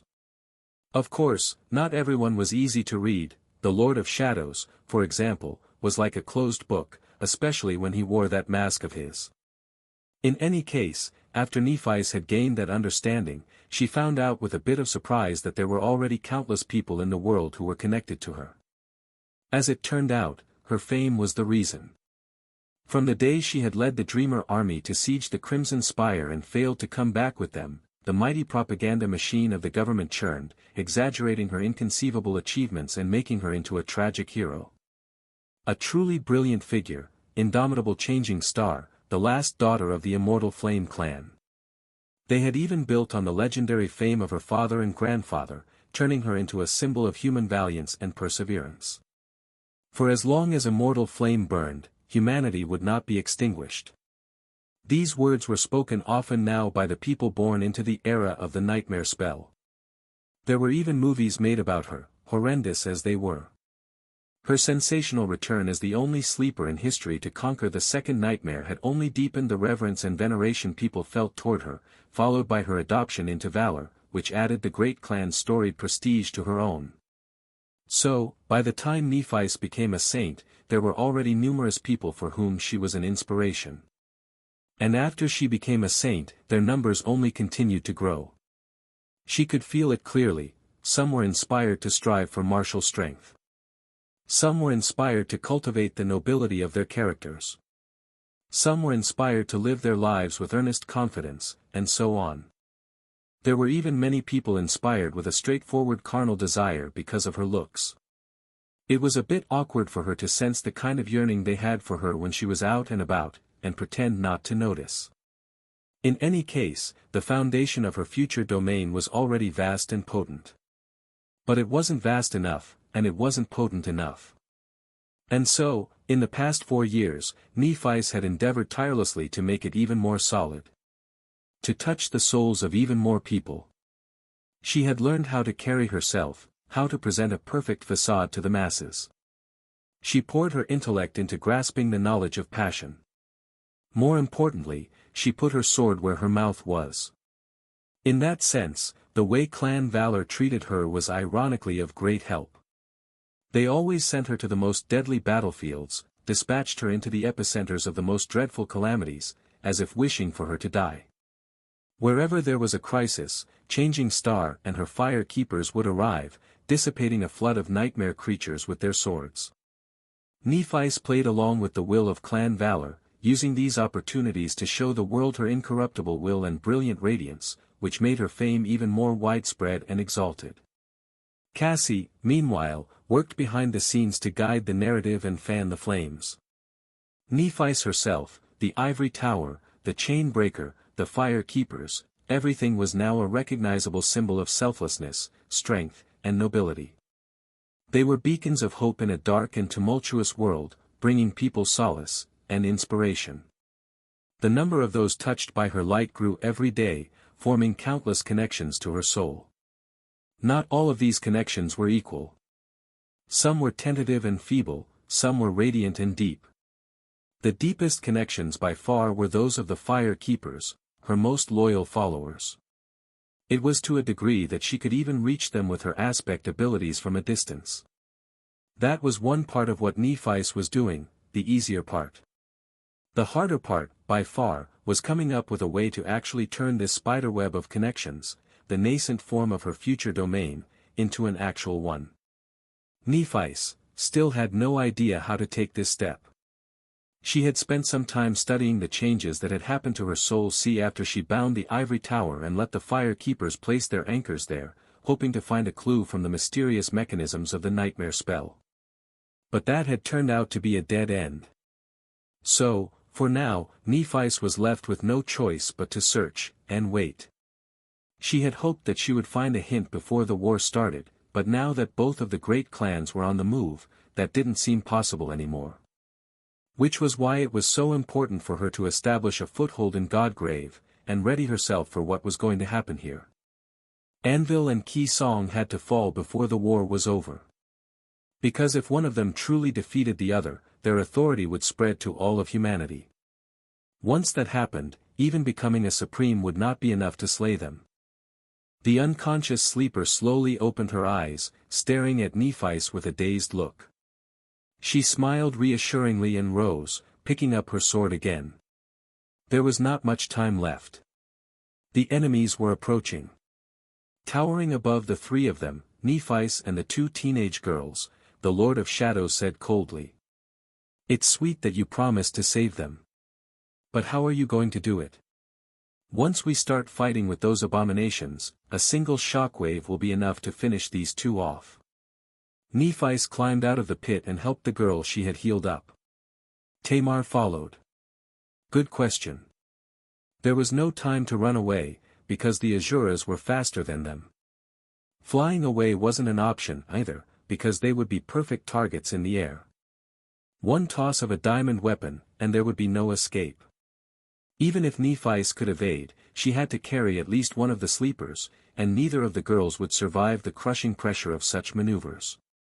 She considered countless strategies in a single second and looked up at the Lord of Shadows. "You take them and retreat. I'll hold the enemy off, and then join you." He remained silent for a moment, and then said flatly. "I refuse." Nephis blinked. "Ha!" She had not expected that answer. "Why?" The shadow demon bent down, bringing his onyx helmet level to her face. The darkness nestling inside it was deep and impenetrable. "You might be fine dying for these sleepers, Changing Star. But I am not fine with you dying." One of his onyx claws pointed at her. "You still owe me a favor, remember? Wouldn't I be cheated if you died before repaying me?" Nephis tilted her head. At that moment, she thought that she felt a hint of desire from the Lord of Shadows. Some people's longing was like a spark, some people's longing was like flame. His, though, to her, it felt like a towering pyre that dwarfed everything around. As it turned out, the Lord of Shadows was a man of dire passion behind that cold exterior. She couldn't make out the details of what exactly he yearned for, but his unwillingness to see her dead, before she made good on her promise, at least, seemed rather sincere. It looked like the favor he intended to ask from her was not simple. A moment later, his soul was shrouded in darkness once again, and she couldn't feel anything. Nephi sighed. "What do you propose, then?" The Lord of Shadows lingered for a moment. Then, he scratched his horned head, the onyx claws scraping piercingly against the surface of his helmet. Finally, he sighed. "I'll take them to the nameless temple and return. You, stay alive while I'm gone." Wasn't that basically what she had suggested? Nephi raised an eyebrow. "How long will it take you to make it back to the citadel and return, Lord Shadow?" He raised one of his 4 hands and bent a few fingers, then answered evenly. "About 6 seconds." She stared at him silently. Then, she stared some more. "Huh. You could make a trip from the citadel to here in 3 seconds, this whole time. Why did we fight our way here through the jungle, then?" Usually, Nephi had to make an effort to put emotions into her naturally deadpan voice. But now, she was actually struggling to maintain composure and make it sound calm. It was an extremely rare occurrence. The Lord of Shadows shrugged indifferently. "It would have consumed too much of my essence. Carrying these sleepers is fine, but you are too heavy of a burden." Nephi stared at him silently for a moment, then glanced down involuntarily. Her body was lithe and slender, like it had always been. "Definitely." "Ha." The Lord of Shadows remained silent for a moment, too, then added suddenly, his cold tone suspiciously close to sounding a tiny bit rushed. "Because you are a transcendent. Your soul is too vast and powerful, that was what I meant." He took a step forward and placed 2 of his 4 hands on the shoulders of the speechless sleepers. "Anyway, time is of the essence, so, I'd better go." A moment later, the 3 of them dissolved into shadows, leaving Nephi alone in the small clearing. A spatial movement ability. She remained motionless for a second, then looked at herself again. A quiet mumble could be heard. "Did I gain muscle?" Sure, she was not as delicate and pretty as Cassie. And not as elegant and graceful as Sishan. But Nephi was pretty confident in her figure, granted, it wasn't as generous as Effie's. What am I even thinking about? Just at that moment, the jungle around her exploded, and 7 ghastly golems lunged at her from all sides, the world groaning in agony from the violent force of their passing. Nephi was still looking down.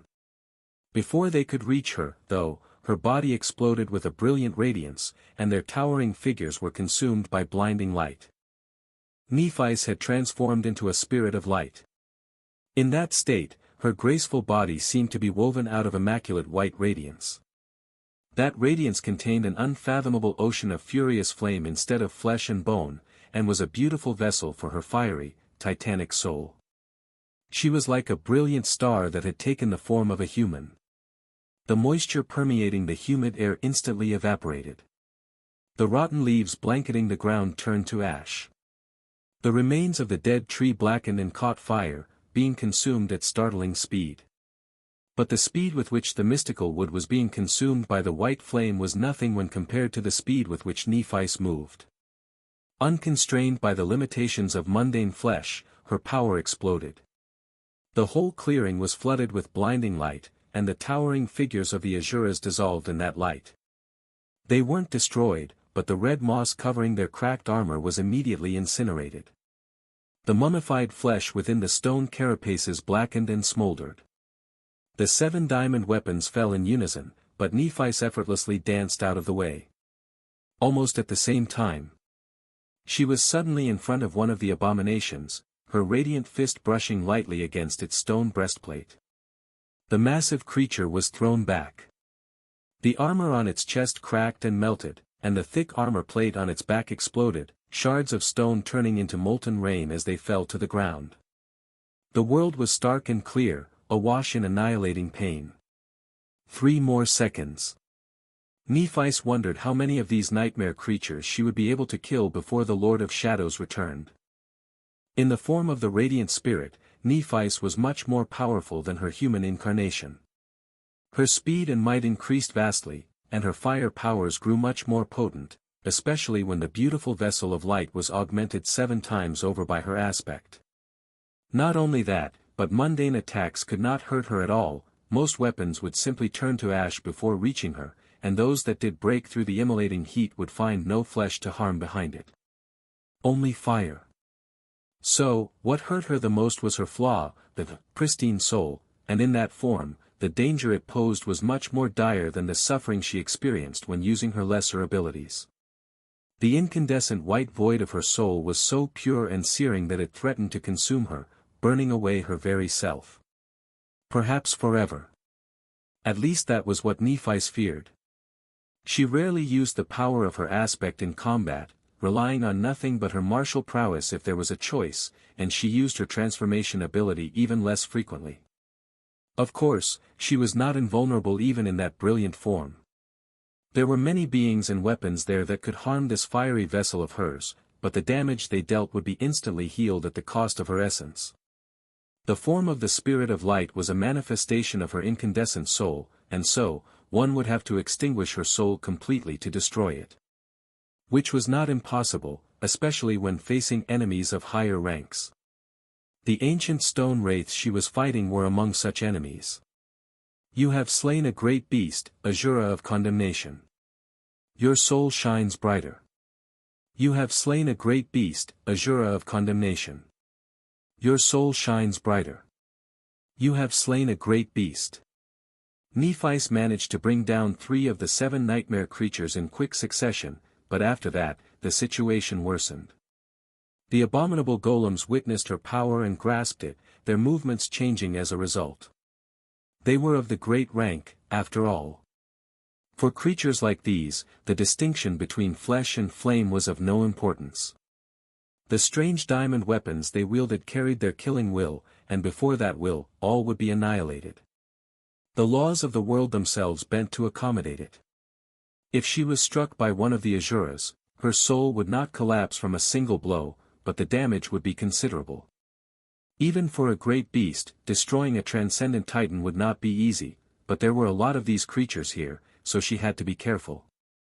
Nephis gave up on offense and evaded the thunderous attacks of the menacing golems, biding her time until the Lord of Shadows returned. She had not waited for long.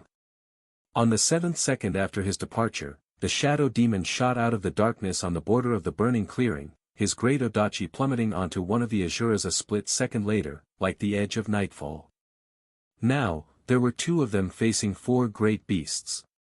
Nephis and the Lord of Shadows glanced at each other briefly, her radiant, graceful silhouette contrasted starkly against his towering, tenebrous figure.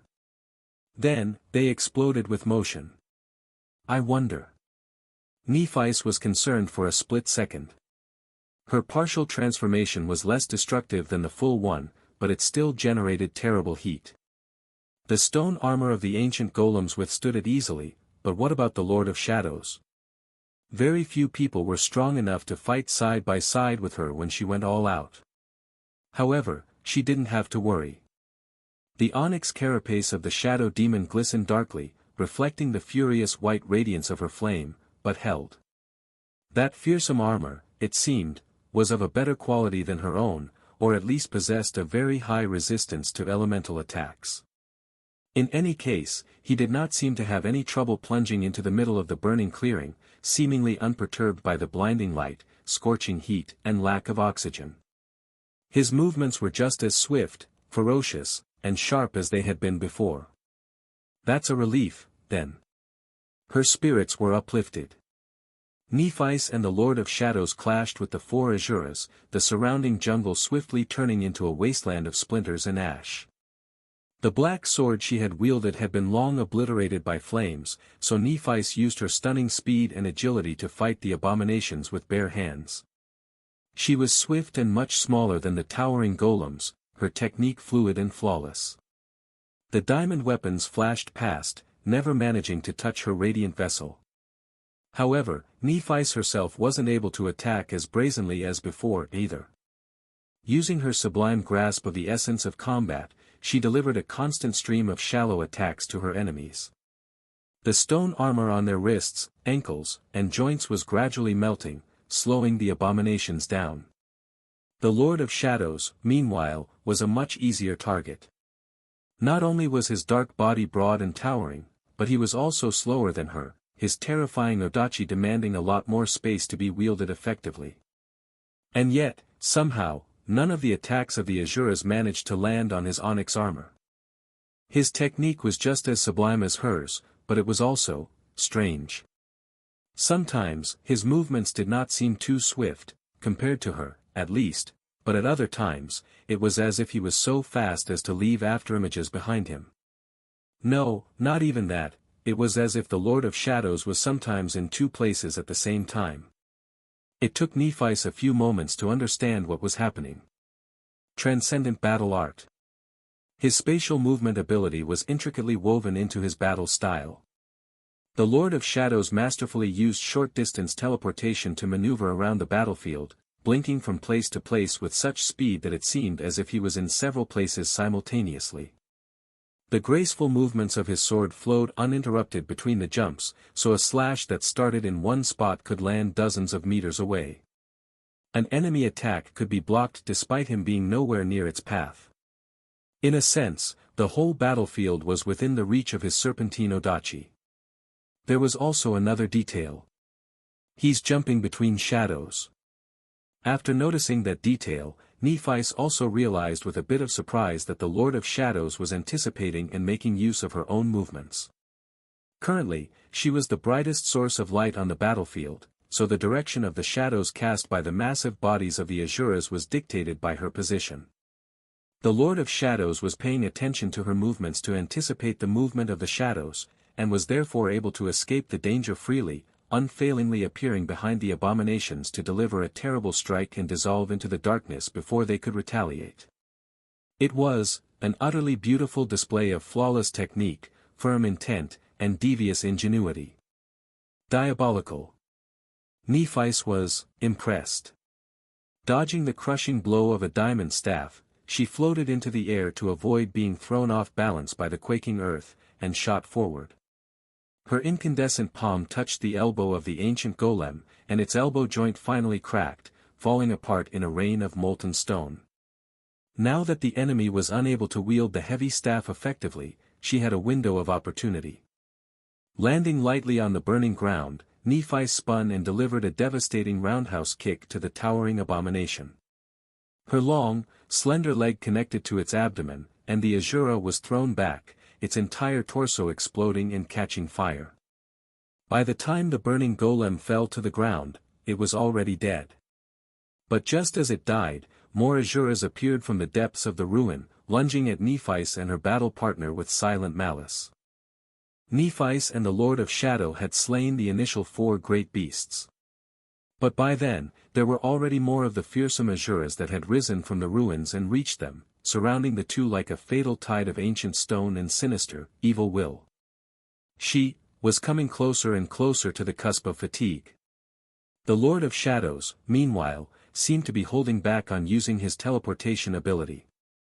He must have told the truth when saying that carrying the 2 sleepers all the way to the citadel and coming back would put a strain on his reserves of essence. It had to be conserved now. Luckily, their goal was not to obliterate all the ancient wraiths. Their goal was simply to escape. Granted, there was some bad luck involved, too. The easiest route of retreat would have been to escape to the surface through the nearest crack in the dome of the colossal breastbone. But the veil of clouds was torn right now, and the surface was bathed in the light of the annihilating sun. That path was not an option. Nevertheless, Nephi wasn't too concerned. She was still holding back the most destructive of her powers. She had no doubt that the Lord of Shadows had a few tricks up his sleeve, as well. And yet. What was that cold, heavy weight pressing down on her heart? Move back. His voice was just as cold as ever. She didn't hesitate and pushed the ground with her foot, leaving a scorched mark on it and flying more than 100 meters back almost in an instant. In the next second, a small lantern of black stone appeared in one of the shadow demon's 4 hands. His onyx armor shifted and retreated under his obsidian skin, revealing his powerful physique. Left alone, the Lord of Shadow lingered for a moment, seemingly unable to evade the attacks of the abominable golems in time. Everything that followed happened in a split second. Their diamond weapons landed on his muscular body, mangling it gruesomely. A tide of darkness suddenly flowed out of the stone lantern and came alive, enveloping the advancing Asuras with 1,000 black chains. Even though the great beasts tore the chains apart with ease, they were still stalled for several precious moments. In those moments, the broken, savaged body of the Lord of Shadows swayed slowly, and dissolved into nothingness. Nef's radiant eyes flashed. But then, a familiar human figure stepped out of the shadows by her side, the onyx helmet closing to hide his face. Completely unharmed. She let out a silent sigh of relief. "I suggest we hurry and get away, Lady Nephis." Utter indifference. Well, to be fair, her face was also motionless and impassive. Not that he could see her features in the torrent of brilliant light. "It's good, that he's alive." Was it good, though? If the Lord of Shadows perished, his citadel would be hers to take. Bringing such a precious gift to the King of Swords would further her goals greatly. And yet, Nephis was happy that he was unharmed. Using the momentary delay of the sinister Asuras, the two of them made a hasty retreat. They ran through the ancient ruins, getting closer to the border. The golems gave chase and were gaining on them slowly, not as slowly as Nephis would have hoped, but enough so to give them a chance to escape into the jungle. There were still a few of the ancient golems stalking the ruin, though. One of them barred their path, prompting Nephis and the Lord of Shadows to perform a flawless pincer attack without exchanging a single word. His black Odachi fell. Her radiant hand flew. The ghastly nightmare creature crumbled to the ground. "You have slain a great beast, Asura of condemnation." The rest of the abominations were right behind them, but the edge of the ruins was already close.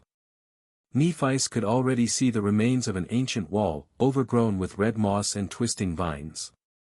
But the cold feeling grasping her fiery heart only grew stronger. She frowned. A saint's intuition was more than an unreliable gut feeling. Transcendent beings were greatly attuned to the world, and could sense subtle changes in it. The flow of spirit essence, the movements of the underlying laws, the changes in the fabric of reality. Something was very wrong. What is that? Both Nephis and the Lord of Shadows halted, realizing almost at the same time that the edge of the ancient ruins was somehow getting further away. No matter how fast they ran, the distance between them and the overgrown wall did not diminish. They glanced at each other somberly.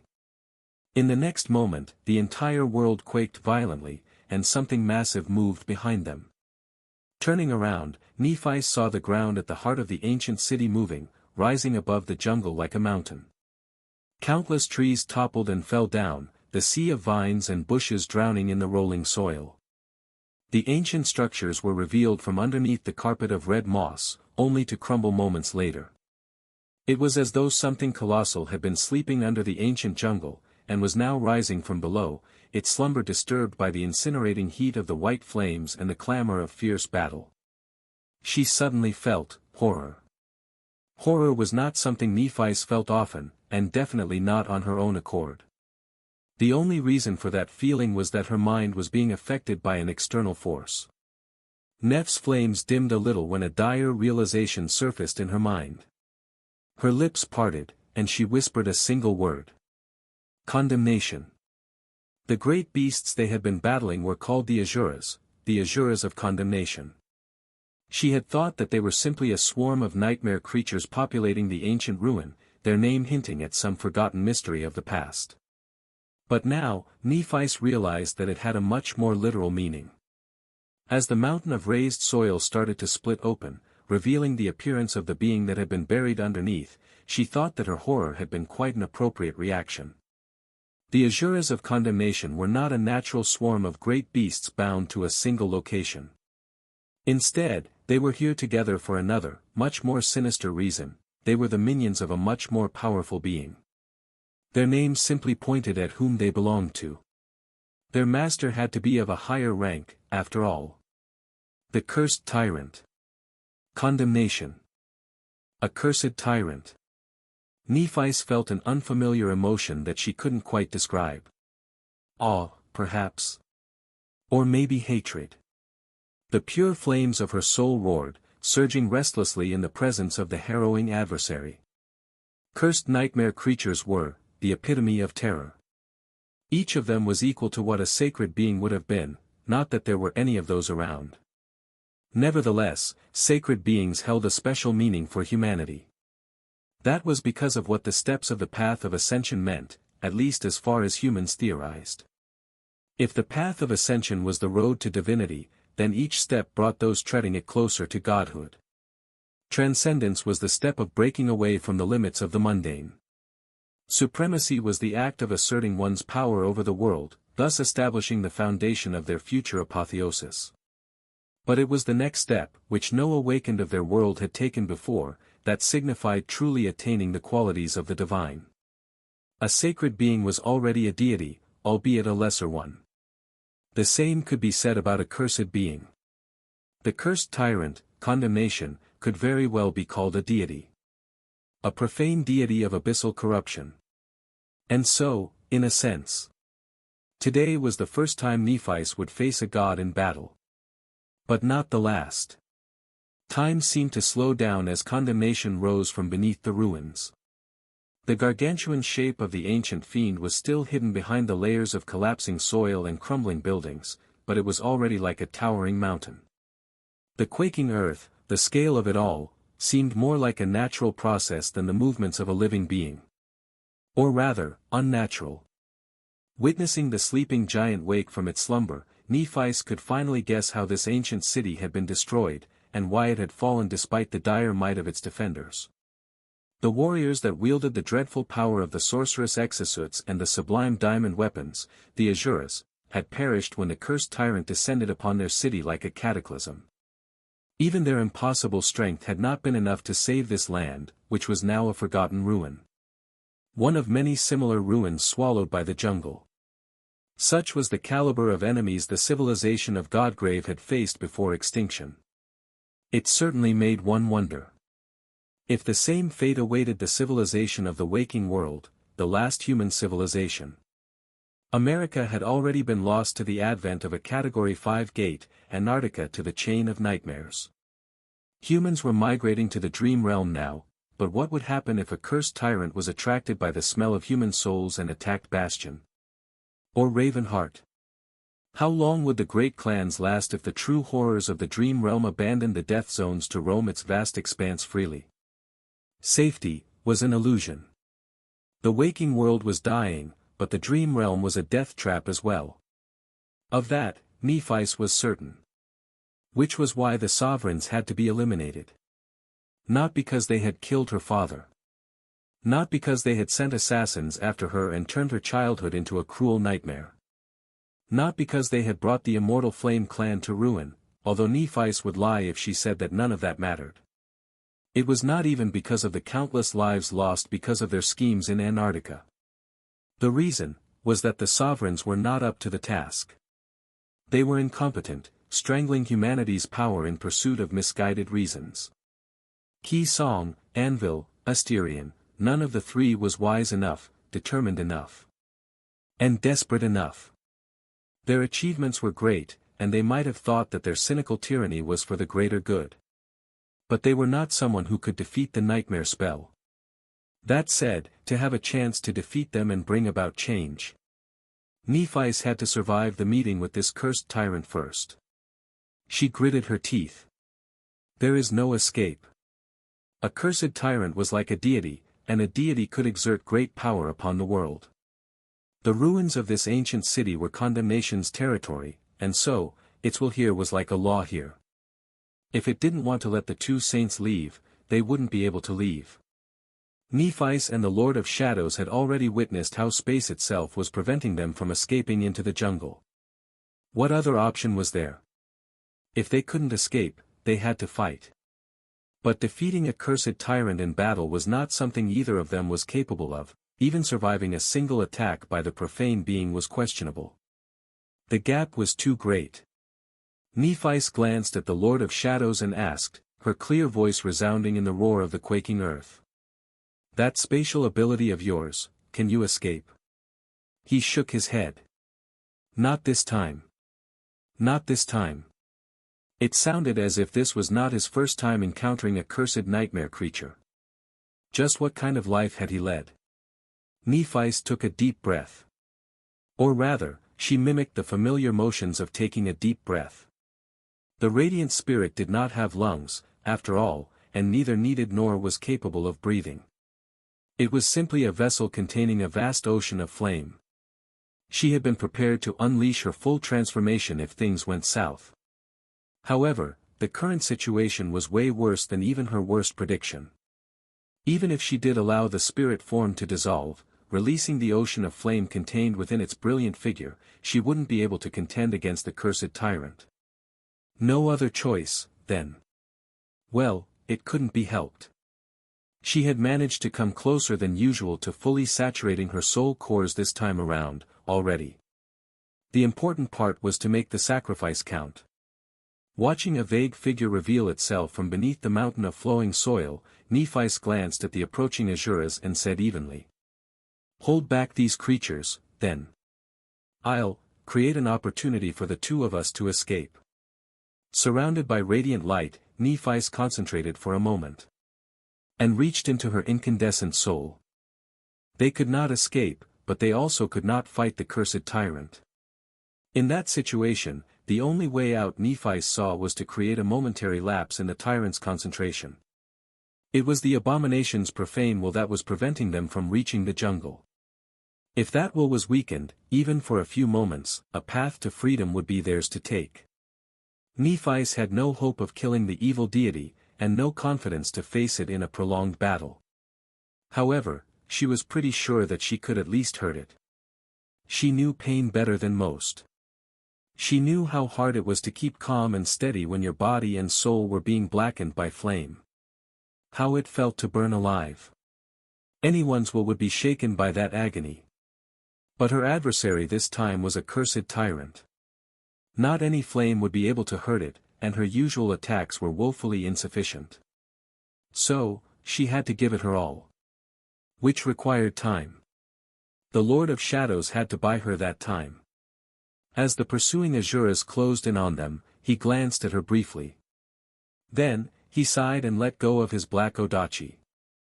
The tenebrous sword fell to the ground, but rippled like liquid in the air. She thought that she saw a glimmer of serpentine scales. A moment later, the odachi turned into a torrent of shadows, and then coalesced into a human form, that of a woman, both her clothes and skin perfectly black, her hair like a waterfall of silken darkness. She was standing with her back to Nephis, so her face was hidden from view. And yet, it felt like the mysterious woman was the most beautiful thing she had ever seen. More than that, her presence was that of a transcendent. A moment ago, there were two saints facing the great beasts. Now, there were three. Pulling another sword out of the darkness, the Lord of Shadows lunged at the ghastly Azuras without wasting any time. The black woman followed, moving with dire speed and indescribable grace. They clashed with the abominations a split second later. Sadly, Nephis could not observe their battle. She was reaching into her soul. The blinding light emanated by her radiant figure grew even more intense, its heat more unbearable. The vines and moss covering the ruins around her turned to ash, revealing ancient stone structures. The weathered stone started to melt. It's going to hurt. Her goal was to cause the cursed being pain, but to achieve it, she had to withstand her own share of agony. As something too harrowing to witness and too appalling to see slowly revealed itself from beneath the collapsing soil, Nephis steeled her will, and ignited her soul. It was different from summoning soul flame or activating her abilities. What she was doing was a derivative skill of her aspect, something she had always been capable of, but only truly learned how to do in twilight. Instead of merely burning soul essence, she was burning her very soul. But, unlike the crude way she had done so in twilight, Nephis was doing it in a much more refined and controlled manner now. With each moment, her soul cores grew weaker, and her counter of soul fragments plummeted with dire speed.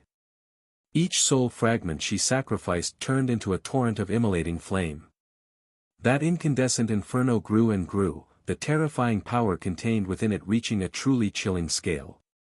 Nephi's could detonate a soul core to produce a tremendous explosion. But an explosion was a wild thing, it spread in all directions, annihilating everything in its path. Such a calamity could obliterate a vast number of enemies, both weak and strong. To deal a wound to someone as strong as a cursed tyrant, however, such a dispersed tool of destruction was suited poorly. She needed something much more concentrated, targeted, and controlled. Consumed by a harrowing agony, Nephis endured the feeling of her soul being burned to ash, and slowly raised a radiant hand.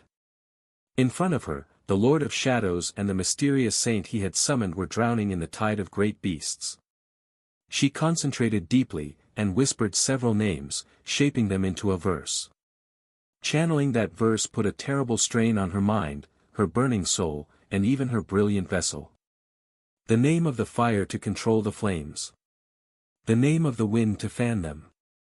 These two were easier. The other two. Nephis trembled as she uttered a terrible word.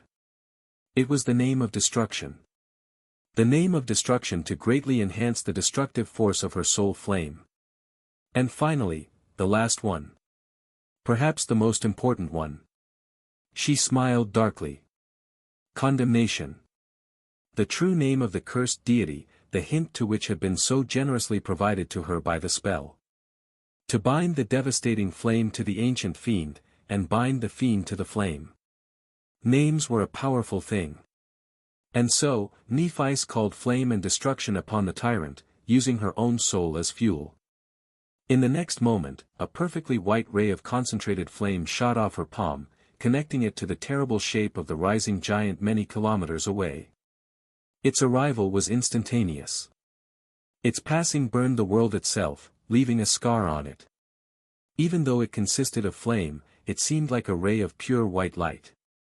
That light bit into the flesh of condemnation, slicing it apart like a sharp blade. Terrible burns were left in its wake. And just as Nephis was drowning in terrible agony, the cursed tyrant convulsed, its mind pierced by unbearable pain. An indescribable, deafening, harrowing sound shook the world. It was a sound that would drive a mundane person, no, even an awakened, a master, a weaker saint, mad from simply hearing it. Condemnation was screaming. Run! Nephis swayed, her radiance dimming. Her transformation was dismissed, and she once again turned into a human. The white tunic she had been wearing was singed and burned, barely holding in place. Right. I should summon the rest of my armor. But she was momentarily dazed, paying the price for burning away a part of her soul. Nephis had told the Lord of Shadows to run, but found herself unable to follow her own advice. Before she could do anything, though, two strong arms grabbed her. Raising her unceremoniously, he dashed away without saying a word. The onyx surface of his armor was smooth and cool to the touch. Am I, being carried? She was stunned. When had something like that ever happened to her? Grab a hold of yourself, princess. Despite the situation, his voice sounded as cold and arrogant as always. Maybe even a little colder than usual. She closed her eyes for a moment, then summoned the rest of her armor. By the time it weaved itself from sparks of light, the Lord of Shadows let go of her, and they ran toward the edge of the ruins together. The echoes of the cursed tyrant's pained howl were still traveling across the hollows when they escaped into the jungle, leaving the forgotten city behind. Just like that, their one-on-one expedition into the hollows was over. A few hours later, Nephis was sitting on the steps of the nameless temple. The world was mercilessly stark, black and white, with no place left for feeling or compromise. As it always happened after she overused her aspect, her emotions were dampened and weak, almost gone. Her heart was cold. Or maybe it was so impossibly scorching that it felt cold. She was tired, but couldn't feel the tiredness. One could not remember pain, but remembering having suffered pain was all too easy. Raising a hand, she allowed a soft radiance to ignite under her skin and stared at it silently. It still hurts. Good. That was good. Nephi's knew that she had not truly lost herself as long as she could still feel the pain, and fear it. She sighed. It was time to return. The fire keepers had already gathered in front of her, ready to depart. The 3 sleepers were also there, looking around with awe and amazement. Even Tamar, the legacy girl, was subdued by the solemn atmosphere of the dark temple. The master of the temple, meanwhile, had not come to see them off. Only his echo was watching. The Lord of Shadows. Such a mysterious man. Nephis tilted her head a little, remembering how he behaved in the forgotten ruin. Not during the battle, but before it. Surprisingly enough, the cold warrior seemed to have a lot of interest in history, almost like an explorer. That was a side of him she had not seen before. Which was understandable, considering that they didn't know each other too well. However, at that moment, her indifferent eyes glinted slightly. She thought back to their first meeting, when he challenged her to a duel. The style he used once belonged to her family. Naturally, Nephis had asked the Lord of Shadows who taught that style to him. And what had he answered? Her lips parted. Nobody. Boss, are you okay? Aiko's voice sounded a bit confused as she glanced at Sunny with a dubious expression. The petite girl was floating near the ceiling, taking inventory of their liquor shelf. He, meanwhile, was busy cooking and cursing under his breath. There were a lot of customers today, but Sunny could not even manifest an avatar to keep up with the flood of orders. That third guy. Selfish bastard. He gritted his teeth. Where did all my essence go? The gloomy shadow, left to its devices for once, was staring at him mockingly. Sunny glared at it back. What? I know we're the same person. It's a figure of speech, okay? The phrase, "you have no one to blame but yourself," had never been so poignant. The last few days had not been easy on Sunny, and it was all because of his third avatar. First, there was the problem with Weaver's mask. He had intended for the Lord of Shadow to wear it at all times, but in practice, it made having any kind of sensible conversation impossible. Well, not impossible, maybe. But definitely way too frustrating. So, Sunny had been busy crafting a special memory for the third avatar ever since returning from the mirror maze beneath Bastion. He could not really reproduce the Mantle of Lies. Weaver's mask was a divine memory, after all, so making a copy of even a single enchantment was utterly beyond his ability. He could create a knockoff Weaver's mask, though, by using an alteration of the Nebulous Mantle's enchantments. He had even added a bit of the Autumn Leaf, one of the memories he had lost, into the mix. As a result, the Lord of Shadows could still remain a mystery. His voice, height, hair color, and mystical traits were either hidden or distorted. Of course, he was not immune to all forms of divination unless the real Weaver's mask was summoned, but since Cassie already knew the truth and had agreed to hide it, there was no need for such a level of secrecy. For now, at least. Until the forces of the great clans arrived at Godgrave. In any case, creating this memory, which Sunny lazily named, "Definitely Not Me," had kept him awake for a few nights. It was imperative that he created it, though.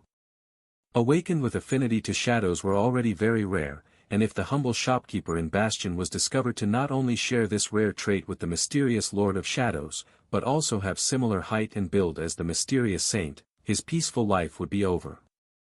Pulling a few all-nighters was a bit of a chore, but he could manage it. But then, he had to go and waste an ocean of essence in Godgrave, as well. Traversing the hollows and fighting great beasts was already bad enough. But then, Sunny decided to transport the 2 sleepers back all by himself. The ruins of the Forgotten City were situated in the vicinity of the Nameless Temple, but only relative to the overall size of the region. In truth, there was close to 200 kilometers between them. It was well within his power to make 3 or 4 consecutive jumps while carrying 2 dormant humans, and then come back the same way. The essence cost of such travel was very high, though, draining his reserves to a dangerous degree. So, now. Sunny felt rather helpless. He couldn't even allow himself to manifest an additional avatar, let alone do something more strenuous. Whatever essence he had left had to be preserved in case there was an emergency. It was a good thing that Nephi's had left Godgrave with the fire keepers. Gods knew, he wouldn't want her to see him in such a pathetic state. So, Sunny had no choice but to suffer and curse silently. Ready. Send it to the 7th table. Aiko used her telekinesis to send a beautifully plated dish into the dining hall, and he finally had a minute to rest. Sunny sighed, took a sip of water from the endless spring, and frowned slightly. Sunny. Cassie's voice suddenly resounded in his head, creeping him out. He was still not used to that. But at the same time, it strangely felt too familiar. Yes, Saint Cassia. A moment later, her soft voice resounded again. About the memory commission. I'll send someone to your shop today to explain the details. He raised an eyebrow. She was already whispering into his ear, figuratively speaking. Was there really a need to send someone? Couldn't she just explain what she wanted straight away? Maybe Cassie was conserving essence, too. He shrugged. All right. Is there anything else? Sorry, I'm a bit busy, lots of customers today. She remained silent for a moment. There is nothing else. Well, actually. I do have something to say. Sunny's expression darkened. What was going on? Had she received a vision and wanted to hint at something? That couldn't be right, hadn't Cassie told him that the future could not be seen clearly anymore? He looked down. I'm all ears. Strangely enough, she lingered for a while this time. Eventually, though, her voice rustled in his mind once more. It's nothing important, really. Just a little piece of advice: in the future, you might want to avoid using words like heavy and burden when speaking to women. You know, just thought I would share. His eye twitched. Cassie's tone was polite and serious, but he couldn't help but feel that she was suppressing laughter. Sunny cleared his throat. Oh. That's funny. Almost as funny as the fact that I've lived peacefully on my own, but just a couple of days after the woman in question showed up on my doorstep, there was suddenly a cursed tyrant trying to gobble me up. A person with less decorum than me could call that a bit burdensome, don't you think? There was no answer. He waited for a while, then took a deep breath. Damnation. Sunny was slowly starting to realize what the most terrible thing about Cassie's ability was: not that she could spy on almost anyone undetected. It was that she was the one in control of who had the last word. Muttering under his breath, he returned to cooking. The day passed in a blur. Sunny was so busy that he had not sat down once until the evening, which, in theory, was a good thing. Why would he complain about how popular his restaurant was becoming? Cassie's commission was bound to be very profitable for the brilliant emporium, as well. It was just that working hard while also working hard in two other places were two entirely different things. As the sun rolled behind the horizon and the crescent moon appeared in the velvet sky, the dining hall of the brilliant emporium became deserted. Aiko had left, leaving Sunny to close down on his own. He was carrying a tray of dirty dishes to the kitchen when someone approached the door. Must be the person Cassie sent. He turned to the door, waiting for the person to enter. When the silver bell rang, though, Sunny suddenly tripped and fell on his face. The dishes rolled on the floor. What is she doing here? Laying on the floor, he cautiously looked up. Long legs, slender waist, a light summer dress, alabaster skin. The silky hair was black, but it was hardly enough to disguise her. Sunny's eyes widened. The person Cassie promised to send is Nephi's. Indeed, there was no mistake. Nephi's, who had just left the nameless temple yesterday, was now somehow here, in the brilliant emporium. Looking down at him in confusion. She hesitated for a moment, and then asked in a polite tone. Master Sunless. I've been told that you can create powerful memories. For Nephis, the world was still stark and sharp, devoid of subtlety. Her emotions were still subdued, and mostly missing. It had not been long since the battle with condemnation, if their desperate escape could even be called a battle, and so, she had not recovered from the annihilating pain of burning her soul to ash yet. She had been in Godgrave just yesterday. Back then, they had waited on the steps of the nameless temple for a long time for its master to come and take them back to the waking world. Nephis could have carried her warriors across the threshold of realms herself, but the tentative agreement with the Lord of Shadows was preventing her from placing a tether in the vicinity of his citadel. In the end, the mysterious saint walked out of the darkness and silently brought the fire keepers, the three sleepers, and herself away from the dream realm, one at a time. She suspected that he could carry more than one person across realms. Nephis herself could carry 7 other saints, or more than 100 mundane people, but Shadow kept his secrets close to his chest, as always. She had been idly curious where his tether in the waking world would be. Saints usually had an established base there, most within the well-guarded walls of their clan's compound. Nephis herself, as well as the fire keepers, operated from the former manor of the Immortal Flame clan. It was a bit of a contentious topic, actually, because the Elders of Valor wanted them to reside within the great clan's stronghold in NQSC, officially, for safety reasons, but truthfully to control them better. But the relationship between the fire keepers and the rest of Valor forces was generally a bit awkward, not the least because of the 6 months the survivors of the Forgotten Shore had spent hiding in the Dream Realm to avoid the fallout of Cassie's conflict with the Great Clan. It had only been resolved after Nephis returned and agreed to become Anvil's adopted daughter. In any case, there were no independent saints, really. Everyone either had a legacy clan supporting them or worked for the government. So, Nephis was understandably curious about where the Lord of Shadows tethered himself in the waking world. Was it a secret compound in NQSC? An unassuming residential building? A stronghold of a minor legacy clan in one of the other quadrants? The remains of an abandoned government facility, perhaps? She had idly imagined all kinds of places, thinking that they might hint to his real background. Curiously enough, though, the tether of the Lord of Shadows was carelessly placed in the middle of an empty street in the outskirts of NQSC. The outskirts were much more desolate now than they had been before, with many people having left for the Dream Realm. There were many abandoned areas like this one, where there was hardly any foot traffic. While unconventional, the placement of the tether seemed to be dictated by nothing except for pure convenience, which had not told her anything at all. Nephis had been the last one to be brought over. The Lord of Shadows did not waste any time on saying goodbyes, nodding at her curtly before dissolving into the darkness. Just like that, her expedition to Godgrave was over. There were a lot of things she had to do after that. Nephis visited the 3 sleepers at the academy to check on them. Since they had never managed to anchor themselves in the Dream Realm, they would have to request the help of a saint, pass through one of the Dream Gates, or wait for the next winter solstice to complete their awakening. She would have offered her help, but considering Tamar's allegiance to the Song domain, having her anchor in Bastion was not an option.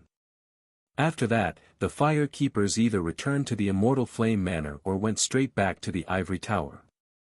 They needed some rest. As for Nephis herself, she made her way to the compound of Clan Valor. Then, it was a whirlwind of briefings and reports, as well as a lot of waiting. Luckily, Cassie was there to help her manage the most tedious parts. It was not until the morning of the next day that Nephis had a chance to rest and recover. She ate a late breakfast, took a long shower, and put on some mundane clothes. Going through the motions. It was a bit annoying. Everything not having to do with furthering her goal was, in her current state. Eventually, she ended up making an appointment with her therapist. Nephis had been assigned a psychological counselor after returning from her second nightmare, and was seeing one periodically to this day. Of course, it was a bit of a farcical affair.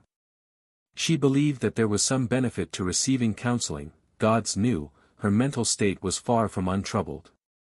It had been especially bad after the second nightmare, and would turn cold and emotionless every time she overused her aspect. Nephis was concerned about losing the sight of her humanity, which was the reason she had agreed to therapy. However, it wasn't hard to guess that her assigned therapist was making regular reports about everything she said during their sessions. At first, the reports had gone to the government. After Nephis joined Clan Valor, her initial counselor was suddenly unavailable, and referred her to a colleague. The new counselor was unmistakably making detailed reports to the elders of the great clan. So, it was a charade. Nephis pretended not to know and continued to visit the therapist to nurture the feeling of false control Clan Valor had regarding her. That said, even a charade could be useful sometimes. There were many useful things she had learned from the counselors while they were learning falsehood from her. For example, the act of wearing mundane clothes. Nephis would have been comfortable never dismissing her armor memories, but it was these small acts of human behavior that tethered her to humanity. She was also often encouraged to participate in mundane leisure activities and communicate with ordinary people more. There were other small things she had learned to do, as well.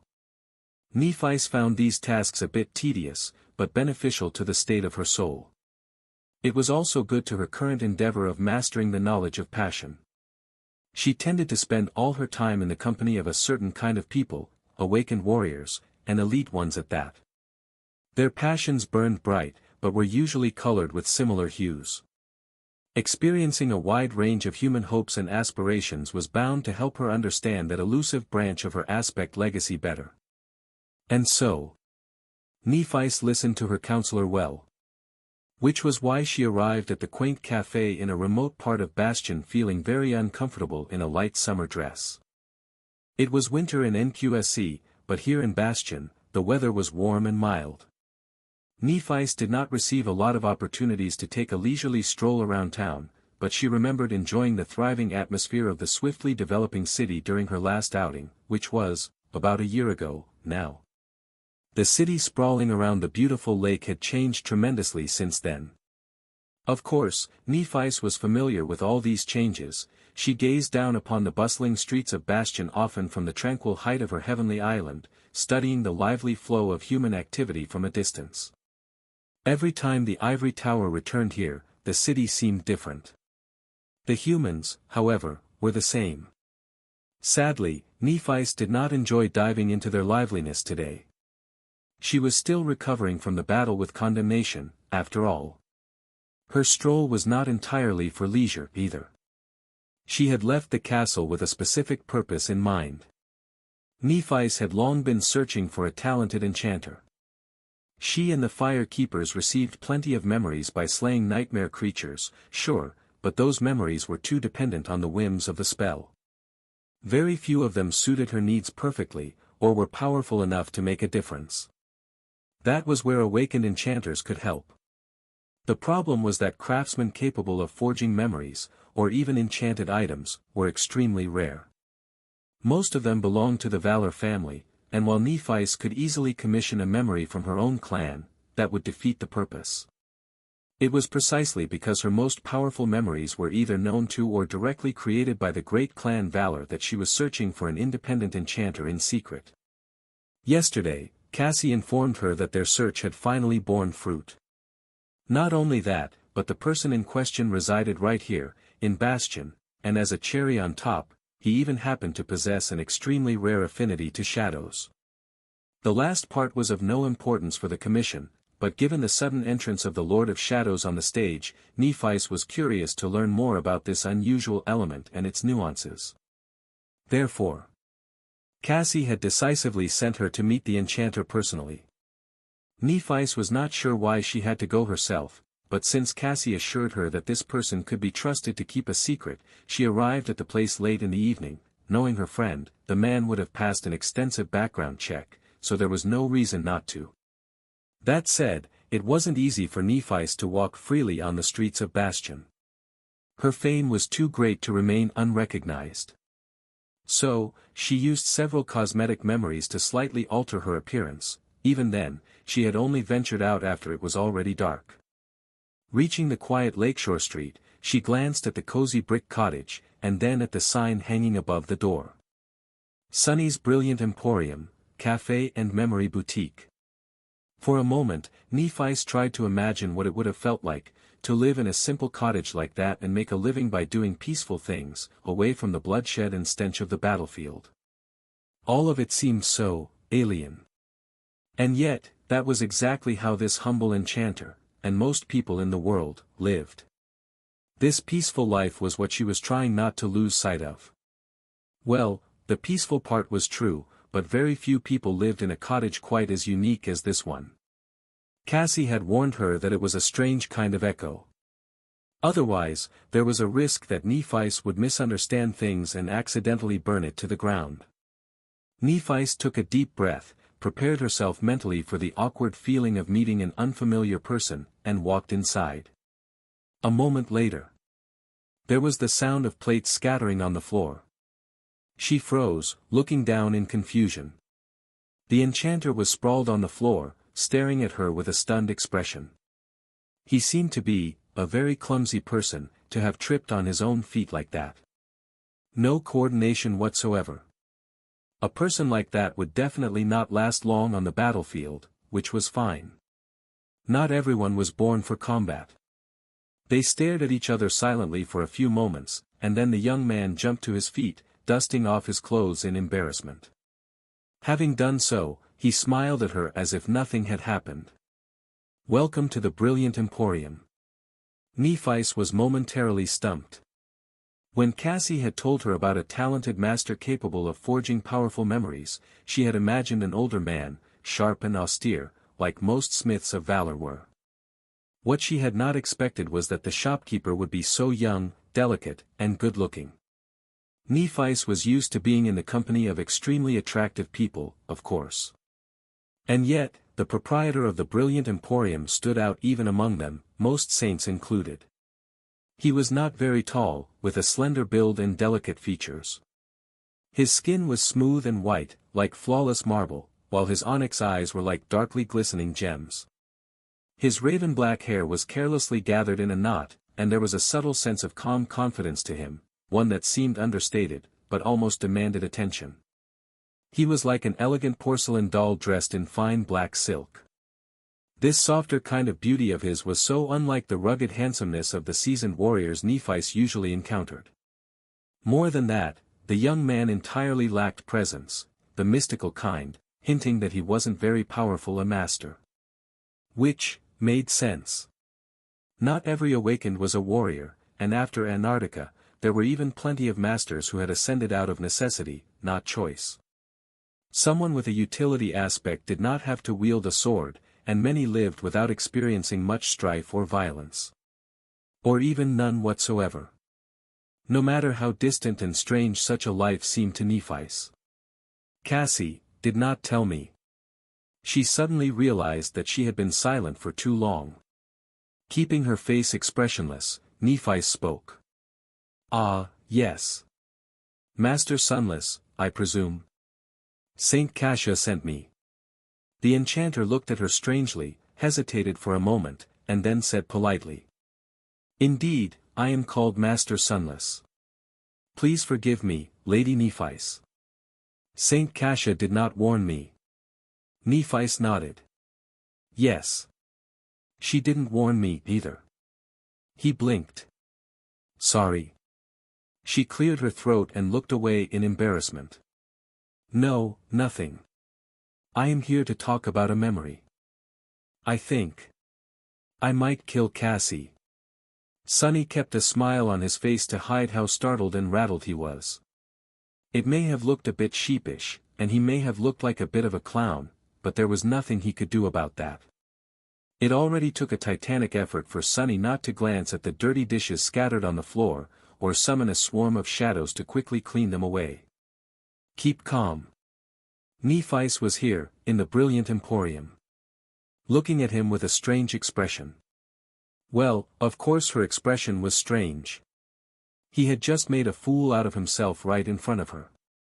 And that was technically their first meeting, no less, which started with him planting on his face. Sunny wanted to fall through the floor. Actually, that might be possible. It would not take a lot for the marvelous mimic to swallow him into the basement. Struggling to throw these thoughts out of his head, Sunny asked in as polite of tone as he could manage, given the circumstances. Indeed, I am called Master Sunless. Please forgive me, Lady Nephis. Saint Cassia did not warn me. Not only was Nephis here, but she was also wearing a dress. A dress. That should have been categorized as a crime. Her light dress was simple and white, with not much decoration. It covered her shoulders and had a modest neckline, the hem resting somewhat high above her knees. Nevertheless, the modesty of the dress only served to accentuate the graceful line of her slender body, and the stark contrast between her alabaster skin and black hair only made her gray eyes look more striking. Suddenly, Sunny was thankful that it was already dark outside. Otherwise, Neff's appearance might have caused the brilliant emporium to be besieged by a mob of admirers. And then, he would have had to hold himself back from minting a fresh batch of soul coins. Suddenly, he realized that Nephis had said something. He had no idea what. Sunny blinked. Sorry. She cleared her throat, then looked away, perhaps in displeasure at his lack of manners and mental faculties. No, nothing. I am here to talk about a memory. Sunny forced out another smile, then gestured to one of the tables. Please, take a seat. I will be with you shortly. He pulled out a chair for her, then swiftly picked up the scattered plates and escaped into the kitchen. Before going in, though, Sunny hesitated for a moment. Would you like something to drink? We just received a fresh batch of coffee beans and tea. She shook her head. Water is fine. He nodded and entered the kitchen. A moment later, Sunny leaned against the wall and breathed heavily. What the hell? He had been anticipating meeting Nephis for a long, long time. So, he was mentally prepared to face her, but the one meant to face her was the Lord of Shadows. Not him, the humble and unassuming shopkeeper. There was no reason whatsoever for someone as exalted as Changing Star of the Immortal Flame clan to visit the brilliant emporium, so Sunny had never once imagined that she would. Calm down. Sunny took a deep breath, then quietly checked to see if the nebulous mantle was working. Everything was fine. His presence was hidden, and his facade of a harmless artisan was sufficiently maintained. In fact, this year of living peacefully in Bastion had smoothed out his edges, so this incarnation of his looked somewhat gentle. There was no way someone would associate the innocuous owner of the brilliant emporium with the antisocial, menacing Lord of Shadows. Good. Still, what the hell was Cassie thinking about? Saint Cassia, what the hell? As he poured water from the endless spring into a glass, she answered pleasantly. What do you mean? The glass almost exploded in Sunny's hand. Why is Changing Star here? He could just imagine the blind seer laughing somewhere across the lake, in the castle.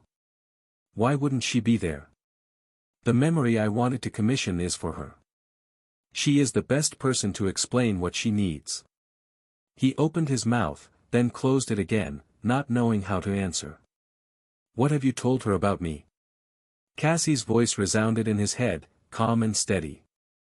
That you can forge powerful memories, can be trusted to keep a secret, and have an affinity to shadows. The last part was a bit problematic, but after thinking about it for a moment, Sunny had to admit that it was for the best that Nephis had been warned in advance. She would have noticed the nature of his aspect sooner or later, anyway. It was better to inform her first to prevent her from getting the wrong idea. Or rather, the right idea. In any case. Carrying the glass of water back. Sunny somehow found himself also carrying a small plate with a piece of cherry cake on it, as well. He had made the cake this morning to prevent the batch of Beast Farm cherries from going bad, but as to how it ended up on a plate in his hand right now. Sunny's recollection was foggy. He was suddenly full of suspicion. You didn't erase my memories, did you? For the first time in a while, Cassie's voice sounded confused. Huh? He gritted his teeth. Of course, she didn't. She wouldn't have been able to in such a short amount of time, not to mention without looking him in the eyes. Never mind. It was already too late to turn back. Returning to the dining hall, he placed the glass of water and the piece of cake in front of Nephi's. She stared at the cake silently, then looked up and glanced at him. Her serious eyes were way too tantalizing. Crap. This whole situation was wrong. Why wasn't she wearing her armor? Had she destroyed her armor again? Is that why she was wearing a dress today? Was the memory she wanted to commission an armor? Then he had to finish the commission as fast as possible. On the other hand. Really? It wouldn't hurt to take his time with it. Would it? He wouldn't want to make anything less than flawless, if it was for Nephi's. Keeping his expression neutral, Sunny sat down across from her and said with a polite smile. You probably haven't heard that our cafe is famous for its desserts. Of course, she hadn't. Because it wasn't. But then again, Nephi's had made him dessert once. So it was only fair for him to return the favor, right? Nephi's was surprised to see a piece of cake in front of her. The cake was placed on a beautiful porcelain plate, and even had a fresh cherry on top. It was not like she had never seen one before, but desserts weren't exactly a mainstay of her diet. Right. It's a cafe, as well. She picked up a small silver spoon and tasted the cake, simply to not seem impolite. I wonder if he is really capable of forging a memory that would not lose to those created by valor. Wait, why is it so tasty? Placing the spoon down, she looked at the handsome shopkeeper and remained silent for a moment. Eventually, Nephi said. It seems that you have already recognized me, Master Sunless. I'll be straight, then. I need a memory forged, and a potent one at that. Saint Cassia informed me that you are a talented enchanter who is only unknown because you prefer to keep your talents hidden. I can understand why, and it even makes things easier. But are you really good enough to satisfy the needs of someone as powerful as me? The young enchanter looked at her, a strange expression appearing on his charming face for a moment. Was he, perhaps, stumped by her question and felt insecure about his talent? Creating a memory for one of the most renowned saints in the world was not an easy task, after all. Master Sunless coughed and briefly looked away. Seeing that subtly bashful expression of his, made Nephi's understand why this cafe was so famous. Needless to say, it was probably not because of desserts. Cassie, what the hell? Cassie's pleasant voice resounded in her head a moment later. What? Nephi's kept her expression neutral. Why is this enchanter you found so? Cassie answered innocently. So what? Nephi sighed. Never mind. It was a silly question, anyway. She had just been startled a little. Master Sunless, meanwhile, seemed to find his confidence again and answered with a faint smile. I can promise that you'll be satisfied, Lady Nephis. His eyes suddenly twitched, for some reason. The poor man must have been nervous. Nephis knew that meeting her had that effect on many people. The enchanter continued in the same pleasant tone. Let me rephrase that. What I mean to say is that the memories I create are top-notch. That said, can I ask you a question? Nephis wanted to answer that he could, but suddenly found herself unable to. That was because, at some point in time, another bite of the delicious cake found its way into her mouth. She didn't even notice how. It was very strange. Is my blood sugar low? Yeah. That must be it. Pulling the spoon out of her mouth slowly, she nodded with a deadpan expression. Master Sunless hesitated for a moment. You are a princess of the great clan Valor. Surely, the renowned forge masters of your clan have no shortage of powerful memories they've created. Why come to me? Nephis shrugged, not seeing a reason to hide the truth. It is precisely because you are not a forge master of clan Valor. The young man seemed to have a keen mind. He understood what she meant instantly, and leaned back with a hint of amusement gleaming in the depths of his onyx eyes. I see. Master Sunless remained silent for a few moments, thinking about something. Finally, he asked. What kind of memory do you wish to commission? Nephi's answered in an even tone. A sword. She needed a sword. The one she wielded, Kinslayer, was a beautiful weapon. It was an immensely powerful weapon, as well, and one that suited her well. Nephis had slain numerous nightmare creatures with its sharp edge, and had won countless battles while wielding it. But Anvil of Valor had branded the Kinslayer, and so, it did not really belong to her anymore. She wasn't foolish enough to try cutting the King of Swords down with one of his own blades. This time, the charming enchanter remained silent for a while, studying her face with a strange intensity. Nephis could feel his desires faintly, they were subdued, as if something was obscuring them, but she discerned a volatile mixture of hope smoldering beautifully somewhere deep in his soul. It reminded her of the King of Swords, a little, maybe because both of them were spellsmiths. It vaguely reminded her of someone else, as well.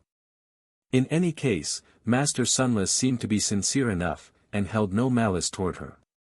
On the contrary, he appeared to have been inspired by her, a little bit too much. Inwardly, Nephis was surprised.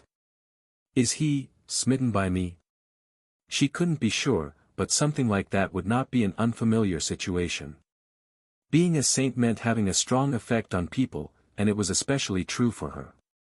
That said, at least Master Sunless had enough decorum and composure to hide his feelings. They didn't seem to be of the distasteful kind either, although there was such an element, as well. Of course, there was. He's a healthy man, after all. Accustomed to such things, Nephis did not hold it against him. In fact, she might have felt a tiny bit pleased with that reaction. It seems my soul is recovering faster, this time. Feeling anything was already a good sign. Eventually, Master Sunless spoke. If that is the case, then there are 3 ways for me to make a sword for you, Lady Nephis. She tilted her head slightly. Oh. He nodded. The first way is the most straightforward. I can take an already existing memory and alter it to fit your needs. That method is the easiest, but also the most limited. Nephis raised an eyebrow. Cassie had not told her that Master Sunless was proficient enough to alter memories granted to awakened by the spell, not just create his own. Even among the enchanters of valor, that was a rare skill. In fact, she didn't know anyone except for Anvil himself who was capable of that feat. And the young enchanter called it the easiest. The charming young man, meanwhile, continued. The second way is to create a memory from scratch. That would take longer, and would require me to use both suitably potent materials and soul shards of a high rank. Of course, the result would be much more lethal. Your current weapon, the Kinslayer. I am confident that I can forge something just as deadly, given enough time. Nephis was impressed. Her sword was a transcendent memory of the 7th tier, and an exceptionally powerful one at that. Strangely enough, it was as powerful as many supreme weapons were, but, of course, Master Sunless would not know that. While the name of her sword and its rank were well known, very few people had detailed information about it. It was more or less a military secret. Still, it was quite remarkable for an Ascended to be confident in creating a top-tier transcendent weapon. It seemed that he was supremely competent in his craft. Being one herself, Nephis liked competent people. What is the third way? He smiled softly. The third way is the longest, and the hardest as well. It would require a lot of effort, from both of us, actually, not just from me. We will also have to spend a lot of time together. But if I succeed, the resulting memory will be truly powerful. Nephis took a sip of cold water, suddenly feeling invigorated. She lingered for a moment, then asked evenly. How powerful, exactly? Master Sunless looked at her seriously, his smile dimming. After a short pause, he said with a hint of sober ambition in his pleasantly melodious voice. Powerful enough to kill a god, I'd say. Understandably, Nephis seemed doubtful of Sunny's outrageous claim. She looked at him silently for a few moments, then raised an eyebrow. But you are merely an ascended, forgive me for being blunt. How can an ascended create something that powerful? Sunny could see how she would question his ability to keep such a promise. However, he meant what he had said. Because he had been thinking of a way to achieve something like that for a long, long time. He lingered for a moment, then sighed. It's easier than you think, not that any random ascended would be able to, of course. But my way of creating memories is rather unique, so I can do more than most. It would be easier for me to show you. Would you mind following me? Nephi did not move, looking at him intently. I don't mind following, Master Sunless. But not yet. He frowned a little. Not yet? She nodded slowly, her face still and motionless. Her voice sounded even. Yes. Nephi paused for a moment, then added stoically. Haven't finished my cake yet. Sunny thought that he had heard her wrong. What? He blinked. But Nephi ignored his confused stare, picked up her spoon elegantly, and turned her attention to the piece of cherry cake. She ate it unhurriedly, maintaining a composed expression. He couldn't tell if she enjoyed the taste or was simply reluctant to waste food. A couple of minutes later, Nephi put her spoon down, wiped her lips with a napkin, and nodded courteously. Thank you. How much do I owe you? Sunny slowly shook his head. No. It's on the house. What was going on in that head of hers? They had been talking about killing gods, and then paused, for cake. Not that Sunny was complaining. In fact, he would have enjoyed watching her eat an entire cake instead of just a small piece, if she wanted to. 10 cakes, even, although that would be a bit costly. Shall we go, then? He stood up and guided her to the basement of the marvelous mimic. Unlike the day he had led Tell of White Feather to retrieve the belated apology, though, Sunny headed for the back of the boutique. Nephi followed him, looking around with a hint of curiosity. He explained helpfully. This is the memory boutique part of the brilliant emporium. As you might know, I don't advertise my ability to craft memories, so most of the customers think of me as a merchant with a wide network of connections. They peruse our inventory here or commission us to search for a memory that fits a set of custom parameters. Nephi nodded. The interior is very tasteful. It suits you well. Huh. Sunny was not sure what she meant, but smiled in appreciation. Thank you. Most customers only ever see the boutique, but it's actually just the front side of the business. My workshop is beyond that door over there. And beyond this door is where I keep valuable materials. As Sunny was opening the door, Nephi asked in her usual even tone. Can I ask why you are so reluctant to reveal your talent, Master Sunless? He lingered for a moment. You certainly can. There are many reasons, but mainly. I just don't like the great clans. Please don't take offense, Lady Nephi. She smiled faintly. I won't. Sunny led her into the material storage, which was a vast hall drowning in darkness, with only a few lanterns illuminating its expanse. The lanterns were there for Aiko, who sometimes assisted him in crafting. Nephi paused at the entrance. The material storage was very different from the refined shopfront. The atmosphere here was cold and ominous, sinister, even. That was because it was full of monstrous remains, most of them belonging to truly harrowing nightmare creatures. There were grotesque bones, hollowed-out carapaces of vile abominations, and odd artifacts of all kinds. The remains of the winter beast were here. Shards of frozen shadows were here, too, among other trophies Sunny had collected in the past 4 years. He walked to the middle of the vast underground storage and turned to Nephi, pointing around. A powerful memory has to be crafted from potent materials, otherwise, it won't survive the burden of its own enchantments. The remains of nightmare creatures are the most easily accessible source of such materials, albeit not the only source. Nephi looked around with subdued interest. Have you chanced upon the remains of an unholy abomination, then? Is that what gives you the confidence to claim that you can forge a god-slaying sword? Sunny smiled and shook his head. No. Actually, what I wanted to show you is not the materials, but rather the storage itself. Have you noticed how large it is? Nephi's nodded slowly, prompting Sunny to smile. Saint Kasha must have informed you that my shop is actually an ascended devil. In fact, the volume of its interior seems a bit too vast, doesn't it? She lingered for a bit, then shrugged.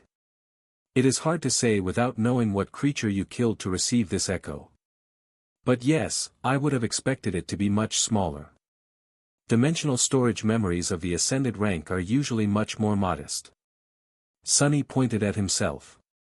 But, you see, this dimensional storage is a bit unique. Because its volume does not depend on the creature's rank and class, but rather on the potency of the creature's master's soul. Which, in this case, would be my soul. Nephis remained silent for a moment. It seems that you have an unusually potent soul, then. He chuckled, causing a small smile to appear on her lips. Thank you for the compliment. That is not the point, though. She frowned, then suddenly pierced him with an intense gaze. Do you mean to say? Sunny nodded. Indeed. It is not impossible for me to create a memory that is bound to its wielder's soul, and is thus as powerful as the wielder is. You strike me as someone who will continue to grow stronger, Lady Nephis. So, it is not impossible for your sword to become sharp enough to slay a god, one day. Sunny was being a little dishonest, but only a little. In truth, his ambition was not to replicate the enchantments of the covetous coffer. What he was after, and had been trying to achieve for a while now, was to replicate the bound trait of the onyx mantle, which was responsible for that attribute of his being as potent as his soul was. The reason for that was the shift in his perception of power, and his views of memories, after becoming transcendent. Sunny had long realized that truly powerful beings did not pursue greater power from the weapons they wielded and the tools they used, because they themselves were the power. The weapons and the tools were only meant to channel their own strength, not be a source of external might. And yet, it had always been the opposite for Sunny. He had made himself into a lethal warrior, yes, but most of his victories came from cleverly using the enchantments of his powerful memories, which he could utilize better than other awakened due to his eyes having been altered by blood weave. Being banished from the spell, he had lost most of these memories.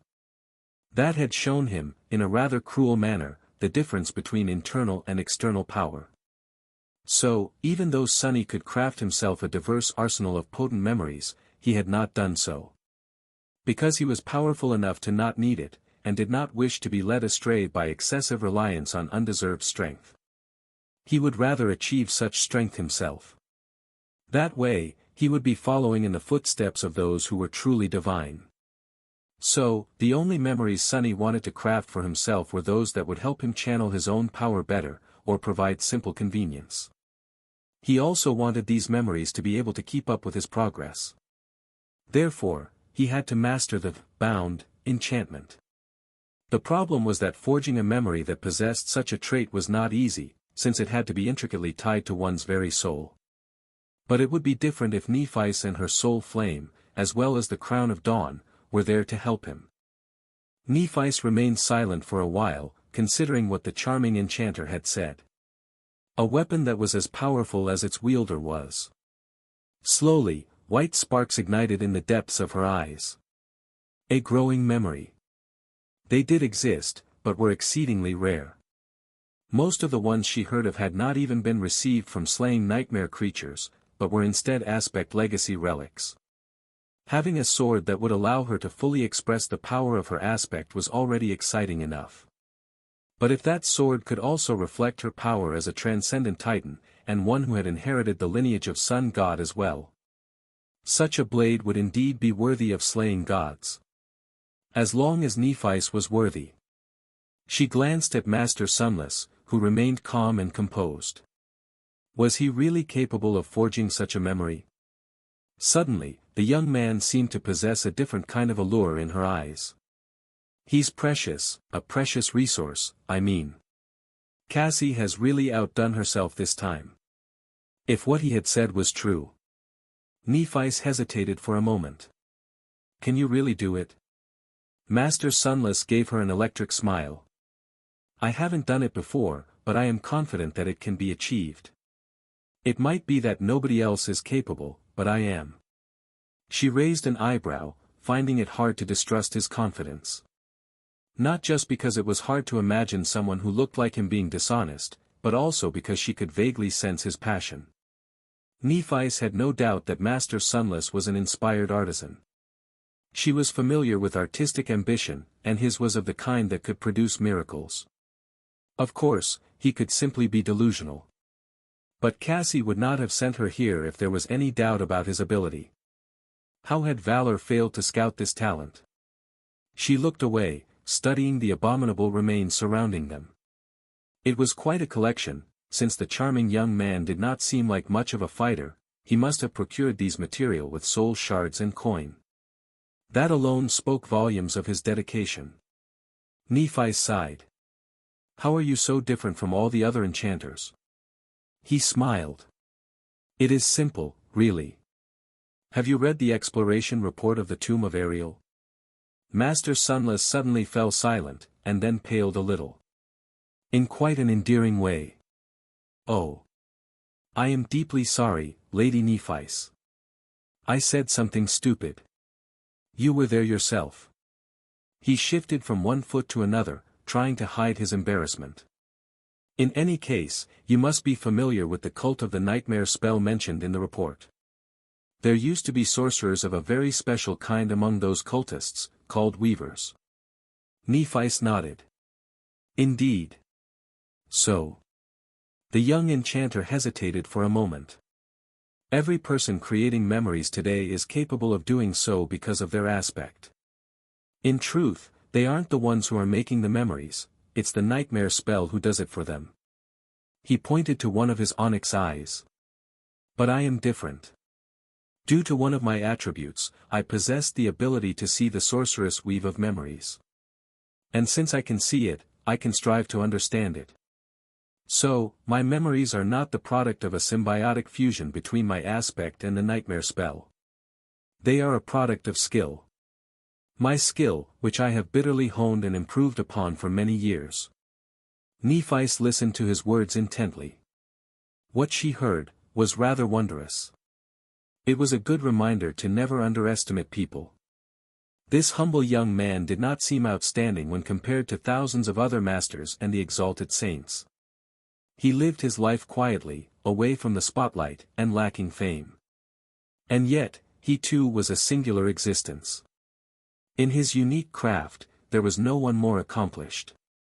There were an infinite number of attributes, aspects, and memories out there. Anyone could be a wonder in their own way, and be capable of things that everyone else would think impossible. Nephis made a decision. I'll trust in his skill. There was no downside to trusting the charming enchanter, anyway. Even if he failed, Nephis would simply be back to where she had started, lacking a weapon to face the sovereigns, but having no other choice. She suddenly found herself responding to his slight smile with one of her own. In that case, I commend your ingenuity and persistence, Master Sunless. Nephis lingered for a moment, then asked. You mentioned that creating such a sword would require a lot of effort from both of us, and that we would have to spend a long time together. What did you mean? He sighed, then gestured for her to leave the ominous storage room. As they passed the elegant shop front of the Memory Boutique and returned to the dining hall of the cafe, the charming young man explained in a pleasant tone. The first part is easier to answer. In short, I will need your assistance at certain stages of forging. It is no secret that your flames are born from the soul, Lady Nephis, so, I'm inclined to believe that they are most suitable for forging a soul-bound weapon. He remained silent for a moment, then continued hesitantly. The second part is more sensitive. Usually, I don't have much problem selecting suitable enchantments for the memories I create. But this one will be rather special, and so, it must fit you and your powers perfectly. Such a fit won't be possible unless I have a deep understanding of your powers and how you conduct yourself in battle. It would be very helpful for me to observe your swordsmanship, and your aspect, closely, and not just in a sparring ring. Nephi gave him a curious look. Are you very knowledgeable about swordsmanship, Master Sunless? The charming young man smiled. Well, I might not look it, but I do indeed know a thing or two about swordsmanship. As well as how to wield other weapons. After all, if one wants to forge a weapon, they have to know how to wield one, don't they? He paused for a moment, looked around, and then said with a hint of badly hidden pride in his voice. Actually, I don't want to brag, but I once placed very high in the Dreamscape tournament. Nephi blinked. The Dreamscape tournament? That illusory game? Suddenly, she felt a very unfamiliar emotion rise in her cold and scorched heart. The contrast between the shy pride written all over the charming enchanter's beautiful face and the sheer silliness of the thing he was so proud of, was so cute. Nephi had to look away. Ah. I see, how remarkable. Well, in that case, we can arrange something. With that, she took a deep breath and headed for the door. It's getting late, and I need to return to the castle. We will be in touch. Oh, and thank you for the cake, Master Sunless. It was delicious.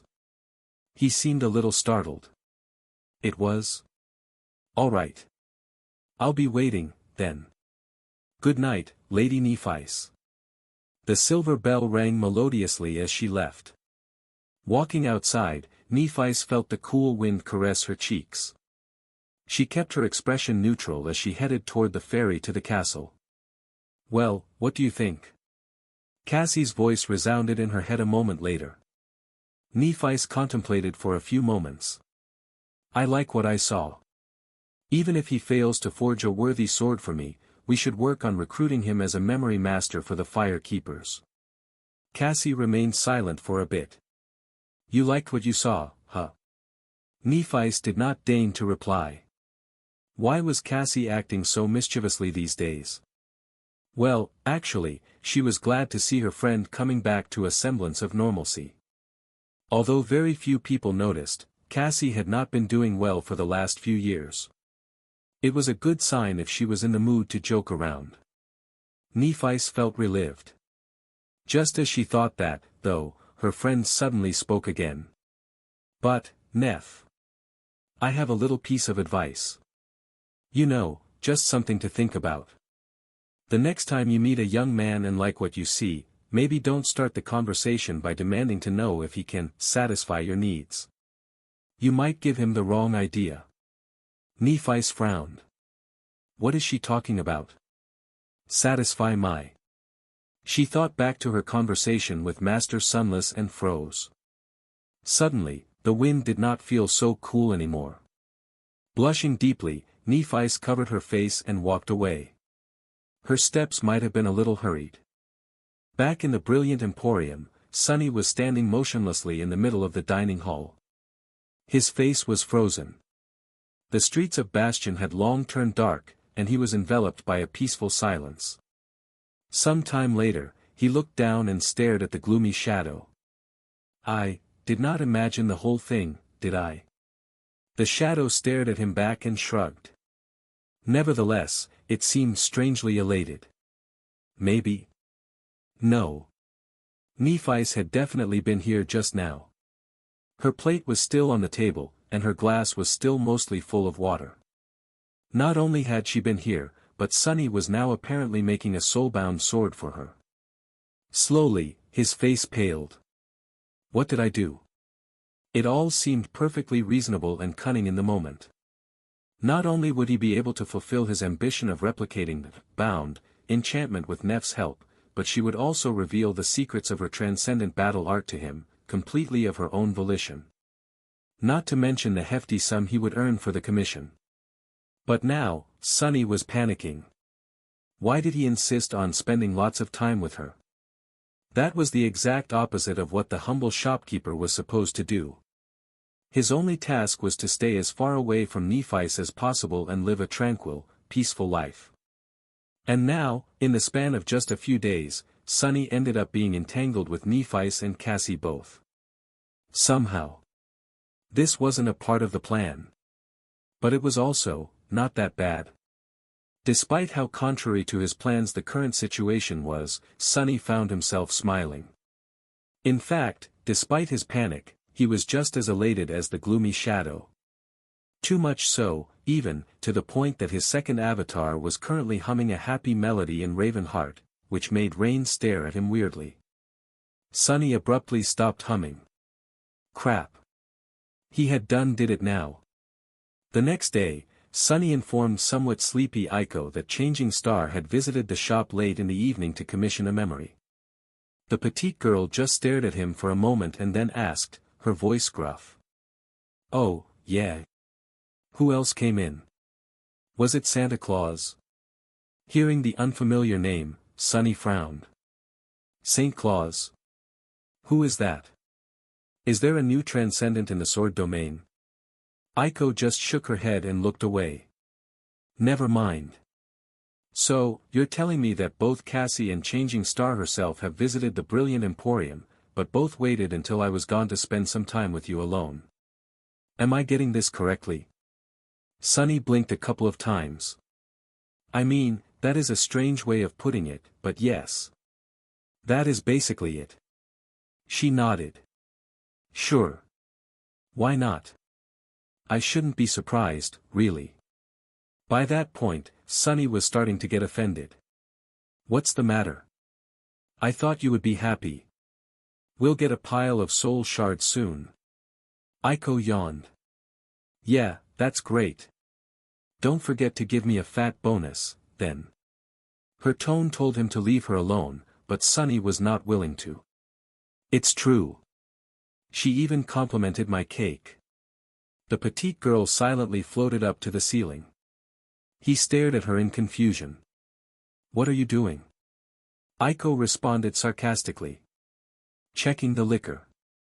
I just made an inventory yesterday, so don't think I'll fail to find out how much you guzzled after I left." Sunny threw his arms up. "Is this how you talk to your boss?" She scoffed. "I apologize. Don't think I'll fail to find out how much you guzzled after I left, boss." Shaking his head, he mumbled a few curses and went about getting ready for the morning customers. A few days passed in idle tranquility. There was not much happening in the Brilliant Emporium, so Sunny simply waited to be contacted by the fire keepers. Funnily enough, the Lord of Shadows was in the same situation. The elders of Clan Valor were taking their sweet time discussing how to negotiate with him, so he had nothing better to do than wait. Only the Avatar in Ravenheart was busy, since he and Rain were in the initial stages of planning a hunt for the awakened abomination. A few more days passed, and then, Sunny was distracted by the sound of plates rolling in the dining hall. Looking up from the stove, he wiped his hands and went to check what had happened. When he left the kitchen, what met him was the sight of Aiko having planted face first into the floor. There was a new customer standing at the entrance, sunlight pouring over her shoulders and illuminating her slender figure. The customers were staring at her in silent awe. Nephi's, meanwhile, looked down with a hint of bewilderment in her eyes. "Aiko, are you all right?" She was wearing civilian clothes once again, this time having replaced the criminal summer dress with fashionable white trousers and a fitted black blouse. The petite girl mumbled a stifled curse and slowly picked herself off the floor. "Ah, yes. I'm perfectly fine, Lady Nephi's." What brings you here?" Sunny had the same question. He had expected for Cassie to summon him telepathically, or maybe one of the fire keepers arrived to hand him an invitation. The fact that Nephi's arrived personally was rather strange. Did she have a lot of free time? As a matter of fact, she probably did, waiting for the elders of Clan Valor to make a decision. The same way the Lord of Shadows was waiting. But that still did not explain why she had come to the Brilliant Emporium. Secretly stumped, Sunny walked over and, made sure that Nephi's could not see, and gave Aiko a smug look. Then, he turned away with a pleasant expression. "Welcome, welcome. I didn't expect you to visit our establishment again so soon, my lady. Nephi's remained silent for a few moments, then said neutrally. I'm here to continue the discussion we started last time. Oh, Anne. Her expression remained stoic. I'm a bit parched. Would you mind serving me some tea? And something to go along with it, cake will do fine. Sonny's smile wavered for a moment. He sighed. I'm afraid we don't have cake at the moment. But. His chin rose a little. I've been told that my waffles are to die for. Please have a seat. I'll be with you shortly. Very soon, Sonny personally delivered a portion of his nearly immaculate waffles to Nephi's, complete with a scoop of vanilla ice cream and some freshly cut strawberries. I think I've outdone myself this time. If I do say so myself. He was in a great mood. Sonny wasn't sure what had come over him, but he was especially inspired today while making the waffles. It almost felt like he was on the verge of breaking through the bottleneck of his culinary skill. Perhaps the missing ingredient was not the waffles themselves, but the customer for whom he was making them. Contemplating these profound issues, he sat across from Nephi's and smiled. She wasn't wearing that clumsy disguise of hers today, so he could enjoy the sight of her lustrous silver locks. The few customers present in the dining hall were frozen in stunned awe, the name-changing star ready to fall from their lips. Sunlight seemed especially radiant in her presence, bathing the brilliant emporium in a warm glow. Sonny felt his heartbeat quickening. Nephi spared him a short glance, then looked away to take a sip of tea. Finally, she picked up the fork and took a small bite of the waffle with an aloof expression. She won't even look at me. Well, makes sense. Why would she? Unlike Sonny, who couldn't help stealing glances at Nephi's, she was probably preoccupied with different thoughts. He sighed. I can't help but notice that you are not hiding your identity anymore, Lady Nephi's. I was under the assumption that you wanted to keep the commission secret, though. What changed? She put the fork down, gave the waffles a strange stare, and then finally faced him. I still do. However, plans had to change due to our last conversation. Considering that we will have to spend a lot of time together, trying to hide our connection from Valor is not an option. They'll discover a new person in my immediate circle sooner than later, so, we will have to resort to a bit of misdirection, instead. A subtle smile touched her lips. Congratulations, Master Sunless. You are now the official memory purveyor of the Fire Keepers, an independent specialist we've hired to handle sales and acquisitions of sorceress equipment. Of course, you will receive a generous commission for every deal you facilitate, which will pay for the actual commission. As Sonny froze, unable to speak, she studied his face for a few moments and then returned to the waffles with a small, but seemingly pleased smile. God damn. We've struck it rich, Aiko. Signing an official contract with the Fire Keepers was not much different from receiving a government tender. The memory boutique side of the brilliant emporium was about to explode in revenue, all of that simply to bury the exchange of soul shards for the actual work Sonny was being hired to do. Very crafty. It was Cassie who had come up with that scheme, without a doubt. However, something still did not make sense. He frowned slightly. That is great news, and I am definitely delighted to hear it. But, my lady, even so, isn't it a little bit too strange for you to deliver the news personally? Surely, sending one of your subordinates would have been much more in line with such an arrangement. Nephi's was an exalted existence even among saints. She would have never had to deal with something as mundane as hiring a procurement specialist personally. So, there was an obvious contradiction between her intention to create a cover for him and her actions, which only served to blow it. She remained silent for a while, savoring her tea and dessert, or pretending to savor them, most likely. It was hard to tell from her expression if she was really enjoying the taste of what Sonny had cooked, which, honestly speaking, was a little heartbreaking. But that was how Nephi's was. She had never really had a sweet tooth. Still, her acting skills must have improved tremendously in the past 4 years. Her pretense of being engrossed in his waffles was incredibly convincing. Sunny wasn't sure that he could have put on such a performance himself. Eventually, she put the fork down with a masterfully acted-out hint of reluctance. Huh. Oh. You are correct, but that would not have solved the problem. You and I are going to be seen together often, after all, and there needs to be an explanation. So, I am here to sow the seeds of that explanation. The memory purveyor position is an intentionally flimsy misdirection. No one would really buy it, considering the circumstances. Nephi's paused for a moment. So, there will be a deeper layer of deception hidden beneath it. Sunny smiled. A double misdirection? She smiled faintly in response and nodded. Once someone becomes suspicious of your official position and digs deeper, they'll discover the prepared explanation and come to a false conclusion, thinking that they've discovered the truth. Not knowing that what they've discovered is actually another, more convincing lie. Definitely Cassie's idea. Sunny tilted his head a little. And that more convincing lie is. Nephi's shifted a little. Well. I mean no offense, Master Sunless, but nothing about your background suggests that you are worthy of my attention. However, how do I say this? You must have looked in the mirror. What do you think people will assume when they see me keeping someone like that by my side? He blinked a couple of times, confused. Actually, I avoid mirrors. I'm sorry, Lady Nephis, but I don't quite understand what you mean. Strangely enough, Nephis seemed stumped. She remained silent for a while, then took a sip of tea. Then, she cleared her throat. What I mean to say, is that people will assume that I am infatuated with you.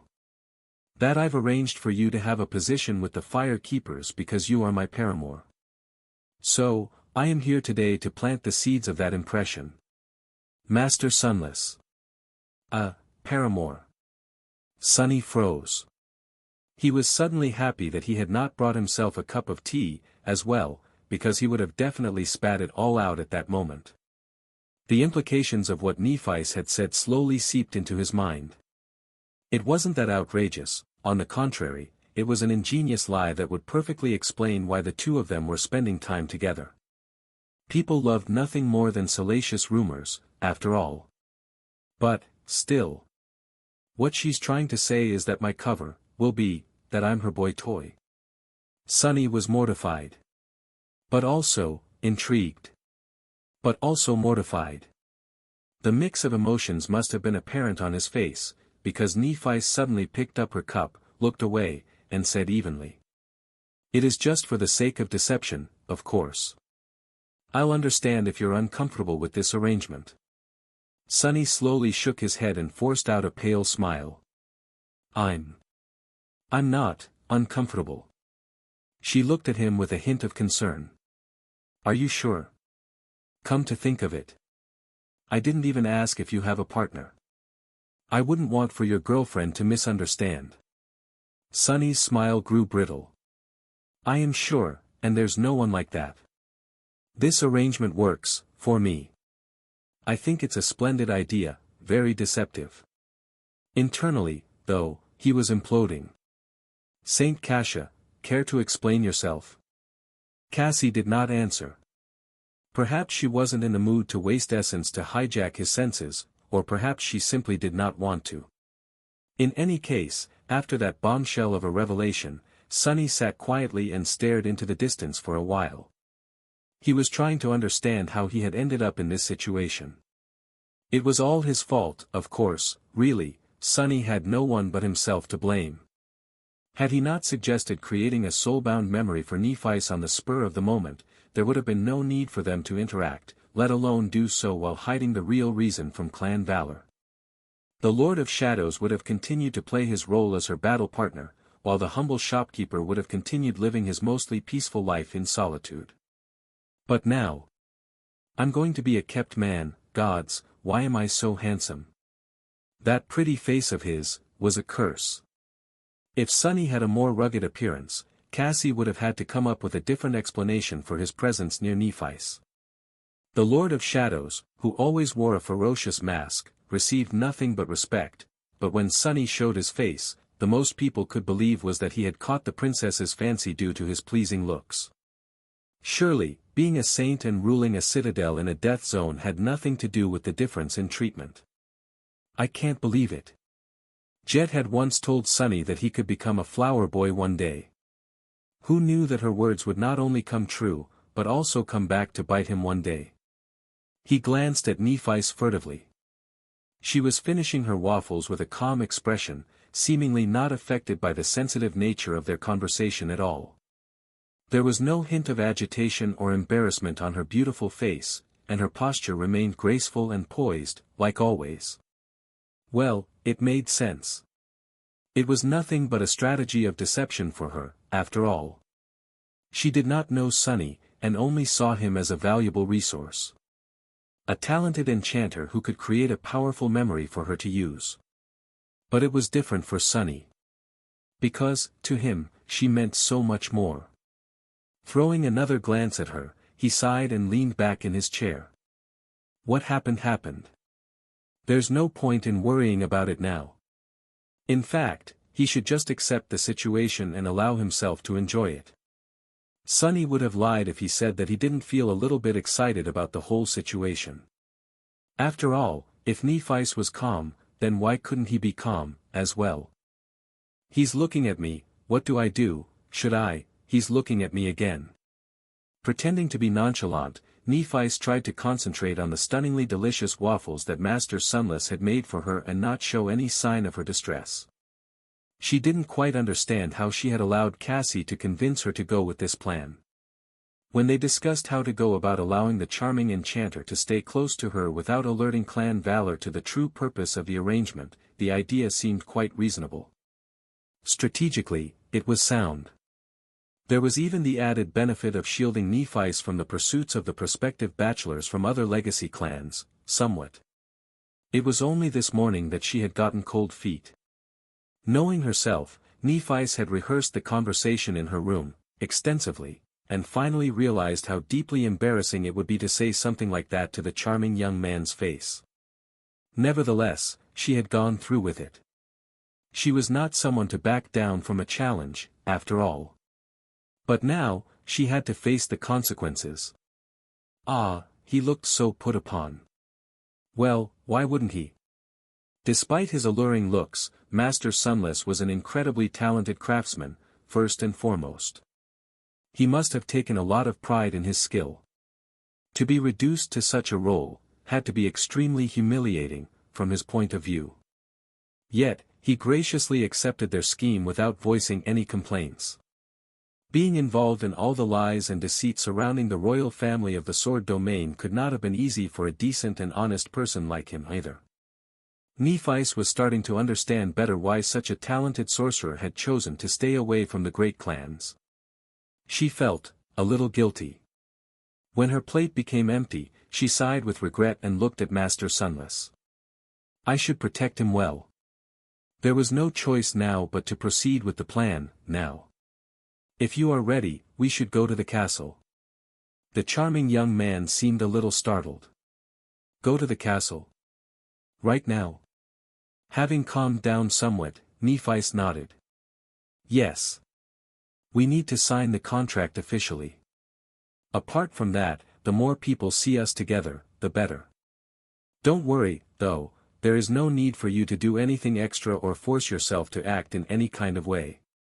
As long as we are simply seen together, those who need to get the wrong impression will convince themselves of the falsehood. So, you won't need to compromise your dignity. She lingered for a moment, and then added in a serious tone. You have my promise, Master Sunless. She meant it. He looked at her silently for a while, his expression unreadable. Eventually, the young man nodded. All right. Give me a minute to give instructions to Aiko, and we can go. He stood up and retreated into the kitchen of the small cafe, leaving Nephi alone. She was using a memory to make it impossible for anyone to eavesdrop on their conversation, but people could still stare. So, she couldn't allow herself to show any sign of losing composure. Even though all Nephi's wanted to do was slump in her chair and bury her face in her hands. And maybe order another serving of those delicious waffles. Cassie. Her friend's voice resounded in her head a moment later, composed and calming. Yes. Nephis lingered for a few moments. Prepare the contract. There was a little pause, and then Cassie replied neutrally. Already done. Nephis was a little surprised. She hesitated for a bit, then asked mentally. You already did it? But what if he refused? Her friend chuckled. Why would he refuse? There's an army of men out there who would kill for the opportunity to act as your romantic partner. Don't sell yourself short. Nephis frowned. That was true. She was beautiful in her own right, young, wealthy, renowned, and had the backing of a prestigious family. So, then. Her frown deepened a little. Now, wait a second.